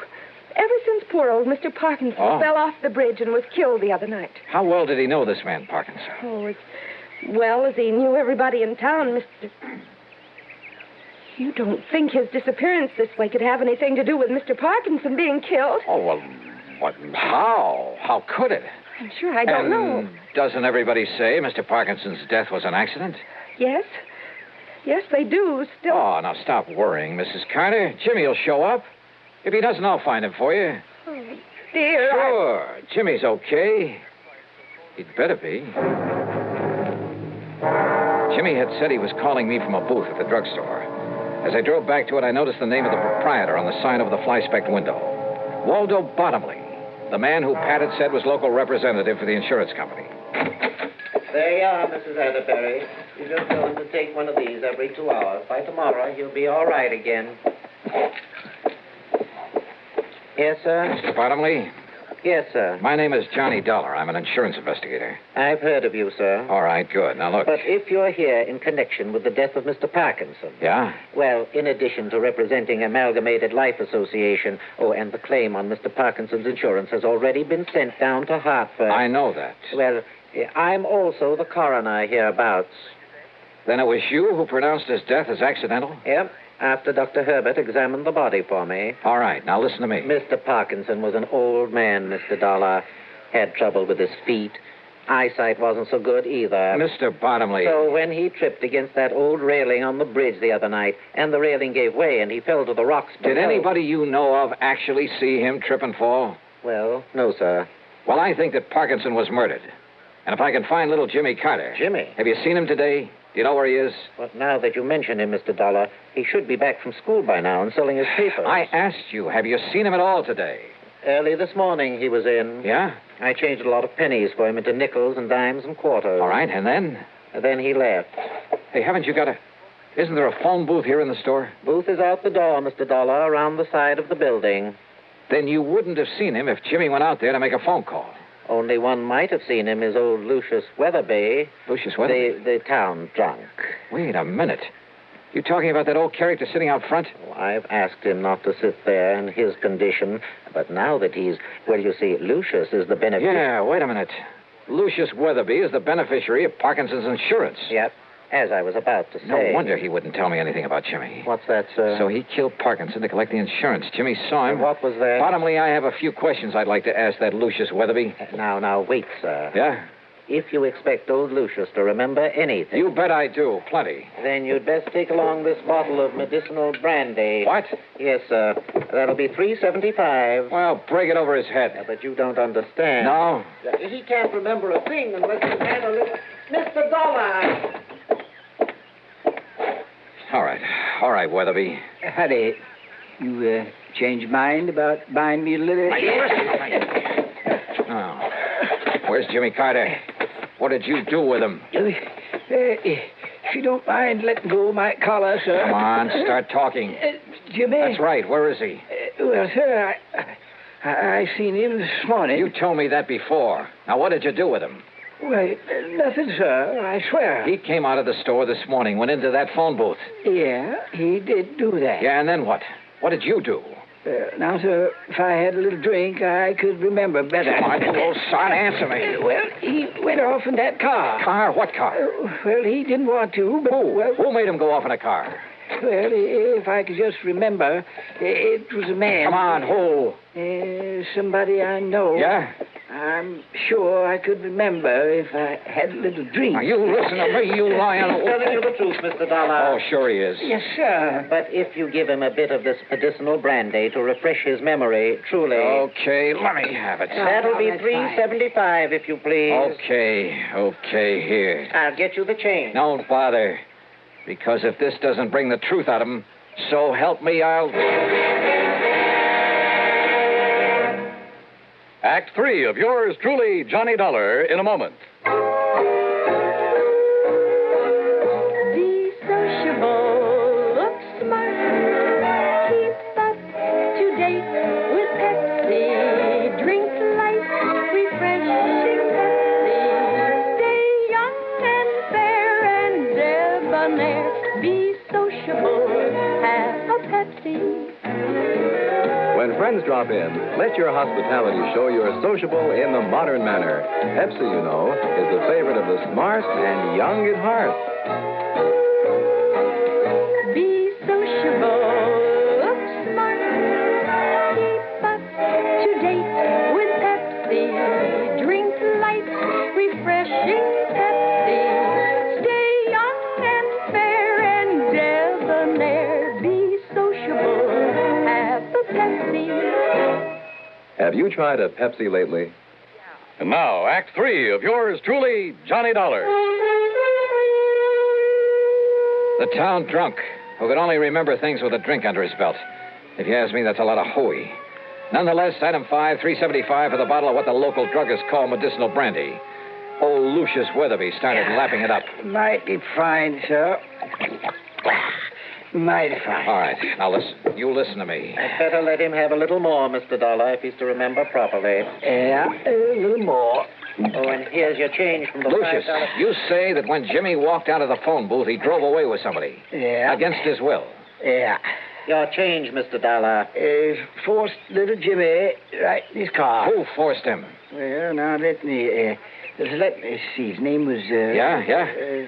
Oh, you know him, bottomly. Think, Lucius. Think hard. Come on. Yeah. Now listen, you old son. I want to... Harvey. Huh? It was Harvey. Harvey who? Bottomly, you know everybody. Harvey Willman? Harvey Willman, yeah. Who is he? Well, he's not one of our more respected people, Mr. Dollar. Respected? Yeah? And come to think of it, I believe he was a distant relative of Mr. Parkinson. What does he do? Where does he live? He does nothing, really. He was always trying to beg money from Mr. Parkinson. Never got it, though. Anybody else? I ask you, where can I find him? Where does he live? Witherwind. That's right. On the old farm out on Winter Avenue. You can tell it by all the new machinery out front. Okay, I'll see you later. Oh, your change, Mr. Dollar.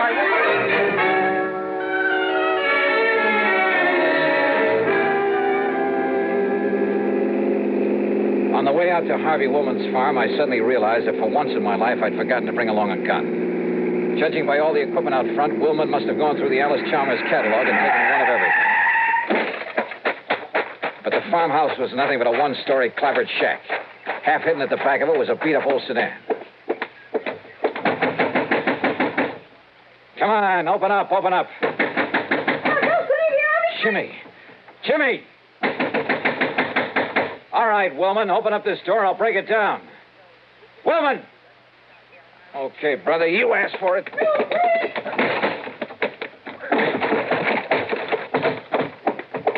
Hey, Jimmy. Jimmy, are you okay? Where's Harp? Behind you. Back at the door. Don't move, Dollar. I was afraid the kid got that phone call through to you. Too bad for you, he did.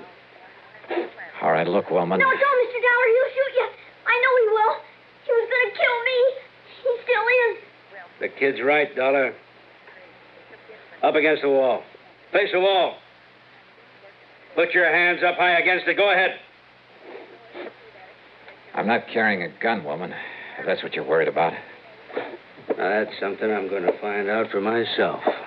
Yeah? Yeah. That could be a mistake. I got the gun! Ah, jiu-jitsu, huh? Not this one.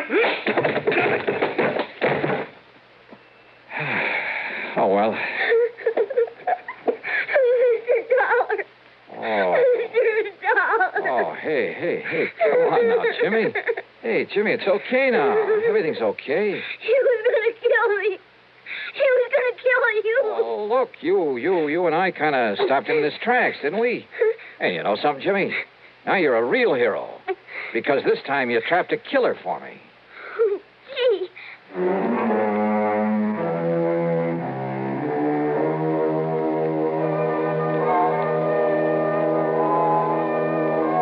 Item 6, $48.50 for a new sports jacket without holes in it. Yeah, Harvey Woolman had managed to get off that one shot. Item 7, $61 even, a brand new bike for Jimmy. Why? Because he saved the company from having to pay double indemnity. Expense account total, including mileage on my car, $117. Unless you'd like to tack on a little extra fee. Yours truly, Johnny Dollar.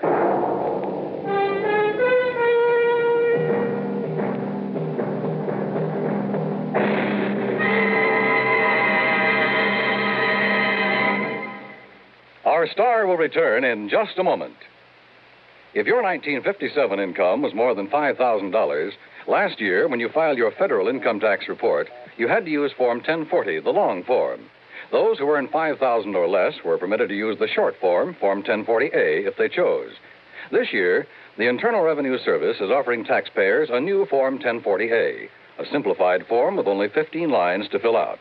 The most important difference about this new form is that those whose 1958 incomes were $10,000 or less, and if you take only standard deductions, you're now permitted to file your return on the new short form 1040A. If you earned over $10,000 during 1958 or intend to itemize your deductions or other income variations, the long form 1040 must be used. The Revenue Service again reminds you to be sure to attach all W-2 withholding tax certificates pertaining to your earnings to the form you intend to file. Send your return to the District Director of Internal Revenue at the appropriate district office. Now, here's our star to tell you about next week's story. Next week, San Francisco, a wonderful town. Yeah, for a murder. Join us, won't you? Yours truly, Johnny Dollar.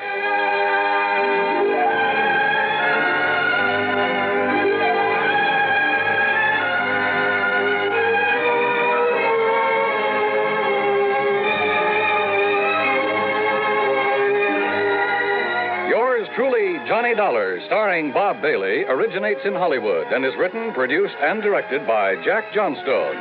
Heard in our cast were Virginia Gregg, Dick Beals, Larry Dobkin, Forrest Lewis, Edgar Barrier, and Jack Crucian. Be sure to join us next week, same time and station, for another exciting story of yours truly, Johnny Dollar. This is Dan Coverly speaking.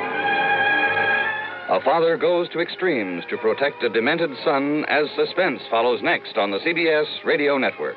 WROW, Albany, New York. Everything is going at Henry S. Mantel's in Latham. Everything must be gone by Tuesday night. Going. Everything must go. Yes, the values are going at Henry S. Mantel's of Latham. Mantel's is closing its Latham store forever. Everything is being sold at cost or less. Save up to 87% on these famous names: Simmons, Haywood Wakefield, Kraler, Lane, and many others. Here are just two of the fantastic values at Mantel's. A three-piece Kraler curved sectional living room suite, regularly $279.95, now $148.77. Inner spring mattresses, all sizes, regularly $29.95, now $17.95. Come out to Mantel's and make an offer. No reasonable offer refused. Remember, Mantel's of Latham closes its doors forever at 10 p.m. Tuesday, March 31st. Convenient terms and free delivery within a 100-mile radius at Mantel's of Latham, south of the Latham Shopping Center, open until 10 p.m. 5:30. Johnny Dollar. Johnny. Yes? Hello? George Reed, Floyd's of England. Oh, what's the matter, George? You sound a bit down in the mouth. I am. What's up? Well, Johnny, I understand you've handled quite a few investigations for the Continental Insurance and Trust Company. Oh, brother, I sure have. And you know something, George? Yes? Floyd's of England, you that is, have handed me some pretty wild ones over the years. I know. But believe me, they've been nothing compared to some of the cases that Continental has handed me. And you know why, George? Why, Johnny? Because of just one client of theirs. Well, He's a wealthy old screwball by the name of Alvin Peabody Cartwright. Cartwright? Yeah, he carries a lot of insurance, millions of it. And any company that has his account is making plenty. Yes, But, brother, the fantastic problems that man comes up with. Why, it's enough to drive you off your rocker. I mean, I'm always the goat. Yeah, I handled one crazy investigation for him only 3 or 4 weeks ago. So I understand. He told Continental that if they sent somebody else around, he'd leave him flat. Johnny... Actually, I suppose I shouldn't complain. Some of the biggest fees I've ever got have come out of his pocket. And you know something? Yes, Johnny? In spite of all his wackiness and these silly problems he hands me, well, over the years, I've really gotten to love the old character. And I mean, aside from those fancy fees I mentioned. Good, Yeah, I think I'd do almost anything, within reason, that is, if it were necessary to help out Alvin Peabody Cartwright. Anything? Sure, anything. Thank heaven for that. But now you said you have troubles, George. I have. So I'm sorry I chewed your ear off about someone that Floyd's of England doesn't have to worry about, so... Don't we, Johnny? Huh? Well, of course not, because as long as he keeps his insurance with Continental... Unless... George. Unless... what, Johnny? Well, I mean, if he were to change companies for some... Oh, now, wait. Yes? George. I'm still here. Just who is your problem? I'm afraid you've guessed it. Oh, no. Yes, Johnny. Alvin Peabody Cartwright.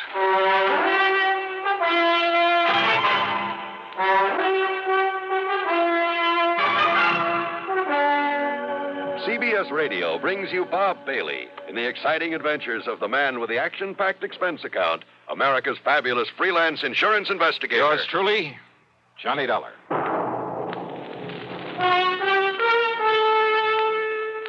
Pepsi-Cola refreshes without filling. Why? Because it's truly light. Charlie, you're forgetting something. Wait, Kay, there's more. Yes, ice-cold Pepsi is the delicious refreshment that goes great at a picnic or a party. But, Charlie... And Pepsi goes fast. People like it, so keep plenty handy.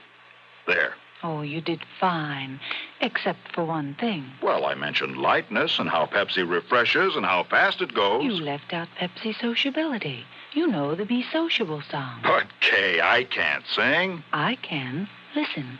Be sociable, look smart, keep up to date with Pepsi. Drink light, refreshing Pepsi. Stay young and fair and debonair. Be sociable, have a Pepsi. Well, at least I can say this. Pick up an extra carton of Pepsi today. Please do. And now, Act One of yours truly, Johnny Dollar.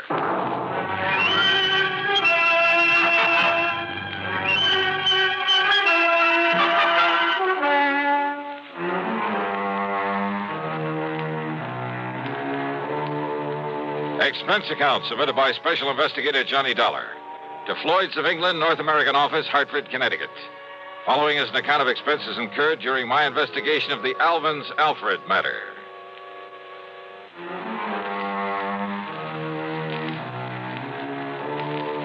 The assignments George Reed usually handed to me were usually bad enough.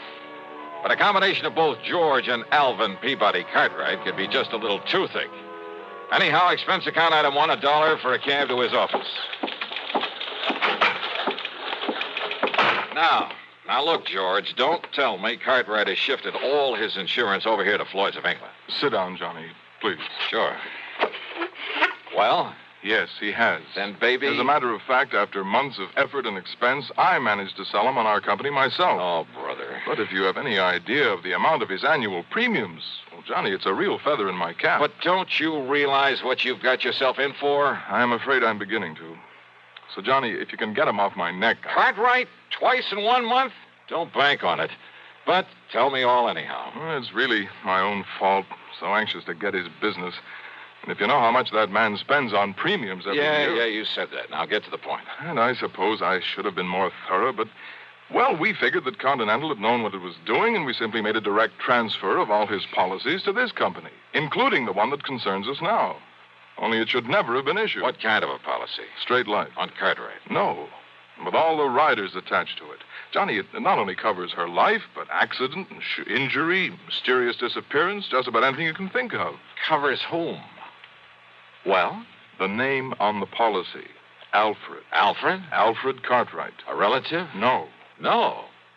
But if his last name No, is... Johnny, according to this policy, Alfred is a ward of Alvin Peabody Cartwright. That's funny. I never knew that Cartwright had a... Well, what's the difference? What's happened to this Alfred? According to Mr. Cartwright, it was an abduction. Oh, a kidnapping, huh? No, not exactly. Well, what do you mean? If he was abducted, that means he was... Wait a minute. Yes? A minute ago, you started talking about the insurance policy on her. That's right. And then you start talking about Alfred. Alfred is a she. Is a what? Well, what do you mean about an abduction of her, him, it not being a kidnapping? Oh, I said not exactly. But Alfred was abducted. Yes. Oh, look, will you start making some sense about this? I wish I could. And if this sort of thing is typical of Cartwright... Come on, George. If Alfred was abducted but wasn't kidnapped, well, okay, what happened? Well, you see, Johnny, Alfred... A female. A female. Well? Alfred happens to be a dog. Okay, so what's the difference? If she's been abducted, she's... A dog? Yes. Oh, no.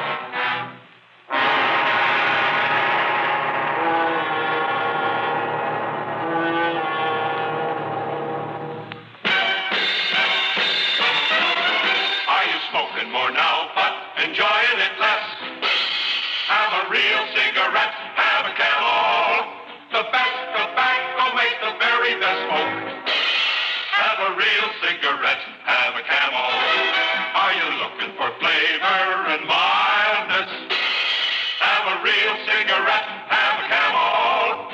The best tobacco makes the very best smoke.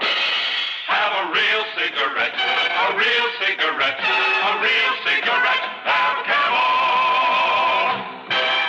Again, for the 11th straight year, Camel outsold every other cigarette, filter, king size, and regular. The best tobacco makes the best smoke.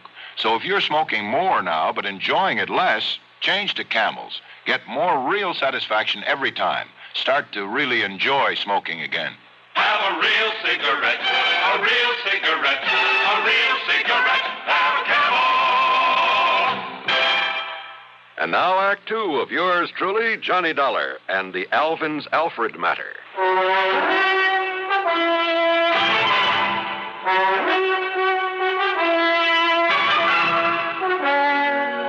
George, life, accident, injury, mysterious disappearance, all that insurance on a dog? Yes, Johnny. A female dog? Yes. By the name of Alfred? Yes. A pet of that lovable old crackpot Alvin Peabody Cartwright? His ward, Johnny. At least that's the way it reads on the policy, and that's why we thought nothing of it when the policy was transferred to us from Continental Insurance and Trust. Oh, brother. But why Continental ever wrote such a policy in the beginning? Oh, that part's easy, George. But the premium's only a drop in the bucket. I mean, compared to that on the rest of Cartwright's insurance. Now, listen. If they'd refused to write this complicated policy on his dog, they'd have lost all his business. Well, they have now, to us. And, Georgie, you can lose it just as fast unless you try to do something about this disappearance of that pooch. Unless you do something about it, Johnny. You've got to find Alfred and return her to him. So will you drive on over to Lakewood and talk to Mr. Cartwright, see what you can do? So help me, George. And, Johnny, I promise we'll not question a single item on your expense account, no matter what it is. Oh? As for a nice big extra fee, well, you name it. Well, will you do it? Okay, George, on one condition. Yes? That you keep this thing under your hat. I mean, after all, if the word ever got out that Johnny Dollar was chasing around the countryside looking for a dog napper... Johnny, I promise. I cross my heart and hope to die. What a business. With no limit on the expense account, I should have hired a Rolls, complete with liveried chauffeur. But instead, item 2 was $4.20 for a tank full of gas for my own car. Within the hour, I was pounding on the front door of the Cartwright home over in Lakewood.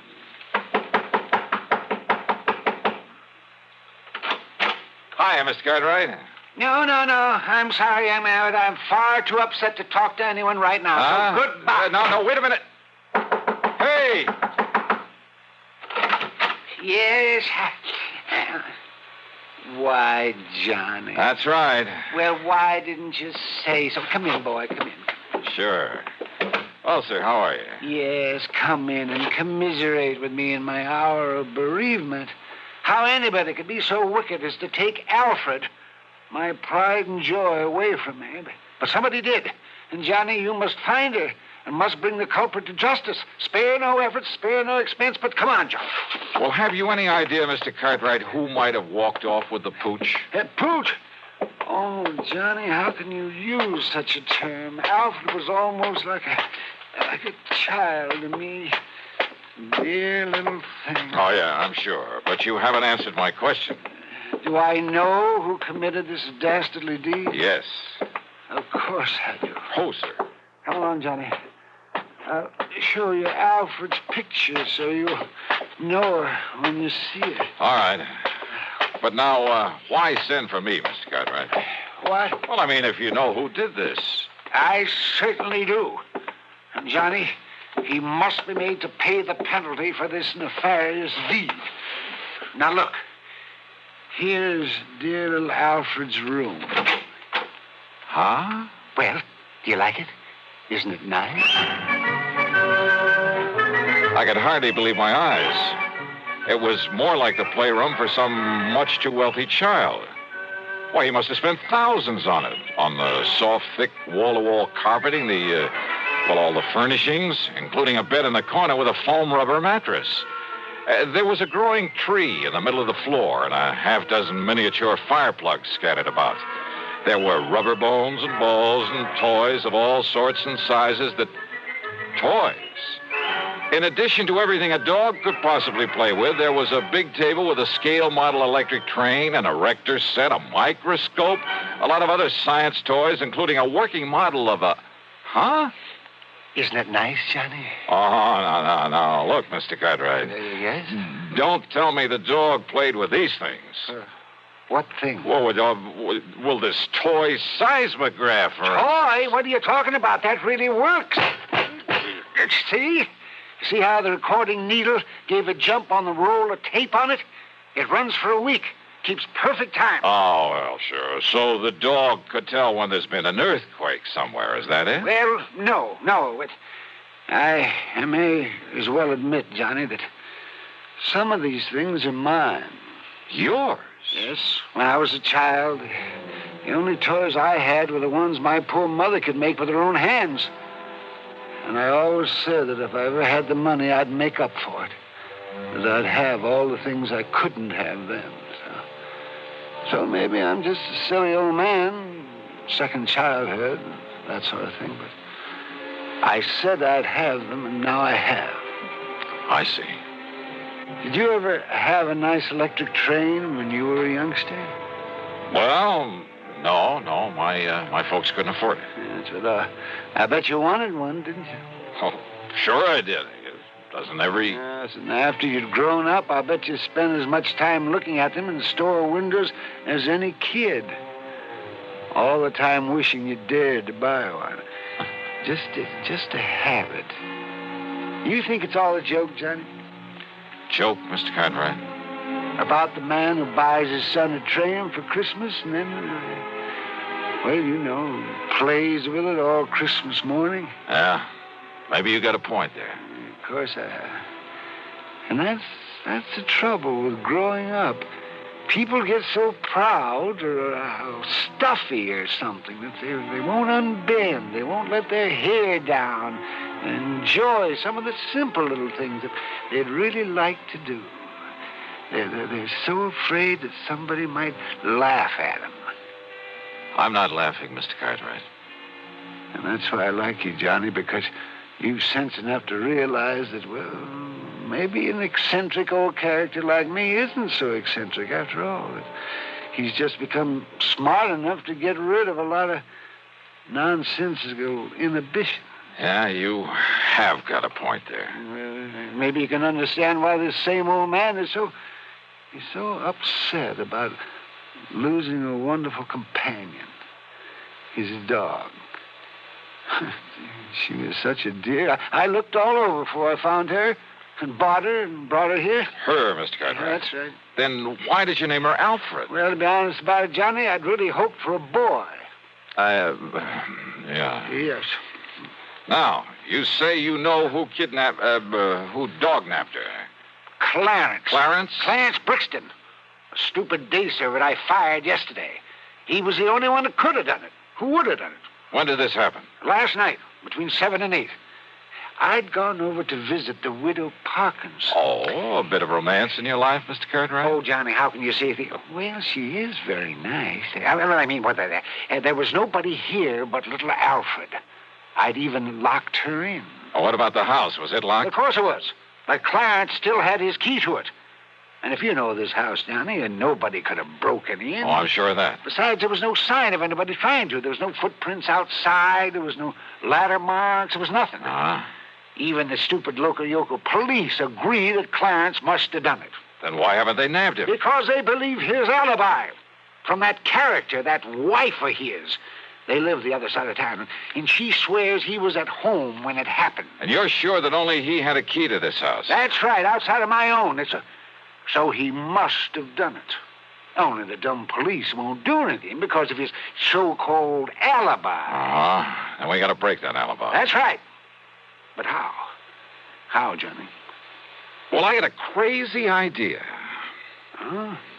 Well, I thought I was the only one who got Just, let me take a real close look at one of these toys in here. One of these toys? Yeah, that's right. It's a long chance, Mr. Cartwright. But let's see what happens.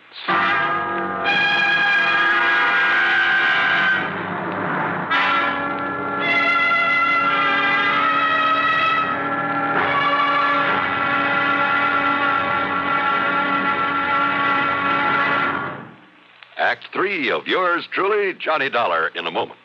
Welcome, recording star Mel Torme. It's terrible trying to sing with a bad cold. So I always take 4-way cold tablets to relieve cold miseries fast. Good idea. Tests of all the leading cold tablets proved 4-way fastest acting. 4-way starts in minutes to relieve muscular pains, headache, reduce fever, calm upset stomach, also overcomes irregularity. When you catch cold, try my way. Take 4-way cold tablets. The fast way to relieve cold distress and feel better quickly. 4-way, only 29 cents. Now here's a word about another fine product of Grove Laboratories. Had dandruff for years? Now get rid of it in 3 minutes with Fitch Dandruff Remover Shampoo. 3 minutes with Fitch regularly is guaranteed to keep unsightly dandruff away forever. Apply Fitch before wetting hair. Rub in 1 minute. Add water, lather 1 minute. Then rinse 1 minute. Every trace of dandruff goes down the drain. 3 minutes with Fitch. Embarrassing dandruff's gone. Fitch can also leave hair up to 35% brighter. Get Fitch Dandruff Remover Shampoo today. And now, Act 3 of yours truly, Johnny Dollar.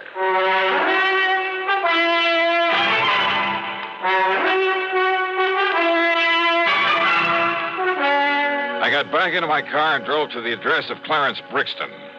I hoped he was as stupid as Cartwright seemed to think. Yeah, mister. Mrs. Brixton, That's right. I want to see your husband. No, who are you? Johnny Dollar, special investigator. No, get him out of here, Mabel. Throw him out. What are you so worried about, Brixton? First it was those dumb cops that crazy old geezer sends around here. Now it's you. Well, me, I'm full up to hear all this yakking about me taking that mangy little hound of his and that snapping, yipping little female. What you done to my Clarence? Them sharp teeth are hurting. You show him your hand, Clarence. Yeah, forget it, Mabel, and shut up. You get these marks when you were hauling Alfred out of that playroom against her will? Huh?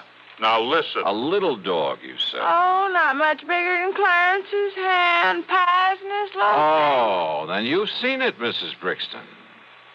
Well, no.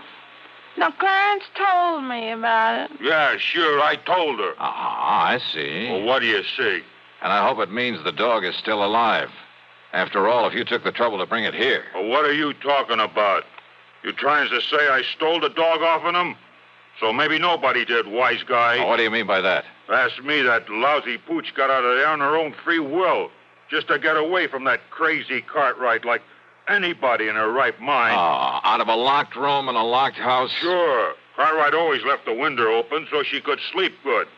He left so the dog took off somewhere. A little dog jumped out of a third-story window? Why, it would have killed or crippled her. All right, so then he was wrong about when it happened. While he was out, he said. And he was out between 7 and 8 p.m. last night. And that's when somebody chased Alfred around until he caught her, then took her away. Prove it. Yeah, some big, clumsy ox like yourself, Clarence, who had a key, who knew the place, knew he'd better leave the place looking undisturbed before getting away. But he didn't. Yeah? Here. Take a look at this. What's that, huh? From a working model seismograph there in that playroom. What? You see, Clarence? Every clumsy footstep of yours registered in black and white for some 5 or 6 minutes during a period between 7 and 8 o'clock. Oh, it don't look like his feet to me. But I didn't touch that thing. You didn't need to. You mean them squiggles on the paper, my footsteps? What do you think? And what do you think of modern scientific investigation, Clarence? Scientifical, huh? Gee. But listen, mister, please, it was only so Clarence could make like he found the dog and then take him back and then maybe get his job back. Yeah, could have worked, too, only... Only what, Clarence? Some local cops. They was a pushover. But then you had to come along. All right, Dollar. Well? Dollar, I give myself up.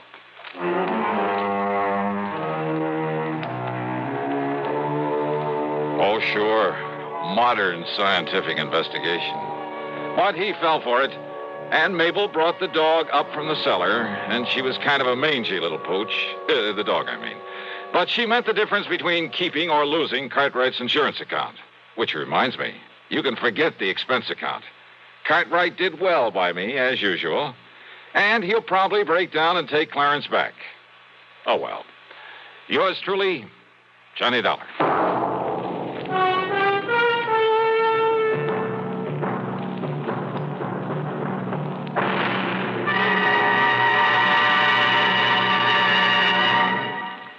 Our star will return in just a moment. Constipation can be a problem for anyone, even doctors. And when constipation occurs, it's interesting to see just what doctors consider important about a laxative they might use or recommend. Well, a majority of the doctors we heard from had this to say. A laxative should be effective, gentle, as close to natural acting as possible, and a medicine that can be used with complete confidence. Now, X-Lax has been popular with many doctors and millions of people over the years because chocolated X-Lax is effective. Overnight, it helps you toward your normal regularity. X-Lax is gentle. Next morning, it gives you the closest thing to natural action. And that's why many doctors and millions of people use X-Lax with complete confidence. X-Lax, the laxative that helps you toward your normal regularity gently. Overnight. Is X-Lax in your medicine cabinet? Now, here's our star to tell you about next week's program. Well, first, a real hearty welcome to WATV in Birmingham, Alabama, and to KSOB in Cedar City, Utah. Glad to have you with us on the network. Next week, I run up the biggest, the fattest expense account you ever heard of. Join us, won't you? Yours truly, Johnny Dollar.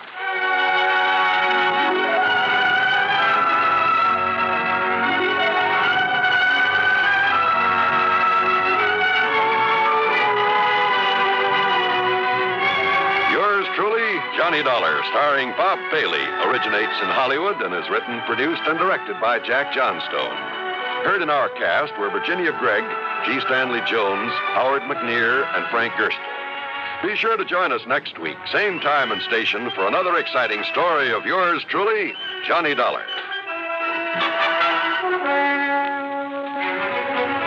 This is John Wall speaking.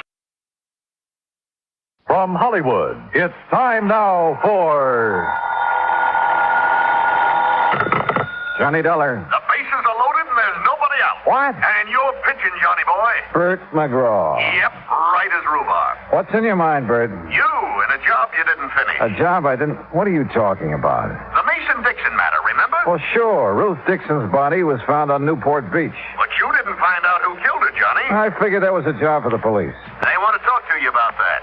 And so do we. Oh? Yeah, Ruth Dixon was insured with our company. For how much? $1,000. 1,000? You don't expect me to go back to Newport for the commission I'll make off that, do you? Nope. But if you'll go, we'll foot the bill. Oh, how come?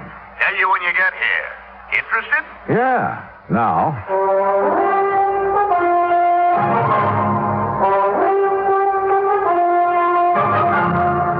Bob Bailey in the exciting adventures of the man with the action-packed expense account. America's fabulous freelance insurance investigator. Yours truly, Johnny Dollar.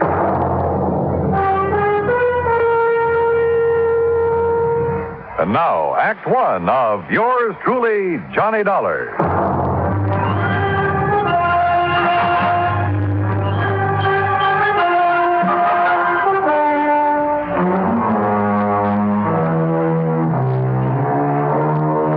Expense account submitted by Special Investigator Johnny Dollar to the Providential Assurance Company, 393 Dewey Avenue, Hartford, Connecticut. The following is an account of expenses incurred during my investigation of the Dixon Murder Matter. Expense account item 1, $1.20 taxi from my apartment to the Providential building. Along the way, I did some thinking. A week ago, a girl's body had been found on Newport Beach. The Masons and the Dixons had each identified it as the body of their missing daughter. I managed to locate the Mason girl. That meant that Ruth Dixon was the girl on the beach. Who had killed Ruth? Well, I didn't figure that was my job. But evidently the brass at Providential did. Why? Well, I hope Bert McGraw would tell me. Oh, Johnny, come in. Morning, Bert. About this Dixon matter. I suppose you're wondering why I was so anxious for you to go back to Newport. Well, I am kind of curious, Bert. Well, I told you Ruth Dixon was insured with our company. But for only $1,000, you'd save money by paying it off and forgetting it. Maybe. But it isn't that easy. Oh, why not? Because of the Newport police, for one thing. Well, what have they got to do with her insurance? Well, not a thing. But they have got plenty to do with our company and its representatives. And last week, you were one of them. So the Newport police, Captain Lewis of Homicide to be exact, called here this morning. Who's Lewis? Miller was the man I worked with. Lewis took over because Miller didn't follow up on you. And he's very unhappy with you, Johnny. I can't imagine why. No?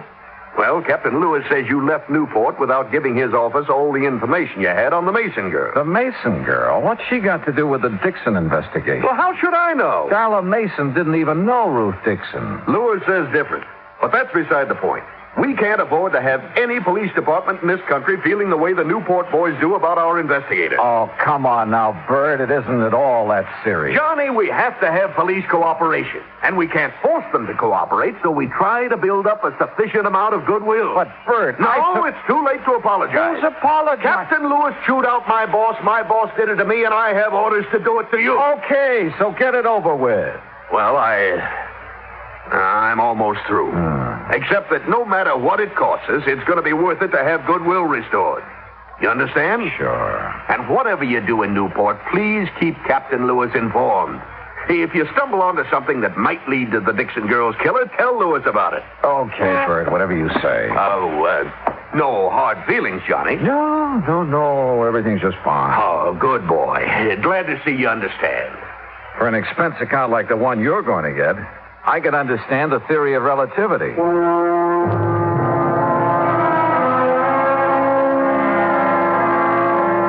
I took a cab back to my apartment. That's item 2. Item 3, $18.50, transportation to Newport, Rhode Island. After checking into the Ogden Hotel, I called headquarters. Captain Lewis wasn't in, so I left a message asking him to call me. Then I called the girl in question, Darla Mason. Johnny, hi. What are you doing back in Newport?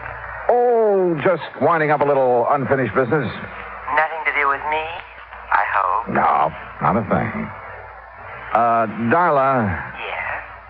If you're not busy tonight, why don't you meet me for dinner? Why, Johnny, I'd love to. Fine. You say where? the yacht club at 8. Good. I can take the cruiser from our dock. And after dinner, we can go for a ride on the bay. Sounds great. See you at 8:10, Johnny. Bye. Bye. Expense account item 4, $15 worth of American Beauty roses for Ruth Dixon's mother. I rented a car and drove out to the Dixon home. The moment I stepped into the house, I could smell the heavy, sweet odor of Oriental incense. While Mrs. Dixon put the flowers in water, I located the source of the incense. It came from an ornate burner on the mantel in the living room. Behind the burner, draped in black, was a large photograph of Ruth Dixon. And on each side of the photograph were 2 lighted candles. Oh, Mr. Dollar, these are the most beautiful roses I've ever seen. Well, I'm glad you like them, Mrs. Dixon. Oh, yes. Ruth will, too. Beg your pardon? I said Ruth will like them, too. I'll take them to her in the morning. That is, if you don't mind. Oh, no, not at all. Mr. Dollar, I don't know how you feel about such things, but I believe those who have passed on never really leave us. What do you think? Well, I haven't given much thought to the subject. But you should. Ruth will appreciate these roses as much or more than she ever would have. Do you believe that? Well, I didn't know Ruth when she was alive. When she was here, Mrs. Dixon. Oh, that's right. You didn't. Well, she's still here. And if there's any doubt in your mind, why, you just come with me and visit Madame de Salle. Madame de Salle? Yes. She's been such a help and comfort to me these past few days. Well, without her and her teaching, I'd have been completely lost. This Madame de Salle, what is she? She's just an ordinary person, but she has wonderful occult powers. She can see beyond the veil, Mr. Dollar, and she's promised to let me speak to Ruth as soon as the conditions are right. Do you know when that will be? Lucille? In here, Henry. Oh, excuse me, Mr. Dollar. I have to put out these candles. Henry doesn't believe like we do. My, you've been at it again, haven't you, woman? Now, Henry. Open the windows. Get the smoke and the smell out of... Oh, Mr. Dollar. Afternoon, Mr. Dixon. What are you doing back in Newport? He's trying to find the man that caused our girl to pass on. Oh, she didn't pass on, Lucille. She died. Henry, really? Well, anyway, I wish you luck, Mr. Dollar. I have a hunch I'm going to need it, Mr. Dixon. Mr. Dollar, wouldn't you like to stay to dinner? We aren't having anything fancy, just leftovers and boiled cabbage head. Oh, my. Now what? Why, I just remembered why I burned that incense. And it wasn't what you thought, Henry Dixon. It was on account of the cabbage. It covers the smell. That's not the truth, and you know it. Oh, now, Henry. Look at that mantle, Mr. Dollar. She's made a regular shrine out of it. Looks like a heathen altar. Henry. Well, it's the truth. And I wouldn't blame Mr. Dollar if he was afraid to stay to dinner with a woman like you around. You aren't afraid to stay, are you, Mr. Dollar? No, of course not, but I do have another engagement. Oh, well, anytime you can come, you just let us know. Yes, thanks, I'll remember. Well, now, if you men will excuse me. You will. And you open the windows in the back. Yes, Henry. Oh, Mr. Dollar. Yes? When Madame de Salle arranges... That fraud. When Madame de Salle arranges for me to talk to Ruth, I'll let you know what she says. Good evening. Poor dear. She hasn't been the same since Ruth's body was found on the beach. Mr. Dixon, according to the medical examiner, Ruth's body was in the ocean for approximately 6 weeks. That's right. Do you remember if Ruth was going with anyone in particular just before the time she disappeared? The police asked me the same question. I couldn't answer it. You mean you don't remember? I mean that Ruth wasn't a girl to be tied down to one man, and any more than she's content to live like she had to after my health failed. Did she date very often? Well, you know, she worked as a hostess at the yacht club. Yes, sir. She met a lot of rich young men there. And if you ask me, she dated too much. Of course, her mother took Ruth's side, said she had to if she was ever going to get herself a husband. But she went with no one in particular. No. She never settled down enough. What about her friends, Mr. Dixon? Was there someone she might have confided in? She didn't have any girlfriends. Liked men a lot better. But, Oh, there was somebody. Well, I expect you could say he was her friend. Too old to have been a boyfriend. Besides, he doesn't have enough money. Who is he? His name's Sam Hood. He runs a small craft repair shop down by Viking Beach.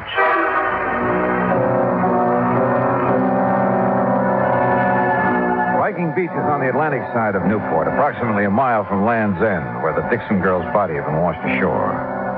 Once there, I didn't have any trouble locating Sam Hood's repair shop. It was on the end of a large wharf. For a moment, I thought the wharf was deserted. Then I heard it. Below the wharf, sitting low on the water, was an old converted PT boat, and standing on deck, tinkering with the controls, was a heavy-set man wearing thick glasses and greasy dungarees. I was about to call him when he looked up. Afternoon. Hi. Can I help you? Yeah, I hope so. I'm looking for Sam Hood. He ain't here. Gone on his vacation. Oh, fine. Can I do anything for you? I'm his brother, Leroy. Well, yeah, Leroy, maybe you can. You want me to come up or you going to come down? I'll come down, but how do I do it?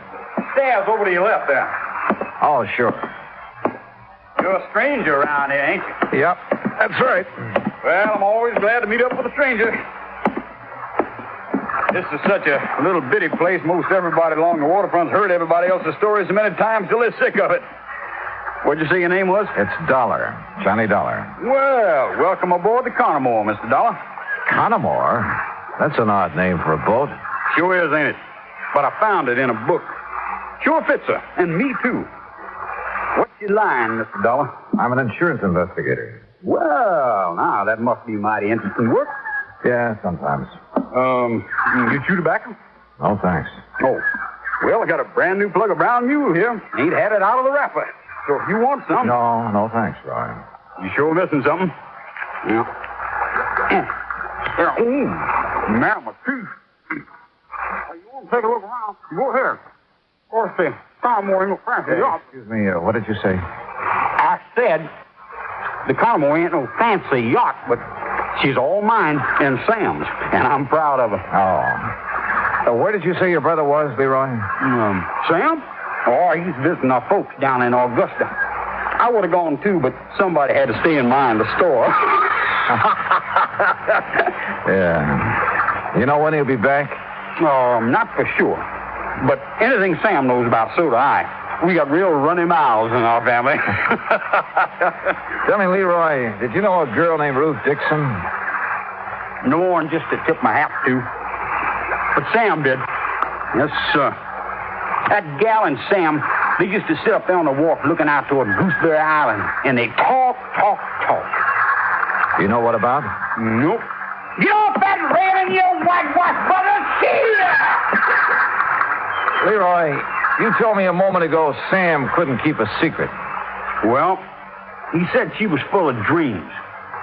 Man, you asked me, she wasn't nothing but another two-timing, just like all of them. Oh, that's not a very good opinion of her, Leroy. I can't help it. Sam was crazy for her, but she didn't even let on like she knew it. How did your brother take the news of her death? Oh, just awful. That when I left town? Yep. Does Sam own a .38 revolver, Leroy? Oh, sure. Most everybody who has a boat owns something like that. But, hey, wait a minute. You getting ideas? No, just asking questions. Oh. Well, Sam couldn't have killed her. I know it. What makes you so sure? Well, 'cause he's my brother. And how he was so broke up when he heard about Ruth. Why would you suppose anybody'd want to put a bullet in a pretty gal like that? I don't know, Leroy. I don't know. I asked him a few more questions, watched him chase the seagulls off the railing once more, then left. At 7:45, I was sitting in the yacht club bar waiting for Darla Mason. At 8:30, I was still waiting. And at 9:30, I gave up and went back to my hotel. I hadn't been in my room 10 minutes before someone started pounding on the door. Dollar, you in there? Yeah, who is it? Captain Lewis, open up. Well, good evening, Captain. Nothing good about it. Huh? Fine thing you pulled. You come over here to help, then you go gallivanting off where nobody can find you. I called your office as soon as I hit town. Because the people you're working for in Hartford told you to. Now, look, that insurance agent said you were skeptical about there being a connection between the Mason and the Dixon. I still am. Now, you won't be when I tell you what happened early this evening. Okay, so what happened? Darla Mason was shot, and the bullet came from the same gun that killed Ruth Dixon.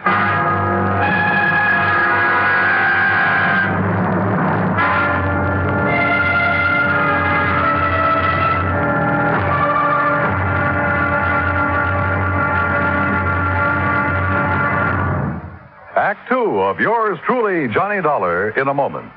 It is a very well-known fact that symbols are important to men everywhere. Whether they be symbols of country, religion, or honor, they're a cherished part of the culture and tradition of all peoples. As in almost all countries of the world, the people of Spain are very religious. And in the Spanish town of Vendrell, the people were having difficulty with a symbol. A 300-pound angel sitting on top of a 150-foot church steeple. The angel had been there since 1784 and needed repairs to keep it from falling down on the heads of the parishioners. But 150 feet is a long way up, and 300 pounds are a lot of weight to bring down.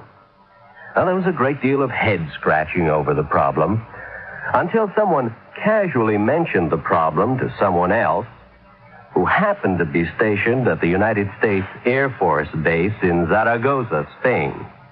It wasn't long before visions of a helicopter came to mind. Because Americans like to help other people everywhere, the Air Force whirlybird lifted the angel from the church steeple, brought it down for repairs, and later returned it to its perch.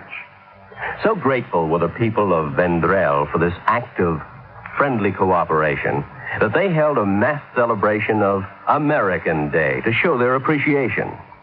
Television and newsreels carried the story of kindness. So did the newspapers and magazines throughout Spain. This gesture on the part of the United States Air Force created a new symbol, a symbol of friendship and understanding. It became a symbol of freedom, the right of all men everywhere. Now, Act two of yours truly, Johnny Dollar, and the Dixon Murder Matter.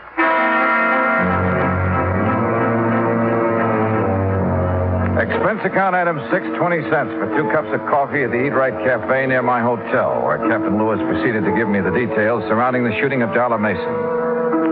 She had been on her way down to the Mason boathouse, where she'd planned to take the cruiser across the bay to the yacht club. As she neared the boathouse, someone had fired at her, and the bullets that wounded her came from the same gun that killed Ruth Dixon. So there was a connection between the Mason and Dixon girls. And if you want more proof, I have it. Like what? Well, they both spent a good deal of their time at the yacht club. Yeah, but for slightly different reasons. Ruth worked there before she was killed. But she must have known Darla Mason. No, that's no good, Captain. You go to the district attorney with that kind of evidence, and he'll throw you out of his office. He'll want proof they knew each other, and how well. Yeah, I suppose. What about Darla? When can we see her? Well, the doctors tell us we can. She still hasn't regained consciousness. Hey, Captain, do you know where the Masons have the work done on their cruiser? Yeah, and that's another thing. That's Sam Hood's place. Have you questioned him? Never had a chance to. According to his brother, he's away on some sort of vacation down Georgia. Left the day the Dixon girl's body was identified. Are you sure he's still in Georgia? Well, I can ask the Augusta police to check up on him. If he is, have them tell him about Darla being shot up and find out if he knew her. Okay. Well, you ready? Yeah. No one was seen prowling around the Mason place tonight, huh? Well, nobody else was down at the boathouse. Thanks, Johnny. Sure, Captain. And stop being so formal. My name's Pete. Okay, Pete. Well, I guess we've done all we can for a while. I'm not so sure. No, what do you mean? I'm not sure about that either. But I have an idea. Or maybe I ought to call it a hunch. About what? Well, I'd like to sleep on it first, if it's all the same to you. Have I anything to say in the matter? Nope, not a bit. It was late and I was tired, so I did the obvious thing and went to bed. Early the next morning, I called the hospital. Darla Mason had regained consciousness and would recover. But she couldn't be questioned for another 2 or 3 days. So I finished dressing and went down for breakfast. I was crossing the lobby when someone called me. Mr. Dollar. Mr. Dollar. Oh, Mrs. Dixon. I've been waiting to see you. Well, you should have called. I'd have come right down. Oh, no, I was afraid I'd wake you up, and I didn't want to do that. Oh, that's very thoughtful of you. Mr. Dollar, is there some place we can go and talk? Well, there's my room. Oh, no, I mean, well, it wouldn't look right, you know. Oh, yeah, well, then, how about over here? Looks like a nice, quiet corner. Yes, this will do nicely. Mr. Dollar, remember I told you about Madame de Salle? Yes, I remember. Would you like to sit down? Oh, no, I'm too excited to sit. Excited? About what? Well, I've been trying to tell you about Madame de Salle and what happened last night. What did happen? The conditions were right. I beg your pardon? The conditions. They were right. Remember, I told you Madame was going to let me speak to Ruth when the conditions were right. Well, they were last night. Oh. Well, aren't you interested in what Ruth had to say? Oh, yes, I am, Mrs. Dixon. She told me who killed her, Mr. Dollar. What? Yes, sir. Just as plain, I heard it from Ruth, and there's no doubt about it. It was her voice, all right. Mrs. Dixon, exactly what did Ruth say about the person who murdered her? Oh, Ruth described her to a T. Her? She said it was a woman. Young, dark hair, brown eyes, and a big red scar on the back of her left hand. I see. You seem disappointed, Mr. Dollar. I guess I was doing a little wishful thinking, Mrs. Dixon. Well, wishful thinking or not, Ruth told me who it was that killed her. Well, her name, too? Well, she didn't know her name. Oh. But that big red scar. Now, you find a woman who has a thing like that on the back of her left hand, and you'll have the guilty party. Yes, well, I'll look for someone like that today, Mrs. Dixon. Now, come on, I'll buy you some breakfast.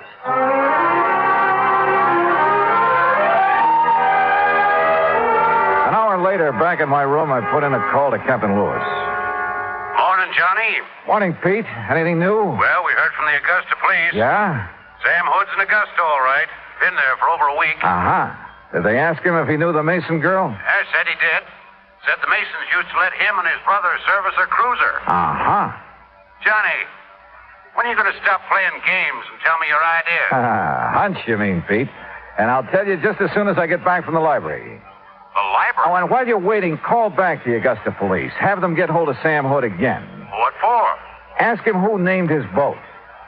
What? Yeah, ask him if it was his idea to name it the Connemore or his brother's. Johnny, are you feeling all right? Never felt better, and I'll see you in about an hour. I found what I was looking for in the library, then went back to Captain Lewis's office and told him what I was now beginning to believe. While I was there, Sam Hood called from Augusta with the answer to the question the police had asked him. Then I went alone down to the wharf on Viking Beach. Leroy Hood was sprawled lazily over the deck of the Connemore, trying to sleep and at the same time keep an eye on a fishing line he tossed over the side. I started down the steps toward the boat. Well, doggone. Hi there, Mr. Dollar. Ah, morning, Leroy. Man, I sure didn't think you'd be back down here so soon. You know, Sam ain't back yet. Yeah, I know. You having any luck? No, just making believe. For real fishing, you got to go out beyond Gooseberry Island. Oh, how about taking me someday? Why, sure. Man, you just say the word and we'll go right now. Well, no. I'm afraid I couldn't do that this morning, Leroy. Well, you just let me know anytime. Yeah. How fast this boat cruise? 25 knots. Now, ain't that something? Fastest boat between here and the Navy station. How long would it take you to get over to the Mason home and back again? Why, it wouldn't take no time at all. How come you asked that? Did you know Darla Mason was shot last night? Heard something about it, yeah. Do you know Darla Mason, Leroy? How could I know somebody like that? I don't know. But if you didn't know her, why did you try to kill her last night? You joking? No, not a bit. Oh, come on now, man. What you mean I tried to kill her last night? Just what I said. That ain't funny. That ain't one bit funny. But it's the truth, isn't it? The truth? Now, who told you that? Darla. What? What, she couldn't have? No, why not? Because the papers say she's still unconscious. Besides, she couldn't see nobody around that boathouse last night. It was too dark. Dark as it was the night you killed Ruth Dixon. You know, you beginning to get me riled, Dollar. That's so. It sure is so. Coming around here with all kinds of lies saying I killed Ruth Dixon. I didn't say it. Your brother did. Sam? Oh, man, now you really lying. Sam's in Augusta. You ain't seen him. We talked to him on the phone this morning. He told us about you and Ruth Dixon and the Mason girl and every other woman who comes around here. Well, just because I try to make a little time with him, that don't mean I killed nobody. Sam told us differently, Roy. He told us that you can't stand to have a woman laugh at you. Every time a girl has, you've tried your best to make her sorry for it. You really did talk to Sam? What do you think? But why would he tell on me? Why? He never has before. He didn't want to, Leroy. That's why he left here when he did. He needed time to think. Decide what to do about his brother. About you. What you gonna do about it? What I have to do. Take you in. No. Nobody's taking me anywhere I don't want to go. And anybody cries, they're gonna be sorry. Leroy, come out of there. I'm coming. You look out, dog. You look out. You don't try stopping me. Leroy, come back. No!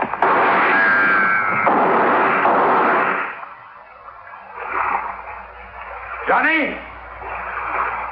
You all right? Oh, yeah. I'm just fine. Come on up. All over. Yeah, Captain. I know.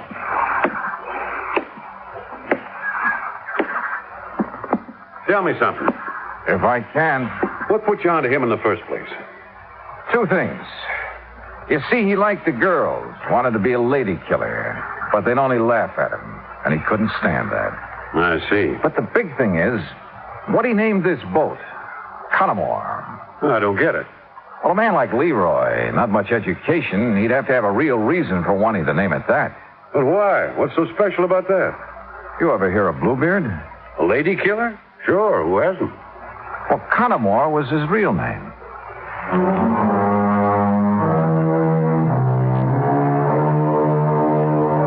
I saw Mrs. Dixon late that same afternoon. I'm afraid she was a bit disillusioned, having been so sure that the person who had killed her daughter was a woman. But there was one funny thing. On the back of Leroy's left hand was a long red scar. Expense account total, including car rental, hotel bill, and transportation back to Hartford, $968.20. Yours truly, Johnny Dollar.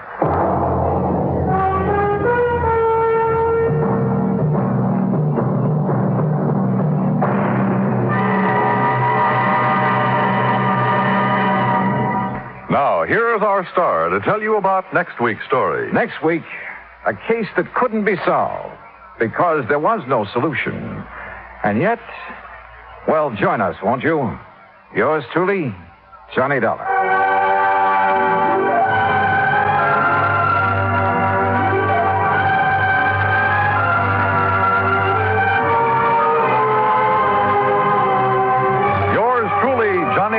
Starring Bob Bailey, originates in Hollywood.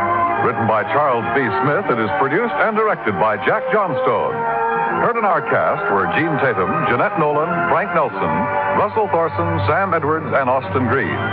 Musical supervision is by Amerigo Marino.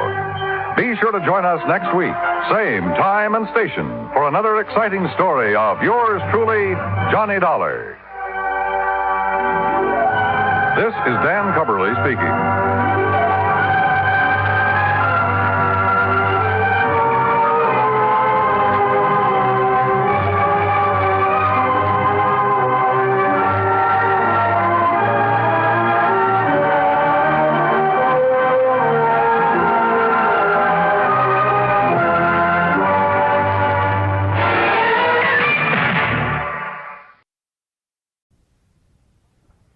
From Hollywood, it's time now for Johnny Dollar. I love you. Hello? I said I love you.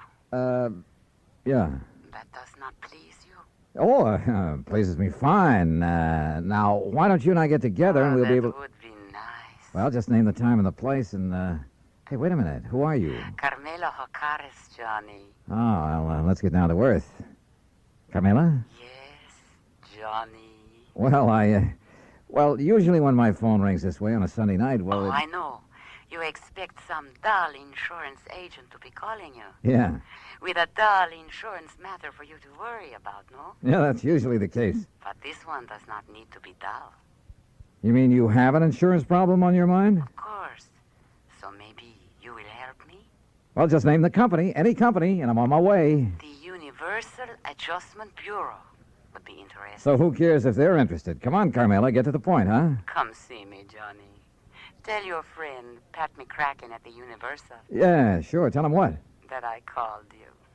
Will you, Johnny? Are you kidding? Goodbye. Yeah, well, where can I... Hello? Hello?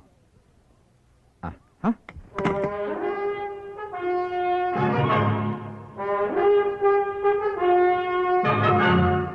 Bob Bailey in the exciting adventures of the man with the action-packed expense account, America's fabulous freelance insurance investigator. Yours truly, Johnny Dollar.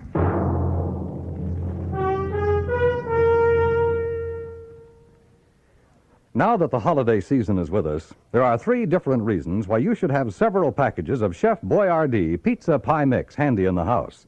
The reasons are friends who drop in for lunch, friends who drop in for supper, and friends who come over just to say hello. Because pizza is perfect to serve friends and family any time of the day. And when you use Chef Boyardee Pizza Pie Mix, it's so easy. You see, everything you need is right there in the one Chef Boyardee pizza package that you keep on your cupboard shelf. Needs no refrigeration. You get the flour that turns into crispy golden crust. Chef's own pizza sauce, made according to the very same recipe Chef Boyardee brought with him from Italy. And even mellow Italian-style cheese, already grated to become a delicious, bubbling topping. Serve everybody pizza this holiday season. They'll love it.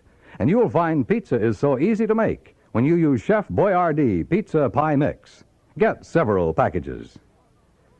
And now, Act 1 of yours truly, Johnny Dollar.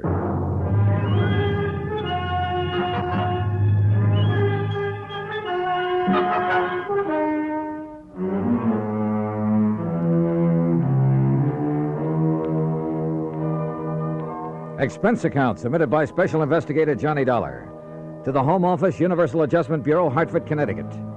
Following is an account of expenses incurred during my investigation of the Latin Lovely matter. Expense account items 1, 2, 3, 4, and 5, 50 cents for phone calls early Monday morning trying to reach Pat McCracken. Item 6, $1, taxi fare to the offices of Universal Adjustment. Oh, hi, Johnny. Top of the morning to you. Yeah, where the Sam Hill have you been all morning, Pat? All morning? You kidding? Look, the clock on this desk says exactly 9:02. For me, that's the crack of dawn. Now, what's bothering you? Carmela. Oh, Carmela Jocaris. Yeah, only it's Hocares. Oh, well. Might have known she'd call you direct. I should have warned you, Johnny. You know her, Pat? She's threatened to come down here and camp on my doorstep any minute. Oh, can you think of a nicer ornament to have around? If she's anything like she sounds on the phone. She is, Johnny, yeah. That's why I should have suggested that Special Investigator Martha Maybury Balderdale help her. Balderdale? Now, how could an old battle axe like her know how to deal with a young, charming, beautiful... dancer like Carmela? Dancer? Is that what she is? Yes, yes. Not very good, but she's just as beautiful and seductive. No, maybe I better stick old Lady Balderdale on. All right, Pat, quit the kidding and tell me what it's all about. Who's kidding? Well, where do I find Carmela, her address? Now, you see, you're already emotionally involved with her. You haven't even met her. Emotionally? Client relationship in our business should be entirely objective, Johnny. How can I possibly expect you to look at Carmela's insurance problem with an unbiased mind? Pat, All she'd have to do is bat those lovely big brown eyes at you a couple of times. Look, will you stop baiting me and tell me what this is all about? Emotion. All right.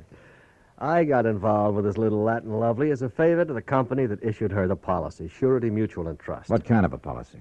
Retirement. Pays her $50,000 when she's 45. Meantime, if she dies, her beneficiary gets the $50,000. So what's the matter with it? Well, like I told you, Johnny, she's a dancer. Nightclubs. Always has a partner. Some good young kid who can make up for her shortcomings. Only a different partner every month or so. Well, what's that have to do with her insurance? Well, she has the company name her partner as beneficiary. Oh, I see. And if she keeps changing her policy... Right. And by now it has so many riders attached to it, the company's running out of filing space. And what's more important, the cost of servicing this one lousy policy and the time that's been wasted on it. And the last time... Well, she's been so insistent you'd think she was planning to die tomorrow. Well, maybe she is. Why doesn't the company just stall on making some of these changes? Well, they've tried that. So what happened? She's on the phone every day, 2 or 3 times a day. Nobody has any peace. That's why they finally turned to me in desperation. And you said you'd have me talk to her. I did not. She asked for you. Why? How'd she even know about me? Oh, newspapers, some of the radio programs about the cases you've handled. Johnny, you're her idol. You're her dream boy. Oh, yeah, sure. But what to do about this? Well, you get her to settle with one beneficiary. Get her married, something like that, so her policy will stay set for a while. Yeah, married, even if you have to... Oh, yeah. You? Huh? Yeah. Oh, no, you don't. Not me. Oh, no. It's a great idea. Johnny, her address is 624 East 47th Street, New York. Now, you look, But just remember one thing. Universal Adjustment Bureau will not pay for your defense in a breach of promise suit, John. It's all the way or nothing. Oh, yeah, sure. Call me up sometime when you have a case for me. Sucker. Me, that is. Because of Item 7, 1940, plane fare and incidentals to New York City, taxi from the airport to 624 East 47th Street, a nice modern apartment building complete with a uniformed doorman. Miss O'Carra's? That's right. Can I have your name, sir? Johnny Dollar. Oh, yes, of course. So, if you'll just give me her apartment number... may I see your credentials, please? My credentials? Oh, sure. Why not? Here, take a good look. Seems all right. Thank you, sir. Now, look, she's expecting me. I know, sir. Then what's all this fuss about? Hey, will you step into the lobby, please? Oh, sure. Now, what's the number of her apartment? One moment, please.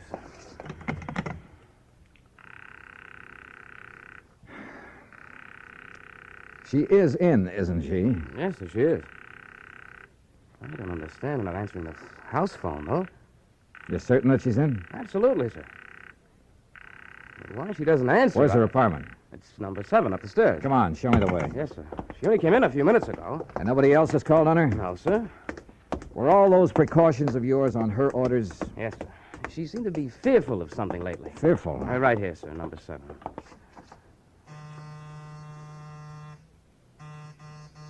That's funny. Miss O'Carra's. Miss O'Carra's. Carmela. Listen. Now what? That sound inside. Well, there must be somebody You in got a there. passkey? Well, yes, sir. Come on, give it to me quick. But unless you have some authority, Mr. Dollar. I have all I need.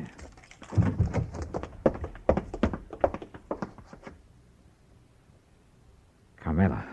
Mr. Dollar. She's been killed. No, she's alive, all right.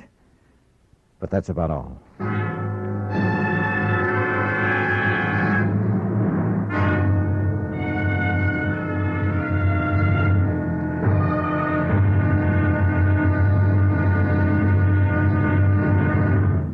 Act 2 of yours truly, Johnny Dollar, in a moment.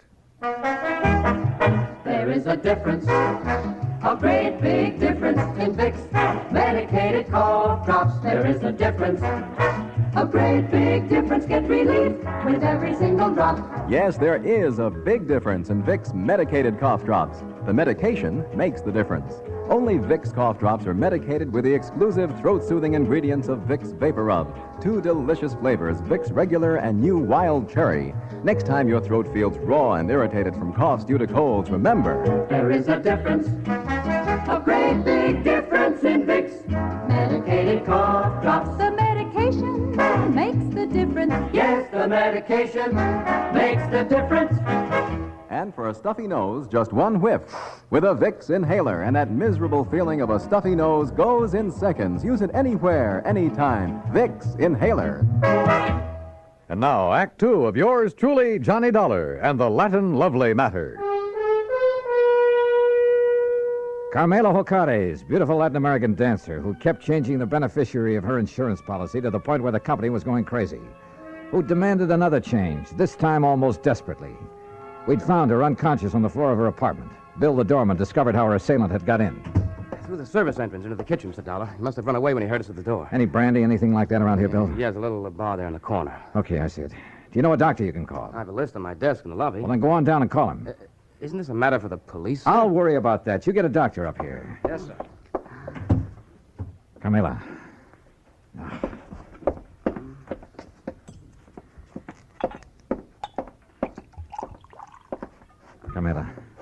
Carmela, here. See if you can drink this. What?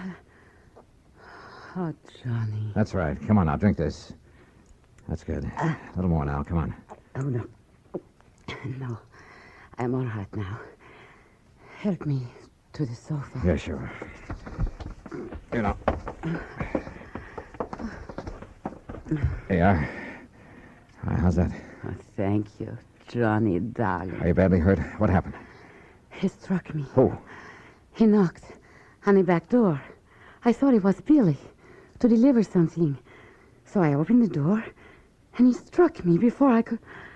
Oh, Johnny, it was terrible. Well, who was he? Do you know? No, darling. I'm still so afraid. Hold me, please, in your arms. Carmela, do you know who it was? No. It was then he heard you and Billy at the front door. And you have no idea who it could have been? Well, he was short and dark and... Johnny. Yeah? The man who has been calling me. First from Mexico, and then from here in New York. Threatening me. Well, who? I do not know, darling. Threatening about what? You have done it once too many, he would say. Now you will be sorry. Then he would hang up. Done what once too many or too often or whatever he meant? I do not know, Johnny. Well, I know darn well the insurance company would never carry things this far. The insurance? Oh, Johnny, you can't do it for me, can't you, darling? Do what? I only ask them to make a little change. But all they do is delay. Oh, now look, we have more important things to think about now. More important than the insurance? Oh, you do not understand. Please, my sweetheart. How can I work unless Armando is... First, we find out who attacked you and why. Oh, Billy, darling. The doctor says he'll be here in 15 to 20 minutes. No, not the doctor. I love you, Billy, but you're a nice boy, but not the doctor. Why not? Because I am all right now. You're sure about that? Carmela? Oh, yes, I am all right. You know, you recovered pretty fast. No marks on you. What do you mean? I wonder just how much of a beating you really took. Johnny, my darling, my love. Surely you do not think... No, I'm not sure what I think. Okay, Billy. Call off the doctor until I can find out what's what. Oh, thank you, my sweet. You do care about me. I love you. Oh, yeah, sure. And, Billy boy, you stay here until I get back. Yes, sir. My Juanito, where are you going? You know something, Carmela? I wish I knew.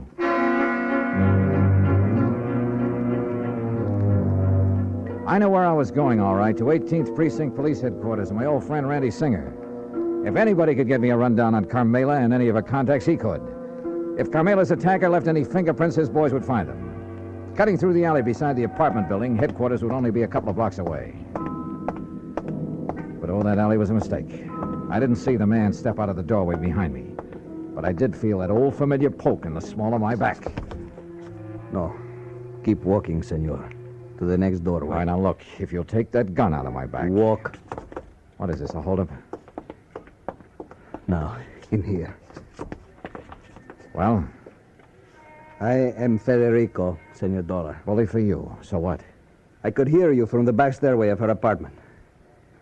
So you would help her, eh? Carmela? Maybe? No.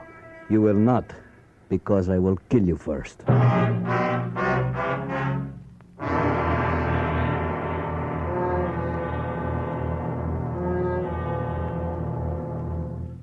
Act 3 of yours truly, Johnny Dollar, in a moment. Smoke Kent, Smoke Kent, Smoke Kent with the micronite filter. Remember this, Kent filters best of all the leading filter cigarettes. So get the mild Kent cigarette. Smoke Kent with the micronite filter.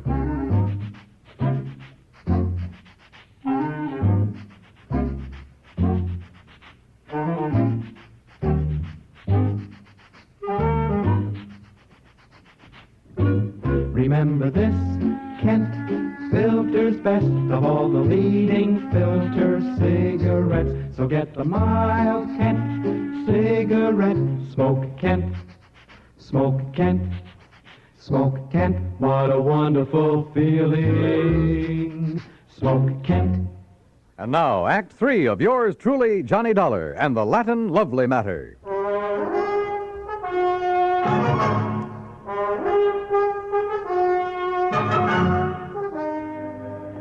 You hear me? I will kill you. You mind telling me why? I will kill you before I let you help that woman ruin my son. Your son? You are from the company for the insurance, are you not? Yeah, that's right. To make her the change in the policy, to change what you call the benefit, The beneficiary, yes.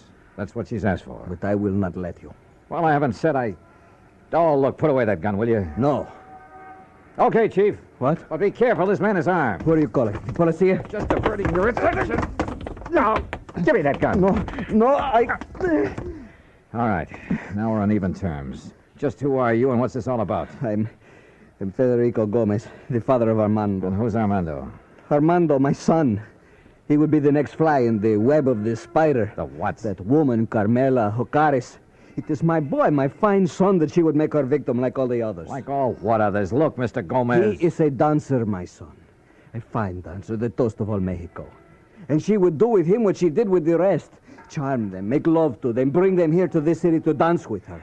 Unless I stop her. Well, I fail to see anything particularly... And like the others, my son would fall in love with her with all his heart, with all his soul, with all his mind. Yeah, I'm sure, And but... she... Oh, of course, she would prove her love for him with all the big insurance benefit. You mean that naming those lads in her insurance policy? Oh, now wait a minute. You do not know what 50,000 of your American dollars can mean to a young man fresh in his, what you call, career. Mr. Gomez. Is it not true? Well, yeah, it's a lot of dough to hold up in front of a young fellow, but there's a big difference between that much cash and just a promise of insurance money. The eyes of a young man are easily blinded by this beautiful woman, amigo. She has blinded so many. They have danced with her and given her their money because they loved her. All right. But when she got their money, she was through with them. When they begged her to marry them, she spit on them. She turned them out. Pedro Fernandez, you know of him? No, I'm afraid I don't. Because of this woman, he killed himself. So it was with Jimenez, the son of my friend. But she will not do this to my son. And you honestly think the mere fact of a big insurance policy? Was it not true with Jimenez, with Pedro, with Angel, with all the rest?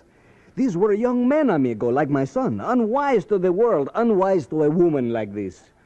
Suicide? I will do anything to keep her from using that insurance to ruin my son. Senor? The more I live in this world, the more amazed I am at some of the things that happen in it. Things that are implausible, impossible, but that sometimes do happen. I can only beg of you. Humbly. All right, look, Mr. Gomez, I'm keeping this gun. By rights, I ought to have you locked up for poking it in my back for your attack on Carmela. But Where are you staying? At the Hotel de Glen Arms. I want you to go back there. Stay there until you hear from me.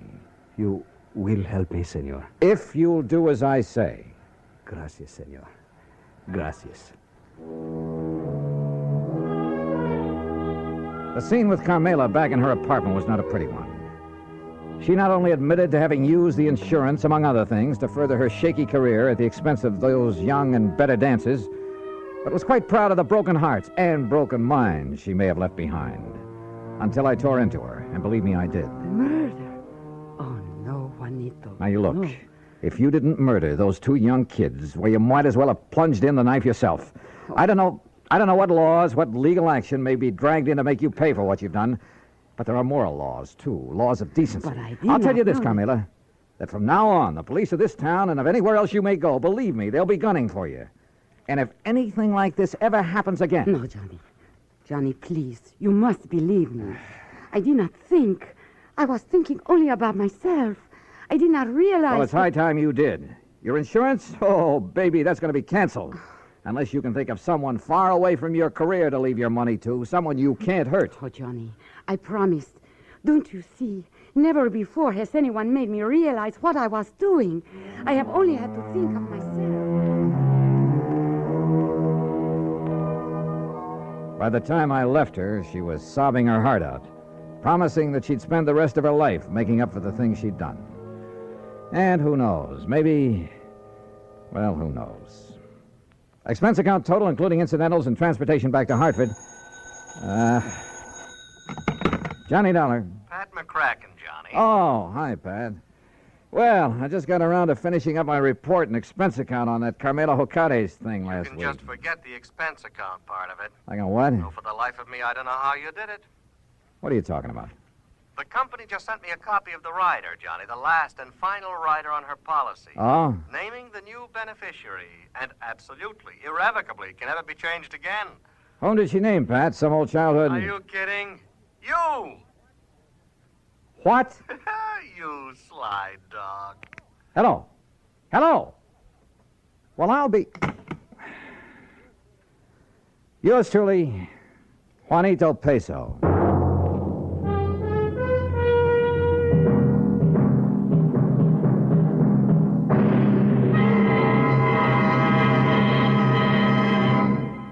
Our star will return in just a moment. Meet movie star Dorothy Lamour. Actresses can't perform with a rotten cold, so I take 4-Way, the fastest way to stop terrible cold distress and feel better quick. Right. Of all leading cold tablets tested, 4-Way's the fastest acting brand. In minutes, amazing 4-Way starts to relieve aches, pains, headache, reduce fever, calm upset stomach, overcome irregularity. When you catch cold, remember my advice. Take 4-Way, fastest way to stop these awful cold miseries. 4-Way, 29 cents. Now let me tell you about another fine product of Grove Laboratories. Imagine a shampoo so effective it gets rid of embarrassing dandruff with one lathering, but won't dry hair, won't split ends, won't leave a medicinal odor. It's wonderful new Fitch Dandruff Remover Shampoo. One lathering with Fitch removes dandruff, can brighten hair up to 35% too, without harsh medication. Only Fitch guarantees to do all this with one safe, easy lathering or money back. Contains no strong medication, so it's gentle enough for every shampoo. And then dandruff need never be a problem again. Fitch Dandruff Remover Shampoo, only 59 cents. Now, here is our star to tell you about next week's story. Next week, some priceless jewelry, a beautiful girl, and believe me, they add up to trouble. Join us, won't you? Yours truly, Johnny Dollar. Yours truly, Johnny Dollar, starring Bob Bailey, originates in Hollywood and is produced and directed by Jack Johnstone, who also wrote today's story. Heard in our cast were Lucille Meredith, Larry Dobkin, Jimmy McCallion, and Harry Bartell. Be sure to join us next week, same time and station, for another exciting story of yours truly, Johnny Dollar. This is Dan Cubberly speaking.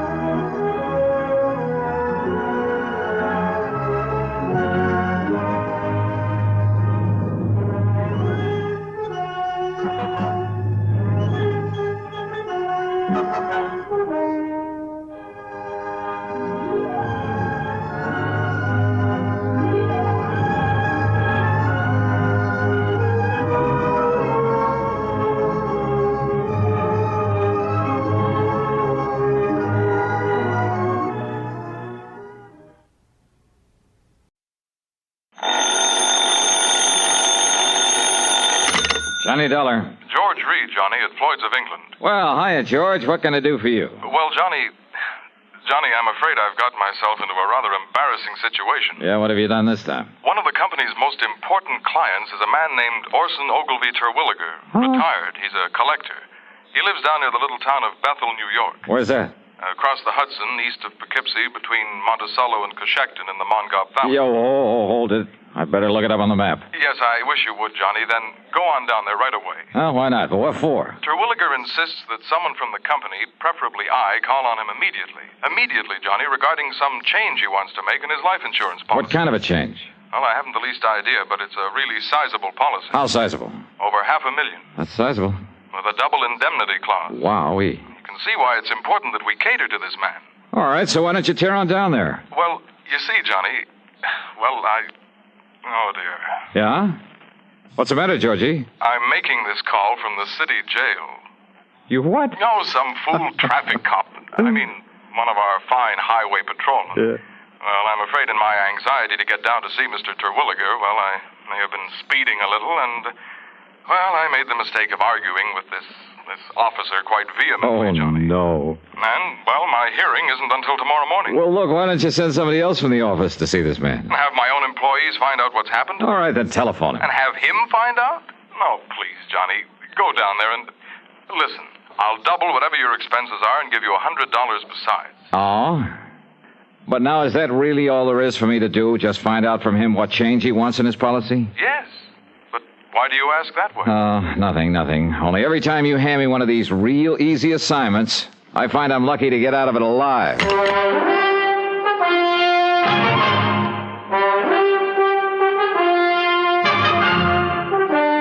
CBS Radio brings you Bob Bailey in the exciting adventures of the man with the action-packed expense account, America's fabulous freelance insurance investigator. Yours truly, Johnny Dollar.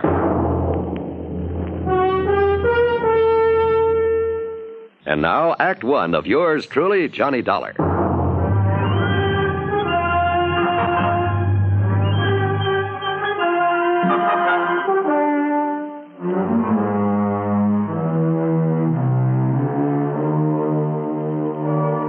Expense account submitted by Special Investigator Johnny Dollar to Floyd's of England, North American Office, Hartford, Connecticut. Following is an account of expenses incurred during my investigation of the Collector's Matter.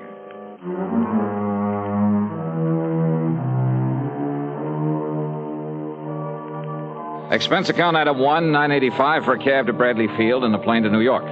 Item 2, $50 deposit on a rental car, and I drove north and west on 6 and 17 and finally Route 17B in my search for the little town of Bethel.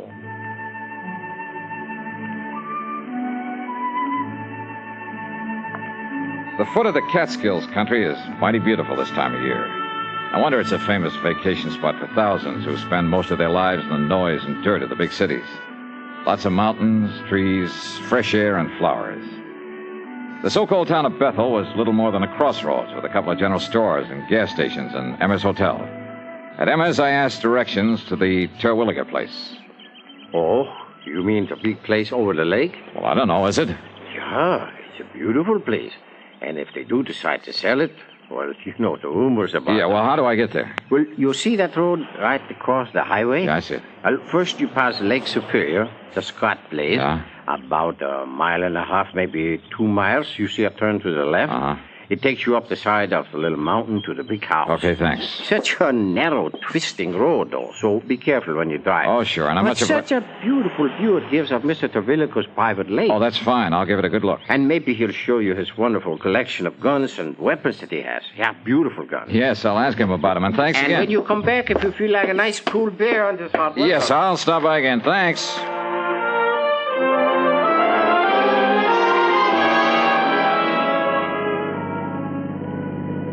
I passed the Lake Superior he'd mentioned. Then a couple of miles beyond, made a left turn that put me on the narrow, winding road up the side of a hill above another, a smaller lake.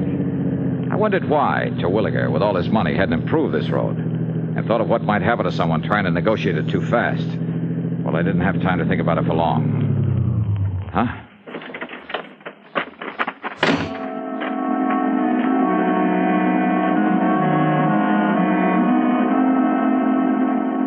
The other car must have been coming down the hill, but apparently had taken the narrow little turn much too quickly, then skidded and rolled over to land against a huge boulder that stuck out on the side of the hill just below the road. After a struggle with it, I managed to get one of the doors open to see if the man inside was still alive. He wasn't, though his body was still warm.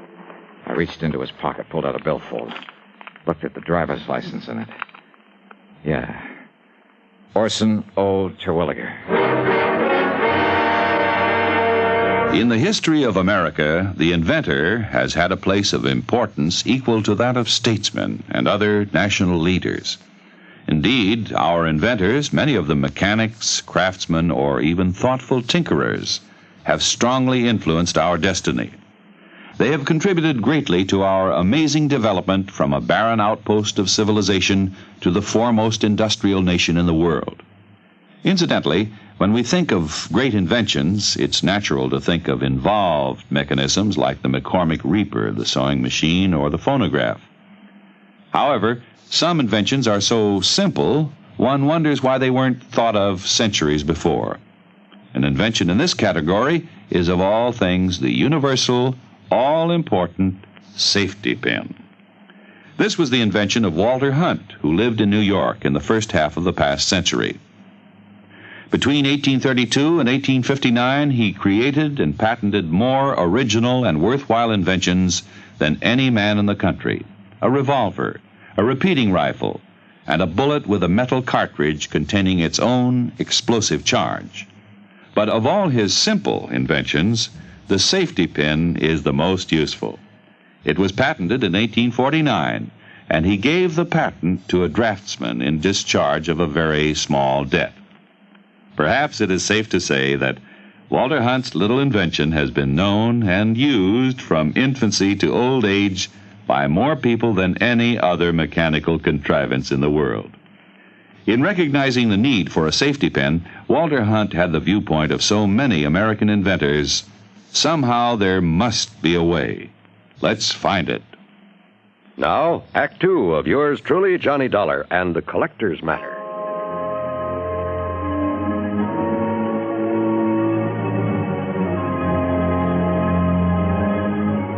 Yeah.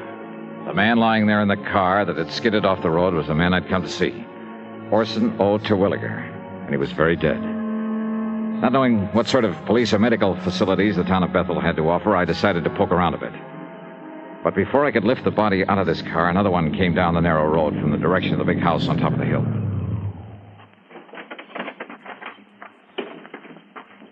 Well, stranger, did you have some trouble with your... Oh, no, that's Orson's car. This gal was a doll, maybe 5'2", with blonde hair and, for a moment, sparkling blue eyes. And a figure inside her tight blue capris and yellow silk shirt that would have made any man turn his head. She stood there a moment, staring at the body, a look of utter disbelief on her lovely face. Then I caught her as she started to slump to the ground, hands covering her face, her whole body shuddering with her sobs. I'm sorry. I'm terribly sorry. Why did a thing like this have to happen? Just when Orson and I were... Easy now. Easy. Just take it easy. If it makes you feel better, go ahead and... No. What good is it to cry over him? It won't bring him back to life.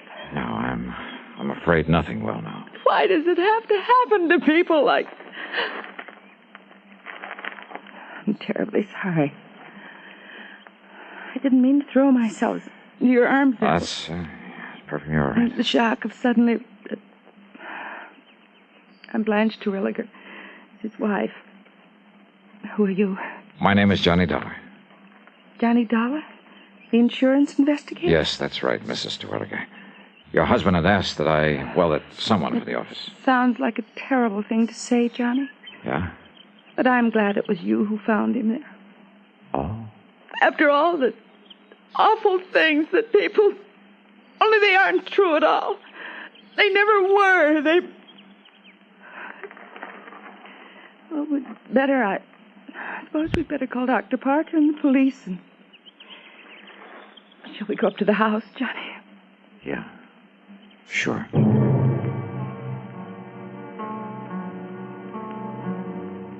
At the house, I made the call to Dr. Parker. In a matter of minutes, he and another man, a Mr. Harry Allen, arrived, and together we went back and inspected the scene of the accident. No question to me. No question at all. Ah, yes, Mr. Dollar, I'm the whole police force here in Bethel. Somebody's got to do it. I see, Mr. Allen. Chief. Don't you agree, Doctor? Plain as day, isn't it? Yeah, Chief. Mr. Dollar, it's just an unfortunate accident. Those marks on his head and body are simply a result of the car rolling over. All of them, Doctor? Why Orson didn't know better than to take this turn too fast is... What'd you say, Mr. Dollar? Well, this bruise on his forehead when he struck the windshield. That's right. Killed him instantly. And here, on his chest, from the steering wheel. Uh-huh. But that round contusion, I guess you'd call it, there behind his left ear. Small, a perfect circle. Something inside the car when it rolled. Was it? Yep. Maybe. Suppose you show me one thing, anything, inside the car that could have made that clean, clear mark. Now, you look here, Dollar. Yes, Chief. It was pure accident that killed him, no doubt about it. The doc knows it, I know it, and you know it. Just because you're one of these high-powered, big-city-type special investigators, just don't let your imagination run away with you. Chief is right, Mr. Dollar. Sure.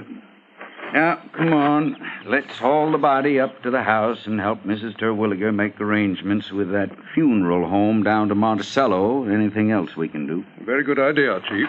And, say, Dollar, you're a healthy young buck with a sharp eye. Now, what's that supposed to mean? Well, now you tell me the truth. Don't you think Terwilliger's wife is one of the prettiest girls you ever did see? Yeah, she is. Such a shame that she and him never really... Rumor, Chief. That's just a lot of idle gossip. Yeah, Doc. I guess you're right. Is he, Chief? Huh? I wonder.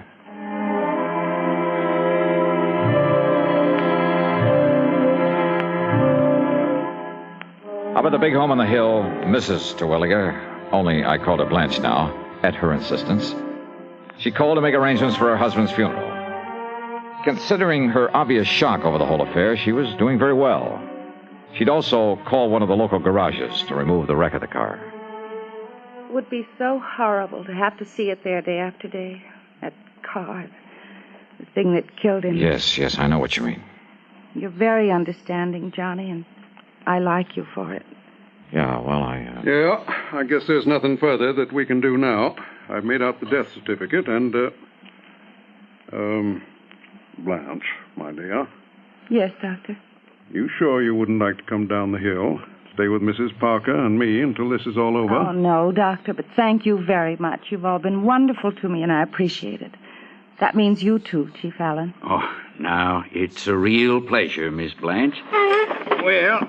Yeah, I suppose we... Oh, but Johnny... Yes? Would you stay and help me make out the insurance? Oh, it sounds terrible to talk about it at a time like this. Yeah, but all those things have to be done, my dear. So, Mr. Dollar, if you'd like to stay here... No, I'd better run on down to Emmer's Hotel and arrange for a place to stay overnight. A hotel when we have this nice big house with plenty of... Oh, I'm sorry. I forgot that I'm alone now. You really shouldn't be, my dear. Johnny, maybe you'd come back to tell me what I must do about the insurance.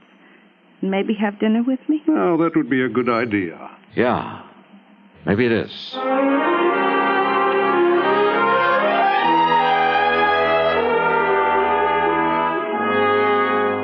Expense account item 3, 90 cents for a phone call at Emmer's Hotel. Orson Terwilliger is dead. And, George, there's just one thing I want to know. Johnny, I simply can't... Yes, what is it? Who are the beneficiaries of Terwilliger's insurance? Why, there's only one. His wife, Blanche Terwilliger. Yes. I knew it. George, is that policy pretty much a standard form? Yes, it is. Double indemnity, as I think I told you. But he said he wanted some changes made. Well, to quote him exactly, he said he wanted to make a change in it. But frankly, I can't imagine what or why.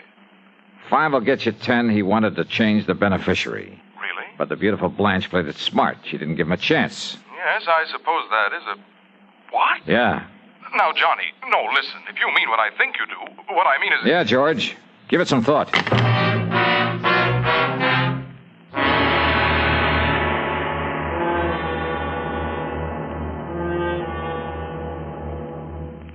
Who administers the oath of office to the President of the United States? And for that matter, what is the oath of office? You may not know the answer to the first question. You should know the answer to the second. Because before a man can become president, he must pledge himself to do 2 things. First, he must pledge that he will in fact perform the duties of the president, and second, that he will perform them in accordance with our Constitution. This pledge is called the oath of office. It is very short and reads as follows. I do solemnly swear, or affirm, that I will faithfully execute the office of President of the United States, and will, to the best of my ability, preserve, protect, and defend the Constitution of the United States. That is the oath of office. The President takes it. But who administers it? The answer is that the Constitution does not say. Washington was sworn in by an official of New York City. Calvin Coolidge took the oath of office before his own father in the family homestead in Vermont. Frequently, it's administered by the Chief Justice of the Supreme Court.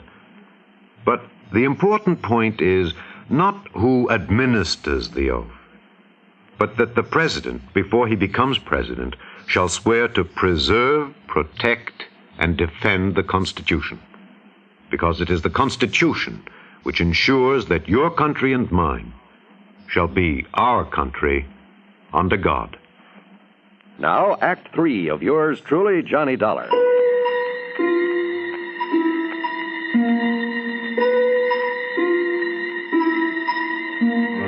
Dr. Parker and Chief Allen were convinced that Terwilliger's death was accidental. Well, I wasn't. Yet, all I had to go on, some talk the Terwilliger place might be put up for sale, meant nothing in itself unless I could find out why. Or perhaps the reason might tie in with the rumors, the gossip that had been mentioned to me. Rumors of what? That Blanche and her husband weren't getting along? As for actual evidence that he was murdered, all I had to go on was that funny little mark behind his ear. I borrowed a flashlight there at the hotel and drove back to the scene of the so-called accident. I went over the ground with a fine-tooth comb. Nothing. Then I went up to the place where the car must have started its skid. I searched the bushes all around, and then... Wait a minute. What under the sun is... And more important, where did it come from? It's much longer than an ordinary. As for the fletching... Yeah, this thing's been used all right, and recently. And instead of a point, it has the heavy, round stone head. Who is it? Speak up or I'll shoot. Oh, that's a nice way to welcome a dinner guest. Johnny, you had me frightened. Oh, well, I'm sorry, Blanche. I saw your flashlight down here and couldn't imagine who it was. And since you hadn't come up to dinner as you promised... Oh, I was on my way. I hope I'm not too late. Hey, do you always wander around carrying a gun? Oh, I'm sorry. Here, you'd better take it. Yeah. I'm not used to these things, though heaven knows I've seen enough of them. Your husband's gun collection. But why'd you stop here, Johnny? What were you doing, and what in the world's that? Oh, just well, there must have been some Indians around here at one time or another. Oh, yes. I understand this was great Indian country. But now, Johnny. Yeah? My invitation to dinner still stands. Great. I'm starving.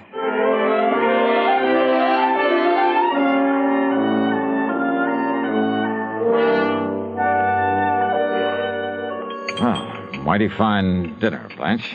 More coffee? I'm almost embarrassed, though. Now, why do you say that? But a chance to be close to someone is, well... More coffee? Oh, no, it's not another thing. Well, then, let's go in by the fire in the library and talk. Johnny. Yeah? It's a great comfort to have you here, and Thanks. You don't mind if I hold your hand? Kid stuff, huh? No, it isn't. Now, this collection of weapons you were going to show me. No, you have to look at it. Well, I'd kind of like to. All right. It's in the library, too. Okay. You know, Blanche, with your figure... what I meant was you must have been quite the athlete when you were in college. Now, what brought that on? Swimming? Tennis? That sort of thing? Sure, everything. Blanche Ransom, girl athlete. Pistol team? The way you handled this gun a while ago. Only a person who knows guns has the proper respect for them. Well, I still don't like them. Then all things considered, it's better that I keep this one. What? All things considered?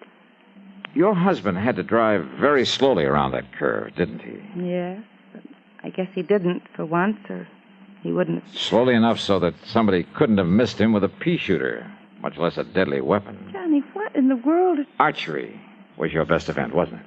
Archery? Yeah. I'm afraid that's why I took your hand. Johnny. Calluses like that come from only one thing, using a heavy bow, a hunting bow. This one here on the wall? Now, Johnny, listen, honestly. Honey, why did you do it? Why did you do it, Blanche? Johnny, I don't know what With this bow, And with the arrow I found out there, Johnny. with its flat, round, heavy stone head, just before he reached that curve in the road. Well, All right, Johnny.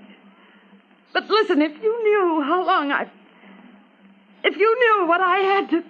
Listen, please. murder for a chance on a lousy $1,000,000. I guess I lost, didn't I? Oh, yeah. You lost.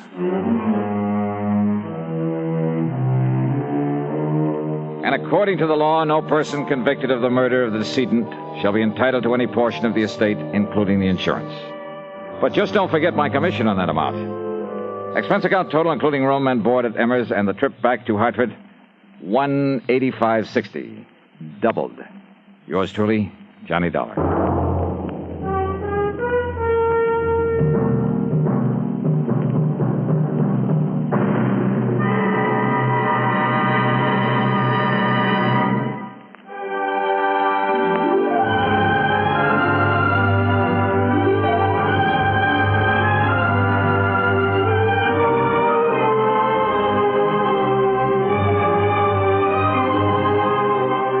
Yours truly, Johnny Dollar, starring Bob Bailey, originates in Hollywood and is written, produced, and directed by Jack Johnstone.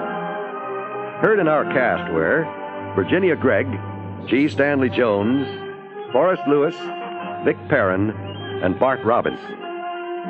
Be sure to join us next week, same time and station, for another exciting story of yours truly, Johnny Dollar.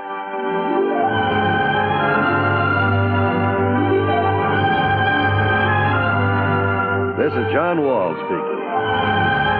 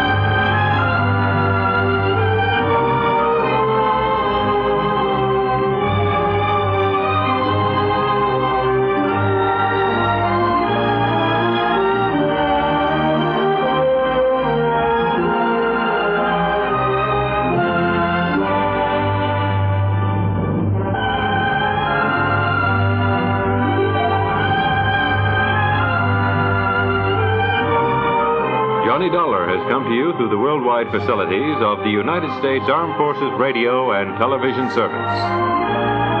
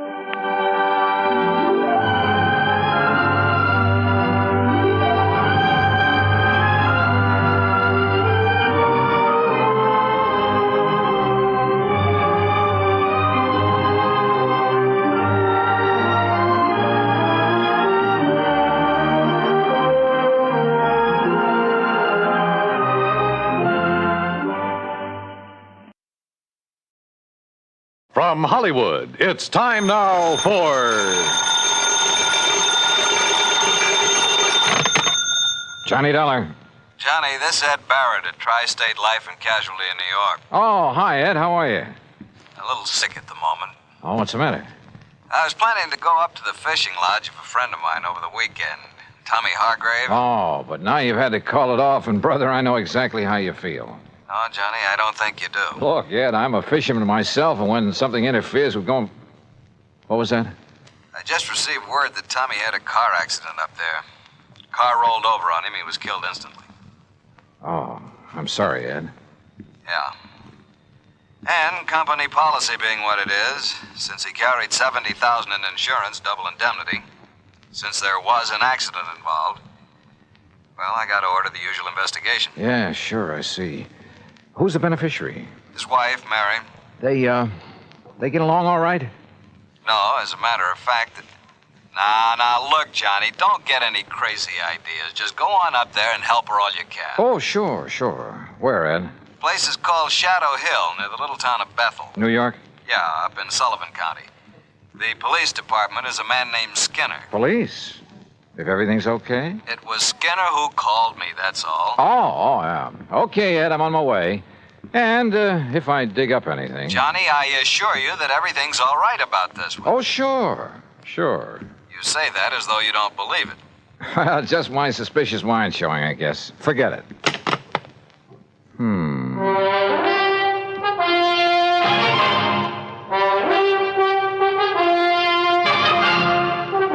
Bob Bailey in the exciting adventures of the man with the action-packed expense account. America's fabulous freelance insurance investigator. Yours truly, Johnny Dollar.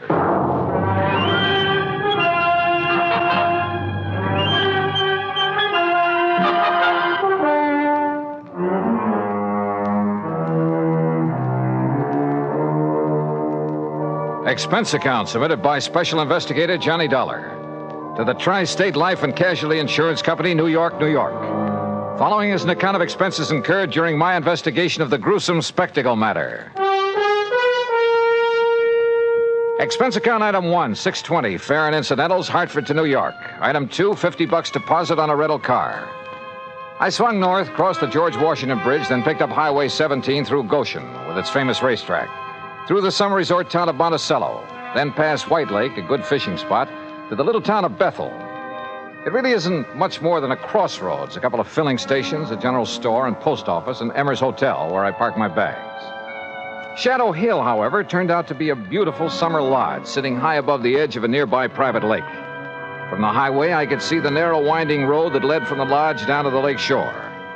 I could also see the spot where a car had apparently taken a corner too quickly, skidded, and rolled over to where it lay on its side.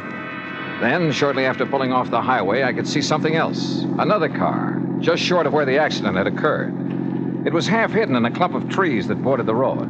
And as I slowly pulled up to it, a man suddenly jumped out and leveled an old .30-30 rifle at me. Stop right there. Don't come any closer. Oh, well, now, just a minute, mister. Who are you? What are you doing around here? Stranger, huh? Yeah, I guess you'd call me a stranger, but look, Then maybe you're the stranger I'm looking for. Get out of that car with your hands up over your head. And don't try no funny business. Hey, what is this, a holdup? Do like I tell you to. And be quick about it. Okay, whatever you say. Come on. This door doesn't seem to want to... You trying to pull some trick? No, Open that door. Well, it's stuck, I guess. Here, I'll do it. Now then. Thanks. Yeah, now I'll take that gun. Oh, no, you won't. All right. Now. All right, up on your feet. Now, just a minute, son. Turn around. Go on, turn around. You just look here, son. You just take it easy, old man, and remember I have the gun now. I'll lock you up for this. That's what I'll do. You what? Yes, sir. Interfering with the law this way. The law? You? That's right. See? Here's my badge. See? Oh, okay then. Look, Mr. Skinner. You look, you... Hey, how'd you know my name? You are Mr. Skinner, aren't you? Well, sure I am. Amos Skinner. Only it's Chief Skinner to you. Police Chief Skinner. And if you think you're going to get away with this, you... What's your idea? Oh, Chief, it looks like you're just the man I came to see. Huh? Only, maybe you'd better have your gun back. Here. Well, all right. All right, now, you just put your hands up and... Say, now, just a doggone minute. Who are you? Johnny Dollar. Johnny Dollar? That what you said? That's right. The Johnny Dollar? I'm an insurance investigator. Praise be to Betsy. Well, I might have known there was someone like you, the way you outsmarted me, banging the car door against me that way. Oh, I'm sorry about that, Chief. Well, Johnny, I'm real proud to meet you. And believe me, son, I'm just mighty glad you're here. Oh? Why do you say that? Just you look here, Johnny, over the edge of this road. Look. You see it down there? That car? Is that the car in which Mr. Thomas Hargrave was killed? Oh, you know about that? That's what I came here to investigate. Well, all right then. Now, you listen here to me, Johnny. Well? I'm the one that telephoned down to Mr. Hargrave's insurance company down to New York. So I understood. I did it as a favor to Mary. That's his wife. On account of she was so broke up and all. Never did like her, but she was pretty upset. Very considerate of you, Chief. And I told the insurance company just what I told everybody else. That Tommy Hargrave took this turn in the road too fast. Now, you see the turn right above here?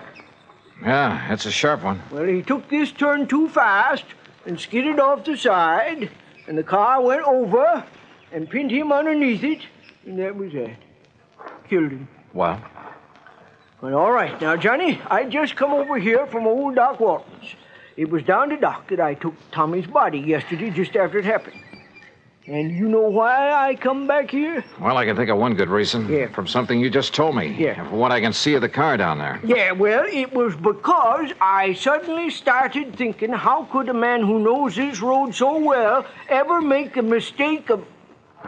Hey, what were you going to say? Well, Chief, that car was coming down the road, down from the lodge, wasn't it? Yeah, that's right. That means he made a left-hand turn right here. Correct. The car went off the road, fell on its side, and leaned right where you landed, right where you see it, right on top of Tommy Hargrave. That car is a sedan. Yeah, that's right. And even from here, I can see that the windows are all closed, except for the one next to the driver's seat. Correct. But now... And it's obvious it didn't roll completely over. No, sir. It just flipped over on its side and slid down there. And yet you say that Tommy Hargrave's body was under it. That's right. Under the right side of the car where we practically had to dig it up. Hey? Uh-huh. Can you tell me how he could have fallen under that side of the car, windows closed? Johnny. Yeah. Tommy was murdered. That's what. And the car pushed over on him to make it look like an accident. And Johnny, you proved it. A couple of other things we've got to prove, Chief. Hey? Like what? Who murdered him? And why? Act two of yours truly, Johnny Dollar, in a moment. Our flag now numbers 50 stars, and behind each star there stands yet another flag, representing one of the 50 states. Rhode Island's state flag is white with an anchor, first used as a colony symbol in 1647. The motto Hope was added in 1664, when the government was organized under a charter from King Charles II. A circle of 13 gold stars were added for the original 13 colonies. This is the flag of a unique colony and state, which carried out a most noble experiment in freedom.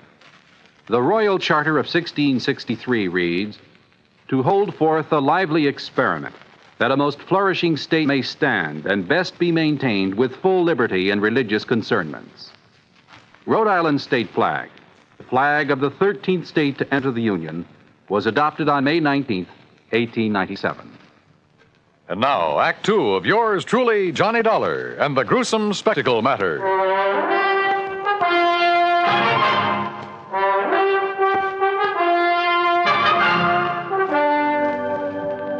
All right, Chief, tell me this. When and how did you learn of this so-called accident that killed Tommy Hargrave? Well, from Mary, his wife. Oh? It was like this, Johnny. I was sitting down at Bob and Ernie's and... Who are Bob and Ernie? Well, they run that mobile gas station down the highway you pass on the way. Oh, go on. Well, we were just sitting there talking about the Hamiltonian and all the money... What do you mean, the Hamiltonian? Well, you know, the big harness race they run down to Goshen every year. Oh, yeah. Why, it's world famous. Bigger than the Kentucky Derby. Yes, I know. Go on. Well, we was talking about how much money Barney Marson has made taking bets on those races, and we... Oh, Chief. You mean you have a bookie here in Bethel? Well, now, Johnny. And that you, as chief of police, condone such goings-on? Well, now, we... Oh, I'm surprised at you, Chief. Oh, well, it's just a little sort of harmless betting is all. Oh, sure. Every man's entitled to a little... Well, you know how it is. Yeah, I sure do. Now, let's get back to the subject. Yeah, sure. Well, like I say, we was sitting there talking, and we seen Mary Hargrave driving by on her way back from New York, where she'd gone to do some shopping that day. She wasn't here when it happened? Well, no, sir. She couldn't have been. You're sure? Well, like I told you, she was in New York. Anyhow, she drove on up here, saw what had happened, and drove right back to tell us at the gas station. We came up here, dug Tommy's body out from under, took it down to Doc Walton's office, and that was it. How carefully have you inspected that car down there? Well, that's what I was about to do when you come. All right, come on. Let's take a look at it. Well, sure. Have you any way of proving Mary Hargrave was actually in New York? Well, no, I guess not. Hey, look here, Chief. Huh? Keys are still in the ignition, but the ignition's turned off. You're right, Johnny. You're right. This car wasn't rid over the side of the road. It was pushed. Here, let's see if we can get this door open. Yeah, I'll give you... Now, let's see if some of this... Yeah, very good. Well, what are you doing with that handful of dust? Well, it's not very professional, but some of this fine dust ought to bring out any fingerprints on the steering wheel, and we'll be... Yeah. No prints there that I can see. No, you're right. Chief, this wheel has been carefully wiped off. So whoever did it... Huh? What'd you find? Did Tommy Hargrave wear glasses, spectacles? Tommy? No, sir. What? Come on, Chief. First thing I want is a look at his body. At Doc Walton's, you say? That's right. Then let's go.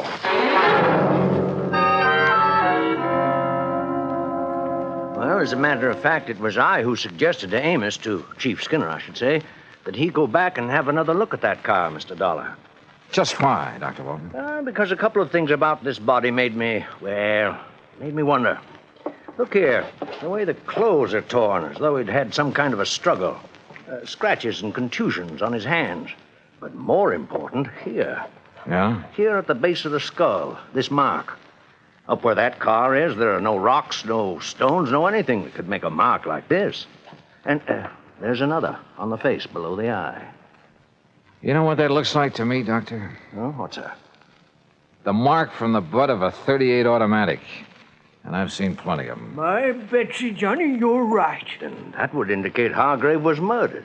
And the car pushed over on him to make it look like Yes, sir. And Johnny and me found a few other things around that car that would indicate the same thing. Doctor, I understand Tommy Hargrave did not wear glasses. No, not that I know of.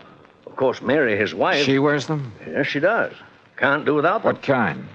Well, just regular tortoiseshell, you know. Something like these, maybe?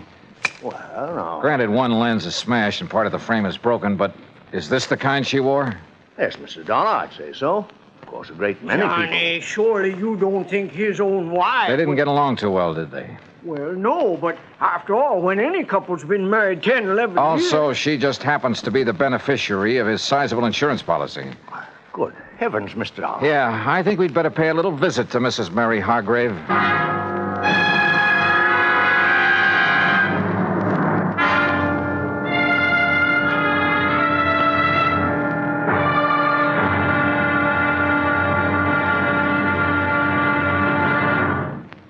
Act 3 of yours truly, Johnny Dollar, in a moment. Many times in the history of mankind, nations have pooled their forces to exert a greater strength against a common aggressor. This happens not only in the face of a world war, but between such giant holocausts, as during the Boxer Uprising in China in 1900. 6 nations combined their forces to come to the aid of their citizens. In the thick of the fight, undaunted by devastating enemy fire, Chief Bosun John McCloy of the United States Naval Contingent distinguished himself by meritorious conduct above and beyond the call of duty. For his valorous action, he was awarded his first Medal of Honor. But a man of action doesn't get the job done because of possible awards. It is the spirit of his code of conduct that guides him. John McCloy was guided by that code again and again. In June 1914, during the Mexican campaign, when the government of the United States was put upon once more to aid its persecuted citizens, Chief Bosun John McCloy was constantly risking his life. Our landed troops were in danger of being annihilated on the beach at Veracruz, when McCloy voluntarily filled 3 picket launches with riflemen and led them along the seafront to draw the enemy fire. Though badly wounded, he remained at his post and gallantly directed his part of the campaign. For this action, Chief Bosun John McCloy was awarded a 2nd Medal of Honor. But he hadn't been concerned with medals. His only concern was conducting himself as a man should, and that is according to the code of the American fighting man. And now, Act 3 of yours truly, Johnny Dollar and the Gruesome Spectacle Matter. The 3 of us, Dr. Walton, Police Chief Amos Skinner, and I drove up to the lodge outside the little town of Bethel, New York, to see why Mrs. Mary Hargrave had killed her husband, made it look like a car accident. That is, if she did it. And what little evidence we had pointed right straight at her. The obvious fact the car had been pushed over on him after he was killed. The marks showing he'd struggled for his life, had been struck with the butt of a pistol. The fact he and his wife hadn't got along too well, that she was his beneficiary. And finally, there were the glasses I'd found in the car. My Betsy, I wonder if she found out you were here, Johnny, and has flew the coop. Isn't that her car in the yard? Yes, Mr. Dollar, it is. All right, then. If she is here, well, sir, I'll arrest her right on the spot. No, let me handle this. But, Johnny... I said please, let me handle it. Yes? Oh, Dr. Walton and Chief Skinner. That's right. And this here is Mr. Johnny Dollar. Oh, yes, Mr. Dollar. Mr. Barrett at the insurance company phoned that you'd be here. Won't you come in? Well, surely. Thank you. I'm sorry to have been so slow in answering the door, but I seem to have mislaid a pair of my glasses. Yeah, that, Johnny. I'm blind as a bat without them. Won't you all sit down? Thank you. Yes, thank you, Mary. I've been using an old pair of steel rims with an old prescription, but they look so terrible. When did you lose your glasses? Oh, I must have mislaid them a couple of days ago. Ha! Now, what do you mean by that, Amos? You know very well what I mean. You don't seem terribly upset about your husband's death, Mrs. Hargrave? Why should I, Mr. Dollar? We haven't been exactly getting along for years. All he seemed to care about was his fishing and betting on the horses day after day. Oh?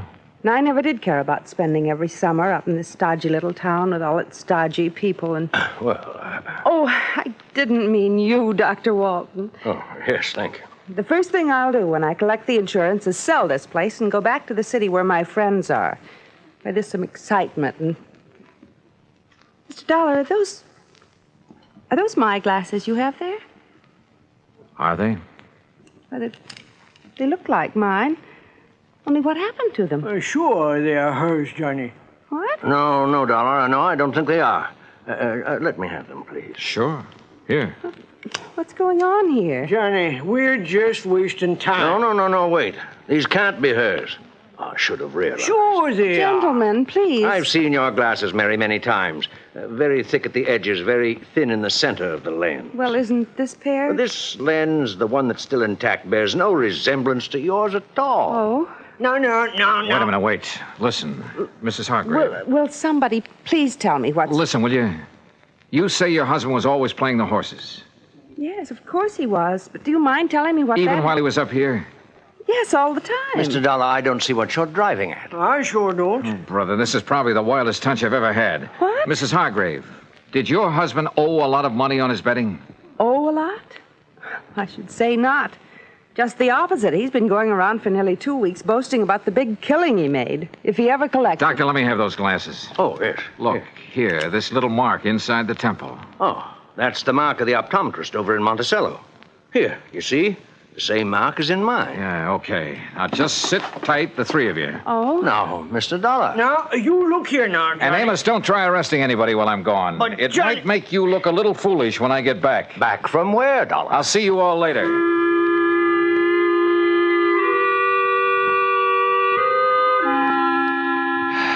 Well, that's really just about all there is to this case. Oh, except, of course, for the fact the optometrist in Monticello had no difficulty at all in matching the glasses I'd found with the prescription of, yeah, you guessed it. They had belonged to the bookie Chief Skinner had told me about, Barney Marston. Of course, Barney wanted to put up a fight when we faced him with the facts. But then he couldn't seem to explain the various and sundry bruises he was carrying around until we reminded him of the fight he'd had with Tommy Hargrave. Yeah, he'd killed him and pushed the car over on top of him. The reason for it all? Simple. Tommy had won a cool $25,000 from him, had threatened to put him out of business if he didn't pay, which he couldn't. So, Barney killed him and tried to fake the accident. And you know something? I have a sneaking suspicion Chief Amos Skinner isn't going to stand for any bookies operating in Bethel, New York from here on out. Oh, and Mary Hargrave found the glasses she'd mislaid. Expense account total, including mileage on the rental car and the trip back to Hartford, $148 even. Yours truly, Johnny Dollar.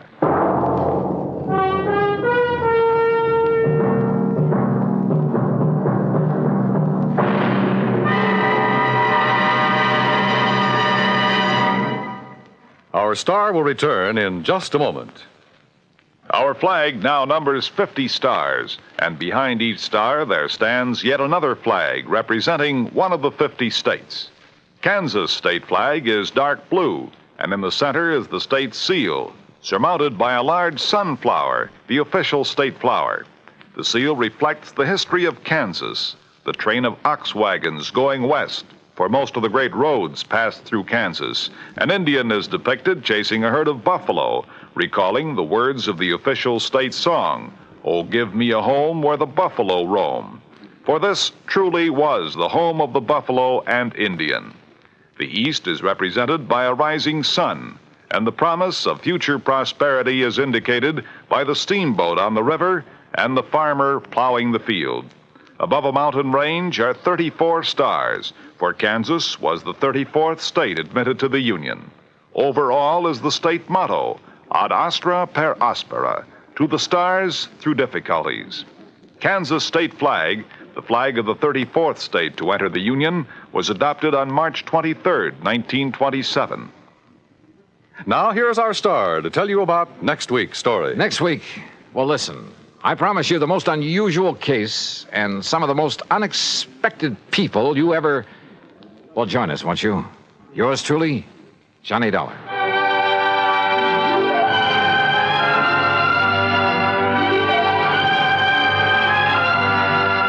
Yours truly, Johnny Dollar, starring Bob Bailey, originates in Hollywood and is written, produced, and directed by Jack Johnstone. Heard in our cast were Virginia Gregg, Harry Bartell, Junius Matthews, and Joe Kearns. Be sure to join us next week, same time and station, for another exciting story of yours truly, Johnny Dollar. This is Dan Coverly speaking.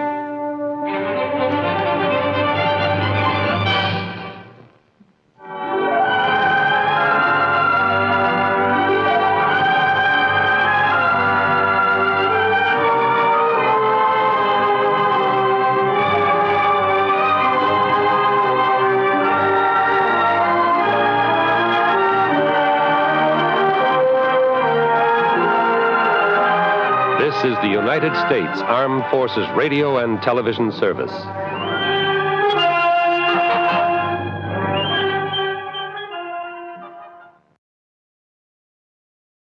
From Hollywood, it's time now for... Johnny Dollar. Earl Poorman. Hi, Earl. How are things down in sunny Florida? How soon can you come down here, Johnny? You got troubles? Yes, over a $2,000 insurance claim. Oh, now wait, Earl. How can you justify my fee and expense account on a claim as small as that? Johnny, Yeah? the responsibilities of an insurance company sometimes involve far more than just collecting premiums and paying off on claims. Well, sure. Keeping your clients happy, a little good old public service now and That's then. right, even a little attention to our national security. Sure. But on such a small policy, I still don't see how you can justify national security. Yes, Johnny. I'll grab the first plane.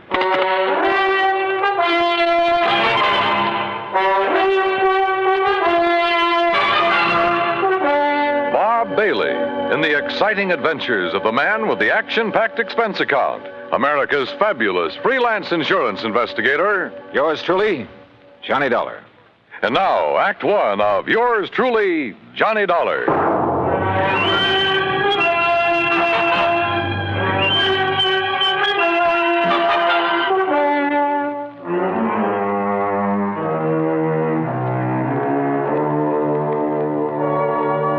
Expense account submitted by Special Investigator Johnny Dollar to Tri-State Life and Casualty Insurance Company, Sarasota, Florida. Following is an account of expenses incurred during my investigation of the Wayward Moth Matter.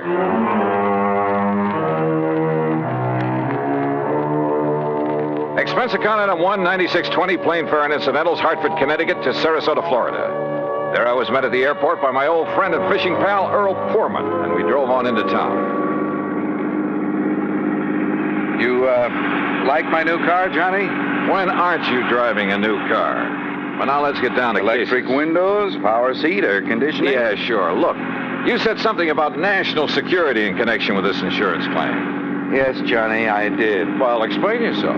Well, that's the trouble. I can't. You mean to say you had me fly all the way down here? Now, wait, Johnny. Or was it just some trick to inveigle me into fishing, huh? Is that it? A crack at some of the great Florida fishing you've been promising me all these years? Well, who knows? Maybe while you're here, we will be able to get in some fishing, too. In addition to what? Sure, Johnny. I just had my boat repainted, the engine overhauled. We'll go out in the Gulf for kings and bluefish. Earl. And in the bay and the bayou back of the house, I promise you redfish and sea trout until you get tired reeling them. All right. Just tell me why you've had me come all the way down here to investigate a lousy $2,000 claim. I told you I don't really know. All right, Earl. National security is involved. Yes. Well? Okay, Johnny. I issued a policy covering the chemical plant of Dr. John C. Allworth. What kind of chemicals? Well, you see, I don't know. Huh? I issued the policy at the specific request of Todd Swamp. Who's he? Chamber of Commerce. Knows more about this whole area and its people than anyone else. Well, surely you've seen this chemical lab. No, I haven't. You what? As a matter of fact, its exact location is a complete secret. Oh, now look, Earl, if you've issued a policy, if you're ready to pay off a claim. But if you haven't seen... Look, how do you know a couple of $1,000s worth of damage occurred? I've taken Todd Swamp's word for it. I trust him implicitly. Well, this is the doggonedest... Earl, how can I possibly investigate something if I can't even... If nobody knows what... I give up. I'm sure that Todd will tell you everything. I'll take you in, introduce you to him, then I'll leave you with it. Leave me? That's the way he says it has to be.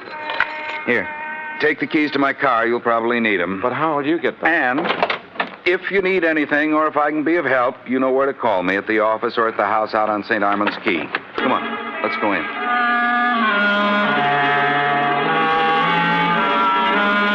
Todd Swam is a young, pleasant, aggressive sort of chap. Serious, alert, receptive. He thanked Earl for bringing me, then led me alone into his private office.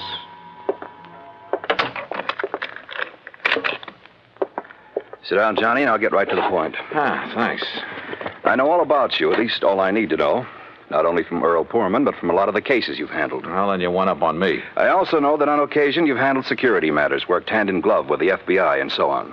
So? All right.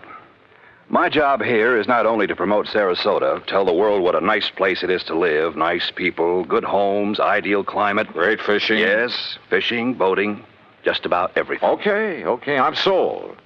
But what about this Dr. John Allworth? My job is also to be of whatever service I can to the people of the city. All right. Dr. Allworth has lived here for years. Chemist, retired. Until recently, that is. Well, go on. Now, in his small laboratory, carefully hidden in the swamps of the Everglades, for security reasons, Dr. Allworth is producing an important rocket fuel ingredient. Oh? For use at one of the testing centers here in Florida. Cape Canaveral? He and his assistant work entirely alone, for obvious reasons. Look, Earl says there's been some damage at his place. That's why I asked him to have you come down. But only a couple of $1,000s worth. That is beside the point, Johnny. I think it's a case of sabotage. But if nobody's even permitted to know where the place is... And if you're ready, we'll go out there right away, okay? Right.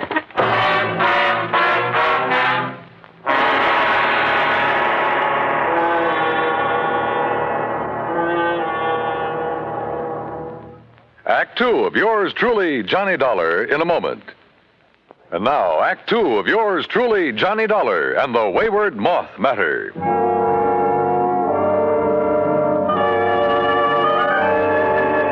Todd Swam, manager of the Sarasota Chamber of Commerce, suggested we use 2 cars, so I got behind the wheel of the one Earl Poorman had left for me and followed him. We drove south on Highway 41 through Fort Myers, then swung left on Route 82 into the Everglades, and finally into the Big Cypress Swamp Country. A few miles further south, I'm not permitted to say how many, we left the main road for a pair of wagon tracks leading into the swampy jungle. We stopped in a little clearing. From a small shack on the edge of a bayou, a tall, husky Indian emerged. He lowered his high-powered rifle as he recognized Todd Swam and walked over to where we'd parked. You bring a man, Mr. Todd. Ben Osceola, this is Mr. Johnny Dollar. Hi, Ben. How do you do, Mr. Johnny? Ben, he's to be let through here anytime he wants. Very well, Mr. Todd. Have you the airboat ready for us? All ready. Back of my house. Good. Come on, Johnny.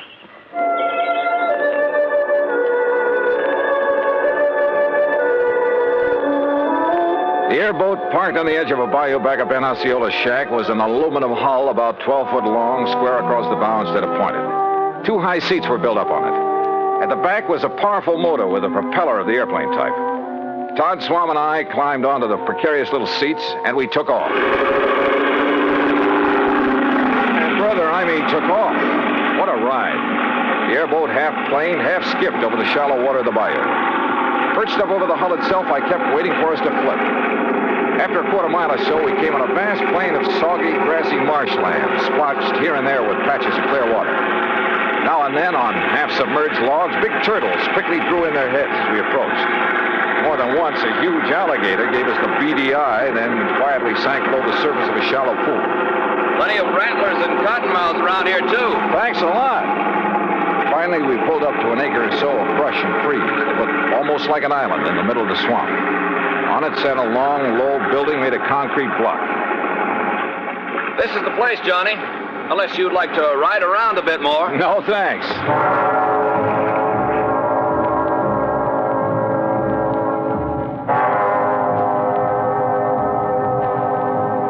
Todd Swam got the introductions over in a hurry. Dr. Allworth, a short, wiry old man with sharp features and a shock of white hair, led us into the laboratory building.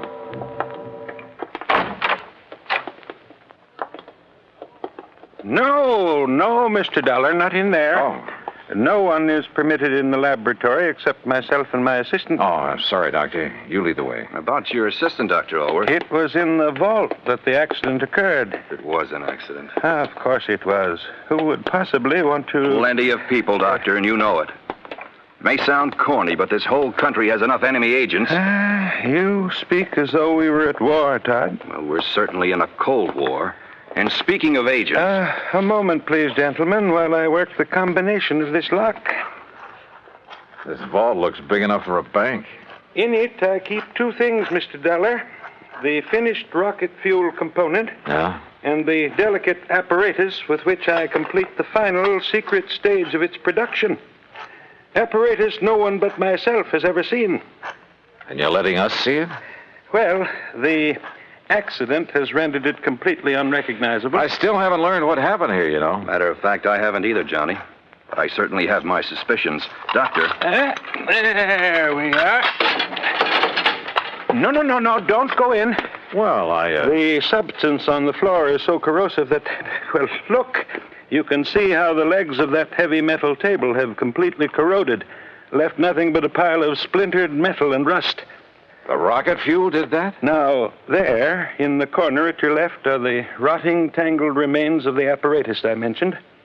The apparatus the insurance money will replace so I can make up for valuable time lost. Doctor, I tell you, it was no accident. What happened, Mr. Dollar, is that the heavy glass flagon containing the finished rocket fuel additive... Glass, Doctor? A very special glass, over an inch thick. The flagon containing about 5 liters of it was on that marble slab there in the middle of the floor, ready to be crated and shipped to its destination. I see. I had completed processing it night before last.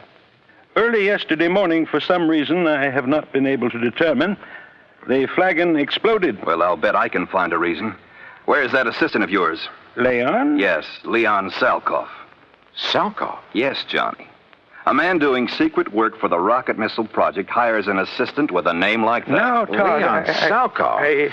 Doctor, there was a famous, well, I should say infamous character by the name of Salkoff during the last war, a young chemist. Yes, Mr. Dollar. Mixed up in a couple of industrial bomb plots. And if this is the same man... It is the same man. Well, in good heavens... Exactly what I think. No. You're both wrong. This man was cleared in the war trials. Well, what difference does that make? I say a leopard can't change his spots. But don't you see that not even he knows the combination to this vault? Some other way to get in? Those little windows up there? 8 inches square and 2 inches thick.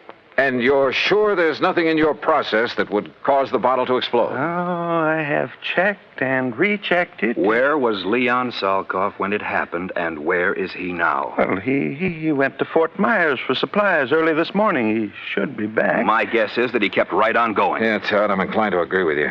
Because, Doctor, if what you've told us is true, well, somehow, someone must have got to this stuff.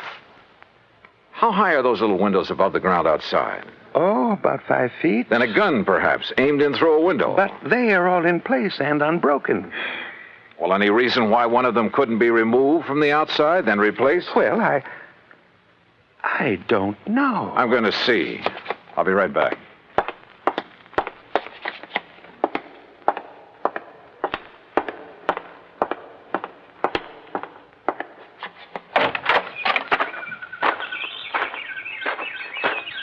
Stop! Don't move! What? Do not move, mister, or I will shoot you right through the heart. Act 3 of yours truly, Johnny Dollar, in a moment. And now, Act 3 of yours truly, Johnny Dollar, and the Wayward Moth Matter.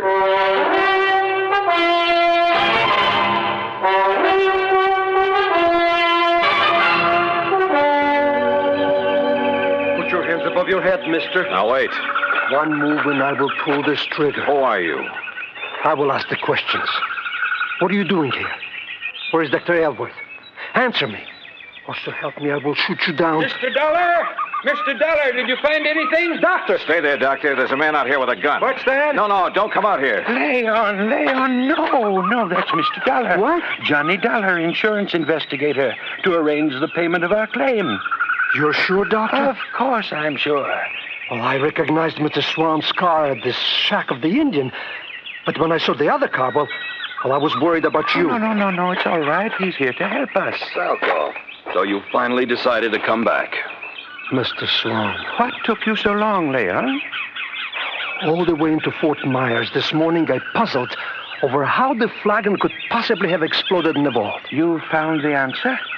Or have you known it all along, Salkoff? I do not understand, Mr. Dollar. I think I do, Johnny. I thought so from the first. I've heard about you, Salkoff, about some of your activities during the last war.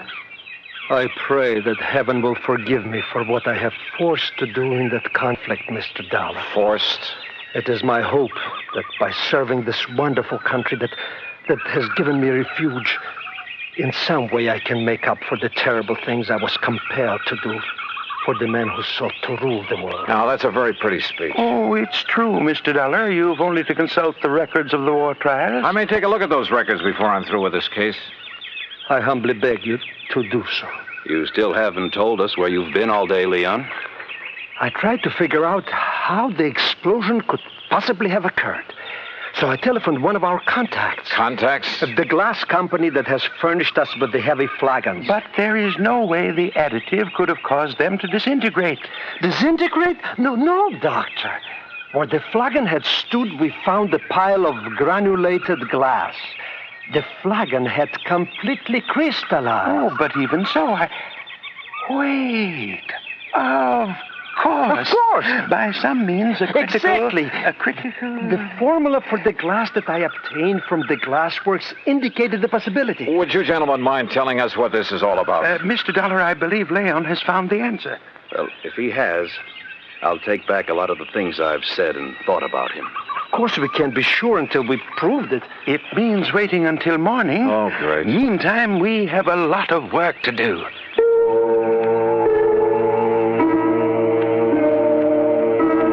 We spent most of the night working like dogs, swabbing out the vault with a powerful neutralizing solution. Then, early in the morning, the four of us gathered in the vault. A flagon like the first one was placed on the marble slab in the middle of the floor. We sat around and waited. A long time. Then I noticed something. The rays of the sun coming through one of the tiny, thick windows. The light was focused, as though through a magnifying glass. Slowly, the powerful searing pinpoint of light worked its way over to the flagon. Dr. Alworth rose and held a piece of paper where the rays converged. It burst into flame. There! Now you can see the tremendous heat generated at this point. Yes, and on the flagon itself. Exactly. The tempered thick glass wall of the bottle, tempered perhaps to a highly critical degree. But to crystallize, Doctor, the way the other one did? Leon, I still don't believe it. Well, many things will cause glass to crystallize. Vibrations of many kinds. You've heard, I'm sure, of the tenor who shatters a goblet by the vibrations of his voice. But light vibrations? Oh, Doctor. Of course, it should have occurred by now. If it's going to at all. Oh, the temperature of that bottle must be terrific. The pressure building up in the glass itself. I don't understand. Still, the angle of the sun is slightly different each day. Or an imperceptible flaw in the one that exploded. Oh, sure. Well, perhaps the other had some outside stimulus to act as a trigger. A sudden draft, perhaps. Oh, any little thing. Excuses, Leon. You're stalling. You said the other bottle was in here alone. The door's closed, only it wasn't because you exploded that thing. I don't know how, but you did it. And if that isn't sabotage... Come on, Johnny. This gag has been carried far enough. Look! I saw it, too. A tiny moth, attracted by the blazing spot of light on the side of the flagon, where the focus rays of the sun converged. The moth circled, flew past it, almost brushing it with his wings. We waited. He circled again. Again. Then dove at it.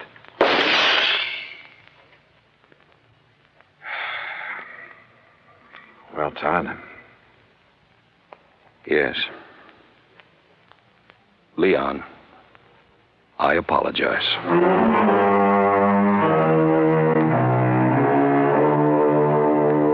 Yeah. A tiny moth triggered the reaction that disintegrated, that crystallized that bottle into a million tiny grains like sand. And simply because of the difference in temperature of his little body. Seems impossible, but it happened. Expense account total, including the trip back to Hartford, $204 even. Remarks? Pay up this claim in a hurry, will you? The more help we can give to people like Dr. Alworth and Leon Salkoff, the better. Yours truly, Johnny Dollar.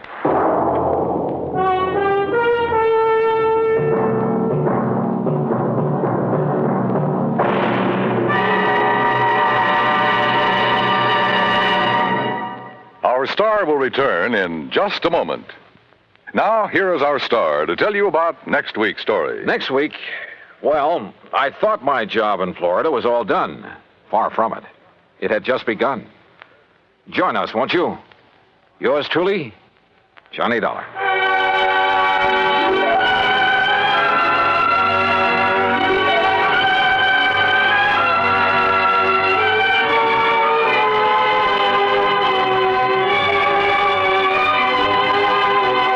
Yours truly, Johnny Dollar, starring Bob Bailey, originates in Hollywood and is produced and directed by Jack Johnstone, who also wrote today's story. Heard in our cast were Vic Perrin, Herb Ellis, Paul Richards, Lou Merrill, and Leon Belasco. Be sure to join us next week, same time and station, for another exciting story of yours truly, Johnny Dollar.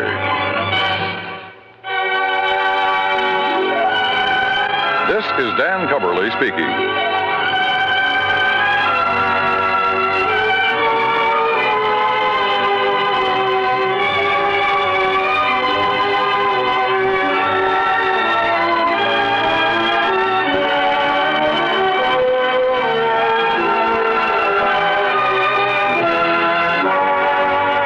United States Armed Forces Radio and Television Service.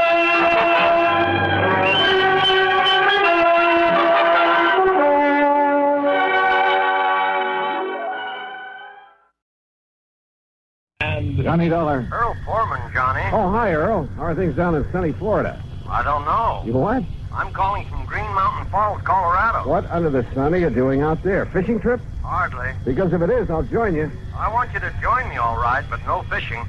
I got a problem, Johnny. One of my important clients has disappeared. Ah, I see. Okay, Earl, I'll grab the next plane.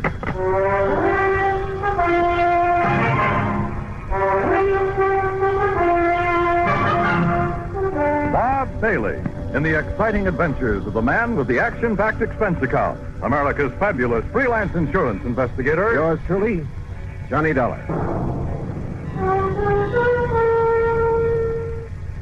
And now, Act One of yours truly, Johnny Dollar.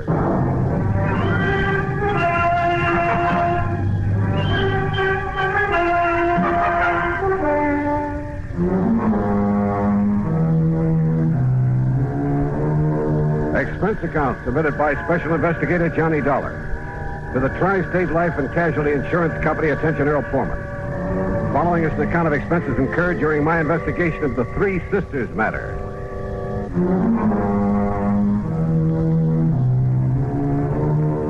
Expense account item 1, $151.80, transportation to New York, then airfare and incidentals to Colorado Springs.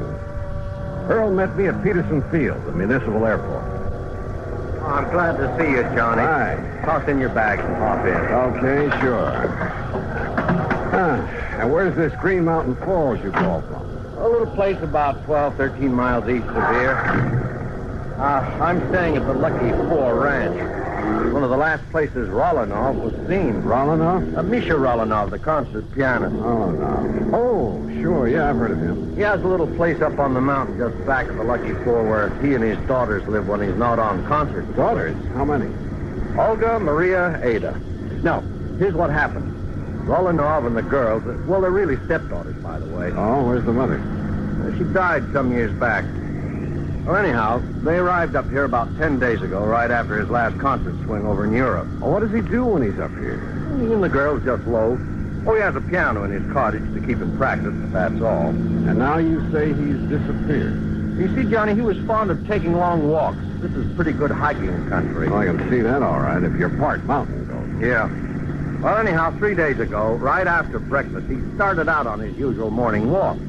He stopped in for a second cup of coffee with Ray Schmishny and his wife. Who are they? Ray and Glee run the Lucky Four. Oh, yeah. Well, go on. Well, that's all. That was the last time Rolanov was seen. Well, has any kind of a search been made? Yes, and that's not easy terrain to search. There's been quite a bit of snow, too, enough to cover up any tracks he might have made. All right. Do you know of any reason he might have wanted to disappear? No, I don't think so. I knew him very well, Johnny. I've known him for years. Of course, he occasionally got fed up with having 3 girls around his neck all the time. Silly man. Well, that's who wouldn't, but he loved them, I'm sure. Especially Ada, the youngest. She's a brilliant pianist. Hey, Earl, tell me, how did the girls feel about him? Really feel about him? Oh, now, just a minute, John. Well, you said yourself they aren't his own blood. Well, just wait till you meet them and decide for yourself. Yeah, Earl, I will.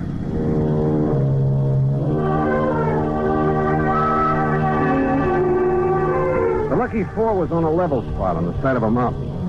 It consisted of half a dozen neat, modern, comfortable cottages, and from the front window of the one we shared was a beautiful view of Pike's Peak. Huh? Oh, come in, Ray. Come in. You see us come up the drive? I want you to meet the man I've been telling you about. Ray Schmishny, this is Johnny Dollar. Hi, Ray. Johnny, only I'm afraid he got here too late, Earl. Oh? Well, what do you mean? Well, just a few minutes ago, before you got back here in a gully up on the West Meadow, way up where I dumped the trash, you know where I mean? Yes. Remember the bear cave I pointed out to you one day when you went up there with me in the Jeep?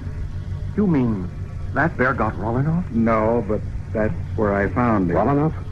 Dead, Earl. Dead? A bullet hole in the back of his head. Act Two of yours truly, Johnny Dollar, in a moment. Act Two of yours truly, Johnny Dollar. Question. Was Misha Rolinoff the eminent concert pianist murdered?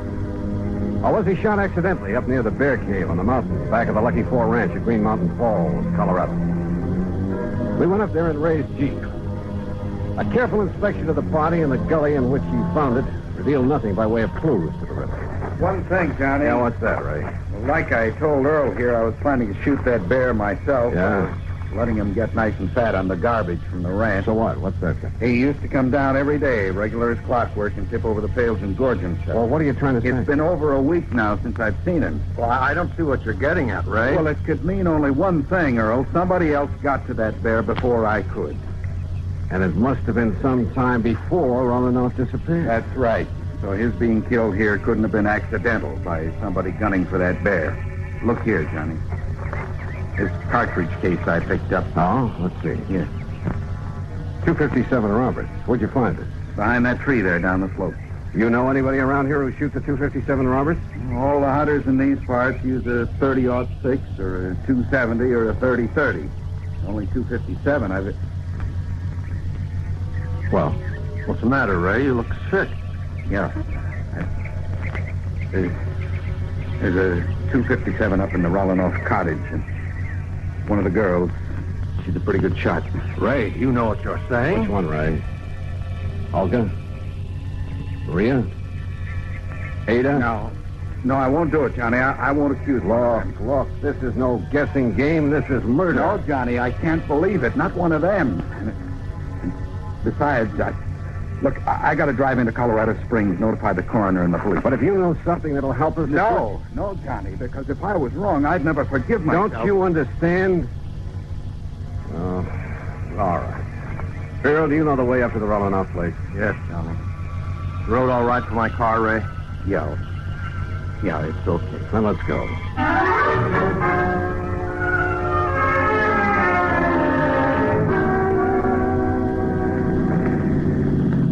Hey, take it easy, Earl. This road isn't much wider than the car. I know it. Rolinoff Cottage is right up in that clearing, middle of that big meadow. You know those daughters, stepdaughters.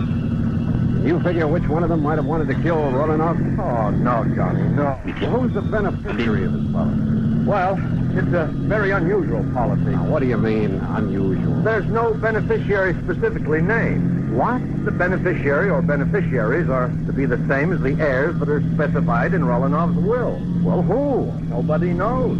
Well, where is his will? Same answer. Well, now, look here, But he always made it very clear that his will would show up at the proper time. I assume, of course, that his stepdaughters will be his heirs. Oh, but if they're not... Oh, this is the Rolinoff cottage. Wow. Quite a lot of cottage. And just as nice on the inside as it is on the outside. Rolinoff used to complain now and then about some of the feminine frippery all around him, but, well, he liked it. And you're sure they all got along well together? Well, of course, every family has a little spat once in a while. Johnny, now listen to me. Earl, we shall see what we shall see. I know that after what Ray said, the evidence kind of seems to point to one or all of them, but, well... Yes? Oh, hello. To say the girl who stepped through that door was beautiful would be the understatement of the week. Tall and striking, dressed in something that looked like Schiaparelli or Christian Dior, as though she'd just stepped out of Charles or the Ritz. And if her two sisters were anything like this... Johnny, I said this is the older sister, Olga Rolinoff. Johnny. Oh, I'm sorry. Hi, Johnny. Hi. Daydreaming? Yeah, I guess so. So you're the investigator Earl told us about. Come in, won't you? Sure, thanks. Have you found out anything about Daddy? Olga, that's what we... No, Olga, we haven't. Oh, dear, it's such a terrible... Oh, wait a minute, Johnny. You wait. Ada, we have guests. Oh? Hello, Earl. Oh, hello, Ada. And this good-looking man is Johnny Dollar. Hi. Hello. Well, that's a nice, warm welcome. Ada, why don't you go in and fix your hair? You look a fright. That plain old house there, really. What's that you're playing, Ada? It's the last thing Daddy wrote. He wrote it frantically the morning It was almost as though he knew something was going to happen to him. Oh, come now. And though he had to write it before it did happen. Oh? Where were you, Ada, the morning he left? Right here, Johnny. Playing this for the first time. Ever since he's disappeared, I've been trying to figure if it has some special meaning. Oh, Ada, that's such a silly idea. Is it? What did you mean by that, Olga? Oh, it's really... Well, it's like a lot of other silly ideas she gets over her music. Yeah, like what? A lot of things. As though she should be the concert artist in the family instead of Daddy. Maybe now that he's gone, I will be. I'll be greater than he ever was. Oh, sure. And I'll do it in memory of him. You'll do it for your own self-glorification. I'm sorry, son. That's all right. Incidentally, where were you that morning, Olga? In Colorado Springs. I went shopping right after breakfast. Or rather, window shopping. Oh. I need some new things so badly, and... Well, you know, I have to keep up with the styles, or I'd look like our poor little artist here. Oh, yeah. Where was your other sister, Maria? I don't know. Oh, Ada, stop that. When I left the house, she and Ada were doing the dishes. Well, you weren't helping. I told you, Johnny, I had to go into the spring. Oh, yeah. Where is she now? Oh, Maria's probably out in the hills somewhere, camping all Maria's right here, Olga. Hello, Earl. Well. Oh, come in, dear. This is Johnny Dollar, the investigator Earl said that he was getting. Yes. So I see. Well, investigator? I saw two. And I didn't like what I saw. Maria was dressed in khaki shirt, breeches, and hunting boots. And hanging in the crook of her arm was a high-powered hunting rifle.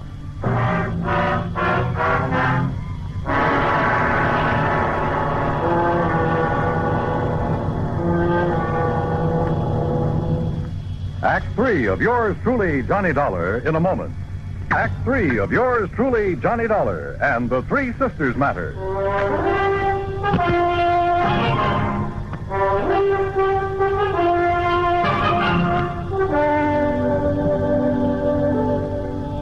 How about aiming that rifle the other way, Maria? Oh, sure.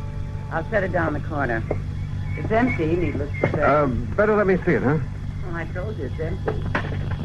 Are you a hunter too, Johnny? You talk as if you were, dear. Are you, Maria? Do you do a lot of shooting? Shooting, yes. Killing. Olga. Tramping around these mountains, blazing away at anything that moves just for the sake of... How about that, Maria? Oh, it gives me something to do. Kind of a relief. What else is there to do in this godforsaken place? Have you any other guns? A little 22 that I use for plinking. We all use it. Why? I want to see that one you put in the corner, Maria. Sure. And please don't start waving it around the way you did. Here you are. Why are you so interested in it? Oh, 30-06. That's right. Johnny? And your only other one is a 22. That's right. But why? That's no 22 up there over the mantel. That's Daddy's family. An LT-57. Oh? Get it down for me, Maria. Why? And why all these questions, Johnny? Better tell them, Johnny. Yeah, I guess. Tell us what? We found your father's body. Body? Johnny, you can't mean that. I'm sorry. He was shot by a high-powered rifle. Where? Where is he? What happened? This is terrible, Johnny. Tell me. What are you crying for, Olga? I suppose you're glad, Maria. Because now you can do what you please.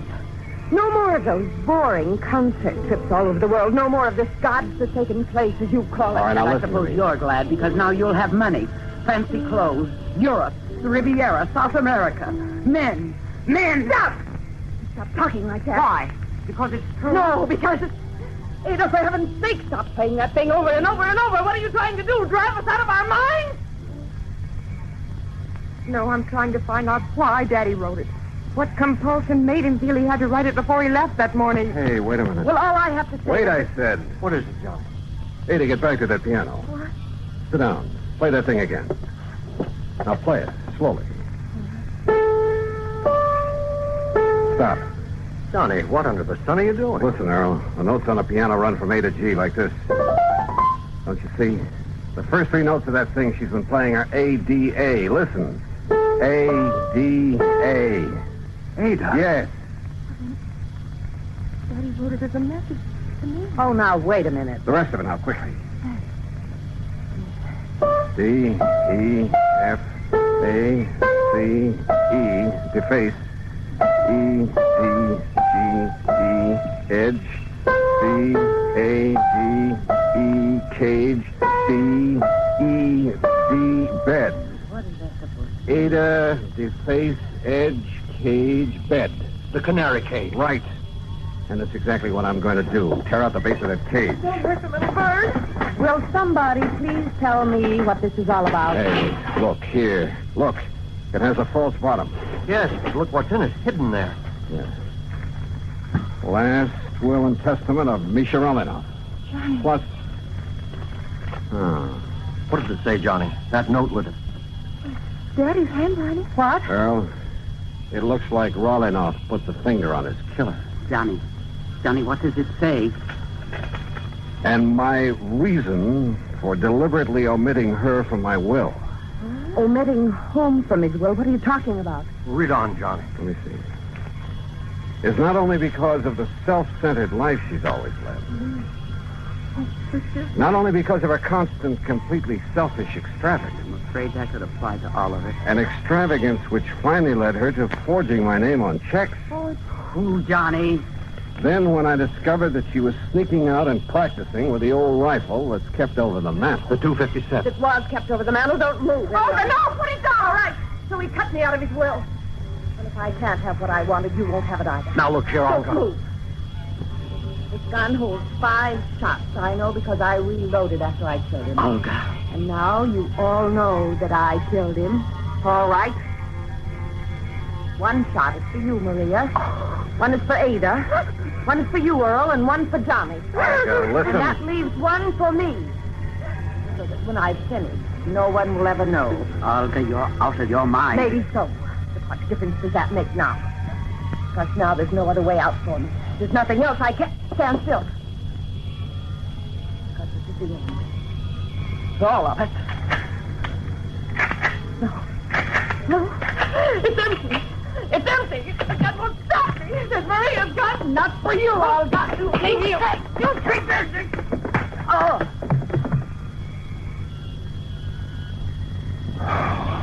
Thank God somebody emptied the bullets out of that gun. Yeah. Maria? Yes, Johnny. Ada and I, we didn't want to believe it. We tried not to, but I guess we knew that when Daddy disappeared, she must have somehow... that something like this might happen. And she did kill him. And she did. Oh, Johnny.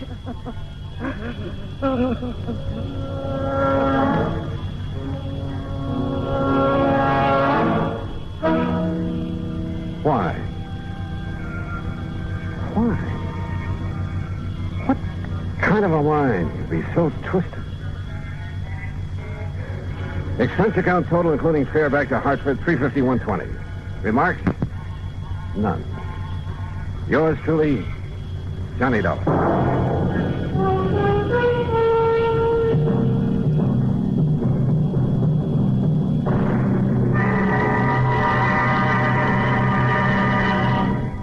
Our star will return in just a moment to tell you about next week's story. Star to tell you about next week's story. Next week, a beautiful girl, a model, in fact, and unfortunately, a model crime to go with her. Join us, won't you?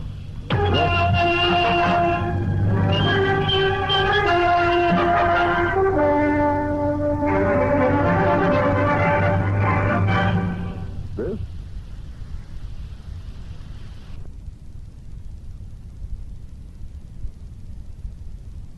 From Hollywood, it's time now for...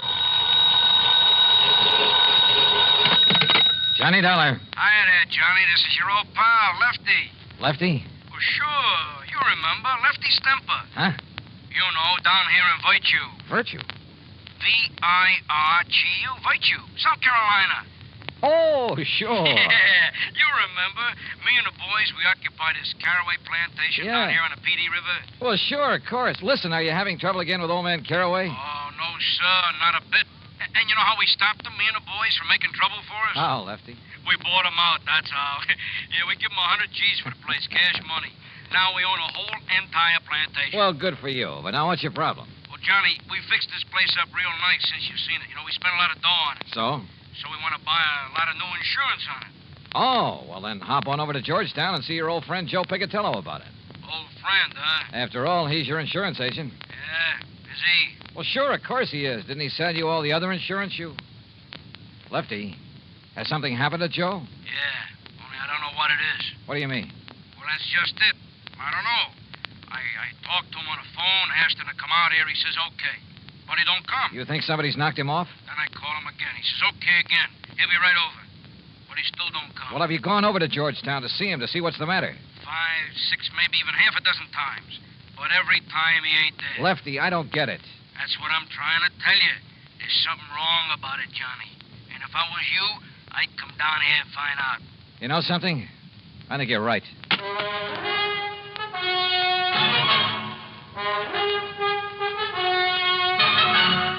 Bob Bailey in the exciting adventures of the man with the action-packed expense account, America's fabulous freelance insurance investigator. Yours truly, Johnny Dollar.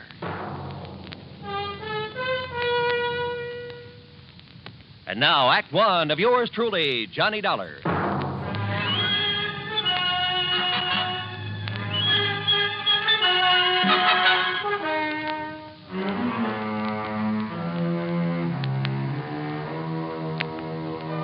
Expense account submitted by Special Investigator Johnny Dollar to the Continental Insurance Company, Home Office, New York, New York. Following is an account of expenses incurred during my investigation of the Virtuous Mobster Matter.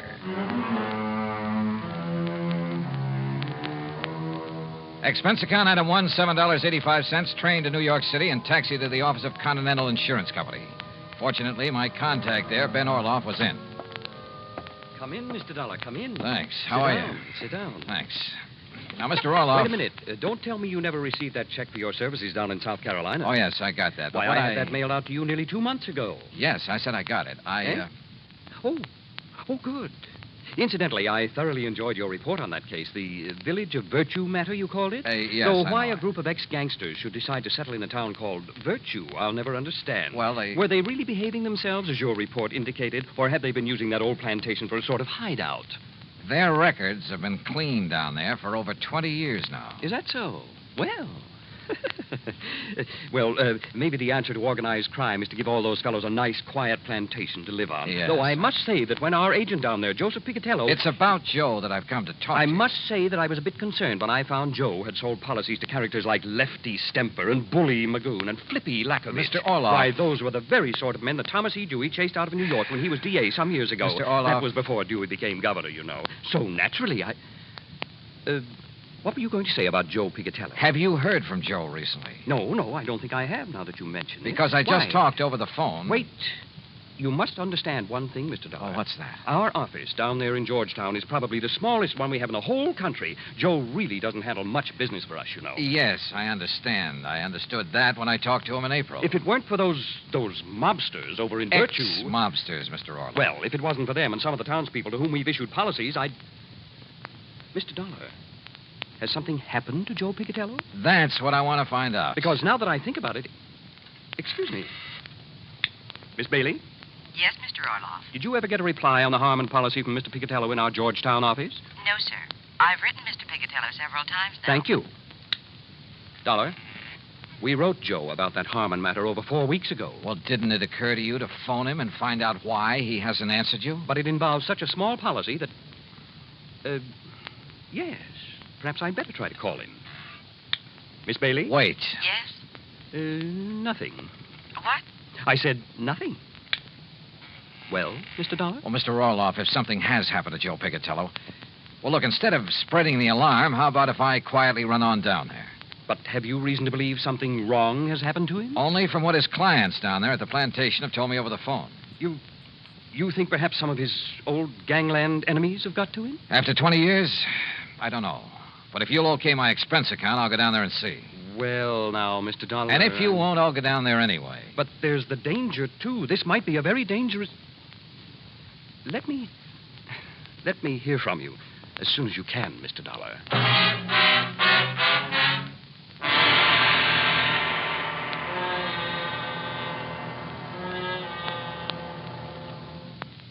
Act 2 of yours truly, Johnny Dollar, in a moment. And now for another episode in the life of Sergeant Donald Bellwether, my husband.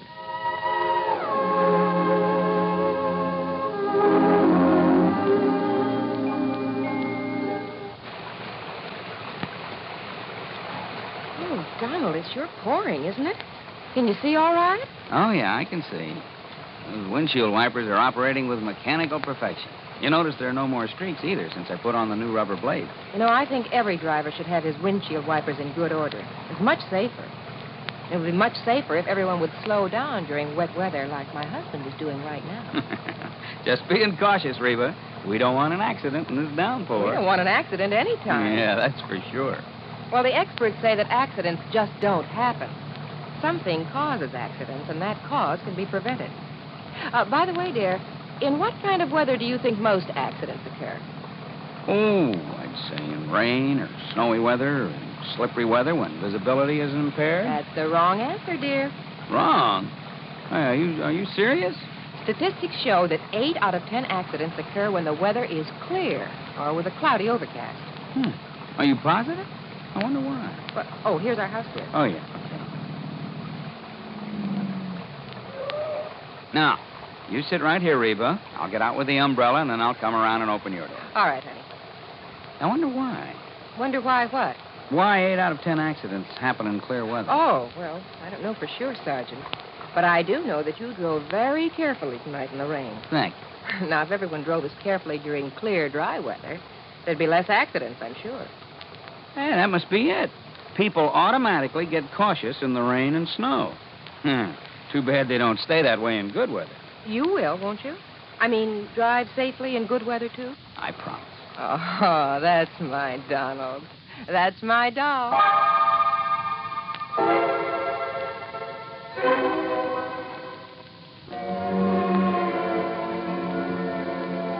And now, Act 2 of yours truly, Johnny Dollar, and the Virtuous Mobster Matter. Expense account item 2, $28 even, transportation and incidentals, New York City to Georgetown, South Carolina. It was late when I pulled into the prosperous little southern community, and it was dark, pitch dark.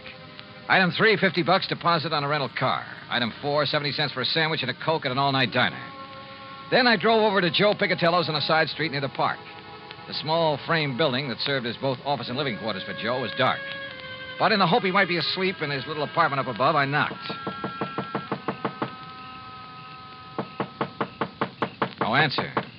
Until I was about to turn and go back to my car. There was the sound of a door slamming somewhere inside. But still no light showed. I knocked again. Then, faintly, I heard footsteps approaching. But why hadn't Joe turned on a light in there? Yeah? What do you want? Joe! Yeah? Joe, open up. It's Johnny Dollar. Johnny who? Johnny Dollar, insurance investigator, you know. Investigator? That's what you said? Are you kidding? What's the matter with you, pal? Open up. Yeah. Sure.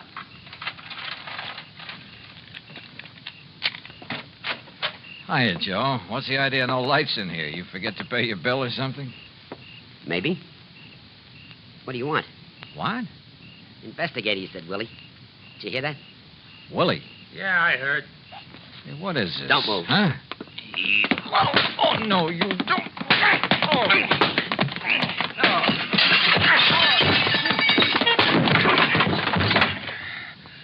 All right, Willie, I got his gun. Now hit him again. Yeah. Again. Once more. Okay. There he is. I'd like a light. Yeah. What do you want I should do with him now? Huh? You crazy, Willie? You mean you don't know? Okay, but if I blast him here, it's going to make a lot of noise, and if anybody... Listen. Hey, it's a car coming down the street. Investigator, he said. So he wouldn't be working alone. Come on, out the back way. But I know who's going to Shut stay up, here. let's get out of here.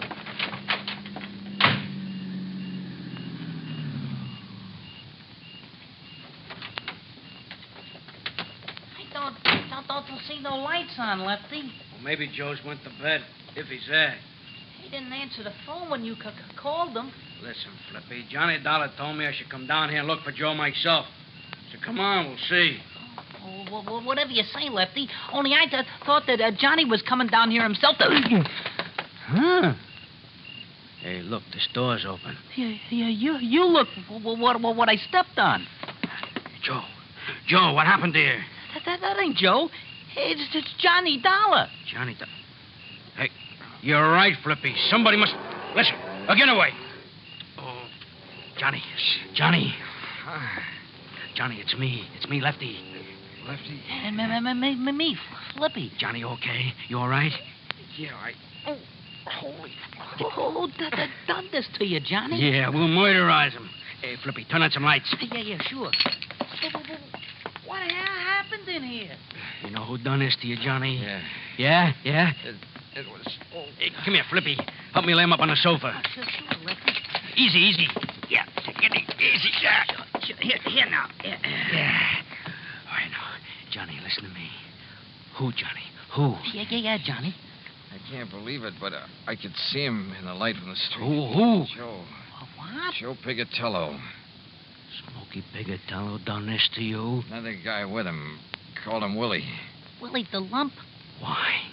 Why did he do it? I don't know. Acted very strange when he came to the door. But I don't get it. He was my pal. He was your pal. And, Willie the Lump with him. That's what I don't get. It means he's went back. That's what it means. He's went back to the old racket, dope smuggling. No. Yeah, him and Willie the Lump was partners in the old days. But 20 years, Joe's been straight, Lefty. Like you and me and Bully Magoon. Yeah, for 20 years, you and me and Bully, the only guns we ever used was for hunting, for killing snakes. But not no more. What do you mean, Lefty? Joe Pigatello done this to you, Johnny. It means only one thing. There's only one thing we can do. No. He's right, Johnny. No, Lefty. Yeah, Johnny. First we take you back to the plantation where you get all right again. No, listen to me. Then we Lefty. find Joe Pigatello. Flip and Bully and me. No. And when we do... Huh? Well, now, what are you punks doing here, huh? Hey. Joe. That's right. Who'd you expect? What's the big idea? All right, don't move. Because, Joe, I'm going to blast your head off. Act 3 of yours truly, Johnny Dollar, in a moment. Do you know who said, every individual in society has certain powers, rights, and privileges which no other individual can justly abridge or destroy? Those words were written by Noah Webster, the man who compiled America's first great dictionary. Mr. Webster knew that if the country which he had seen come into being were to succeed, the rights of the individual have to be protected. Each person is entitled to certain basic rights, powers, and privileges which must not be taken away because of the whim of someone with greater power. In the United States, the individual is important regardless of his wealth, power, or position. The importance of the individual is closely linked to the American tradition. Remember the words of Noah Webster. They are part of your American heritage. The rights and privileges of the individual must be preserved. And now, Act 3 of yours truly, Johnny Dollar, and the Virtuous Mobster Matter.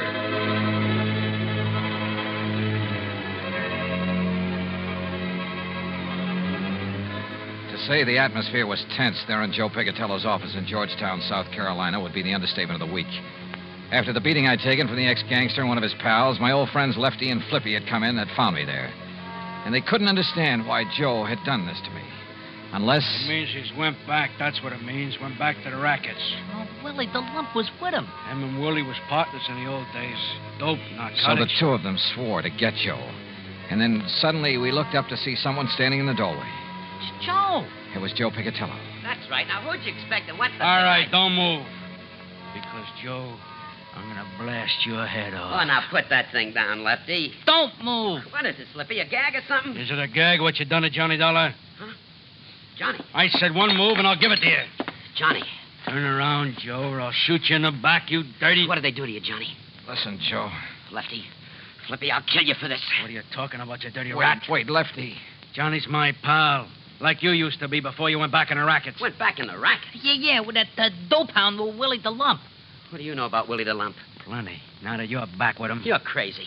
It's no good, Joe, because Johnny recognized you. You and Willie the Lump when you waked him over. And I tell you that I had 20 years, you and Bully and Flippy and me, we showed we could do it straight.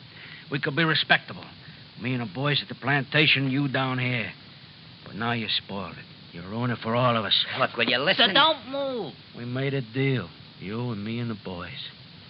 20 years ago. If anybody slips, anybody breaks up our respectable life, he gotta go. Was that the deal? Yeah, that was the deal. But you don't know what you're talking about when you say I'm going back in. All right, so you lousy scum, you not only go back, you do this to Johnny Dollar. My friend, the guy who believed in us. Lefty. So for that, you gotta go. Lefty, listen. Now, Joe. Right. Lefty. Give me your gun, Lefty. No, Johnny. That was the deal. You ever use a gun on a man, you'll go up for the rest of your life. Johnny, it's for you. I'm killing him. Hand it over, Lefty. Okay, thanks. You see, it wasn't Joe who worked me over. What? I thought it was. It looked like him. It sounded like him. Then it was him. Look at his hands, his face, his clothes. Is this the man I fought with in here 5 minutes ago? Sure, maybe I did get the worst of it with 2 of them on top of me. But believe me, I cut them up some, too. He's right, Lefty. Yeah, but then I don't... Look, if it wasn't him... The twin. The twin. You're right, Lefty. It must be the twin. The twin here? All right, boys. Let me in on it, too, would you? Shep Larko, the twin they called him. That's what the law called him. Call him and Joe, the twins. Because they looked like each other. They talked like each other. There was always the alibi for each other. But what's Shep Larko doing here? I can't tell you, Flippy. Not yet. All right, Joe. All right. I believe you about not working over Johnny here. Because of what he says about you and me, it must up. But if you and Shep are back in the racket... I'm not, Lefty. That's straight. No? All right, then tell me. Where you been? I can't tell you. 3-4 weeks now, we don't know where you are. The insurance company don't know where you are. Well? I can't tell you. Now listen. You listen. You listen. If Shep and Willie have been here, they'll be coming back. Why? Yeah, Joe. Why? I can't tell you. I can't tell you. All right. Listen. We're listening, Joe. The Secret Service. Huh? Well, after those killings up in Baltimore. During that smuggling job? Yeah, Johnny. They knew the twins, Shep Larko and Willie. Well, the boys in Washington knew they did it. But they didn't know where to find them. Well, go on, Joe. So they spread the word. The Secret Service spread the word. That I knew where Shep and Willie were. That I would lead them to them. You knew where they was, huh? No, but the law boys knew that'd flush them out. Get Shep and Willie out looking for me. Gunning for me. And the Secret Service didn't keep you undercover? Yeah, until today, back in Washington. But I talked to you on your phone right here. Oh, the line was rigged through to Washington. You said until today, Joe. Yeah, because Shep and Willie didn't show. The law boys had to make them show. So then they sent you here as living bait? Yeah. And they passed the word that you'd be here? That's it, Johnny. That's why Shep and Willie were waiting here when you came. That's why they'll come back now that I'm here. Boy, you stuck your neck out for the sake of going straight. I couldn't help myself. The Secret Service rigged it on me. Guy named Phillips. But now you're all in it. So, Flippy, turn out the lights. Yeah, and let's get out of here. No. What? Oh, listen, we was crooks, but never killers. But it's killers that's coming to get Joe. What do you mean, Lefty? But they won't. And they won't get you, Johnny. Sorry, Lefty, I can't move. But then we're staying. For you and Joe. Yeah, right. So turn out the lights, Flippy. You're too late, boys. Shep. The twin. That's right. Your old pal, Shep Larko. Keep a rat on him, Willie. Don't worry, Shep. Investigator, huh, Dollar? Only at Secret Service, ain't it? Is it? I knew we should have killed you when we had you, Dollar. But we thought these boys driving up was reinforcements. Ha! Reinforcements. We should have known the Secret Service wasn't that bright. All right, Willie, frisk him while I keep this gun on him. Sure. Don't none of you try nothing. Not Dollar. We got his gun. Oh, okay. Just what do you intend doing, Shep? They're clean, Shep. What do you think? All right, Joe gets it first. Put your gun up close so it don't make no noise. Go ahead, Willie. Yeah.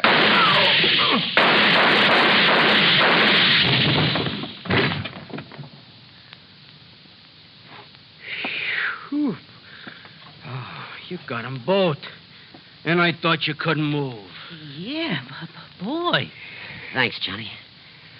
Thanks. Thank Lefty for giving me his gun when I asked for it, Joe. Oh.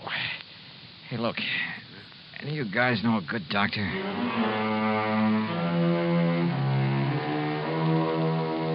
Yeah, I've said it before and I say it again. In this insurance business, you never know what you'll run into. Expense account total, including a flock of medical expenses and the trip back to Hartford, $174 even. Yours truly, Johnny Dollar.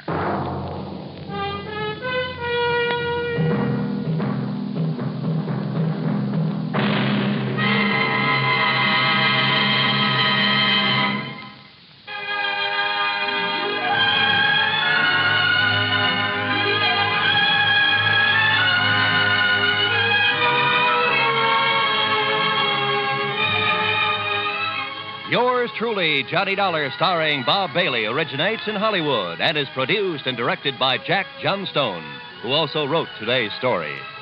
Heard in our cast were Gene Tatum, Jack Crucian, Les Tremaine, Billy Hallett, Frank Gerstle, and Gil Stratton, Jr. Be sure to join us next week, same time and station, for another exciting story of yours truly, Johnny Dollar. This is Roy Rowan speaking.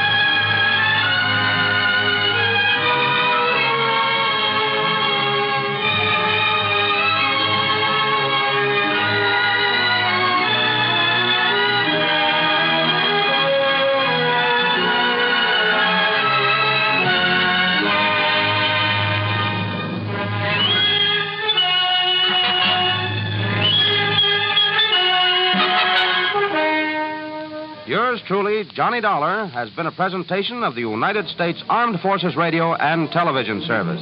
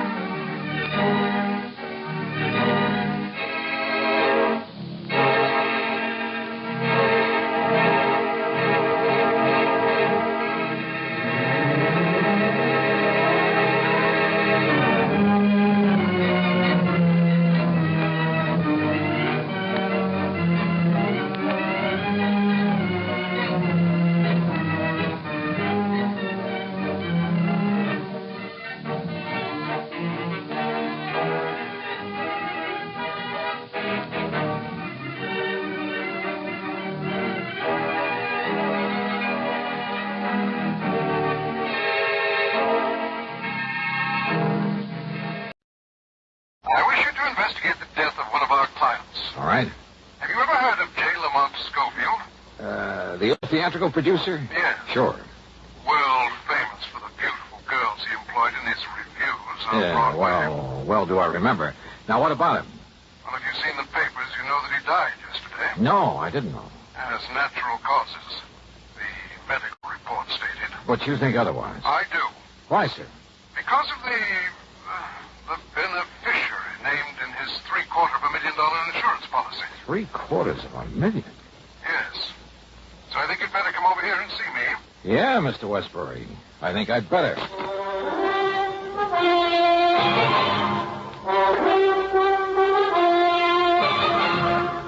Bob Bailey in the exciting adventures of the man with the action-packed expense account, America's fabulous freelance insurance investigator. Yours truly, Johnny Dollar.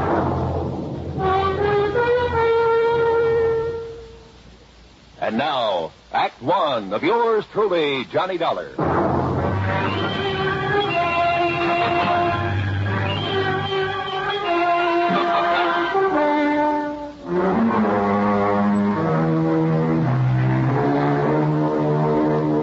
Expense accounts headed by Special Investigator Johnny Dollar to the Worldwide Mutual Insurance Company, Home Office, Hartford, Connecticut. Following is an account of expenses incurred during my investigation of the Noxious Needle Matter.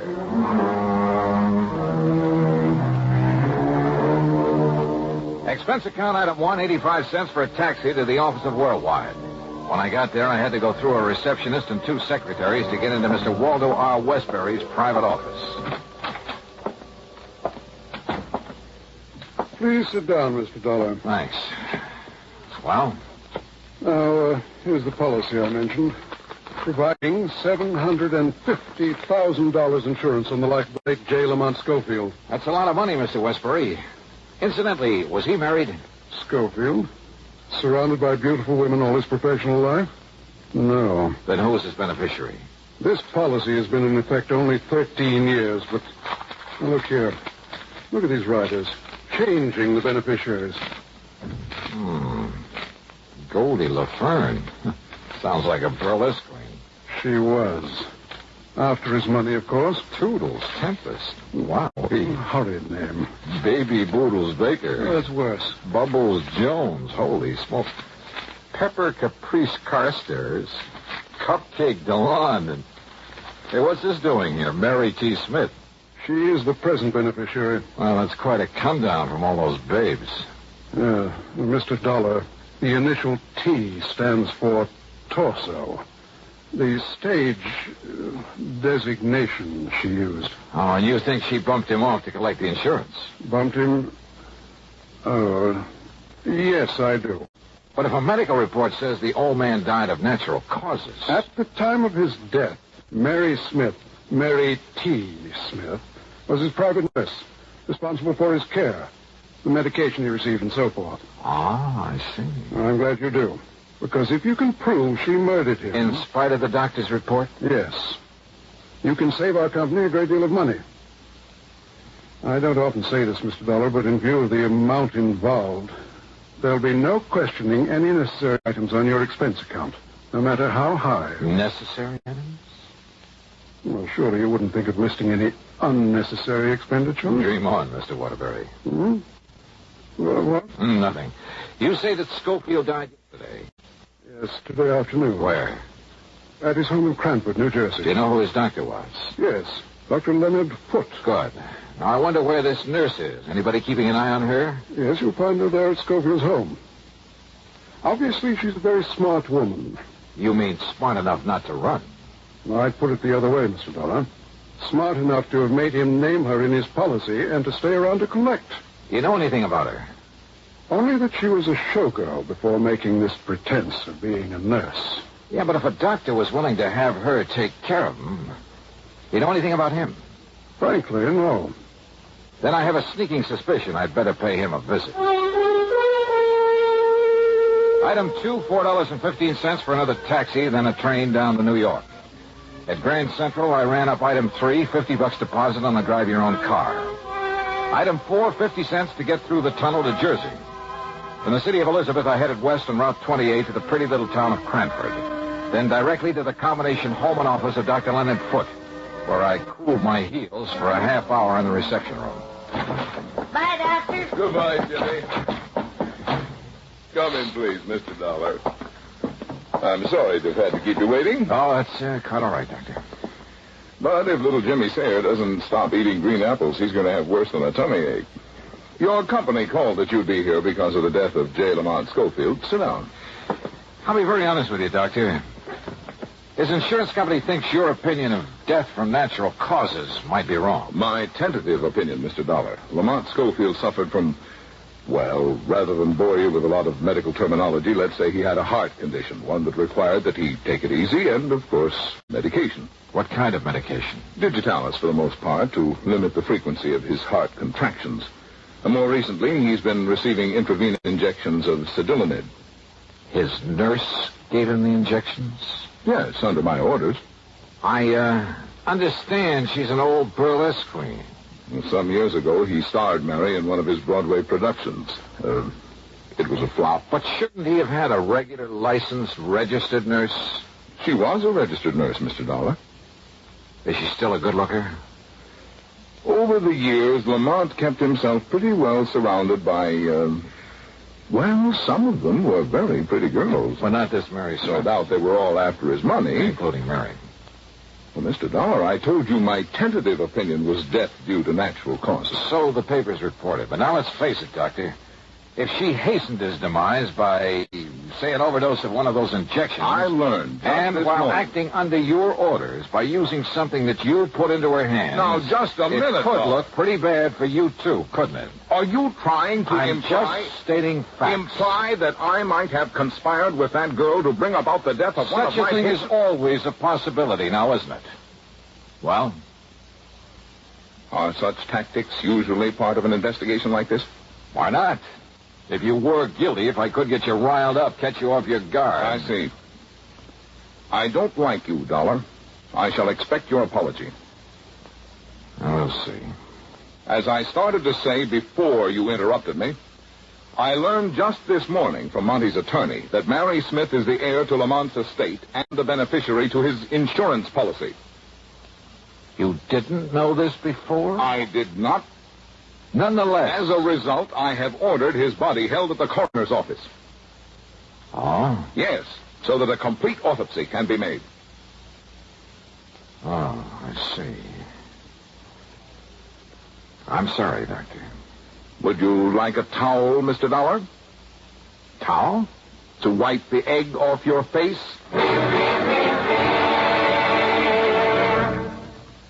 Act 2 of yours truly, Johnny Dollar, in a moment. Sometimes we may wonder why a football team doesn't quit playing and walk off the field when it finds itself 50 points behind with only a few minutes of play to go. What is that indomitable spirit that fills men with hope and keeps them going in spite of terrific odds?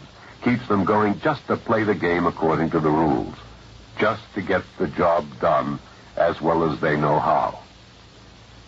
This kind of spirit pervaded the feelings of heavy bomber crews of the 9th Air Force on that day of glory, August 1st, 1943, the day of one of the most secretly planned surprise bombing missions of World War II, the day of the low-level attack on the Romanian oil refineries at Ploesti.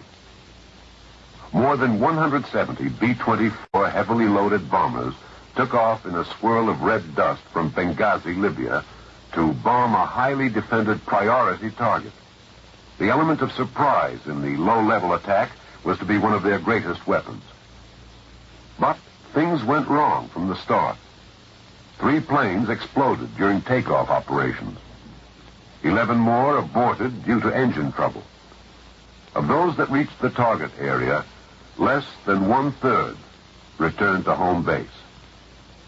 The leaders of the mission encountered navigation difficulties and difficulty in identifying the specific targets.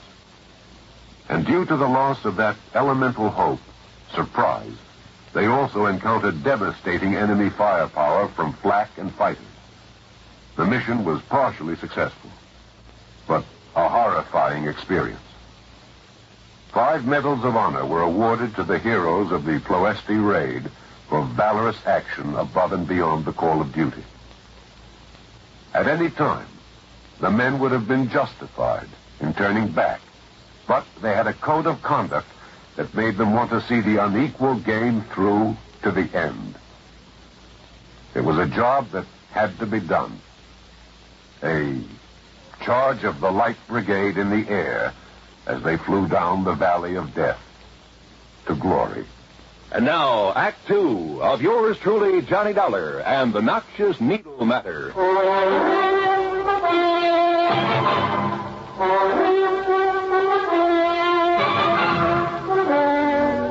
Yes, Mr. Dollar, as soon as I learned that this ex-showgirl was to be Lamont Schofield's sole heir, well, I realized the same possibility that I'm sure you must be considering. That she may have helped him over the hill. Precisely. I know, all things being equal, Doc, do you feel that he should have lived on a while?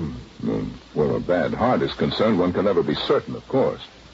But knowing his desire to live, his willingness to adhere to my instructions and take care of himself, plus the medication I provided. Medication given by this Mary Smith?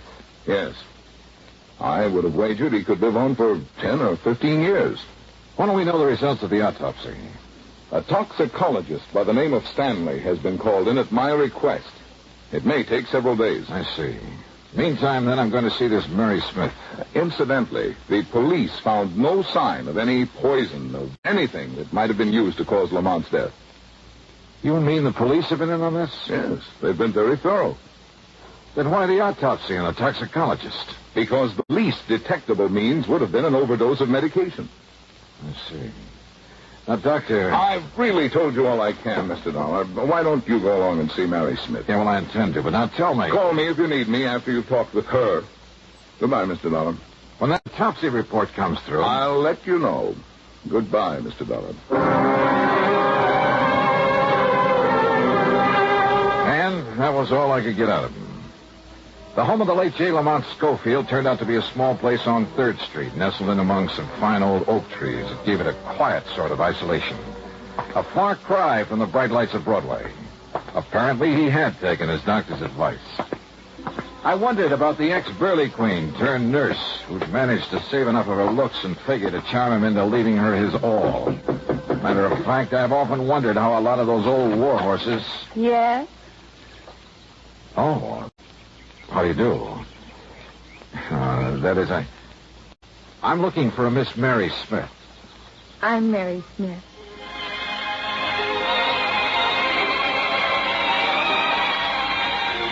Old war horse. Believe me, I'd guess wrong. Because when it comes to describing Mary Smith, well, there's only one word that does justice to her. Wow. She was in her mid-20s, tall, blonde, and beautiful. Yeah, she looked as though she'd just stepped out of Charles of the Ritz. And I say it again. Wow. Don't just stand there. Who are you? Oh, Johnny Dollar. I'm an insurance investigator. Oh, gee, I've heard of you, Johnny. You know something? You're even better looking than I thought you'd be. Won't you come in? Yeah, thanks. But why did they send you here? There's no question about my getting Monty's insurance, is there? Well, it's just that the company always demands a routine investigation where such a large sum is involved. No kidding. Sit down, huh? Yeah, thanks. Can I pour you a drink? No, thank you. Oh, come on. Have one with me. Been so glum around here since Monty died, and nobody here except a lot of crepe hangers. A little one? Okay. Okay. Gal can't just sit around and look grief-stricken. Have you been grief-stricken, Mary? You want the truth? No. What good was it doing Monty living that way, not able to tear around like he used to, putting on shows and having a big time? Here, Johnny, here's to life, love, and the pursuit of happiness. Skull. Oh, that's better. I really needed that. You got a lot of money, Johnny. I? Well, no, not much. No, I never had any either, but I will now. Plenty. Then you know you're Lamont Schofield's heir. You bet your life I do. I had to work for it long enough, feeding him and nursing him, taking care of him, and fending off a lot of old biddies from the old days who were trying to get their claws on him. But you managed to get your claws on him. Well, wouldn't you have done the same thing? See? Now it's paid off. Took him a long time to die, though, didn't it? Johnny, I've been on 24-hour duty here for 2 years, for 2 solid years, and I make no bones about it. There were times when I thought he was going to live forever. There were times when I wished I could help him out of this world. So finally you did? Johnny. Here, let me freshen your drink. Mary, I think you killed Lamont Schofield. Well, I'd like to see you prove. I don't think I'll have to. Oh? Why not? Isn't that why you came here? No, I came to make sure you don't try to slip out when the autopsy report comes in. Oh. Does that scare you? No, of course not. Let's face it, Mary. When somebody shows an attitude like yours, it means you're completely innocent Sure. or guilty as the devil. But at least it makes it very confusing for you. And for the police, doesn't it? So you're having a ball. Of course I am. Listen, Johnny, I don't blame you a bit for thinking I killed Monty. I wanted him dead. I wanted his money. Did what I had to do to get it, and then I'm going to get it. Yeah, did what you had to do. So if the autopsy shows he was given poison... Don't worry, it won't. Or that he was given an overdose of digitalis, or whatever it is he was getting. No, that would be stupid, with nobody here but me. Nobody but you? There hadn't been a soul in this house except me for over a week. Since the last time Dr. Foote came to see You're us. sure of that? Well, of course I am. Then if somebody did kill him, it would have to be you, nobody else. Yes, sure. Remember that, Mary. Would you like me to put it down on paper for you and sign it? Yeah. Would you? Sure. I'll do anything, Johnny. If it'll confuse you. All right. Then start writing. Why not? Now, let's see. I, Mary T. Smith. Is that all right for a start? Oh, excuse me. No. Keep writing. I'll take it. All right. I, Mary T. Smith. Oh, yes, Doctor. Yes. Oh, I see. Not even the possibility of too much of... I see. And you're sure? Of course he's sure. Okay, Doctor. You disappointed, Johnny? Because they found no poison? No overdose of sedalinid? I guess you know the answer, don't you? Of course I do. The autopsy showed nothing. You can't build a case out of thin air. So here. Here's your little paper, all signed and sealed. Well, see, Johnny, I don't want it, and you said you did. You're far too smug, Mary. I have a right to be. You're barking up the wrong tree. You cannot build a case on nothing but thin air. Yeah, I know. So what do, Johnny? Just sit here and wait until your company pays you the money? Build a case. Until the estate is settled, or can I collect it? Yeah, Mary. You stay right here. And thanks for saying that. Huh? Johnny, what do you mean?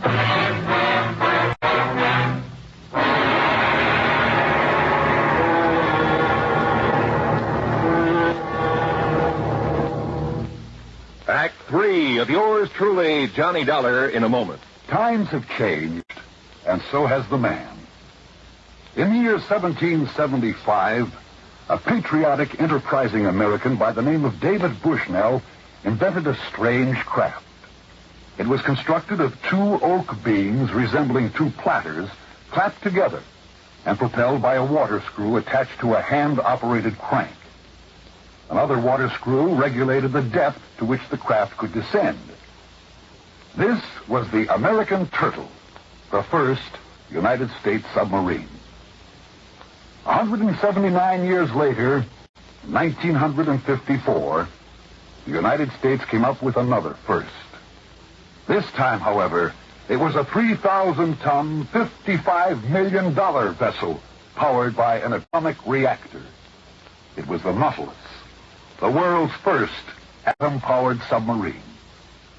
And where the American Turtle was a one-man operation dependent on courage and brawn, the Nautilus is a complicated network of advanced electronics, the operation of which is dependent upon a team of highly trained, skilled Navy men who know their jobs and do them well.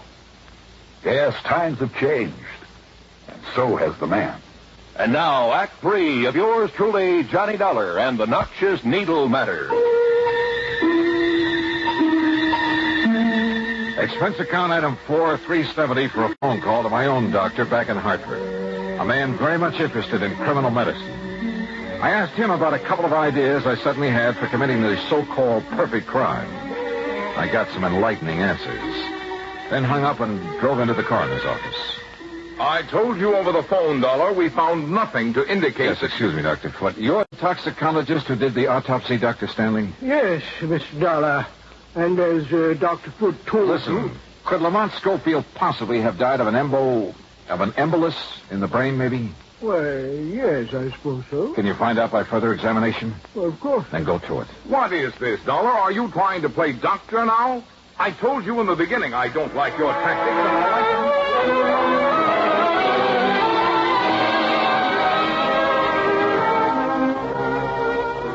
You were right, Mr. Dollar. An embolus in the brain. Though what should have led you to suspect... All right, now listen. I don't know where the equipment is that Mary Smith used to give the medication to Mr. Schofield. I have it all here, Dollar. The remains of the bottle of Cedilanid that I prescribed, the hypodermic with which she administered, all in this kit. Which needle did you use, Dr. Foote? The small one, of course. He only received 2 cc's. What are these others, this big one? Simply part of the set. Only the smaller one ever had anything in it. We checked. The others never contained anything more substantial than air. That's right. Air. What? Mr. Dollar. Yes, Dr. Stanley. 30, 40, 50 cc's of air, plain air, injected into a vein? Yes, of course it would cause an embolus. And if you were to find traces, microscopic traces of the flesh of Lamont Schofield in that hypo that contained nothing but air... Yes, of course. I'll go to work on it immediately. If he does find traces of dermal tissue on that needle, I can't believe it. A case built on nothing but thin air. Yeah. And the ironic part of it is, the tip-off came from Mary T. Smith.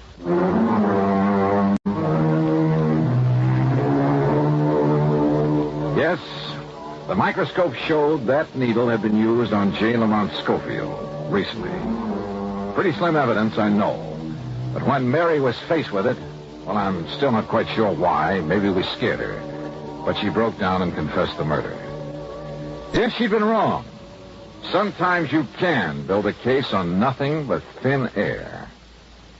Expense account total, $61.20. Yours truly, Johnny Dollar.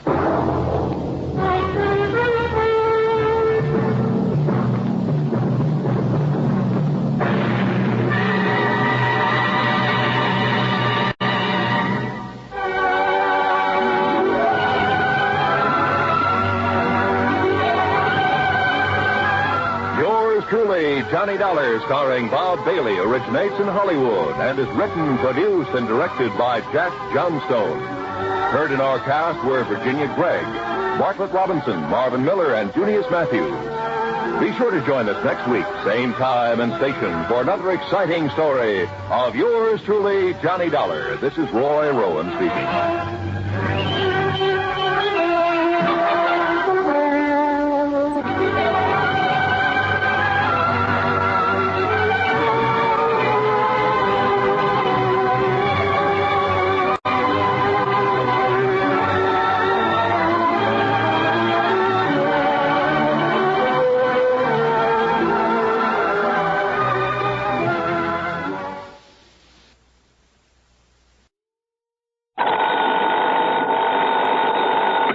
Johnny Dollar. This is George. Who? George, I said. George Reed, Floyd's of England?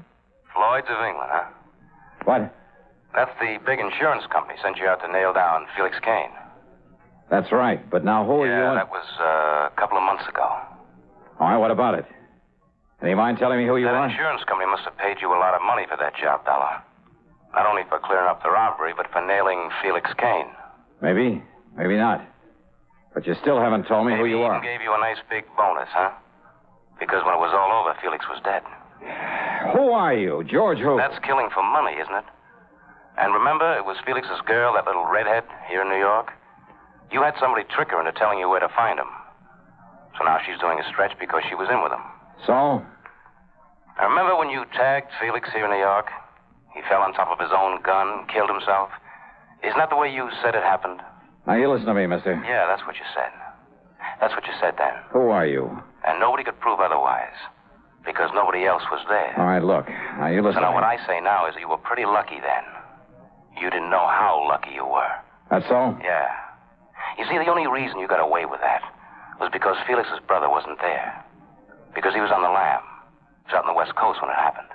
Kane's brother, huh? Yeah, they were awful close, Felix and his brother. All their life. Ever since they were kids. You didn't know that, huh? Keep talking. Somebody did something to one of them. The other one helped him out. Or got even for him. All their life, Dollar. Go on. So now that Felix is dead, you ought to know what that means. Because it means the other one is going to get even for him. That means get even with you. With you and anybody else. All right, you. Now, wait just a minute. Oh, you're wising up now. Yeah, I think I am. George, huh? Yeah, that's right, Dollar. My name is George. George Kane. Felix's brother.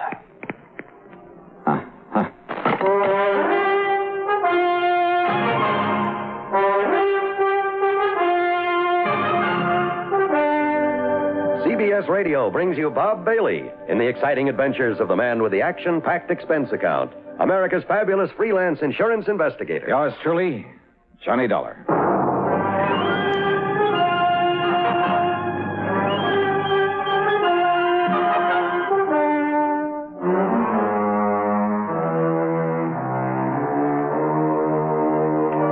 Expense account submitted by Special Investigator Johnny Dollar to Floyd's of England, North American Office, Hartford, Connecticut. Following is an account of expenses incurred during my investigation of the Killer Kin matter.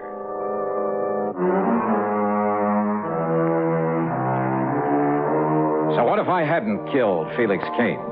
It didn't make any difference now. But why would his brother George call me to warn me of his intentions? Anyhow, this was a carryover from another case, so on the expense account goes a dime for a call to George Reed. Well, of course, we'll pay whatever expenses may be involved. Well, good old Floyd's of England. But, George, what I really called about We'll simply regard it as an extension of the Felix Kane matter. Well, what I called about is to find out if you know anything about this brother George, where to find him and so on. Don't you mean how to avoid him? No. In a case like this, it's a matter of getting to him before he can get to me. Yes, perhaps you're right. So what do you know about him? Oh, I never heard of him, Johnny. Well, then maybe I'd better go on down to New York, where the trouble with his brother Felix started, where Randy Singer at the 18th Precinct helped me to... Well, sure. What? Sure, that's where George Kane is, in New York.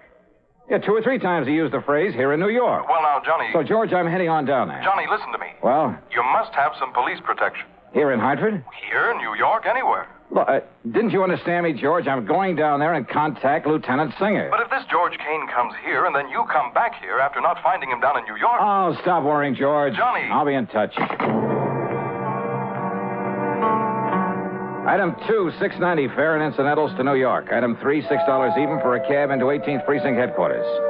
Lieutenant Randy Singer apparently knew plenty about George Kane.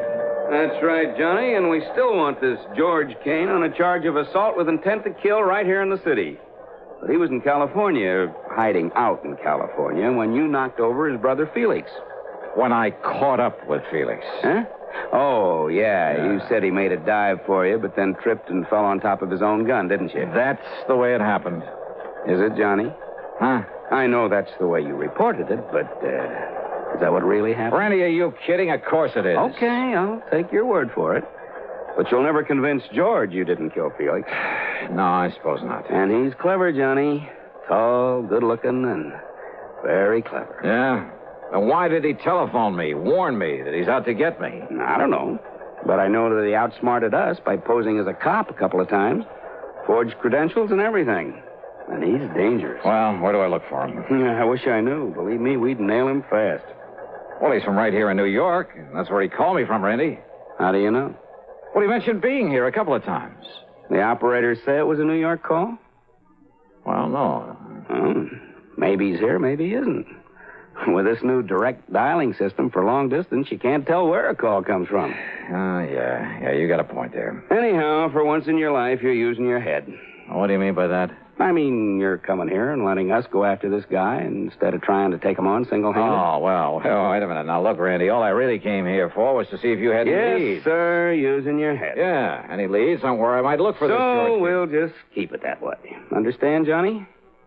Understand what? We'll run down this punk for you. I'll get out on APB and look for him and pick him up right away. Look. If he's here in town. No, wait, will you please, Randy? Meantime, you just go on back to Hartford, huh? And Maybe you better tell your police up there to be on their toes. Listen, Randy, And to what be sure you do go, I'll have Sergeant Conroy escort you over to Grand Central and put you on a train. Oh, Randy, for the love of Mike, will you listen? Also, I'll notify every precinct here in New York that if you're seen around here, you're to be picked up and turned over to me. Picked up? After all, here in the clink, you'll be perfectly safe from this man.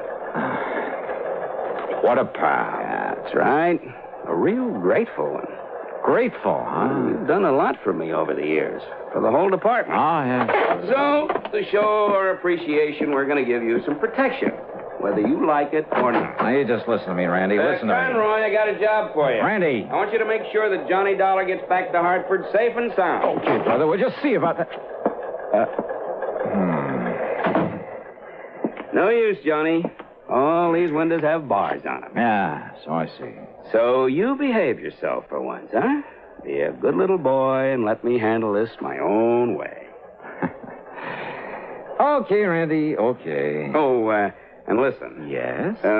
Sergeant Conroy is quite a fan of yours. Oh? So you can tell him all about some of your wild adventures on the way home.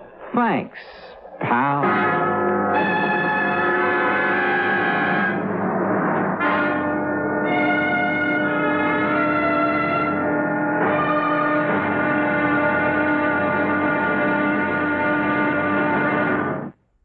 And now, Act Two of yours truly, Johnny Dollar, and the Killer Kin Matter.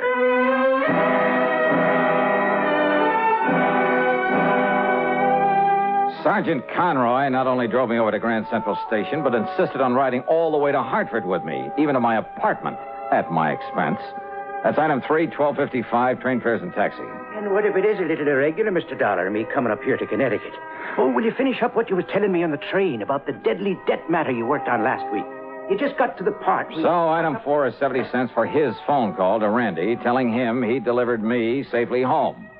And item 5 is about $3 for the good Scotch whiskey that he drank there at my apartment before I could send him on his merry way back to New York. Then, less than 5 minutes after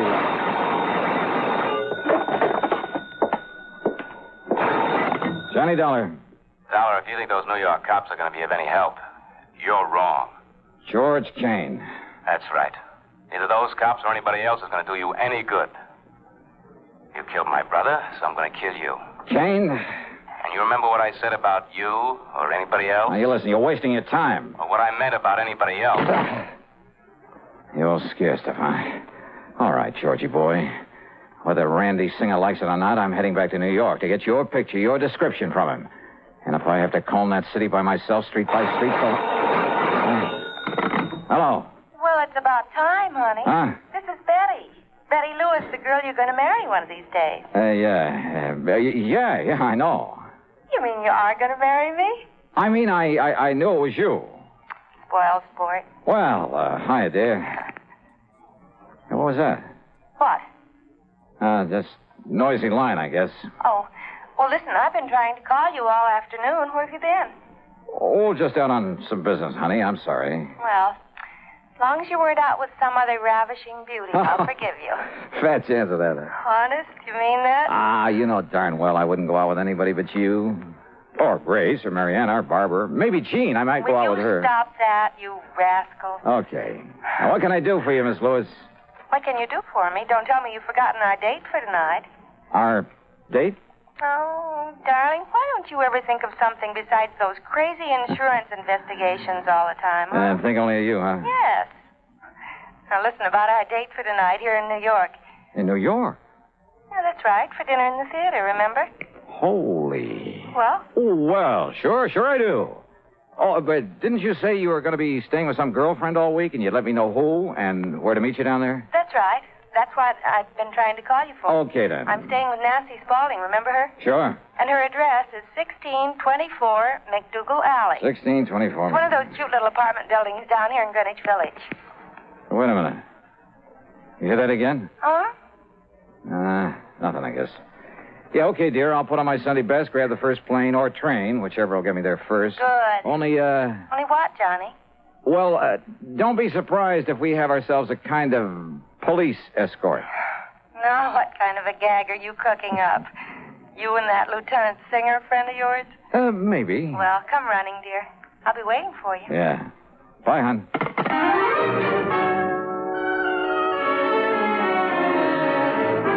The plane schedule told me I barely had time to shave, shower, and get dressed. But as I finished and was about to head for the door... Yeah? Yeah, who is it? Mr. Perry, the building super. Oh. Yeah, what's up, Mr. Perry? Kind of funny thing, Mr. Dollar, and I kind of thought you ought to know about it. Know about what? You mind if I close this door? No, go ahead, man. Well?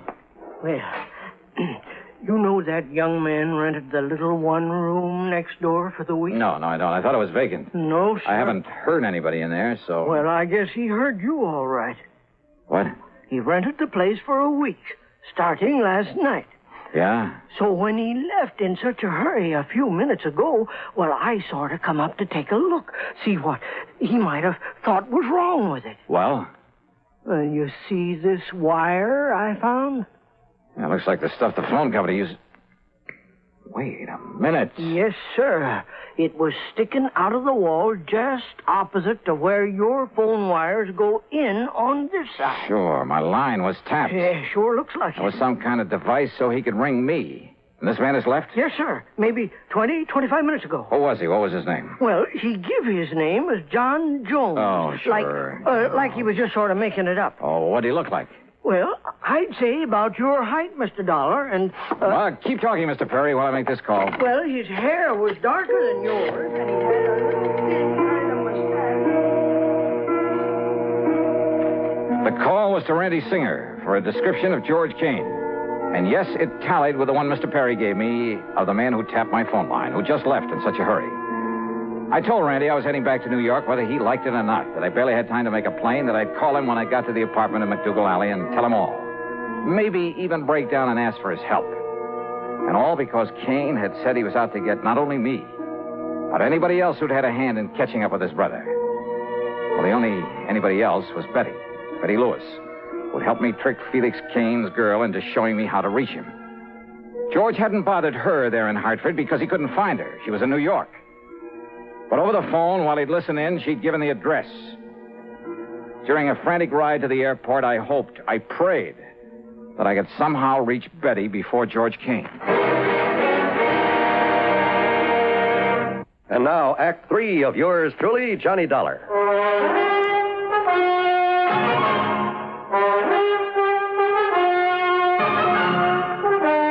Expense account item 5, $20 even for a plane to New York and a cab to the little apartment in McDougal Alley. I tore on up to Nancy Spaulding's apartment on the second floor. Yes, who is it? Johnny Dollar. Oh, just a second, Johnny, while I slip on a robe or something. Is Betty there? Betty? Are you kidding? What? You and your practical joke. What do you mean, Nancy? Come on, let me in, huh? Well, just a second. Wait till I get presentable. Oh, come on. You see, I got in the shower after Betty left. Betty's gone? Nancy! Well, sure, Johnny. That's why I didn't expect to see you here. Gone where? With whom? With that handsome detective friend of yours you sent over to get her. Oh, no. About my size, black hair, mustache? That's right. Nancy. Gee, why couldn't you have arranged a double date so I could trace along with him? That man's a killer. He's almost as pretty as you are and almost... What? What did you say? That was no detective. That was George Kane. He's a killer. But Johnny, Betty thought that... Well, you told her on the phone. I know. Okay, Nancy, now listen carefully. Where did he say he was going to take her? Well, to meet you, Johnny. Where? Oh, dear, I don't know. Oh. Well, they went down and took a cab. I watched them go from the front window. Well, did you... please, think carefully, Nancy. Which way did they go? East on McDougal. Good. What kind of a cab was it? Did you by any chance get a look at the license or the driver? Yes, I did. It was Tommy. Tommy who? You know, the cabbie who always parks in the cab stand out front this time of night. Good. Wait a minute, Johnny, maybe... What? Yes, look. He's come back to the stand again. Okay, Nancy. Now keep this door locked. Don't open it for anybody but me or the police, and I mean the real police. Johnny!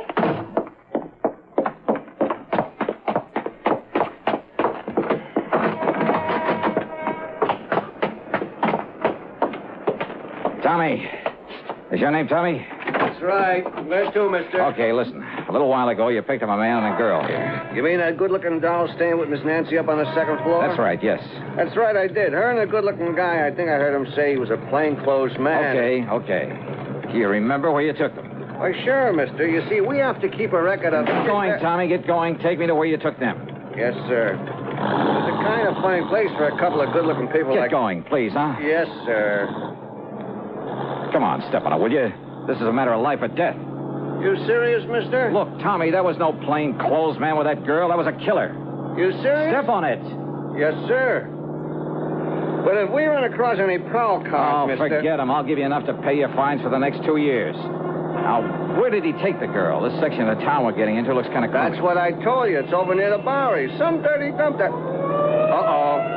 Well, what are you slowing down for? I knew I shouldn't have mentioned it. I knew we'd tangle up with a prowl car. Don't you see the red light in back of us? Oh, yeah. Well, maybe that's the best thing we could ask for. The best thing? Come on, pull up. Let me handle it. Somebody better, mister. All right. Where the devil do you think you're going? Now, listen, officer. So it was you who had this poor cabbie tearing through all them red lights, was it? O'Reilly? Tim O'Reilly. Now, listen, Tim. Listen to me. This is an emergency. My name is... Oh, an emergency, is it? And out you come, me boy. Wait a minute. Will you listen to me, please? I will not. Come out of there and get into me prowl car in the back seat. Listen, we're chasing a killer. You can help us. I said get into the prowl car. So get in. Do I have Sure, yeah, okay. Tommy, look, you lead the way. Here's $20 for you. Well, thanks, but I Just lead the way for this prowl car to wherever it was. He'll lead the way to nowhere.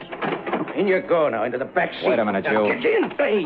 Just take it easy. Okay, Tommy. Huh? Get on your way. Right, O'Reilly. Oh, no. Yeah, I knew that had to be you, Johnny. Randy. I mean, charging into that cab there in McDougal Alley and heading this way. We had quite a job catching up. Okay, now, Randy, listen. Now, just calm down and take it easy, Johnny. Will you listen to me? No, because everything is under control. Thanks to you.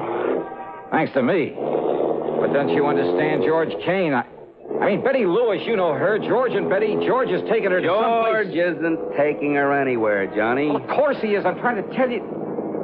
What? And I'm sure glad you gave me that McDougal Alley address over the phone. Huh? Of course, we only went there to pick you up, but when we saw a cab taking that girl of yours and some man away... George Kane. Yeah, I kind of thought it might be him. I don't know why. And... So when we trailed that cab over to some dingy rooming house over on... Well, anyway, when they got out, we got a good look at him. You caught him. That's right. By the time we get to the station house, he'll be in the clink, and the light of your gay young life will be there waiting for you. She's, quite a doll, Johnny.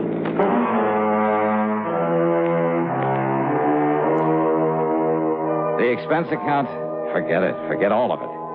I only hope that someday, somehow, I can repay Randy Singer. Over his dead body, though, because all he cared about was getting his hands on Kane. And for some silly reason, he seemed to think that I'd been helping him. What a guy. Yours truly, Johnny Dollar.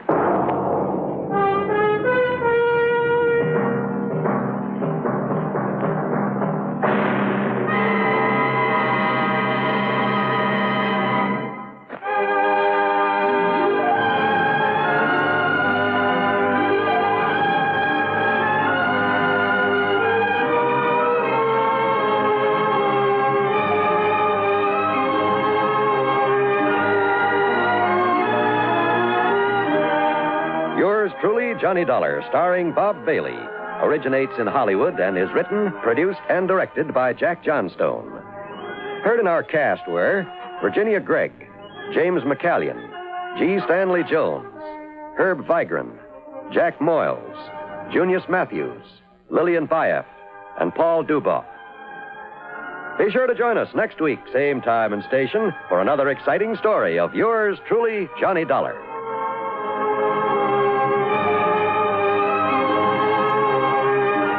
This is John Wald speaking. Johnny Dollar has come to you through the worldwide facilities of the United States Armed Forces Radio and Television Service.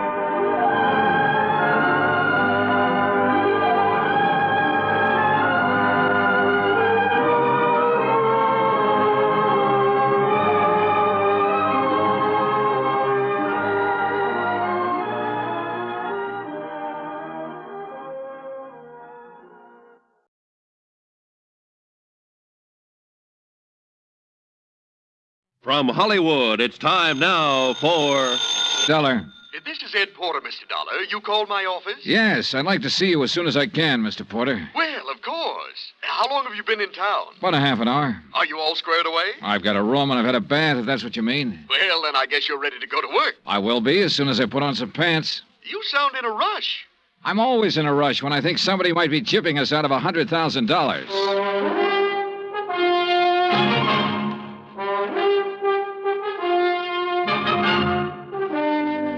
Bob Bailey in the transcribed adventures of the man with the action-packed expense account, America's fabulous freelance insurance investigator. Yours truly, Johnny Dollar.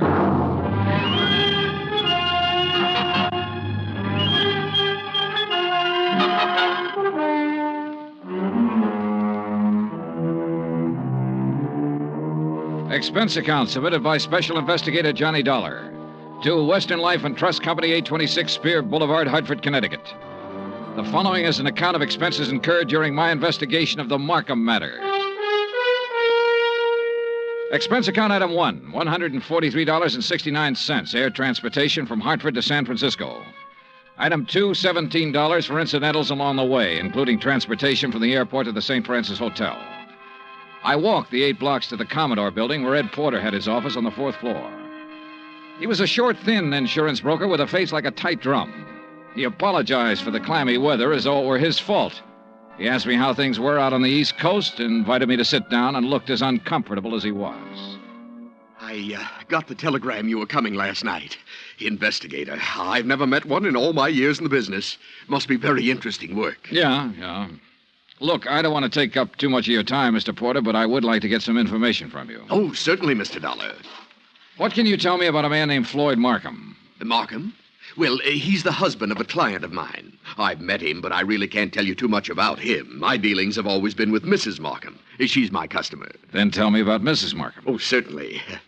I'm not going to ask why. I'm sure you have a good reason for coming all the way to San Francisco. The Home Office thinks I have an excellent reason. Yes. Mrs. Markham. Well, I've known her for 20 years as a customer. She's wealthy, always has been, and she handles her money well, and she lives rather well. Mrs. Markham's the one who has the money, huh? Mr. Markham is a salaried man, an industrial engineer. Frankly, I think he depends on Mrs. Markham for his livelihood. Ah, yeah. These 2 checks were issued to Mrs. Markham this year. Recognize them? Yes. Full payments on 2 endowment policies, $50,000 apiece. And they've cleared the bank. Anything wrong with them? Nothing wrong with the checks. On payoffs like this, I always take it in person. It's a custom, of course, to call and make an appointment and deliver the check to the client. Mm-hmm. And try to sell a little more insurance in the bargain. Well, that's about the idea, yes. Yeah. Anything strange about Mrs. Markham when you delivered either one of these checks? No. Before I left Hartford, I looked up her insurance records. Her premiums are always paid right on the button.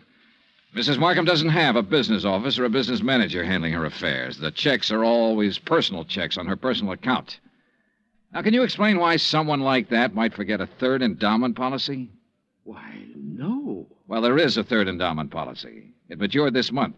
I have the check with me for $50,000. Well, yes, but this business of forgetting... Floyd Markham called Hartford and spoke to the head of the endowment division. He explained that Mrs. Markham was ill and didn't know whether or not a 3rd policy existed. He said he was checking for her. Uh-huh. Now, you say you've known Mrs. Markham over a period of 20 years. Well, is she the kind of person who'd forget $50,000? Oh, no one forgets $50,000. Did you notice that both of those checks were deposited in the Markham's joint account? Well, no. Oh, so they were. Maybe Mrs. Markham's feeling generous these days. Why do you say that? Well, they have a rather strange relationship as far as I've been able to perceive. I mean, what money he makes is his, and what she has is hers. Oh, yeah. I always like to get out of that house because they never seem to me to be a very close couple in any way. But this seems to make sense now. How's that, Mr. Porter? Well, now, I called up and made an appointment to deliver both of these checks. The first time I went over, Mrs. Markham was ill. And the second time, she had just stepped out for a few minutes. Well, who accepted the checks? Mr. Markham. Both times? Yes. As a matter of fact, now that I think of it, he made the appointment on the phone both times. When was the last time you saw Mrs. Markham? Last spring. A check with the bank revealed that Mrs. Markham had not personally made a deposit since June the 18th. The deposit slips were initialed by Floyd Markham. The checks were endorsed by Leslie Markham. There had been no unusual withdrawals. Expense account item 3, $30, stenographic and notary services for the attached statements. Mrs. Markham's been having her hair done here for nearly 10 years now. Once a week, every Thursday morning. Then she just stopped. I called her home, and Mr. Markham informed me that she was away on an extended trip. Mr. Markham called us, it was last June, and informed us that Mrs. Markham was resigning her membership in the bridge club. I telephoned the house twice to see what was the matter. Mr. Markham answered both times and said Mrs. Markham was out. Well, she used to come in here 2 or 3 times a month. Made us go over the car from top to bottom. She hasn't been around now for 7 or 8 months. I don't know who's taking care of the car. Expense account item 4, 30 cents, 3 phone calls to the Markham residence. I didn't state any particular business. I simply asked to speak to Mrs. Markham. Each time I called, a male voice answered. Each time, the male voice told me Mrs. Markham was out, she was ill, and she was away on a short trip. Industrial Management Limited, Floyd B. Markham president, has a 3-room office suite near the Embarcadero. 10 years ago, it had been sensationally new and glassy. When I got there, the carpet was a little too thin and the varnish a little too thin, too. The whole place smelled faintly of mildew. Yes? I'd like to see Mr. Markham, please. Do you have an appointment? No, not exactly. My name is Harris. I'm with the Cleveland Pump Company. Pump Company? Yes, we're setting in 38 of our installations at the new plant in Valparaiso. Didn't you get my letter? Well, I'm sorry. I'm afraid... May I ask your name again? Harris, Stephen B. Harris, Cleveland Pump Company. Oh, yes. Well, Mr. Harris, I'm afraid Mr. Markham never received your letter. When did you mail it? 30 days ago. Maybe it was 2 weeks. Well, tell Mr. Markham I'm here and I'll... I'm sorry, Mr. Harris. Mr. Markham isn't in the office just now. Oh. Well, I'll wait. Well... Well? He won't be in today. As a matter of fact, he won't be in the rest of the week. Where can I call him? Well, I'm afraid that's impossible. Can't I call him at home? No. Now, look, is he in business or isn't he? Mr. Harris, Mr. Markham hasn't been in the office for 6 months or more. He's tied up on a rather long-range project. What's your name? I'm Miss Beidler. Why didn't you say that in the first place, Miss Beidler? Well, who else can I talk to here? No one, I'm afraid. You mean that's all there is in this office? Just you and him when he feels like coming in? I'll tell Mr. Markham you were here. The Markham house was on Fioradella Street, about 6 blocks from the Fairmont Hotel. Stone walls, iron grillwork, tangling ivy. An old house that had been built by rich people for rich people to live in. The kind of shabby-looking place that only New Yorkers and San Franciscans can get by with and still be called wealthy. I used Ed Porter's car, with the Western Life and Trust Company emblem on the door, parked it in the driveway as close as I could to the entrance. It was exactly 1 o'clock when the door opened. He was tall and pretty, with black hair and broad shoulders. Yes? What is it? I'd like to see Mrs. Markham, please. I'm Mr. Markham. Can I help you? My name's Dollar. I'm with Western Life and Trust Company. Mr. Porter called you? No, he didn't. Oh, well, I must have slipped his mind. He said he was going to call. What's it about? I brought a check from Mrs. Markham on her 3rd endowment policy. Oh. Well, I'll give it to her. She isn't in right now. Well, I'm supposed to deliver it to her. I'll come back another time when she's in. No, you can give it to me. I'll see that she gets it. I'm sorry, Mr. Markham, but I have to give Look, I know you want to give her the check and try to sell her some more insurance. She's just not in the market. And you can save your little spiel where it'll do some good. Oh, you misunderstand me, Mr. Markham. I have to deliver this to her in person. What's your name again? Dollar. Johnny Dollar. Come in. I'll wait till she comes back and make an appointment. Mr. Porter told me he'd made it for 3 today. She's here. Just come in. Why the runaround, then? Mrs. Markham is desperately ill. I don't want to disturb her with things like this. Well, I'm sorry to hear that. What's the trouble? Very serious anemia. So if you'll just give me the check... I have a report to make out when I deliver this. I just Only take a minute to hand her the check. Then it'll be off my mind and off your mind. Now, look here, Mr. Didn't you call the company's home office about this check? I called because Mrs. Markham requested me to call. Oh, yes. Just wait here. In the little swirl of his exit, I smelled shaving lotion and guessed at the brand name. I also guessed that his suit cost $300, even if I didn't know what San Francisco tailor had made it. The shirt, the tie, the shoes were expensive, too. Yeah, Mr. Floyd Markham liked expensive things. I wondered if he dyed his hair to keep it all black. I wondered if he was 45 or 50. I also wondered why, in a house of that size, on that kind of street, a servant hadn't answered the door. This way, Mr. Dollar. He led me up a flight of stairs and finally into a high-ceiling room with a fireplace at one end. A gray-haired woman with a sharp, angular face was seated near the window, looking out over the city and the bay. She didn't turn her head when we came into the room, but I could see that her eyes were watery and slightly glazed. Please, don't take too long and don't upset her. Leslie. Leslie, dear. Yes, Floyd. This is Mr. Dollar from the insurance company. He has something for you. Be a good girl, Leslie, and speak to Mr. Dollar. How do you do? And ask him... Yes. How is Mr. Porter? Oh, he's fine, Mrs. Markham, fine. He'll be sorry to hear that you've been ill. I really would rather that you didn't tell Mr. Porter. Oh. I'm satisfied to make my own slow recovery and not worry any of my friends. We'd like some sherry, Floyd. Now, you know what the doctor said, Leslie. Mr. Dollar, you'd like some sherry, wouldn't you?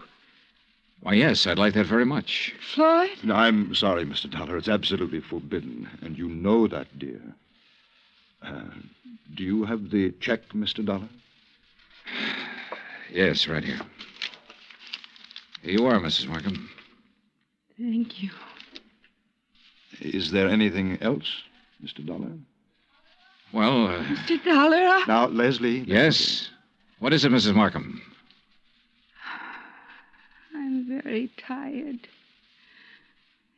Excuse me if I seem impolite. Good day. Good day, Mrs. Markham. Expense account item 5 10 phone call to Ed Porter at his office. Yes, Mr. Dollar? Look, Mrs. Markham's 5'5", about 120, black hair, gray streak to the right of the part, blue eyes, looks about 40 years old, a good 40. Why, yes, that sounds like her. You mean you've seen her? I've seen what's left of her, Mr. Porter. Oh, good Lord, she's not dead. Almost. What? He's killing her, Mr. Porter. My guess is he's been at it for about 6 months.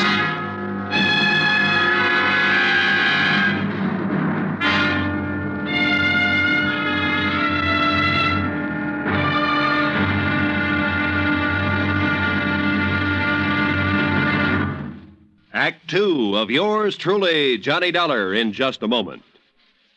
Nobody will take a frown at face value anymore now that the word has gotten around about Jack Benny's return to the air.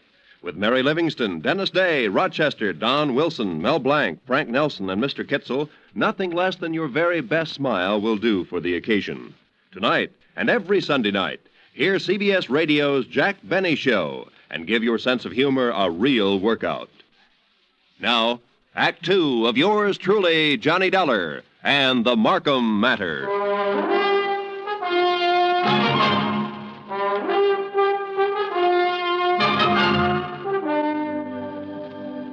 Take a rich old house on a rich old street in San Francisco.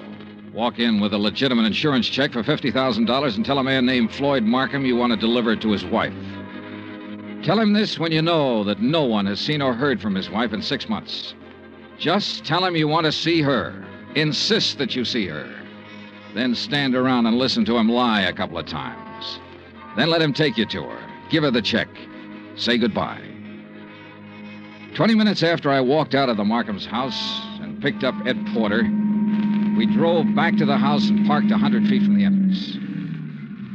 This is the darndest thing I ever heard of, Mr. Dollar. I'm not sure it's all clear to me.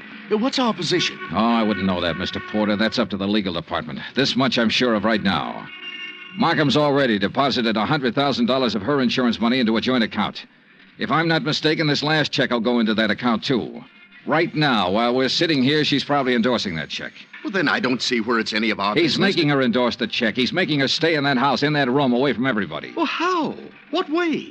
He said she was ill. You said she appeared ill. I don't know how he's doing it, but I'm going to find out.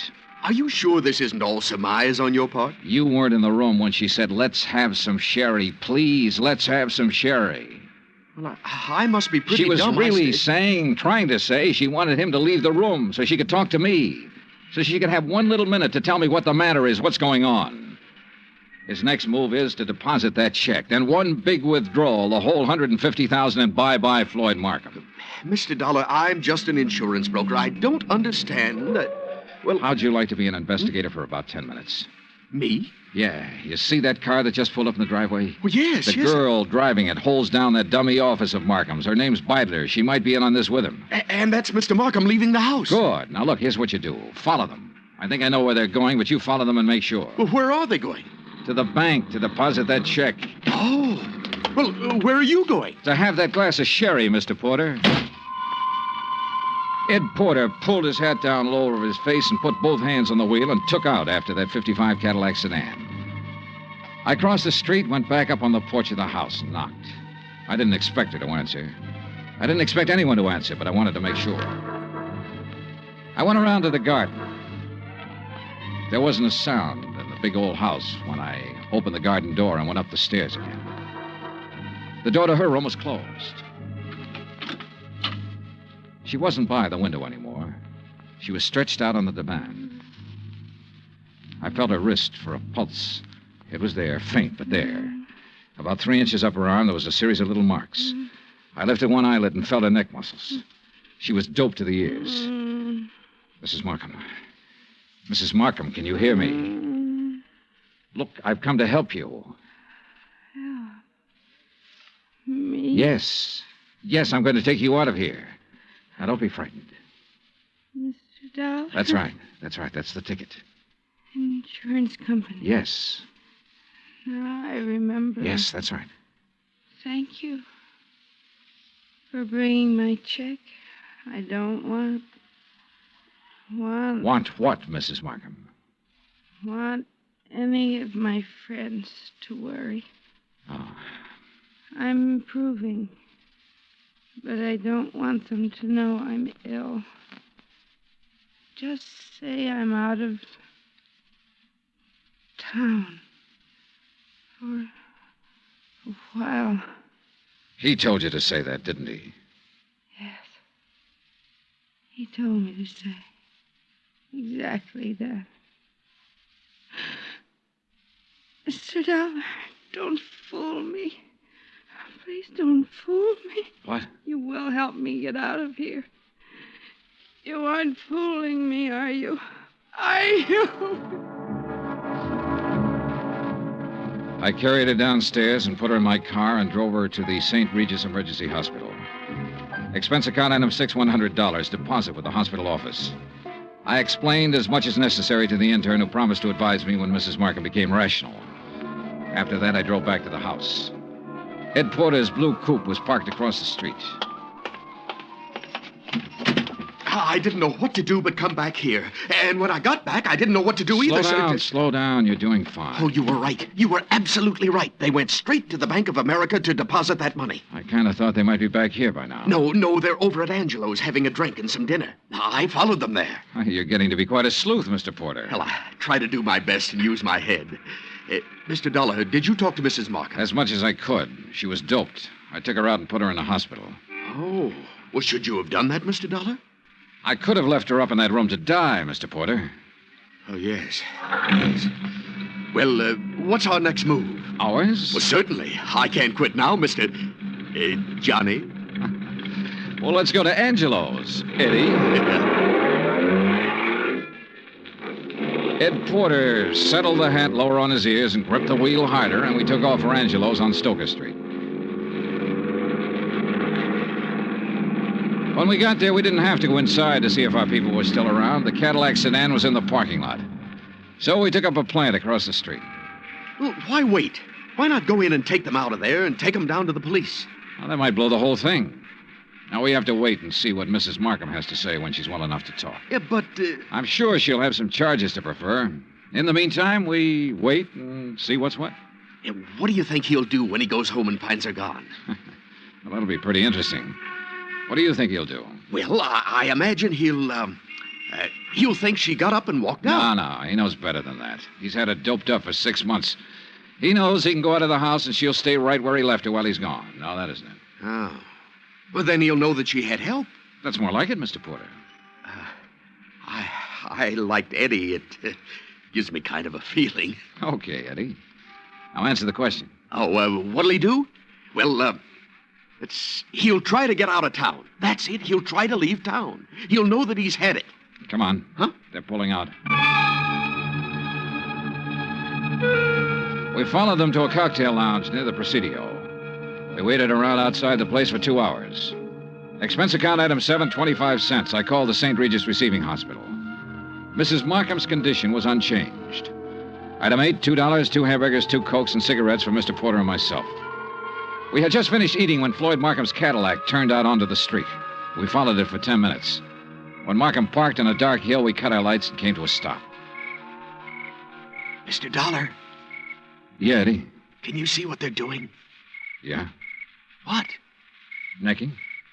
Huh? Necking. You know. I should have telephoned my wife. At 12:10, Floyd Markham turned the car around and drove back into town. We followed once more. We saw him double park outside a 4-story apartment house on a steep hill, let the woman out, then drive on. Eddie? Yeah, Johnny? Think you can handle something else alone? Oh, I'd love to. Women sometimes talk a lot easier than men. You keep on him. When he finds his wife absent, I want to know where he goes. Wherever it is, I'll let you know. You gonna shake her down? Something like that. Yeah. Get going.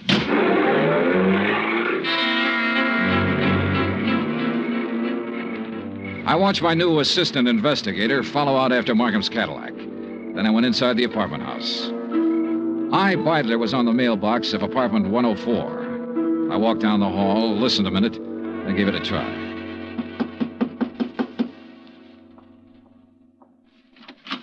Yes? Well, what on earth are you doing? I'm here to see you, Miss Beidler. It's important. You're, Mr. Harris. I'm Mr. Dollar, Johnny Dollar. I'm an insurance investigator. Oh. There was something about you today. I wasn't sure. Now you're sure. Oh, what are you doing? Right now, I'm working for Western Life and Trust Company. You'd better sit down. Well, I don't know that I'd better do anything, Mr. Dollar. You're rather rude. Then you can stand. We've been checking into Floyd Markham. I don't think I have to tell you what we found out so far. I think you also know that by this time tomorrow he'll be in jail and you might be right along with him. Well, I'm sorry, Mr. Dollar. I simply don't be sorry. Just use your head. I said you might be right along with him. On the other hand, if you have some useful information, the insurance company might be useful to you. What do you mean? Well, I figure he sold you on an island trip or an estate in the country bill of goods. It'll be harder getting it out of him, but we'll get it one way or another. We'll get it all right. Now, what do you want to do? I want a drink. You? Oh, thanks. I'm not bad. I'm not a criminal. I've never been in trouble. You are now. Why? Because I fell in love with him? Because you were helping him kill her. What are you talking about? Mrs. Markham. She's in a hospital right now. What? I took her there myself today. He's had her doped with I don't know what for months. Having her sign checks, endorse deposit slips. Funny. Is it? He told me that Mrs. Markham was out of town, divorcing him. I wondered how. You were right. It was a country estate. In England. A genteel life, he said. The London theater, walks in the country, little harmless things that most people can never do. He said we could do them as soon as he cleaned up his affairs. Why, tonight he said we could start packing.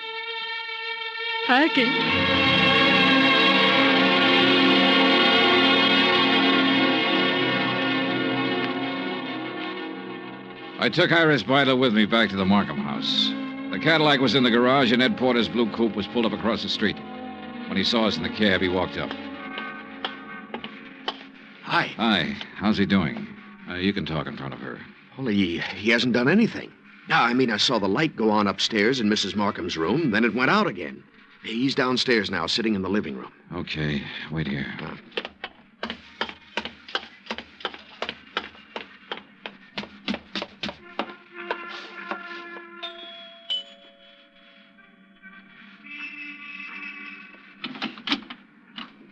Hello, Markham. Hello. If you're worried about your wife, which I doubt, she's in a hospital. Are you a policeman? Insurance investigator. That's Miss Beidler in the taxi over there.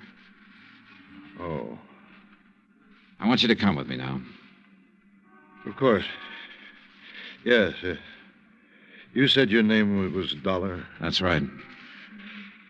Why couldn't you have come around, say, next week? She'd have been dead by then. That's the way she should have been for 16 years. Dead. Yeah. Come on, Markham.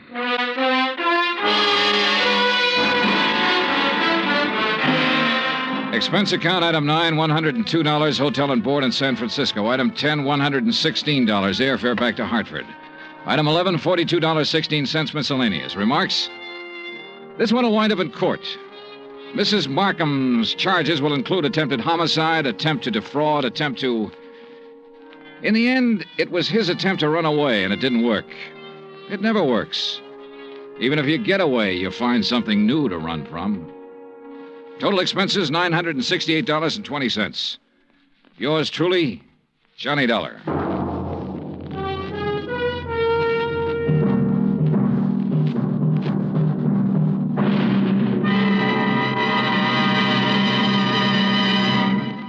Now, here's our star to tell you about next week's story. Before I do, I want to say something to you about Thanksgiving. Now, there's a day that deserves celebration. And heartfelt thanks to the God who made us for being able to live in the most free and peaceful and bountiful country in the world. And yet, why wait for next Thursday or any Thanksgiving Day? For Americans, it seems to me, Thanksgiving should be every day. Think about it, won't you? Next week in our story, New Orleans, the French Quarter, a beautiful girl, and high adventure. Join us, won't you? Yours truly, Johnny Dollar.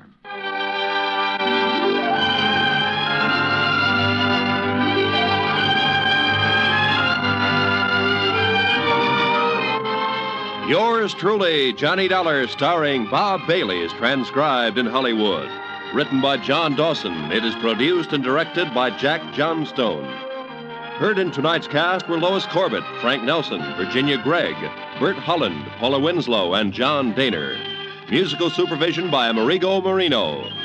Be sure to join us next week, same time and station, for another exciting story of yours truly, Johnny Dollar. Roy Rowan speaking.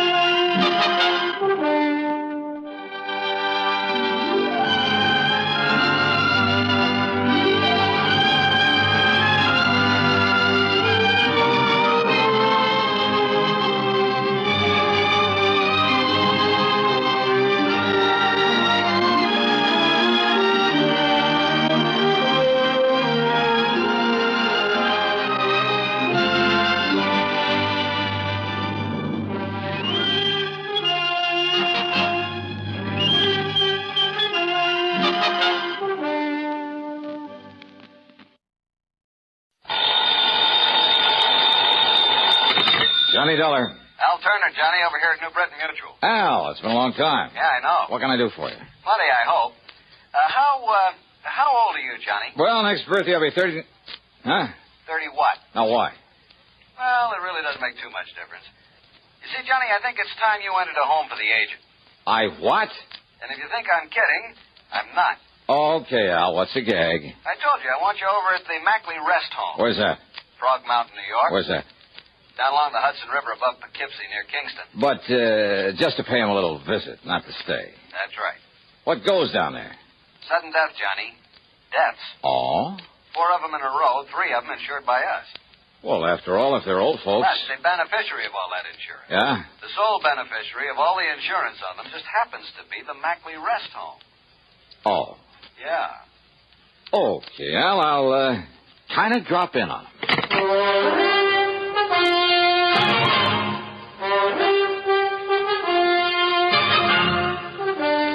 CBS Radio brings you Bob Bailey in the exciting adventures of the man with the action-packed expense account, America's fabulous freelance insurance investigator. Yours truly, Johnny Dollar.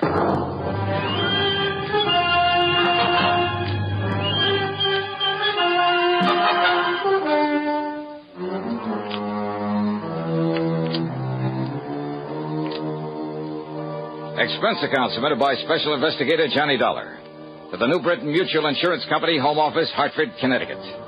Following is an account of expenses incurred during my investigation of the Paradise Lost matter. I decided my own car would be handy to have along. As usual, the gauge said nearly empty. So, expense account item 1 is $5.20 for a tankful of gas. I drove west on 44, then cut across to Rhinebeck, then Rhine Cliff, where I took the ferry over the Hudson to the town of Kingston, New York. On Route 28, I passed through Stony Hollow, and a few miles further on, I found a sign indicating Frog Mountain. It was on a side road to the left. At one side of it overlooked the famous Ashokan Reservoir. And some pretty big fish have come out of that water. Thinking about it, I almost drove on past what was obviously a rest home for the agent, in among the trees. There was a large, very old frame house set on the side of the mountain, and sitting about on the front lawn, reading, chatting, playing cards, or just enjoying the afternoon sun were the happy-looking customers. As I stopped the car, a pleasant-looking middle-aged man walked over to me, smiled, and said... How do you do, young man? How do you do? Oh, how do you do? My name is Johnny Dollar. A pleasure to meet you, Mr. Dollar. I'm Justin Perry? You have some elderly relative, perhaps, very dear to you, for whom you'd like to provide a quiet, comfortable retirement home. Well, no. Oh. Justin Perry. I'm the owner of Paradise. Paradise? A really appropriate name for our lovely place, don't you agree? Well, Just yeah. look at the happy faces of our guests and you can... But then you say you don't wish to send someone to us. Well, now, wait.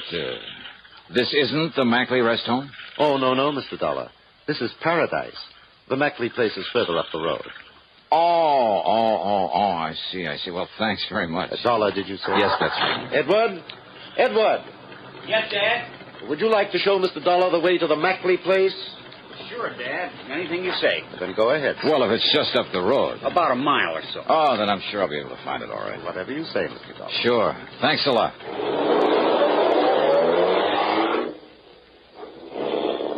A very nice spot.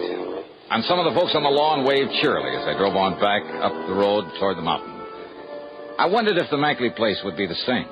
It wasn't. At least, well, it was brand new, a modern ranch type of thing, built on a single level. A lot of native stone and glass, all very pretty and smart and practical, but lacking in warmth. The guests, the residents, though well-dressed and apparently wealthy, were sitting by themselves for the most part, reading or just sitting. No one seemed to notice me as I parked my car, then walked in through the door at one side marked office. Yes. Something I can do for you? Mr. Mackley? Yes, that's right. Peter Mackley. And, who are you? My name is Johnny Dollar. Oh, yes, the insurance investigator. How are you? Hiya. Al Turner at the insurance company said you'd be coming along. Won't you sit down? Oh, he did? Yes. Just to be honest about it, I don't see why, though.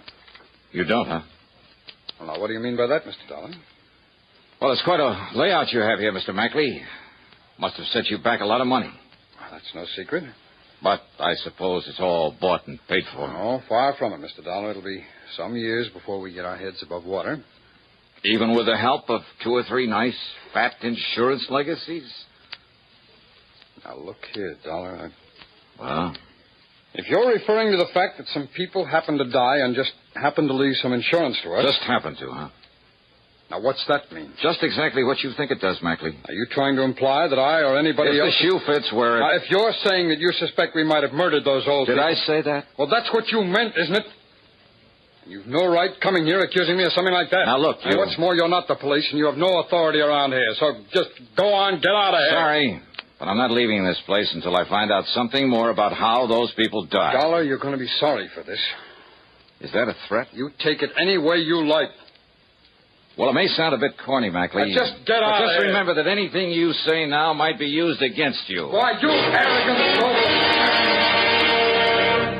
And now, Act Two of yours truly, Johnny Dollar, and the Paradise Lost Matter.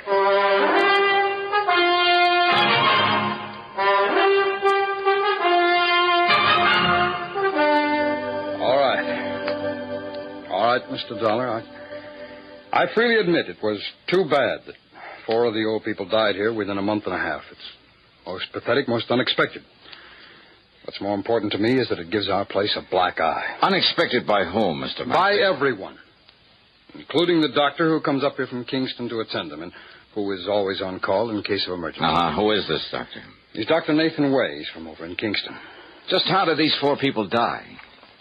Well, according to their death certificates, the first one was an accident. Old Mr. Bartley slipped and fell off the corner of the porch one night while he was walking in his sleep. Slipped or was pushed? Now, look here, Dollar. Okay. What about the other 3? They were natural causes. That is, their hearts gave out. According to the death certificates. That's right. But what really happened? Poison, perhaps? Something like that? Dollar, you don't know what you're talking about. We'll see, Mr. Mackley. Now, where'll I find this Dr. Way? Someone mentioned my name. Oh, hello, Doctor. Hello, Peter. Doctor, this is Johnny Dollar. He's an investigator from the insurance company. How do you do, Mr. Dollar? Doctor? Dollar seems to have the fantastic idea that the recent deaths here were deliberate. Yes, What? yes, in order that we could benefit from the insurance, those fine old people were kind enough to leave us. Well, now, that is rather absurd, Mr. Dollar. Is it, Doctor? This place is up to its neck in debt. I told you that, Dollar. Isn't that to be expected when you consider the cost of building a fine new establishment like this? All right. After all, it's less than 2 years old. And what did you do before this, Mackley? In some business where you could go around making contacts that would assure you plenty of wealthy, gullible customers for this racket? Dollar. Well?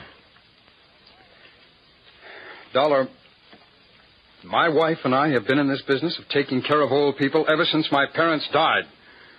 That's over 15 years ago. Yeah, where?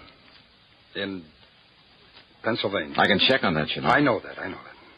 Why did you pack up and come here to New York? Tell him, Peter. Well, for one thing, the air, the climate is much better here than it was in the coal region. Yes? And? Tell him, Peter. Well, we had to close down over there. Why? Because our building, our facilities were considered substandard according to some new regulation. And suddenly a lot of your patients started dying off? No, nothing of the sort. Peter is telling you the truth, Mr. Dollar. You investigated, Dr. Way? Well, no, not exactly. I see. But I have talked with many of these fine old people who moved from there to here, and they are intelligent, wealthy people. Wealthy? Yes. Yeah, I'll bet they are. Dollar, will you listen to me? And it was so easy to talk a lot of them into buying a hunk of insurance and making this place the beneficiary. Now, that's not true. Isn't it? Then how come 3 of the 4 people who suddenly died around here? No, it isn't true, Mr. Dollar. It was I who suggested to them, unknown to Peter, that they leave something to this rest home. You? And they thanked me and wondered why they hadn't thought of it before. How many of your people are planning to leave you money, Mackley? I don't know, Dollar. I don't know if any of them are. And what's more, I don't care. My wife and I knew of the financial responsibility we were taking on in the beginning. And unless we lose our reputation, our clientele, through more of these unfortunate deaths... Oh, sure, they're bad for business, aren't they? Yes, they are. Exactly, Mr. Dollar. But as long as the insurance money keeps rolling Dollar, in... will you stop it? No. Now, Dr. Way. Mr. Dollar, I'm afraid these accusations... Tell me this, Doctor. You issued the death certificates, huh? I did. For all of them. You made autopsies on them all, huh? Why, good heavens, no. Why not? The accident in case of Mr. Bartley was all too obviously an accident. Was it? As for the others, well, after all, they were well along in years. Oh, so you gave him a quick once-over, scribbled down natural causes and let it go at that. And that's why I want those bodies exhumed and autopsies performed. Mr. Dollar. First, though, I'm checking up on you. Well, by all means, do. I want you to. Oh, I will. Meantime, if you like, I'll drive back to Kingston and arrange for the bodies to be made available. Yeah, you do that.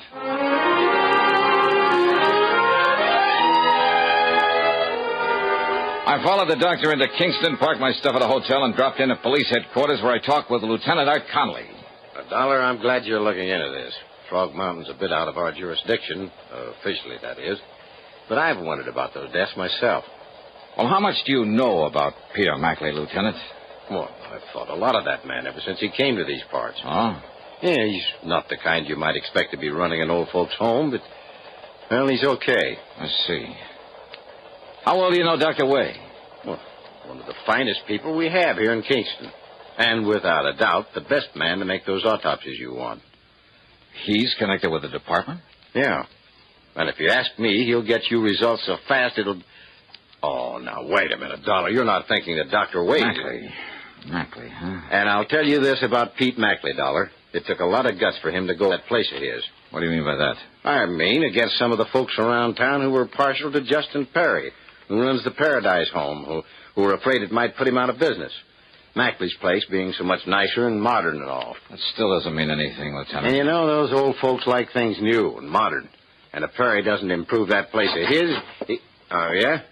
Oh, hello, Doc. Lieutenant, Mr. Dollar, I'll be able to make those autopsies tonight. When I'm finished, I'll call you at your hotel. Sure, Doctor. You do that. I talked further with the lieutenant, but I'm afraid I didn't get much help from him. He was convinced, a little too convinced, that Peter Mackley was all right, and he spent all his time defending him. A late dinner at the hotel was item 2, $4.25. Item 3 was 35 cents for a magazine. I went up to my room, sprawled out in a big overstuffed chair, put my feet on the windowsill, and promptly went to sleep. Yeah, the combination of a big dinner and the quiet night had really got to me.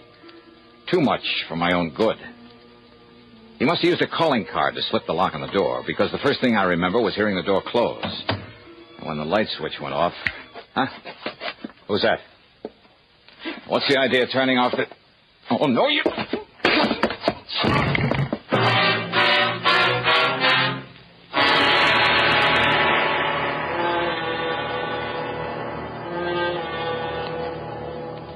And now, Act 3 of yours truly, Johnny Dollar.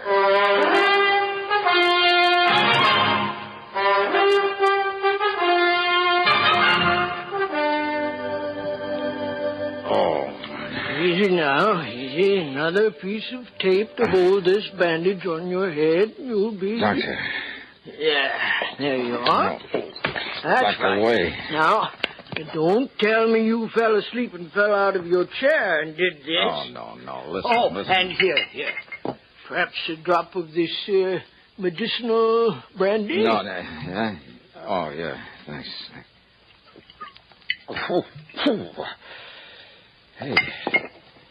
Hey, look, it's morning. Yes, and I've done the autopsies. Oh? I knocked on your door and didn't get any answer. Doc, listen. But it wasn't locked, so I came on in and, what happened? Oh, somebody sneaked in and slugged me. Who? Are you kidding? But come on, what about the autopsies? Yes. Well, no question about it. Mr. Bartley's death was an accident. But the others? Poison. A poison that made it look like heart failure. Okay, then. Hello. Your order, please? Lieutenant Art Conley at police headquarters. I'll call you right back, sir. Emergency, operator. This isn't... Okay. And now, Mr. Dollar. So, Doctor, somebody at Mackley's rest home gave them poison. So that's it. But the only medicines those people get are the ones that I myself prescribe. And I have never prescribed even the most minute dose of sodium therapy. Lieutenant Johnny Dollar. I'm glad you called, Dollar. Doc told me the result of his autopsy is on his way over to see you. Then you know. But I still refuse to believe that Peter Mackley... No? Then why did he come here and try to put me out of the picture? He... What? I don't know what scared him off before he could finish the job, but I'm thankful something did. When? Last night I was asleep. Oh, well, then you're wrong. It wasn't Peter Mackley. No? Knowing that sometimes you have to suspect even your best friend on a case like this, I had Mackley here at headquarters all night. So, Dollar... Doctor. My prescriptions? Yes. I've been thinking about that. They're always made up at Pearson's drugstore by Mrs. Pearson herself. Then she is going to have some visitors. What? Come along, Doc.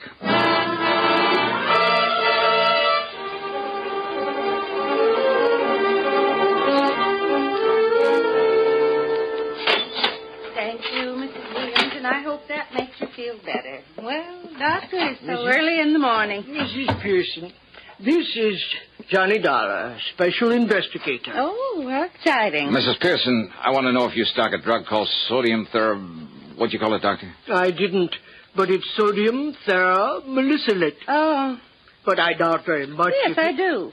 You do? Old Dr. Morley, the veterinarian, used it now and then to take care of hopeless animal cases. And you have it here now? Yes. In one of these back shelves, I have a single bottle that I... Hey, wait a minute. Yes? On that motorcycle out there with a sidecar. You pulled away from in back of this place. Yes. He helps in the store and makes all the deliveries for me. And he must have seen us in here. Must have seen me. What? He makes all the deliveries, including prescriptions for the Mackley rest home? That's right. Doc. He's taking some of Dr. Wade's prescriptions up there now. Good. No, listen. Now, let me find that bottle of... Doctor, listen. That may be the answer. That he's the delivery boy for Mrs. Pearson? Yes. Well, I'm afraid I Dr. don't... Wade? Look here. No, Doc, we've got to go after that kid. Here's the bottle, Doctor. But I don't understand. Doctor, will you listen to me? So many of them are missing. Unless we can... What was that, Mrs. Pearson? Well, a lot of these sodium theramolysilate tablets are missing. Then that's the answer, Doc. He's the answer. Come on.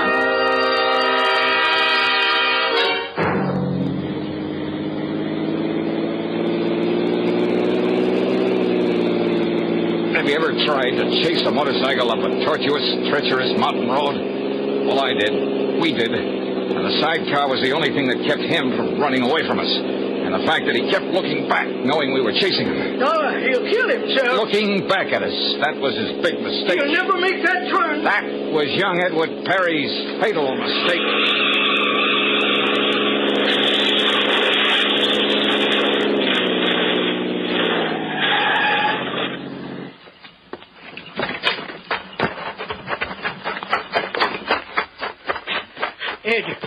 Edward.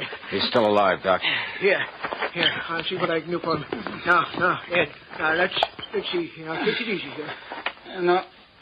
No use, Doc. Well, we can try now. We can try. But why, Eddie? I saw you there in the store. Saw Dollar there. All right, just take it easy, Ed. Knew you'd got wise that I was putting that poison in Doc's prescription.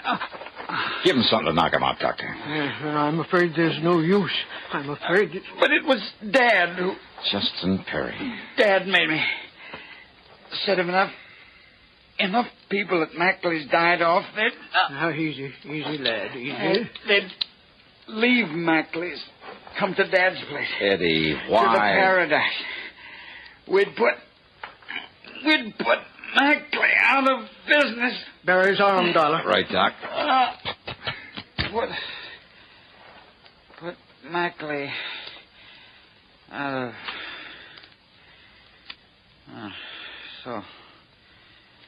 so long, Doc.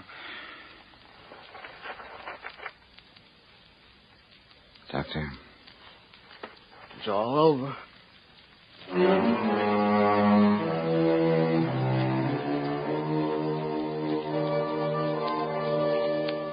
Oh, I don't know. I don't know what the courts will do. Ask me, Justin Perry murdered his son as much as though he'd done it with his own two... I don't know. Expense account total, call it $50. Yours truly, Johnny Dollar.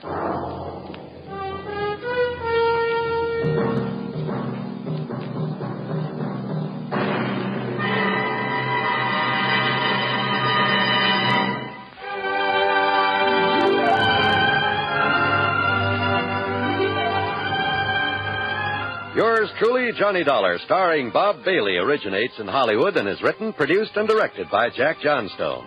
Heard in our cast were Virginia Gregg, Harry Bartell, Edgar Barrier, Sam Edwards, Stacey Harris, Junius Matthews, and Forrest Lewis. Be sure to join us next week, same time and station, for another exciting story of yours truly, Johnny Dollar. This is John Wall speaking. Johnny Dollar has come to you through the worldwide facilities of the United States Armed Forces Radio and Television Service.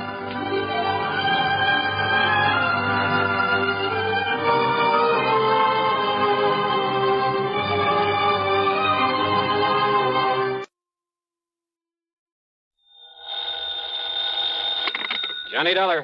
Henry Bascom, Johnny, at Four State Insurance Company. Well, hiya, Hank. It's been a long, long time. Yeah, I know. Johnny, are you free to come down here and look into something for us? Henry, as long as somebody pays my expense account, and of course a nice fat fee, I'll go anywhere. Johnny, for once, you're not going to be able to pad that freewheeling expense account of yours. Any bets? Why not? Because the investigation I want you to make is right here in New York City. Oh, well, there's always the fee to fall back on. How much? Usual percentage of the face value of the policy. Okay, only how big is the policy? Johnny, hold your hat. It's about 200... Well, I mean, it's what? Just under... $200? Johnny. Listen, Hank, my cut on a policy as small as that wouldn't buy me a sandwich and a cup of coffee. No, listen. And I suppose you'll question every penny I put on the expense account. Look, you didn't... Why don't you just pay it off and save you and me and the company a lot of time, labor, and soap? What kind of a policy is it? Straight life. Huh? But listen, you didn't let me finish. The face value of this policy is a little under $200,000. 200... Oh? Yeah. Well? Hank, my buddy, my bosom pal, for an assignment like that, for the nice commission it's going to pay me, I'd walk to New York. Only maybe you better grab a plane or a train instead. Right. I'll be there.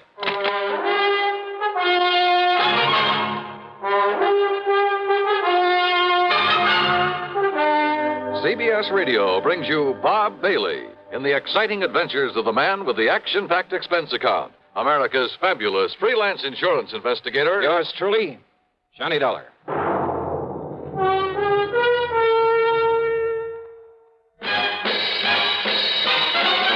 Are you smoking more now, but enjoying it less? Have a real cigarette, have a Camel. The best tobacco makes the very best smoke. Have a real cigarette, have a Camel. Are you looking for flavor and mildness? Have a real cigarette, have a Camel. The best tobacco makes the very best smoke. Have a real cigarette, a real cigarette, a real cigarette, have a Camel. If you're smoking more today, but enjoying it less, try Camels.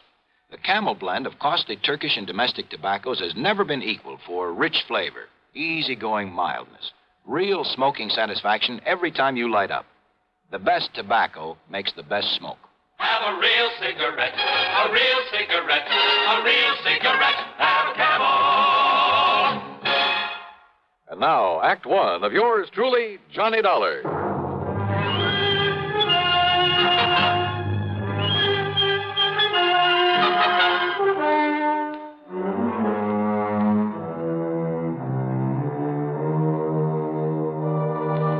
Expense account submitted by Special Investigator Johnny Dollar to the Four State Insurance Company, New York City office. The following is an account of expenses incurred during my investigation of the Evaporated Clue Matter.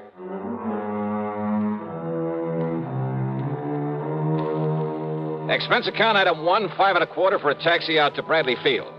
Item 2, $13 even for a plane to New York and a limousine to Grand Central Station.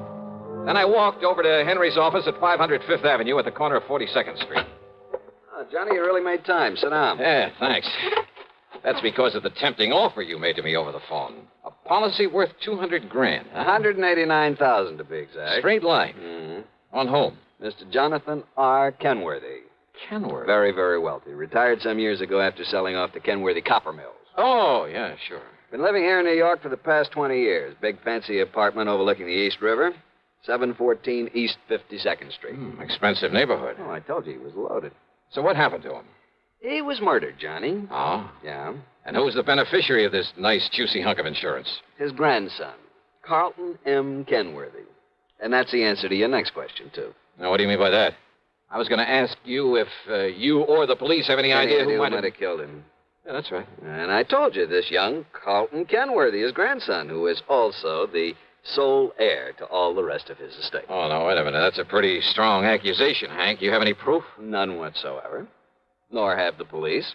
But I take it you figure that Carlton had the motive and the opportunity. And a perfect alibi. Oh? Yeah. Then what makes you think he did it? And the police, too? And the police, too.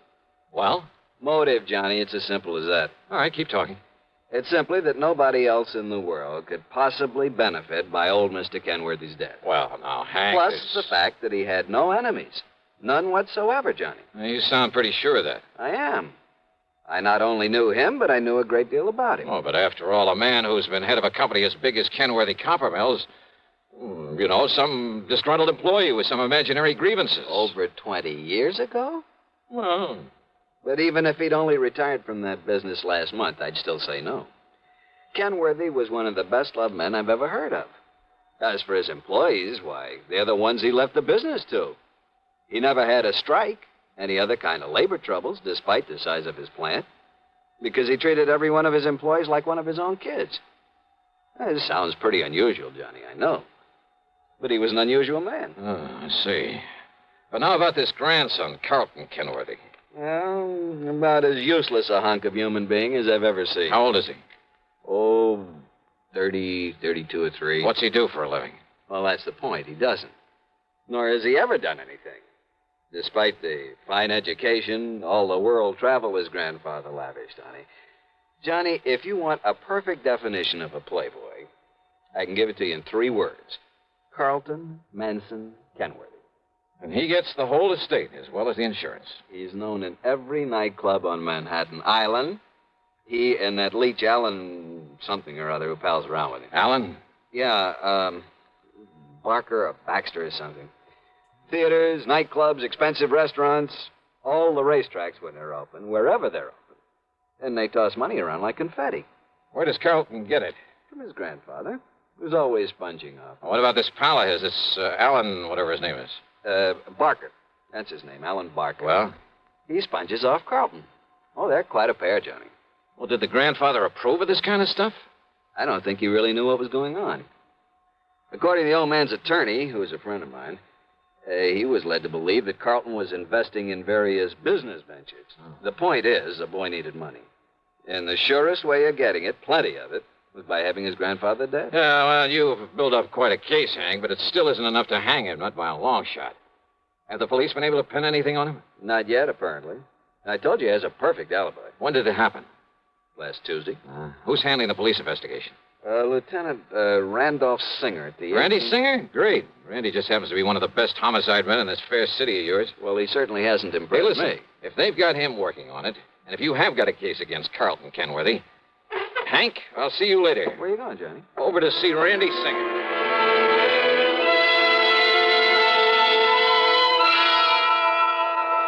Sure, Johnny, I'm just as sure as your friend Hank at the insurance company. Why, Randy? Well, the way that boy played around. Cost him a fortune. Even more than his grandfather gave him. You're sure of that? What do you mean? Well, the way I get it, Grandpa gave him plenty. Yeah, but Carlton is up to his ears in debt. Every time the boys raid a plush gambling joint, there he is. He and that hanger-on of his, Alan Barker. Like peas in a pod, those two. Then he probably welcomed the raids. Sure. Probably kept him from having to pay off some of his losses. Yeah, he's still in up to his ears. And as long as he's the only one who could possibly benefit from Grandpappy's death, as long as we're sure that nobody else had any reason for killing him, and we are... How and when and where was he killed? Tuesday night in his apartment. He was struck on the back of the head with a heavy wrought iron poker from the fireplace. One good wallop, and he was done for. Hank says that Carlton has an alibi. Yeah, airtight. I checked it every way I can. From here, that is. And where's your case against him? But if you can break that alibi... But, Randy, if you've checked it out... I said from here. But if that company of yours will pay your expenses to Alaska... Alaska? That's right. Oh, look, with such flimsy evidence... Will you do it, Johnny? But now listen, Just Randy... let's say, to get me off the hook. But I'm still not convinced that... Johnny... Okay, Randy, sure.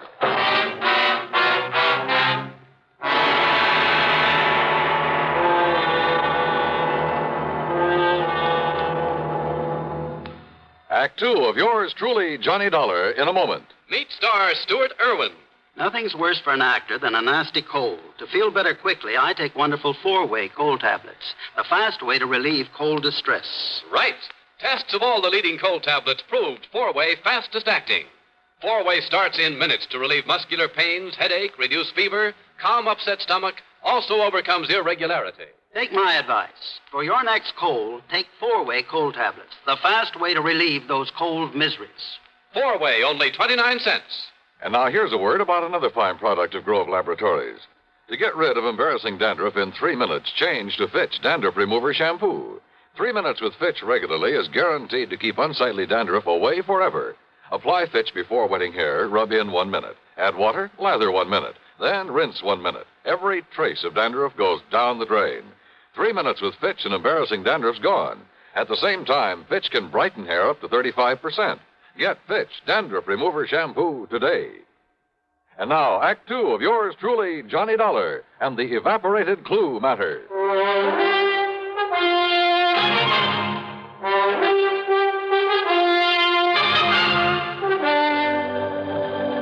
But why Alaska? Because that's where Carlton Kenworthy says he was when his grandpappy was murdered. Well, Randy, that ought to be easy enough to check out. So I did, Johnny.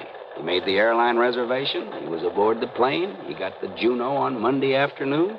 He got himself a room at the Baronoff Hotel. You checked that with the hotel? By telephone. Why was he up there? Who knows? But the hotel says he was. Well, what did he do with himself? Apparently took in some of the night spots and flew on back here on Thursday morning. Checked him all the way through. And his grandfather died on Tuesday. Oh, Parker. Here's the report on that poker, Lieutenant. Oh, good. The prints were pretty badly smudged, but they managed to nail down a couple of them. Oh? Whose? Yeah, look at this, Johnny. Yes, sir. One print from the deceased and a couple made by Carlton Kenworthy. Yes, sir. And why not, Lieutenant? What? Kenworthy. After all, as I told you several times, I've often made up the fire for my grandfather there in his apartment. So is there any reason why my fingerprints shouldn't be on that poker that was used to kill him?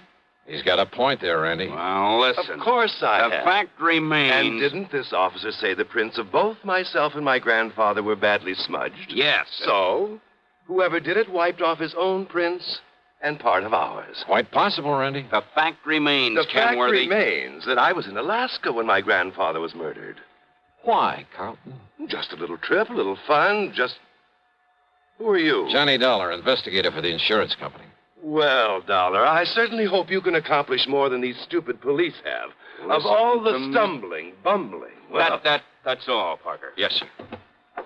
Well, Lieutenant, that silly look on your face. Because I think you killed him. Because you're the only one with any reason But I to. didn't, of course. How could I? Hey, tell me this, Carlton. I'll tell you anything I can, Mr. Dollar, if you'll get this incompetent flatfoot off my neck. Kenworthy... And, of course, help to solve the murder of my poor, sweet, kind old grandfather. Okay. Did you make that trip to Alaska alone? Yes, that's right. Okay, thanks. That's all? That's all. For now. Very well. And will you keep me advised, Lieutenant, if by some stroke of luck you should happen to make some progress for a change? Get out, Kenworthy. Gladly. Just be sure you stay around, that you don't leave town. Don't be silly, Lieutenant. Why should I? Johnny, so help me, if that guy... If I have to... Okay. Just give me one thing, Randy, an address. Huh? Yeah.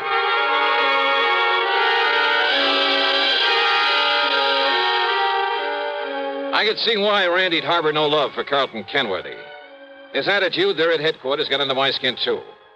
Expense account item 3, $1 even for a cab to Alan Barker's apartment. And I saw immediately why Randy had said they were like two peas in a pod, despite the fact Carlton was a good deal huskier. They were so much alike, I wondered if there was some blood relationship. Hardly, Mr. Dollar. We're simply good friends, that's all. Our tastes are alike in liquor and women. We like to do the same things, and... Well, that's why we get along so well together, why we're known as the Inseparables. Alan, did you know that Carlton was going to Alaska? I certainly did. I drove him to his plane on Monday, and on Thursday I met his return flight and drove him back to his flat. Missed him like the very devil, incidentally. You keep a car here in the city? In the garage down in the basement. What did you do while he was away? Felt terribly at loose ends, but then I had my car washed and greased and took a long trip. Oh, when? I left Monday evening. Where'd you go? Oh, I drove several hundred miles. Took little side roads and byways that probably aren't even on the map. Think perhaps you could retrace your route? Good heavens, no. Oh, I did end up somewhere near Albany before starting back Wednesday morning. Uh-huh. Did you stay in Albany? My memory's a bit vague, Mr. Dollar, but I'm quite sure I didn't. Well, where did you stay over? Well, this may sound fantastic to you. Where? But I haven't the least idea. I took a couple of bottles with me. And they, coupled with the fact I was in completely unfamiliar country and that at night one little roadside motel looked as good as any other, well, I just don't know. You know, you make things sound pretty bad for yourself, Alan. I beg your pardon?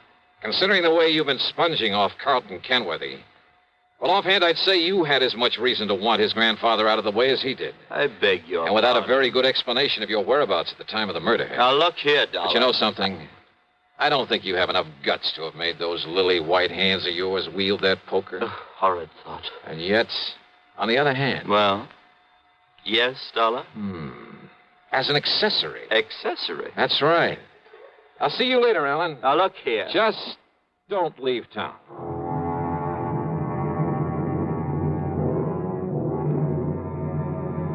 Carlton? Possibly. Alan? Well, I don't know. I don't pretend to be an expert judge of character. But I'd swear that Alan wasn't capable of killing a man.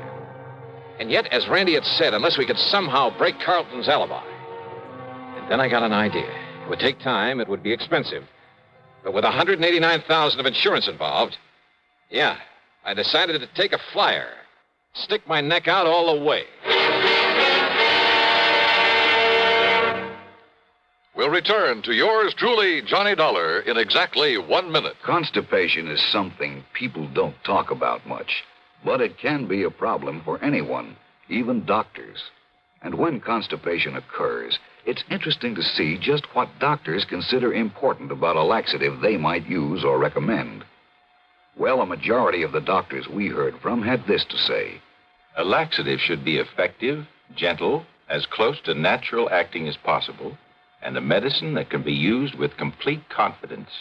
Now, X-Lax has been popular with many doctors and millions of people over the years because pleasant-tasting chocolated X-Lax is effective. Overnight, it helps you toward your normal regularity. X-Lax is gentle.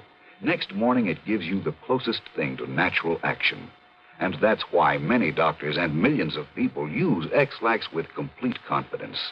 X-Lax, the laxative that helps you toward your normal regularity gently, overnight. Is X-Lax in your medicine cabinet? And now, Act 3 of yours truly, Johnny Dollar. Expense account item 4, $489.54. That's a round-trip plane ticket to Juneau, Alaska, by way of Seattle, Washington. It wasn't until we got there that I suddenly realized I'd been pretty stupid. In spite of the fact that Alan looked very much like him, I should have taken along a picture of Carlton Kenworthy. And certainly I should have taken along a set of his fingerprints for comparison with any I might be able to pick up. Or even a sample of his handwriting. But I didn't, so I'd have to work things out the best I could. Item 5, $10 for miscellaneous taxi fares. Item 6, $10 for a room at the Baronoff Hotel.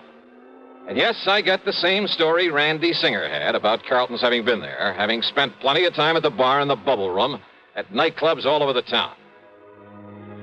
But then it was item 7, $8.50 for some drinks and dinner in the main dining room that finally did the trick. Yeah, that pointed out the one small, seemingly insignificant way in which I could either prove or disprove Kenworthy's alibi.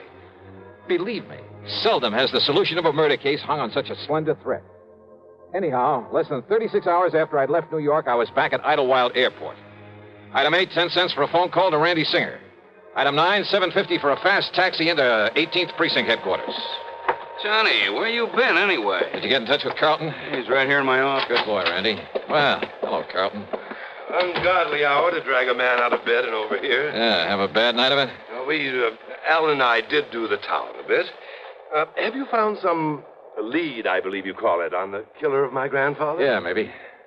Do you mind if I sit down? Maybe you'd better. Where were you when your grandfather was murdered? Why, I've told you, Juneau, Alaska. You know Alaska pretty well? I know nothing about it. This is my first trip and a very brief one. You stayed at the Baronoff Hotel? That's right. Check with them, and you'll find I was there on Monday, Tuesday, and Wednesday. Did you eat there at the hotel? My dinners, yes. But I fail to see what that Just answer my questions, will you, please? Why, why not? Okay, now. Monday night. Cocktails in the bubble room. That's right. But what difference could that possibly... And, what did you have for dinner? Now, that's a stupid question. Yeah? But if I can prove you weren't where you say you were when your grandfather was killed... If you can, Dollar, and I know that you can't, but if you could, I would gladly confess to this murder, regale you with gruesome details, tell you anything you like. Wise guy. I asked you what you had for dinner Monday night there at the Baronoff. Oh, I see. You think if I say I had something that wasn't on the menu that Just night... answer my question. Or perhaps you'll check to see if the dinner was put on my bill, so I'd have to sign for it, leave a sample of my handwriting. But I paid cash for everything. I asked about your dinner. Well? Dollar, of all the asinine, idiotic... Shrimp cocktail, a salad, a steak, and some coffee. Get that stuff anywhere. But now, Dollar... Black? What? The coffee. Really, if this is detective work, if this nonsensical questioning... Well? No, Mr. Dollar. I had my coffee with cream and sugar. Oh, you ordered cream? I used the cream that was on the table. Look here, now, of all the silly, absurd, childish Cream was on the table? Of course it was. Real cream? Yes, and the sugar was real sugar. That's beside the point. But what you hope to gain by all this, stupid... Oh, you mean you solved this heinous crime without knowing about the sugar, little boy? That's right. Because you'd already told me you were never there. What? Because Allen went up there instead, didn't he? Using your name to establish an alibi for you. Now, what miraculous deduction leads you Because of your certainty about that cream on the table. Of course I'm certain. Doesn't any decent restaurant put cream on the table? No, not up there. What? What's that, Johnny? But he didn't tell me that. I don't know why, Randy. Maybe no big dairy farms yet. Maybe just plain habit. Maybe they like it better. Dollar, how did you find out But about on that? every table, even in the best places, you'll find no cream. But a little can of evaporated milk. Like to check on it? Well, I'll be doggone. It was Allen. Did Allen tell you that? Did Allen give me away because he thought he could get the money if I knew he was my friend only because of the money I could give him, but listen... He's as guilty as I am, Mr. Dollar. Is he? Of course he is, because he helped me kill my grandfather. Well, isn't he? I'll prove it. I'll prove I couldn't have killed him without his help. Do you hear me, Dollar? Do you hear me? You think that's going to help you in court?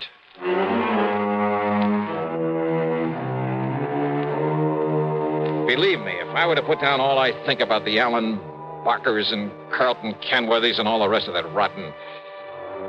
why bother? What's the use? Expense account total, including incidentals, the trip back to Hartford, $574 even. Yours truly, Johnny Dollar.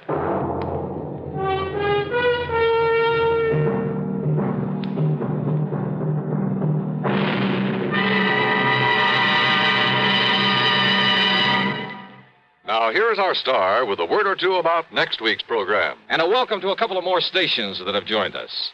WBRK in Pittsfield, Massachusetts, and WKNY over in Kingston, New York. We're glad to have you with us. And, man, how this network grows and grows.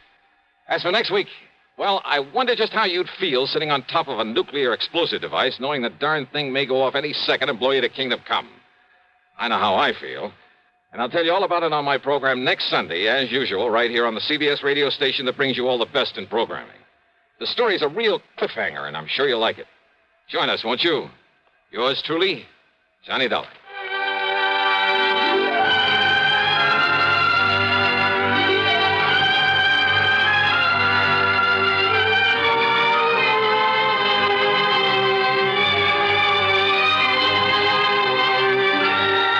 Truly, Johnny Dollar, starring Bob Bailey, originates in Hollywood and is written, produced, and directed by Jack Johnstone. Heard in our cast were Harry Bartell, Herb Vigran, Carlton G. Young, Herb Ellis, and Jack Edwards. Be sure to join us next week, same time and station, for another exciting story of yours truly, Johnny Dollar.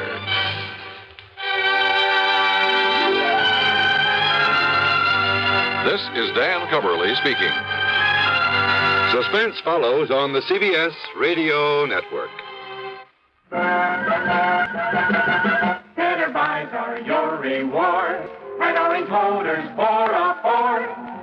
Get your orange guarantee from the largest dealer in Albany. in the heart of Auto Row. Orange is the place to go. Orange Motors has the parts that's true, plus 44 years of experience too. Orange Motors, if you're wise, for better service, better buy. It's easy to have a new Ford Falcon in your garage. Orange Motors has an excellent choice of Falcons in all colors, automatic or standard shift, 2-doors or 4-door. For a nominal down payment, you can own a Ford Falcon for as low as $50 a month. Think of it, a new Ford Falcon for only $50 a month. Want one? Come to Orange Motors in Albany. Better Ford buys, used or new, at $7.99 Central Avenue. Orange Motors, if you're wise, for better service, better buy. Radio 59 WROW, first on the dial in Albany, Troy, and Schenectady. From Hollywood, it's time now for... Johnny Dollar. Lud Barlow, Johnny. I'm on a spot. What's the matter? The Templeton house in Boston was knocked over sometime during the night. We have a $100,000 loss on our hands. Can you go over there right away? Well, I'll see what the plane situation is, Lud. Never mind the plane situation. Just pack up and get out to the airport. I'll meet you at Hangar 12. What? I'm chartering a plane for you.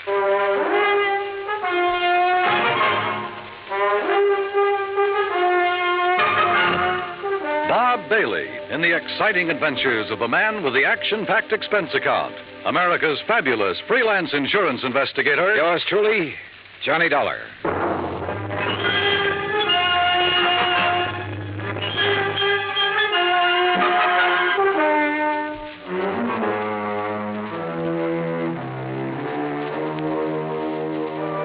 Expense account submitted by Special Investigator Johnny Dollar to the Mideastern Indemnity Corporation, Home Office, Hartford, Connecticut.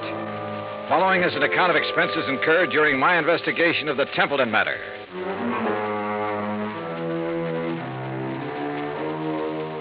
Expense account item 1, $5 even, cab fare from my apartment to Hangar 12 at the airport. A twin-engine Bonanza had been rolled out and a fueling truck was pulled up alongside. A man in a sheepskin seemed to be supervising things. The man who seemed to be supervising him was Lud Barlow. When he saw me, he waved his briefcase. Hey, Johnny. Hi. Hi, you all set? Well, I'm here. That's what you mean, Lud. That all your luggage? Yeah, this is it. This is Tommy Clark, Johnny, your pilot. How are you? Hi, Tom. I'll stow this gear for you. Oh, thanks. The faster we move on this, the better off we are. You know that. I know. This is the blanket policy. This is the itemized list. This is the itemized list broken down. You'll have to check the itemized against the sales. Your authorization procedure. And a description of stock records, including shipments received by Templeton House up to and including the first day of last week. Okay? Swell. Now maybe you'll tell me what this is all about. And when you get there... What? What it's all about. Let's start with Templeton House, huh? It's the biggest jewelry firm in Boston. You said they were robbed last night. Burglarized, broken into somewhere between 5 and 7 o'clock in the morning. All set, Mr. Dollar. What'd they get away with? Well, that's for you to find out, Johnny. We carry a blanket policy on all their stock. Anything in the store in the way of merchandise is covered. On the phone, you said something about $100,000. It may be $200,000, Johnny. I take it you talked to somebody in Boston. Yeah. Did you talk to the police? Yes, for a minute. I told them I was sending a man. They're expecting you. Give you a hand, Mr. Dollar. Oh, thanks, Tom. Okay? Yeah. Thanks. Who's in charge, Lud? Lieutenant Roebuck. Roebuck? Yeah. Get your seatbelt, Mr. Dollar. Oh, sure. He'll want to see those contents records. You be sure and tell him they're up to date. Who's the man with the company? What? The man at the company. Templeton. Stand clear, Mr. Barlow. Remember, Johnny, a client can face a thing like this a lot better if a man from the insurance company standing by. I'll try to remember that. Good luck and keep me informed.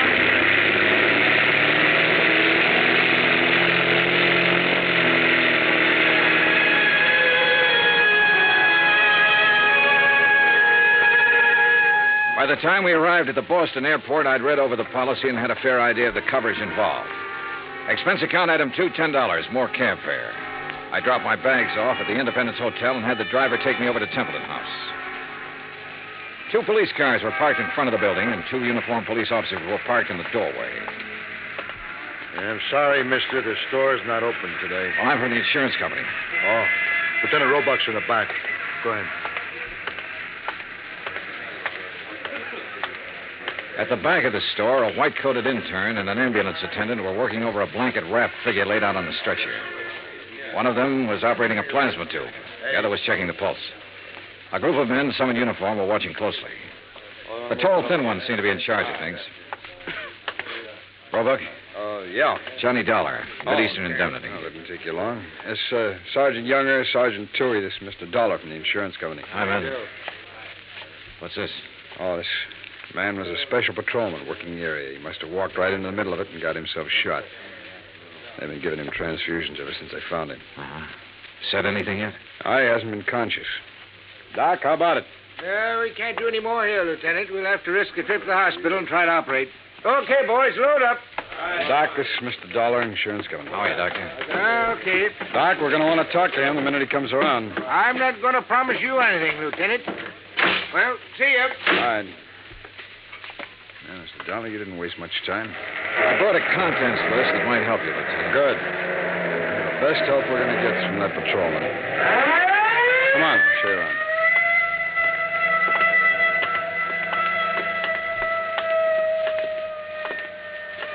This is where they got in. Jimmy, huh? Yeah, most likely. There's marks there on the door jamb. But near as we can tell right now, they only took important stuff. Easy to move. Easy to break down and unload, you mean? Yeah. Here you can see where they snipped the alarms, grounded the wires. Mm-hmm. Showcases aren't touched. No, they went straight for the safe, Dollar.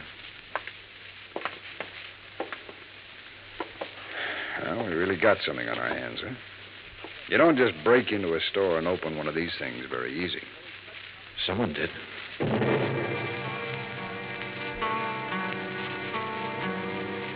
The neighborhood was canvassed for possible witnesses. I spent the rest of the morning with Dorian Templeton, the owner of the company. By noon, we had taken an inventory of the missing stock and drawn up a tentative list. As far as I know, that about does it, Mr. Dollar. Now, what's the next step? I'll check this against the merchandise received reports, Mr. Templeton. It'll take a while. As soon as I have that finished, you can check it over again and file a formal claim. And then? The company will reimburse you in cash. Well, what are the chances for recovery in a case like this? Well, I could quote the actuaries, Mr. Templeton, but I won't. Why not? Whoever broke in here last night knew what they were about. They opened your vault the way you'd open your front door. They took what they wanted and got out very quickly. No alarm, no witnesses. The chances are they planned the rest of it just as well. They probably scattered. The police aren't sure how many men were involved. They know it was at least 2 men, possibly 3. How do they arrive at that? 1 man working on the safe, another man looking out, possibly 2. The point is, the more men who are involved, the harder it'll be for them to take the jewelry, break it down, sell it, and stay out of sight. They're going to get away with it? I didn't say that. Well, nothing seems to have gone wrong with their plans so far. One thing went wrong. That special patrolman surprised them. True, he didn't have time to draw his gun or sound the alarm, but they had to shoot him. And if something hadn't gone wrong, they'd have been satisfied to knock him on the head. Yes. Well, what happens now? Well, that's up to the police. I can tell you their investigation will take some time. Burglary is the toughest kind of thing to work on. Why? No witnesses. I never thought of that. Dollar, you all cleaned up? Well, we got a tentative list. As soon as I check it, I'll give it to you. Okay. Mr. Templeton, I'd like to have you come with me now. Now? Yes, we'll want your statement, sir, and there's quite a bit of work to do with the employees. All right. Dollar, as soon as you get the list up, give me a ring, will you? Yeah, okay. Any news about the policeman? Yeah. It's a murder case now. Expense account item 3, $25, stenographic fees. The public stenographer at the hotel helped me make a comprehensive list of the stolen items, which was verified by Templeton. The amount of loss was set at $100,000. By late afternoon, clerks, stenographers, accountants, designers, salespeople, stonecutters, all in Templeton's employ had made statements to Lieutenant Roebuck. The statements were in the process of being checked. A general roundup of known safecrackers and burglary suspects had begun. Expense account item 4, $3.75 dinner. Lieutenant Roebuck and myself. Well, it's going to be a long night. Yeah. Any luck on the employees? Oh, it's hard to say yet. One of them has a record. Hmm? Yeah, a fellow named Tabor, one of the janitors there. He's a 2-time loser. I had him tucked away in a cell until we clear some of this other stuff away. Has he said anything? Oh, he denies all knowledge. As far as time incident goes, he was home sleeping when all this happened, but that doesn't rule him out of somehow getting that safe combination and passing it on to a friend. Yeah. Man with a record's apt to have that kind of friends who'd be interested in just that kind of thing. Hey, how much do you want me around? You're a free agent, Dollar? If you have any ideas, I'll listen. It's a tough baby, any way you look at it. Let me talk to Tabor. There might be a shortcut. Why not?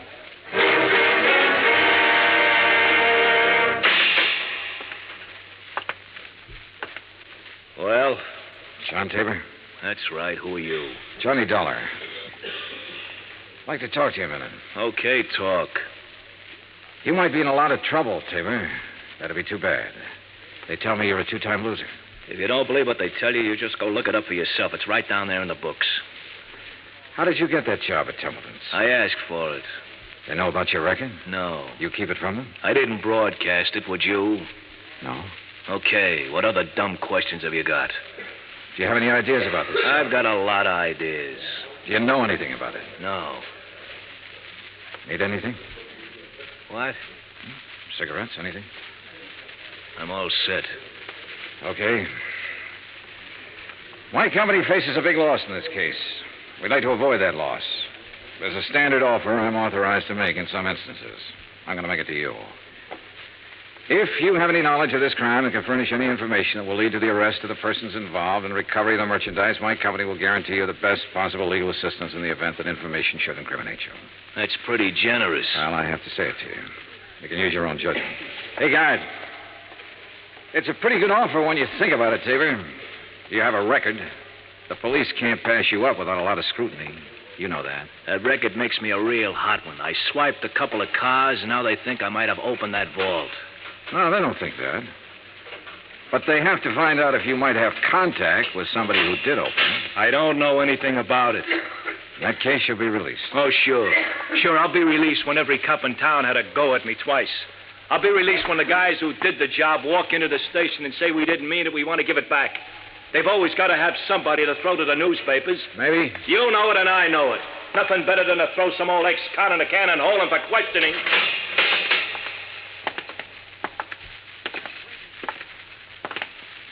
Well, darling, you go for it? No. Any more ideas? Turn him loose, Lieutenant. See whom he talks to and whom he meets.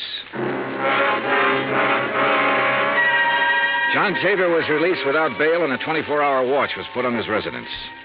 By 10 o'clock the next morning, the police had located 3 witnesses to the shots that had killed the special patrolman.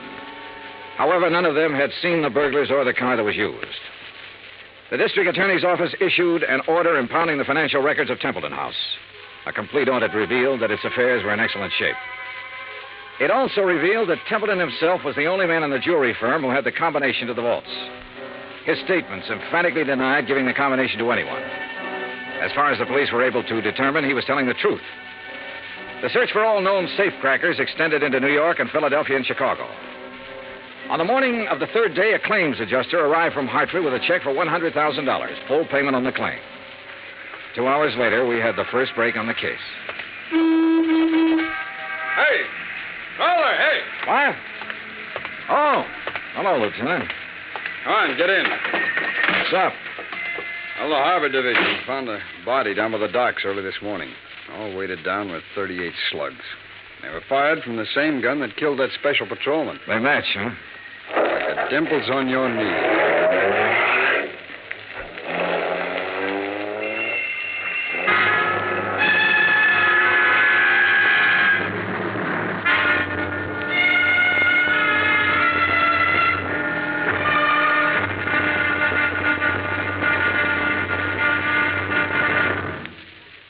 Act 2 of yours truly, Johnny Dollar, in just a moment. It is a rare event when a young man decides to leave civilization behind and hide himself away in the steaming jungle, just so he can help his fellow humans in a remote corner of the world.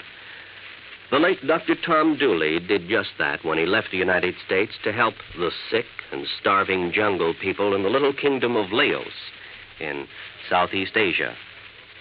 Dr. Dooley's story is well known to nearly everyone. And all over the world, people talk of his little jungle hospital on stilts. That's where he treated the dread diseases of the jungle and trained native medical technicians so that they might help their own people. Dr. Dooley wrote and lectured to many people so that the work of his medical assistance program, Medico, might go on. It was not easy for someone so young and so talented to give up the bright lights of the city and plant himself down in an unknown jungle just for the purpose of helping unfortunate people he didn't even know. But through Medico, Dr. Tom Dooley wanted to help people. They wanted to help people to help themselves. Today, the work of Medico is going forward in a number of countries besides Laos. Young men are being sent to the United States to be schooled in medicine with the idea of returning to their own countries to help their own people. Hundreds of thousands of dollars worth of medical supplies have been donated by American businessmen and pharmaceutical companies. Today, Dr. Tom Dooley's work is being continued for him. It is helping to create better understanding. It is an injection of the spirit of freedom, the right of all men everywhere. Now, Act Two of yours truly, Johnny Dollar and the Templeton Matter.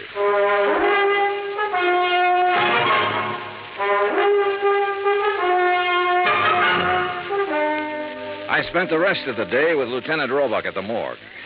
The body that had been found in the harbor was a man about 35 to 40 years old, slim build, dark hair. The labels had been cut out of his clothes and the laundry marks torn off. His fingerprints didn't check with anything in the local files. Roebuck put them on the wire to Washington and requested an urgent identification.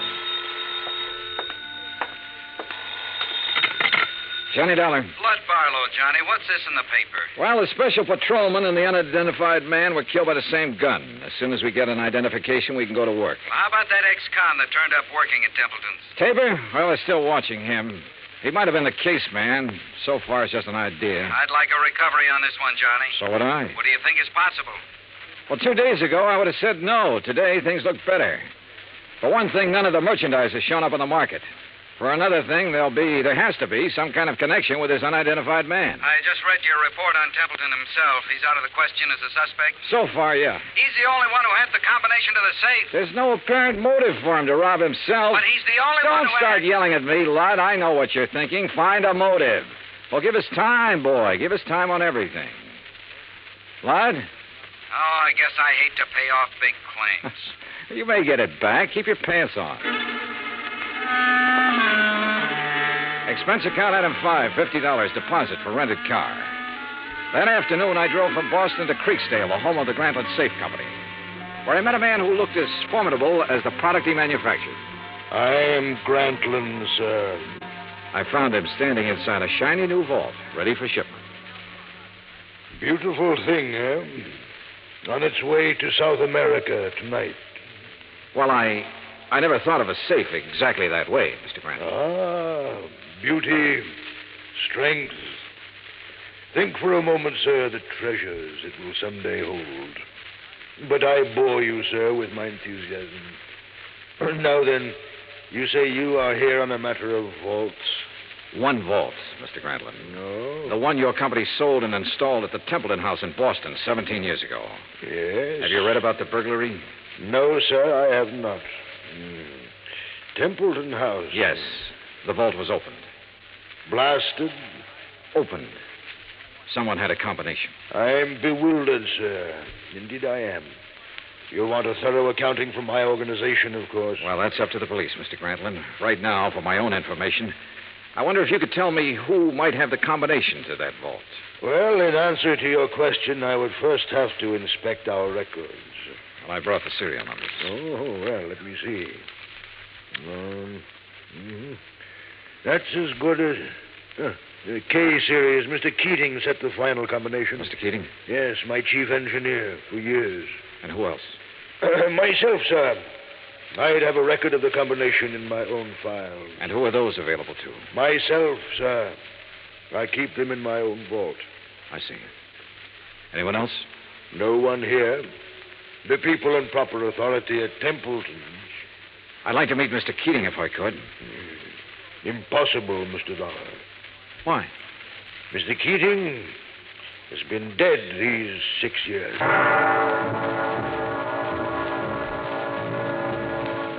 I drove back to Boston, phoned Roebuck, and told him about my interview with Grantland. He said he'd already started looking into Grantland's background and expected to have a report within 36 hours. I was a little surprised when Dorian Templeton called half an hour later and asked me to have lunch with him. Would you like a drink? No, not now, thanks, no. I didn't know whether to call you or the police, Mr. Dollar. I finally decided on you. Uh-huh. What's the matter? Well, it's one of those strange things. I'm not a particularly observant man, and I don't know why I observed this. Go on. However, last night, Mrs. Templeton and I went to a dinner dance at the country club. We thought with all this business, a little relaxation should do me some good. Yeah, sure. There was a young girl at the table next to ours, a very pretty girl whom I've never seen before. I happened to notice her handbag, jeweled affair, quite expensive. One of our items. Yeah? It didn't occur to me until we were leaving that it had been sample stock, not for sale. What do you mean? It was stolen, Mr. Dollar. Why not the police, Mr. Templeton? I was going to call them first thing this morning and report it. And then I got a package in the mail. It was the handbag, intact. Crazy? You said it. Did you happen to get the name of the girl? I asked the maitre d'. He said her name was Helen Tabor. That's not so crazy.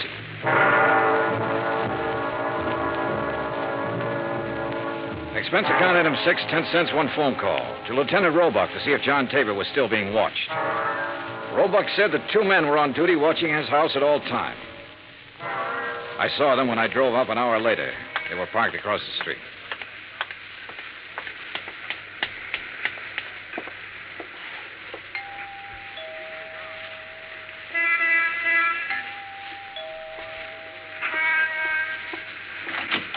Yes? Miss Tabor? Yes, who are you? Johnny Dollar, is your father in? He's sleeping right now. May I help you? I don't know. Didn't I see you at the country club last night? Why, yes, were you there? Couldn't keep my eyes off of you. Or your handbag. Oh. I'll talk to him, honey. Dad, is anything wrong? Nothing I can't handle. Go ahead, fix up a pot of coffee. All right, Dad. Nice girl, Tabor. Yeah.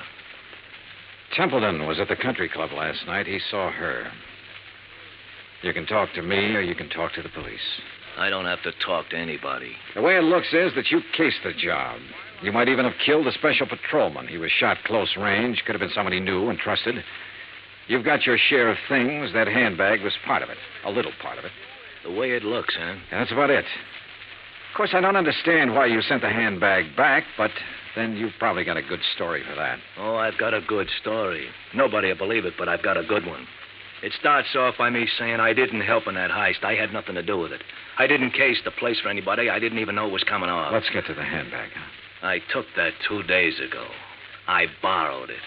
I've been borrowing stuff right along whenever my kid needed anything. They always come back in good shape. I told her they let me do it. She don't know anything.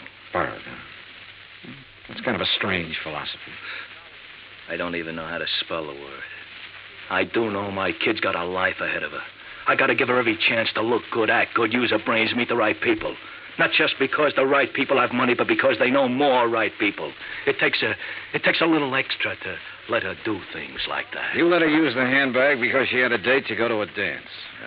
You guys are all the same. I didn't expect you to believe it. Oh, relax. Maybe I do believe you.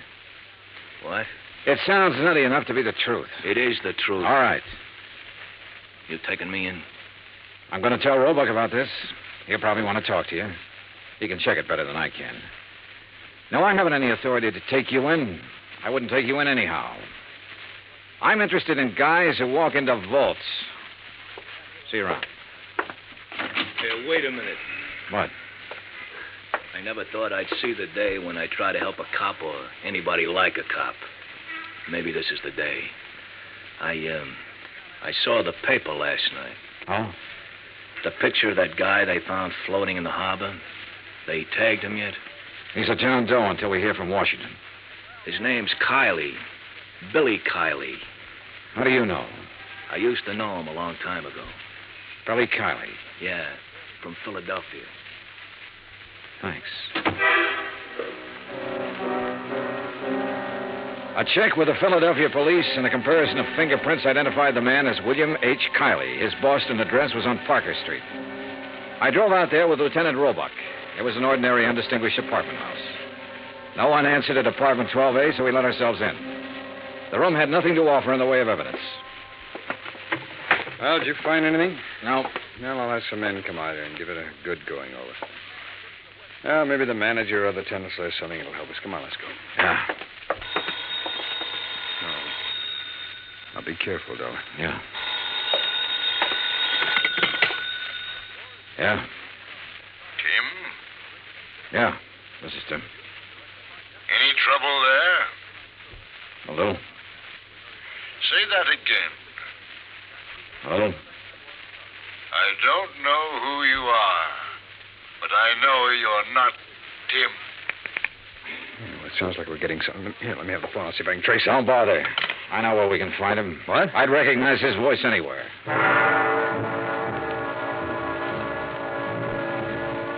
It was dark by the time we got to the Grantland Safe Company factory in Creeksdale. There was a single work light spreading a sickly yellow glow over the main floor loading platform. We were expected.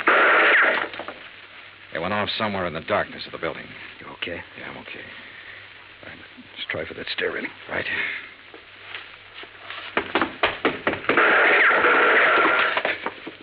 You see the flashes? There. All right. We'll have to try and make Mr. Dollar? I think you're alone. Answer him. Yeah? What are you doing here? Looking for $100,000 worth of jewelry and the answer to a couple of murders. Funny? You're very foolhardy, but you're courageous. A man of your perception could do well with a part of that money. No, thanks. I'll take it all. You will take nothing, sir. Keep him talking. I'll try to get under the stairs. Are you alone? For a little while. But I've got people coming, though. Oh, people, eh? Mr. Dollar? Still alive and kicking, Mr. Grantland. You can't shoot around corners. No.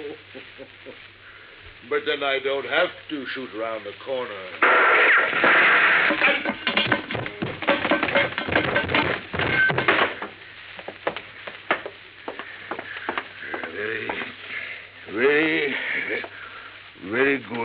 Very good shooting, sir.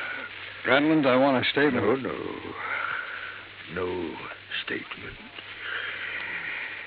No statement.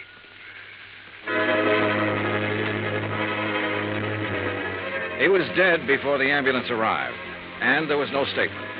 There was never a statement. As nearly as it could be pieced together, Grantland himself opened the vaults at Templeton House. William Kiley and possibly a man named Tim helped him. Kiley, of course, was killed for his efforts. Tim never appeared, was never identified. My hotel bill ran up to $168. That's item 7. Item 8, $35, car rental. I got $50 deposit back. Item 9, $32.50, airfare and incidentals back to Hartford. Expense account total, $413.28. Remarks? Put that against the $100,000 the insurance company didn't have to pay off. Johnny Dollar. This is Barlow. I just talked to Roebuck in Boston. There's not one scrap of that jewelry anywhere in that whole safe factory. Not one piece. I know. What? Just about now, there's a safe at the port of New York being shipped to South America. It's a Grantland safe. And if you hurry over there, you can... Yours truly, Johnny Dollar.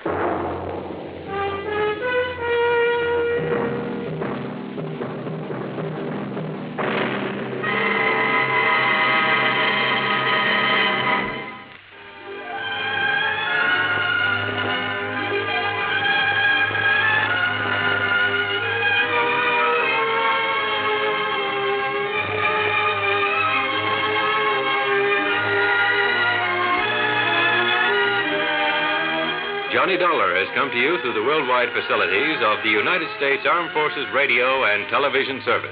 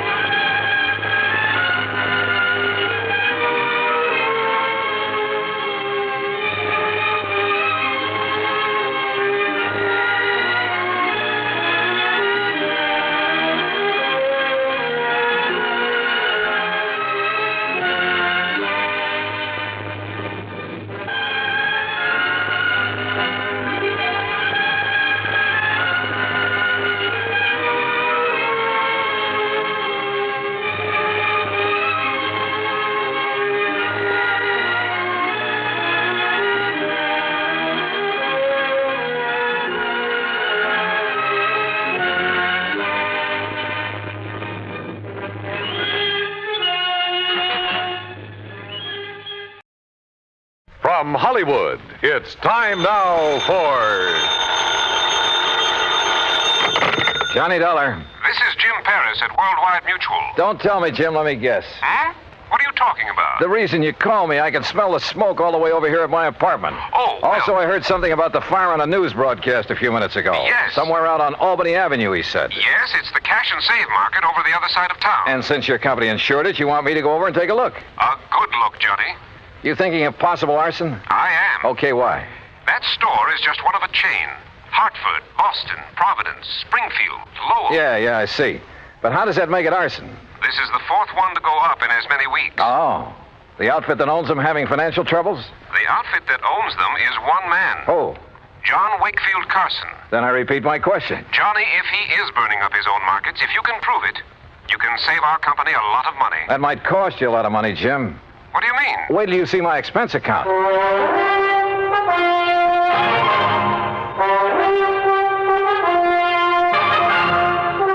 Bob Bailey in the exciting adventures of the man with the action-packed expense account. America's fabulous freelance insurance investigator. Yours truly, Johnny Dollar.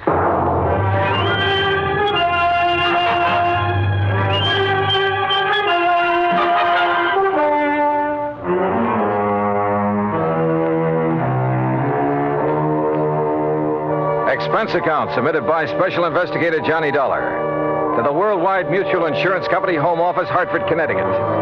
Following is an account of expenses incurred during my investigation of the Carson Arson Matter.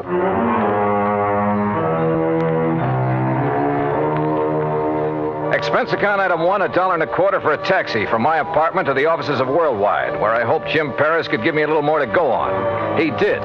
Very little. First loss 4.5 weeks ago was the market up in Thompsonville. How much? Loss in Thompsonville, $41,204. That was the smallest one in the chain. Uh-huh. The following week, the one over in Fall River burned to the ground. And the claim on that? Some $58,000 odd. Nothing odd about that much dough. And the loss in Lowell was a bit over $64,000. How much the claim will be on this one here in Hartford remains to be seen. How much coverage does he have on it? Around $100,000, I believe. Yes, $106,000. Well, then that's probably what he's going to claim. Look, you can still see the smoke out there. Yes, and the telephone report I just got says it looks like a total loss. Will you go over and take a look at it? John Wakefield Carson. That's right. His office is up in Boston. That's where his newest, biggest market is. Oh, how much insurance on that one? Nearly $500,000. It's one of the largest, most modern supermarkets. And I'd better get over and see him in a hurry. Hmm? You want me to get there before that one goes up, don't you?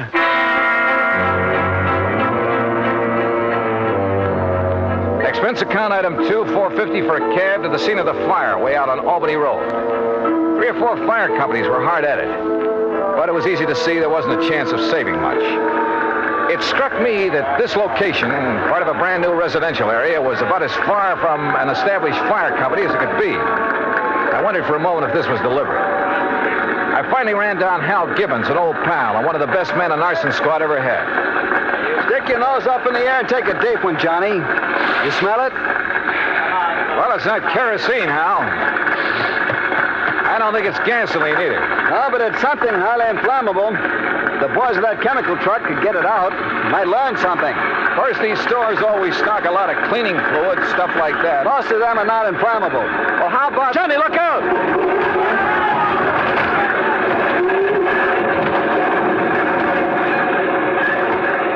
Golly. Hey, maybe we better move back a ways. Yeah. Must have got a pretty big start on the fireman, Hal. Sure, because it's so far out. It's like the markets in Thompsonville and Fall River. And Lowell, too. Oh? Kind of makes you wonder, doesn't it? At this point, I'm more than just wondering, Johnny. Have you come up with anything? Those other towns are out of my bailiwick, but I know all the boys in the departments. Have they come up with anything? No. And that's why I feel I've got to get the first lead, if there is one, right here. Has old man Carson showed up? No. Not during any of the fires. He just sits calmly in his office in Boston, mutters something philosophical about the vagaries of fortune, and lets it go at that. And files a big fat insurance claim. I think I want to see that guy, Carson. I don't think it'll do you any good, but go to it. Know anything about his financial situation? He's loaded. Multi-millionaire. And boy, what a queer one. What's that mean? A regular nut. Always quoting Shakespeare, the Bible, poetry, but a good businessman. You sure he hasn't got some big investments, something like that went bad on him recently? I'm sure. There has to be some reason. Get back, I tell you. You gotta stay back of the line. Want to keep your job? You tell your chief I'm here, and I want to know why this fire got out of hand. Well, who's that? Now, look, miss, I got orders. Don't choke on them. It's all right, Jerry. I'll take care of her. Whatever you say, Mr. Gibbons, but I got orders. Okay. Well, Miss Carson, it looks like you're losing another market. This is the fourth one. The fourth one and a little over a... Say, don't I know you? I'm afraid I haven't had the pleasure. Miss Margaret Carson, this is Johnny Dollar. The insurance investigator. Good. Now maybe we'll get somewhere. Oh, this is... Walter. Walter! Yes, Margaret? My fiancé, Mr. Dollar. Walter Smitten. Smitten? Hello, Walter. Mr. Gibbon? Walter handles the legal end of things for Dad. Oh, I see. Next president of the company, Walter? I? In the grocery business? Oh, no, sir, thank you. The legal end is enough for me. Well, what do you think about these fires? 4 in a row. Well, if I were you, Mr. Dollar, I'd suspect arson. Oh, Walter, for heaven's sake. Why, Walter? Someone trying to put Mr. Carson out of business, something like that. Put Father out of business with a couple of fires?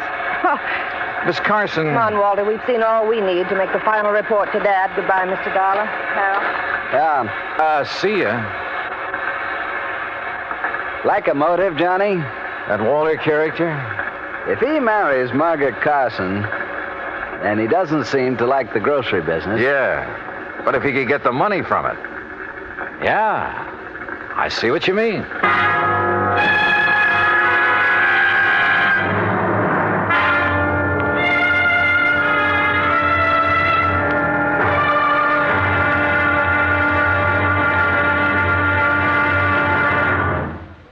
Act 2 of yours truly, Johnny Dollar, in a moment. Our flag now numbers 50 stars, and behind each star there stands yet another flag representing one of the 50 states. South Dakota's state flag was inspired by a song. South Dakota is the Sunshine State. A stenographer named Ida Anding designed the flag with a sky blue background and a blazing sun in the center, and the words, South Dakota, the Sunshine State, in gold around the sun. Later, the state seal was inserted over the sun, a seal representing mining and agriculture, the prime pursuits of the state. The state's banner also carries the motto, Under God, the people rule. South Dakota's state flag, the flag of the 40th state to enter the Union, was adopted on March 8, 1909. And now, Act 2 of yours truly, Johnny Dollar and the Carson Arson Matter.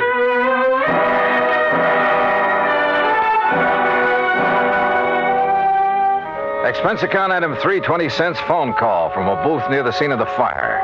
I wanted more information from Jim Paris at Worldwide Mutual. Information about the policies covering the 13 cash and save markets, 4 of which had recently gone up in flames.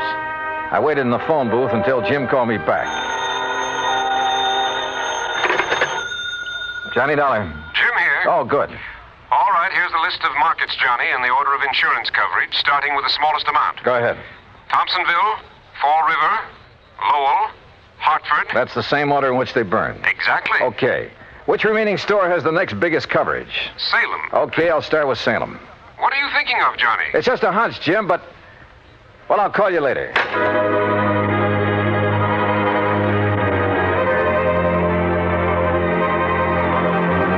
Item 4, $5.25 for a cab back to my apartment. Item 5, $21 even, mileage in my own car, Hartford to Salem, Mass. Despite burning up the highway, it was almost dark when I pulled into Salem. It was well after dark when I finally located the cash and save market. Again, the store was far outside of town, and it was a long way from the nearest firehouse. I don't know exactly why I went there instead of the main office in Boston. After all, it was the same day as the Hartford fire, and the others had all been about a week apart. As I said before, call it a hunch. But as I pulled up in front of the place, I saw the shadow of a man dart furtively around the back of the building. As I reached the far corner of the building, I stopped. But with only the sliver of a crescent moon, I could see no one. Somewhere ahead of me, I heard a door open. Then silence again. But somebody had entered that building. Slowly Cautiously, I felt my way along the wall. And then I came to it. An open door. Storeroom. But inside it was pitch black. I drew my gun and carefully, quietly felt around for a light switch. After stumbling gently against a big packing case, I found it. I hunched down behind the case and flicked it on. All right, where are you? I heard you. I saw you come in here. Now, look, I got a gun, so don't try anything funny. You hear me? Where are you? Right over your head!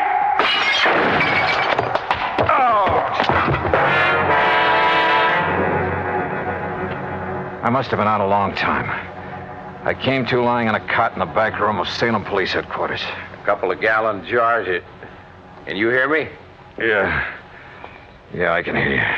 Yeah. Well, it was a couple of big gallon jars of kosher pickles that he dropped on top of your head. He, officer? Well, like to split your head open. So he brought you in here to headquarters and had the doc look you over. Up. Easy now. Oh, yes, sir. Doc says no permanent harm done. He gave you a shot to make you sleep and rest. Now, how about this cup of hot coffee? Yeah, sure. And about a dozen aspirins. My head feels like... There you are. Thanks. But you said he. Well, according to him, you left yourself wide open when you sneaked in there after him. And then to turn on the lights. Son, you've got a lot to learn. Okay, so I pulled a boo-boo. But do you know who it was that slugged me? Of course, son. He brought you here. Who? Owner of the market. What? Mr. John Wakefield Carson. Item 6, $2 more mileage on my car. This time down to Boston and the main office of Cash and Save Markets. To the private office of John Wakefield Carson. Please be calm of mind, all passion spent, Mr. Dollar. What? That's from Milton. Please sit down. Now look, Mr. Carson, about last night. Baydock plays tricks upon us all.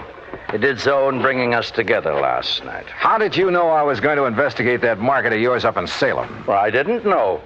But look, you young man. Yeah? The fires which destroyed those 4 markets did so in order their value to me. So I found out. And possibly then the next to go would be the store in Salem. For that indeed is next in order of value. It figures. Or perhaps 'twas mere coincidence those accidents occurred in that order. Accidents? Remember, coincidence breeds further coincidence. That's a quotation from Brascoff. Now listen to me, Mr. Carson. For that reason, I decided to inspect the Salem store myself. Inspect it, huh? To make sure there'd be no possibility of spontaneous combustion there. Let's get one thing straight right now, Mr. Carson. Yes? I think those fires were set. And if you'll come down to earth... Possible, I suppose. It was Shakespeare who said, fire answers fire. Through their paly flames, each sees the other's umbered face. Listen to me, will you? Of course. I think you set those fires, or had them set. By Mr. Dollar. I think you were going to burn down the store in Salem until I came along. When I saw you there, I thought that was your intent. Oh, sure. All right, tell me this. What do you plan to do with the insurance money, if you get it? Rebuild? Bigger and better stores where the old ones stood? Oh, no. Or did you find out you hadn't made them big and modern enough for those real estate developments where they were located and decided the cheapest way for you to do? No. To build again where tragic dealt the fate. Forget the fancy quotes and answer my question. Shakespeare said, you tread upon my patience, sir. Look. It's most enough to make a deacon swear. Answered by James Russell. Mr. Carson. What disposition of the funds I choose to make is mine alone to settle. And from my heart. Carson? Enough. I've had enough of this. Now be on your way. No, wait a minute. Be gone, Dollar. And irk me now no more. No, you wait. From your heart, you said. Now I have said enough. Henceforth, my lips are sealed. Okay. But you know something? I think you've told me who might have set those fires. And if you'll answer me just one more question. No? Okay, we'll see.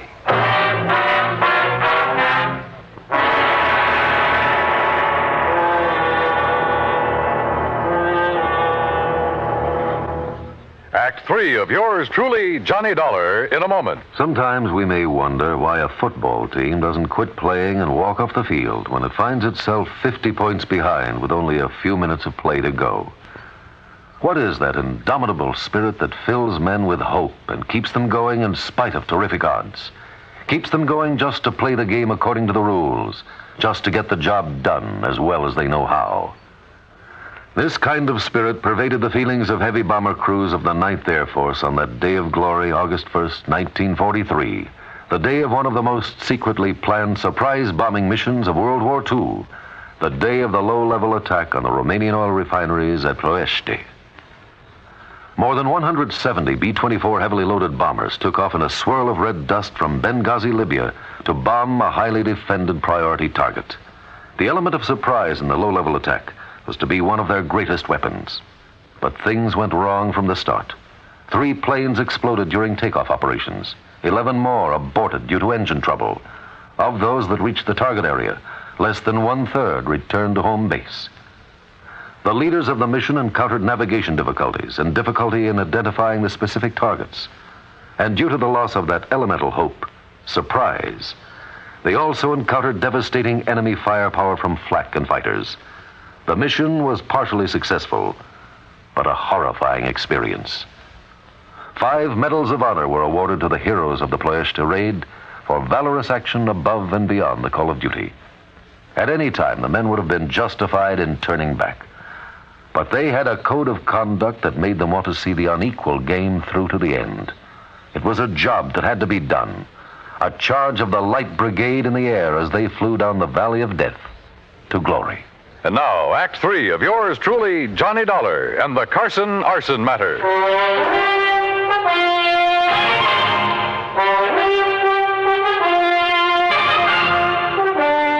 Expense account item 780 cents, phone call to Hal Gibbons and the arson squad back in Hartford. Yeah, Johnny, I finally found plenty in the remains of that fire. Then it was arson. By some rank amateur. That's why it was hard to spot. What do you mean? When a pro sets a blaze, we know what to look for. I see. And what about the other 3 fires? I called the boys in those cities immediately. Heard back from them this morning. Same story. All right. Have you checked on Walter, what's his name, the fiancé of Carson's daughter? You mean stepdaughter? Stepdaughter? I have, and that's what stops me. Alibis, huh? Perfect. Walter Smitten couldn't possibly have started those fires. I didn't think so. Huh? Now, that boy may call himself a lawyer, Hal, but he just hasn't the nerve, the gumption. But who else? He stands to benefit if he marries Margaret Carson. And surely you don't think Carson himself...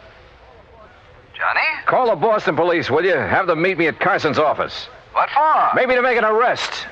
Do that for me, will you?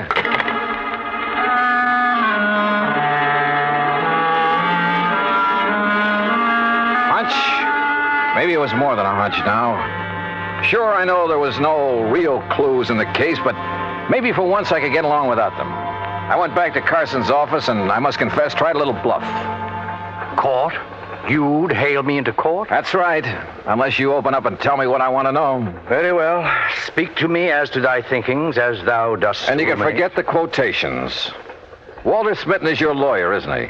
A timid but an eager lad who saved me many a fall. You like him? Like a son. I would he were my son. For as the Bible says, a wise son maketh a happy... All right. Oh, yes. You have a stepdaughter, Margaret. Alas, I have. Okay. Now, who is to get the insurance money you may collect? Well, that, sir, is none of your concern. You going to talk now, Mr. Carson, or in court? It's a family matter. Who gets it? I pledged to my wife before she died that Margaret would have all monies from any profit, any monetary gain of any kind, of any of my ventures. That would include the insurance money. I see. That, Mr. Dollar, was my pledge, and oh, how I have rued it. Why do you say that? She's not of my blood, Mr. Dollar. She has no soul for art or poetry. And since she's come of age, she's made so many demands upon me. Money, that's all she thinks of. And like Walter, she's so bold, aggressive, headstrong. Were it not for Walter, I'd mistrust her every move. But if he's in love with her... Because she demands he be, and why? So she can use his legal guidance in her fight to take this business away from me. All right, Mr. Carson. I haven't notified the authorities yet, but I found proof that Margaret is the one who started those fires. You what? And you just told me why. Because the money would go to her. Oh, Mr. Dollar, I'm glad. I've suspected, yes, but because of family honor. No, I'm glad you have proof. At long last, it will take this millstone from about my neck. Proof, huh? Margaret. Well, Dollar, you'll never live to tell the authorities. Margaret, that gun. Unless you'd like to make a deal, Johnny. Could be worth a lot of money to you. I'd even promise not to set any more fires. Oh, you were right, Mr. Dollar. Unless I'm mistaken, Margaret, the man who just came in... What man? Who heard your little confession is from the police department. You trying to make me look around so you can grab for this gun? Oh, no. Fact remains, he's standing right in back of you. That's right, Margaret. What? No! Oh, my hand! My hand! Oh, my hand! How sharper than a serpent's tooth is an ungrateful child.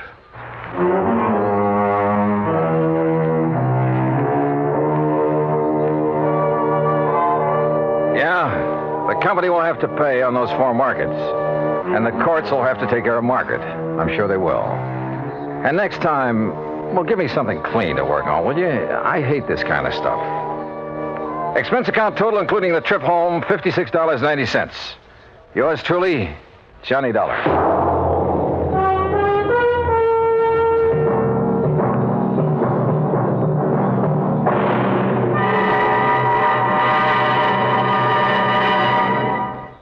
Our star will return in just a moment. Our flag now numbers 50 stars, and behind each star there stands yet another flag representing one of the 50 states. Oklahoma's state flag depicts an Osage warrior's circular buckskin shield from which hang 7 eagle feathers. Across the shield is the Indian's calumet, or pipe of peace, crossed with the white man's peace symbol, the olive branch. On the shield are small crosses, the Indian's graphic sign for stars, indicating lofty ideals or a purpose for high endeavor.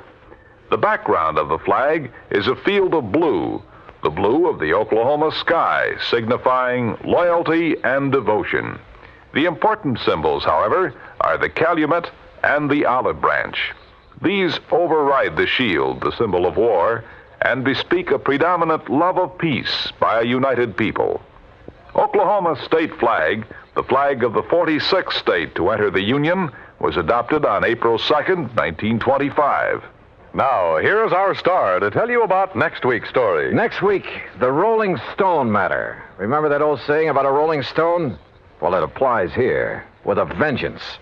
Join us, won't you? Yours truly, Johnny Dollar.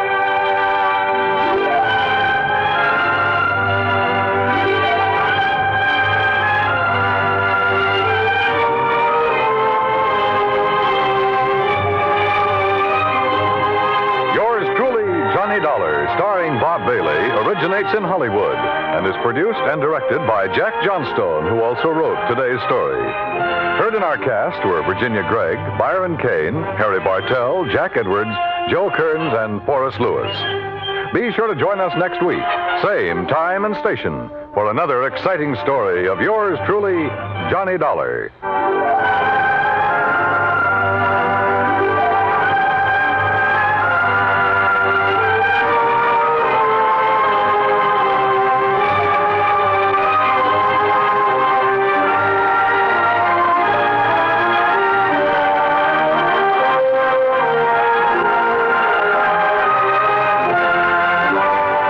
This is the United States Armed Forces Radio and Television Service.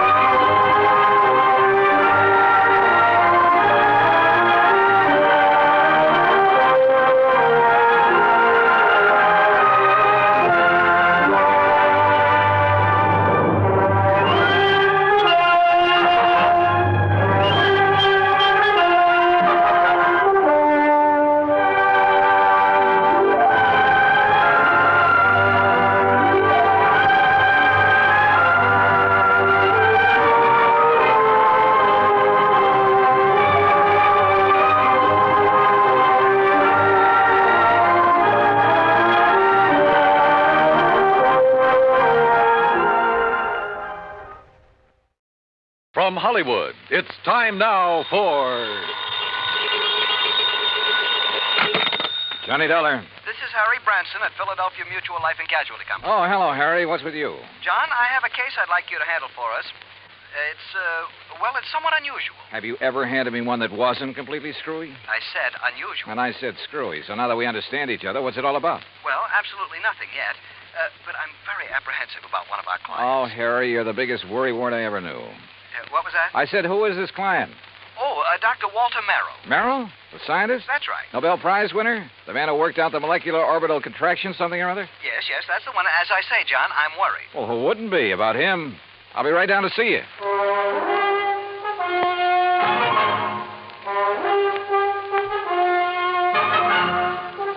Bob Bailey in the exciting adventures of the man with the action-packed expense account. America's fabulous freelance insurance investigator. Yours truly, Johnny Dollar.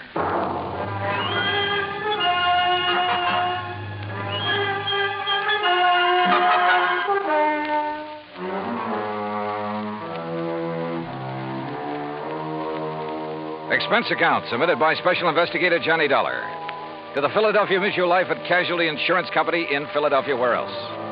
Following is an account of expenses incurred during my investigation of the Clever Chemist Matter. Expensive transportation and incidentals, Hartford to New York to Philadelphia. I didn't even stop to check my bag, but headed directly for the Philly Mutual building on Walnut Street. Harry Branson is a good insurance man, but a great worrier. Nonetheless, he'd given me some pretty important, too. And after all, what do we live for? There you are. Keep the change. Thanks, Doc. John, what took you so long? Oh, now, what's the matter, Harry? Forget to pay the rent on your office or just forgot the key? No, John, as a matter of fact, I have the key right... This is hardly the place for levity. Well, surely you haven't been waiting here on the sidewalk ever since you called me. No, I haven't, but by checking plane schedules, I was able to determine when you'd arrive almost to the minute, and not wanting to waste time taking you upstairs to the office. Pretty urgent matter, huh? Well, you should be here shortly. What? Well, now, usually I arrange these things myself, Harry. Yes, and how we pay... of you. Oh, Harry, you touched me to the quick. Oh, now, please don't misunderstand me. I don't mean that there's ever anything really dishonest about you your don't? expense account. Well, It's only... you ought to. Believe me, I'll pad it to the hilt if I think I can get away with it. Anyway, the most important reason for engaging the car was so that you can leave immediate... Malaga? Yes, New Jersey. It's a... Oh, is that where Dr. Merrill is? Yes. As is his custom, he chooses to work in some isolated spot where he can't possibly be disturbed. He and his colleague, that is. Colleague? I always heard that he worked alone, freelance. And you heard right. However, he now has a Professor Theodore Nash with him. Nash? One of according to Dr. Merrill. Never heard of him. John, they're working together on what I'm sure is some top secret project. Oh? Oh, say, wait. Didn't Merrill have something to do with the early rocket experiments? Precisely. Which is why I suspect their present work may have something to do with the space satellite or intercontinental missiles or something of the sort. Yeah, possible. But what has all this got to do with you? Their insurance. Dr. Merrill has had a policy with us for some years. $25,000. Oh, and he took out a policy for $10,000. Beneficiary? Nash made Dr. Merrill his beneficiary. Oh, well, that sort of thing is often done between men working together. Harry, you know that. Yes, so that if anything happens to one, the other will be financially able to carry on what they've started. Sure, right. Which is no doubt why Dr. Merrill changed the beneficiary of his policy to Theodore Nash. So, what's the worry? No sooner was the change made than I received a letter of protest from Dr. Merrill's daughter. Who's she? Mrs. Howard Harding. She and her husband live in West Philadelphia. He's a welder for an aviation company, I think. Well, what did she base her protest on, Harry? She claims her father must have been coerced into changing the policy. Oh, now, wait a minute. That sounds like the hungry relative who complains about being cut out of the will. It might. If Mrs. Harding weren't a perfectly well-balanced, intelligent, and I'm sure quite unselfish person, a completely... Is she good-looking? Well, yes. And real sweet to you? Yes, she is. Well, now, John, I don't know what you're trying to imply. They do it every time. John. Particularly when there's a bit of money involved. Good-looking insurance broker like you. And you're a bachelor, too, aren't you, Harry? Oh, John, you're pulling my leg. Oh, Harry. But then I guess we're all suckers for someone like that. That has nothing to do with it. I've had these hunches before, John, and they've always been right. Even you will have to admit that. Yeah, I'll confess that in the cases I've handled for you so far. Why don't you call up Dr. Merrill? I think the quaint old fellow would die rather than have a phone near enough to disturb him in his work. Oh, there's your rental car waiting at the curb. So off you go, John, and see what you can find out. Okay, Harry. It all sounds like a lot of nothing you're worried about, but as long as you're willing to pay for it. And I always did like South Jersey this time of year. I drove across the Delaware River Bridge into Jersey and headed for Route 45 to Westville, Woodbury, and finally Pittman, where I picked up Route 47. What Harry had said was true. These hunches of his had a remarkable way of panning out. And yet, who was I to complain? After a pleasant hour's drive through cranberry bog and farm country, through miles of orchards and the intoxicating odor of the peach blossoms, I pulled into the quiet little town of Malaga. Population, I'd say around 500. First stop, the post office. Dr. Merrill? Yeah, sure. You go back the way you came, about a mile, till you see the name Wampus Bung. Wampus what? Wampus means cat. Bung, bungalow. Wampus Bung. Yeah. Yeah, the doctor and the professor got the fourth cottage beyond it. White one with a fence around it. Yeah, good, thanks. And if you don't mind, you can take their mail out to them. They haven't been in to pick it up 4 or 5 days now. Oh, nothing wrong, is there? Well, who'd know? The way those two keep to themselves. Well, you'd think whatever they're working on was the atomic bomb. Yeah, well... Just to be sure, you let them know that you're at the gate now before you try to go through the fence. Oh, what's that supposed to mean? The professor sees you prowling around, he's liable to take a shot at you.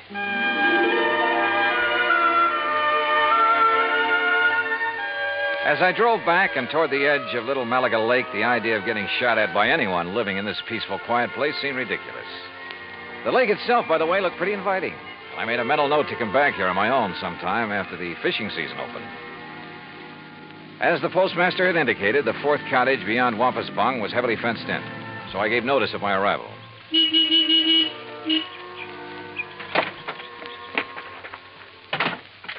I'd barely left the car when the door of the little cottage opened. Yes? Who is it? Dr. Merrill? Oh, yes. My name is Dollar, sir. Johnny Dollar, insurance investigator. Harry Branson? Yes, sir, that's right. Harry Branson sent me down here to see you. Oh, come in. I'm most glad to see you. Please, come into the house. All right, thank you. Is, Professor Nash here? In the laboratory. But please, As come he spoke, into the sliding house. door on the garage at the side of the house opened. A rather swarthy man stepped out, quickly closed the door, and threw a heavy bolt on it. Then looked over toward us suspiciously. Yes, because it's better that you and I talk in private, alone. Doctor, who is that? Oh, yes, Professor. If we have a visitor, why do you not bring him here where we can both speak to him? Oh, yes, of course. This is Mr. Johnny Dollar, Professor Theodore Nash. Mr. Dollar? How do, Professor? I'm from your insurance company. Just making a little routine checkup. Oh, fine. I'm very glad to see you. As a matter of fact, I wish to talk with you. How do you do? Now, come into the laboratory. Professor, do you think it wise? Oh, of course, Doctor. Since he is not a man of science, I'm sure there is no harm in his seeing it.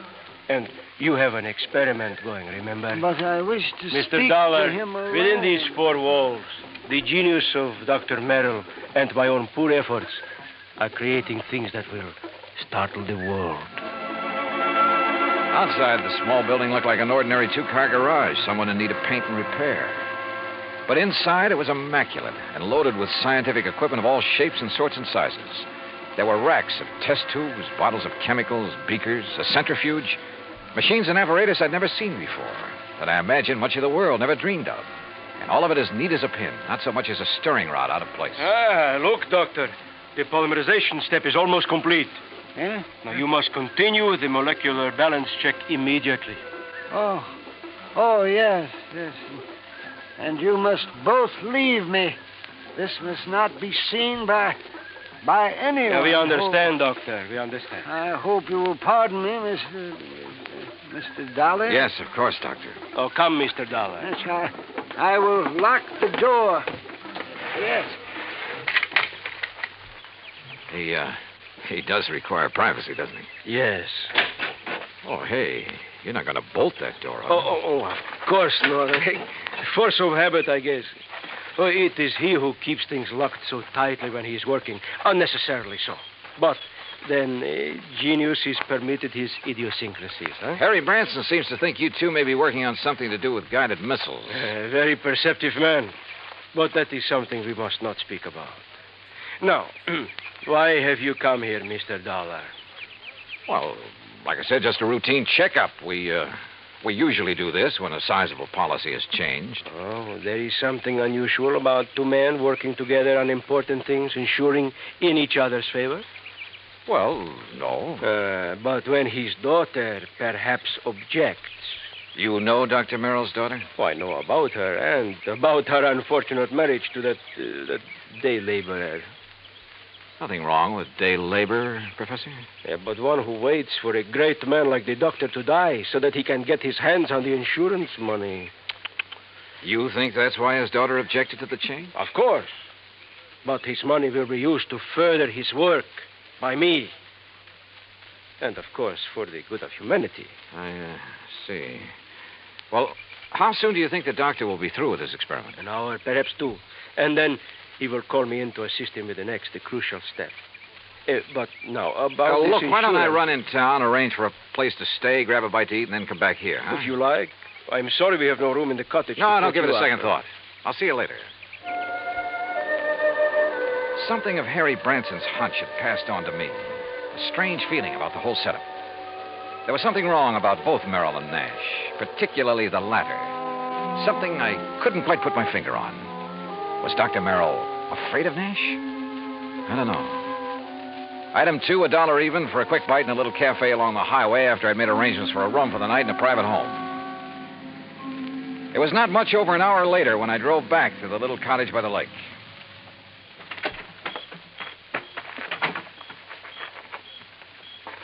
And then I heard it. Someone pounding on the door of the laboratory from the inside. Someone calling for help. Professor! But the lock's on the inside. Turn the lock. What? Bolt here on the out. Oh, what are you... Oh.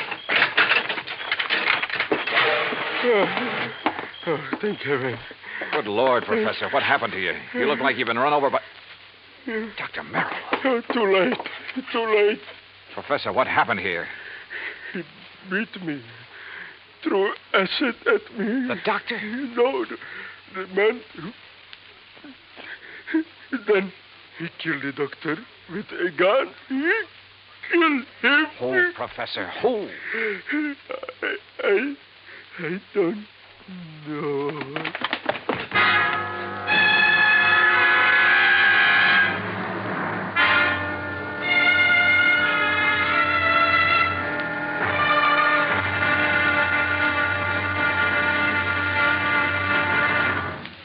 Act 2 of yours truly, Johnny Dollar, in just a moment. Democracy. To the many who have lived under tyranny, democracy comes as a guiding light, shining on a brighter future. That is because democracy stands for the establishment of government conceived from deep thought and free choice, rather than being based on accident and force. It is also normal that the free choice of a democratic government happens because people who choose their own government are directed by true interests in the welfare of mankind. Democracy has been proven to be mankind's greatest legacy of freedom.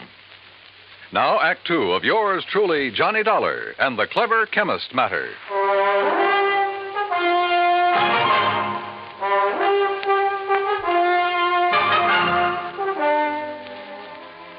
Expense account item 3, $10 for the services of one Dr. Frederick Foote, the only resident medico in the little town of Malaga, New Jersey. After pronouncing Dr. Walter Merrill dead, he took the badly beaten Professor Nash to his office clinic. While waiting for Nash to get in good enough shape to talk, I ran up item 4, 10 cents, phone call to the sheriff, who promised to come over as soon as he could enlist the aid of the nearby state police. Finally, Dr. Foote gave the word. But I suggest you talk with him as little as possible, Mr. Dollar. In pretty bad shape, huh, Dr. Foote? The intruder not only beat him severely, but threw a bottle of acid in his face. Oh? Professor Nash will never have the use of his left eye again because of that nitric acid. Has Nash said anything that might help us identify the assailant and killer? No? Now, please don't talk with him too long. Professor? Yes? Yes. Hello, Professor. Oh, Mr. Dollar. I will never see again with my left eye. He has told me. Yes, I know. I'm sorry. But the great Dr. Merrill, he is dead. What a loss. Professor. Professor, tell me, did you see the man who attacked you? Yes. Can you describe him at all? Yes, young, not more than 30, 5 feet, 6 or 8, very heavy, yes, stocky, and black curly hair. Yeah? Hands like a working man, laborer. Have you ever seen this man before? No, Oh, here. Some water. Thank you. Do you know why he came in and attacked you and Dr. Merrill? No. Was he after something there in the laboratory? No, only to kill Dr. Merrill. I tried to defend him. I'm sorry, Mr. Dollar, but I think that's enough. Yes, okay, Dr. Foote. I think I've heard enough. I managed to get back to the cottage by the lake before the police arrived and came up with one very damning piece of evidence. In one of the bedrooms, I found a picture of a wedding couple. It was inscribed, "Love to the dearest father in the world." And next to the bride stood a man who answered perfectly the description Professor Nash had just given me. The husband of Dr. Merrill's daughter, Howard Harding. And then I thought of what Nash had said about Harding. His antagonism, his conviction that Harding was the one who resented the change in the insurance policy. But there was something else, too, that had happened when I talked with Nash and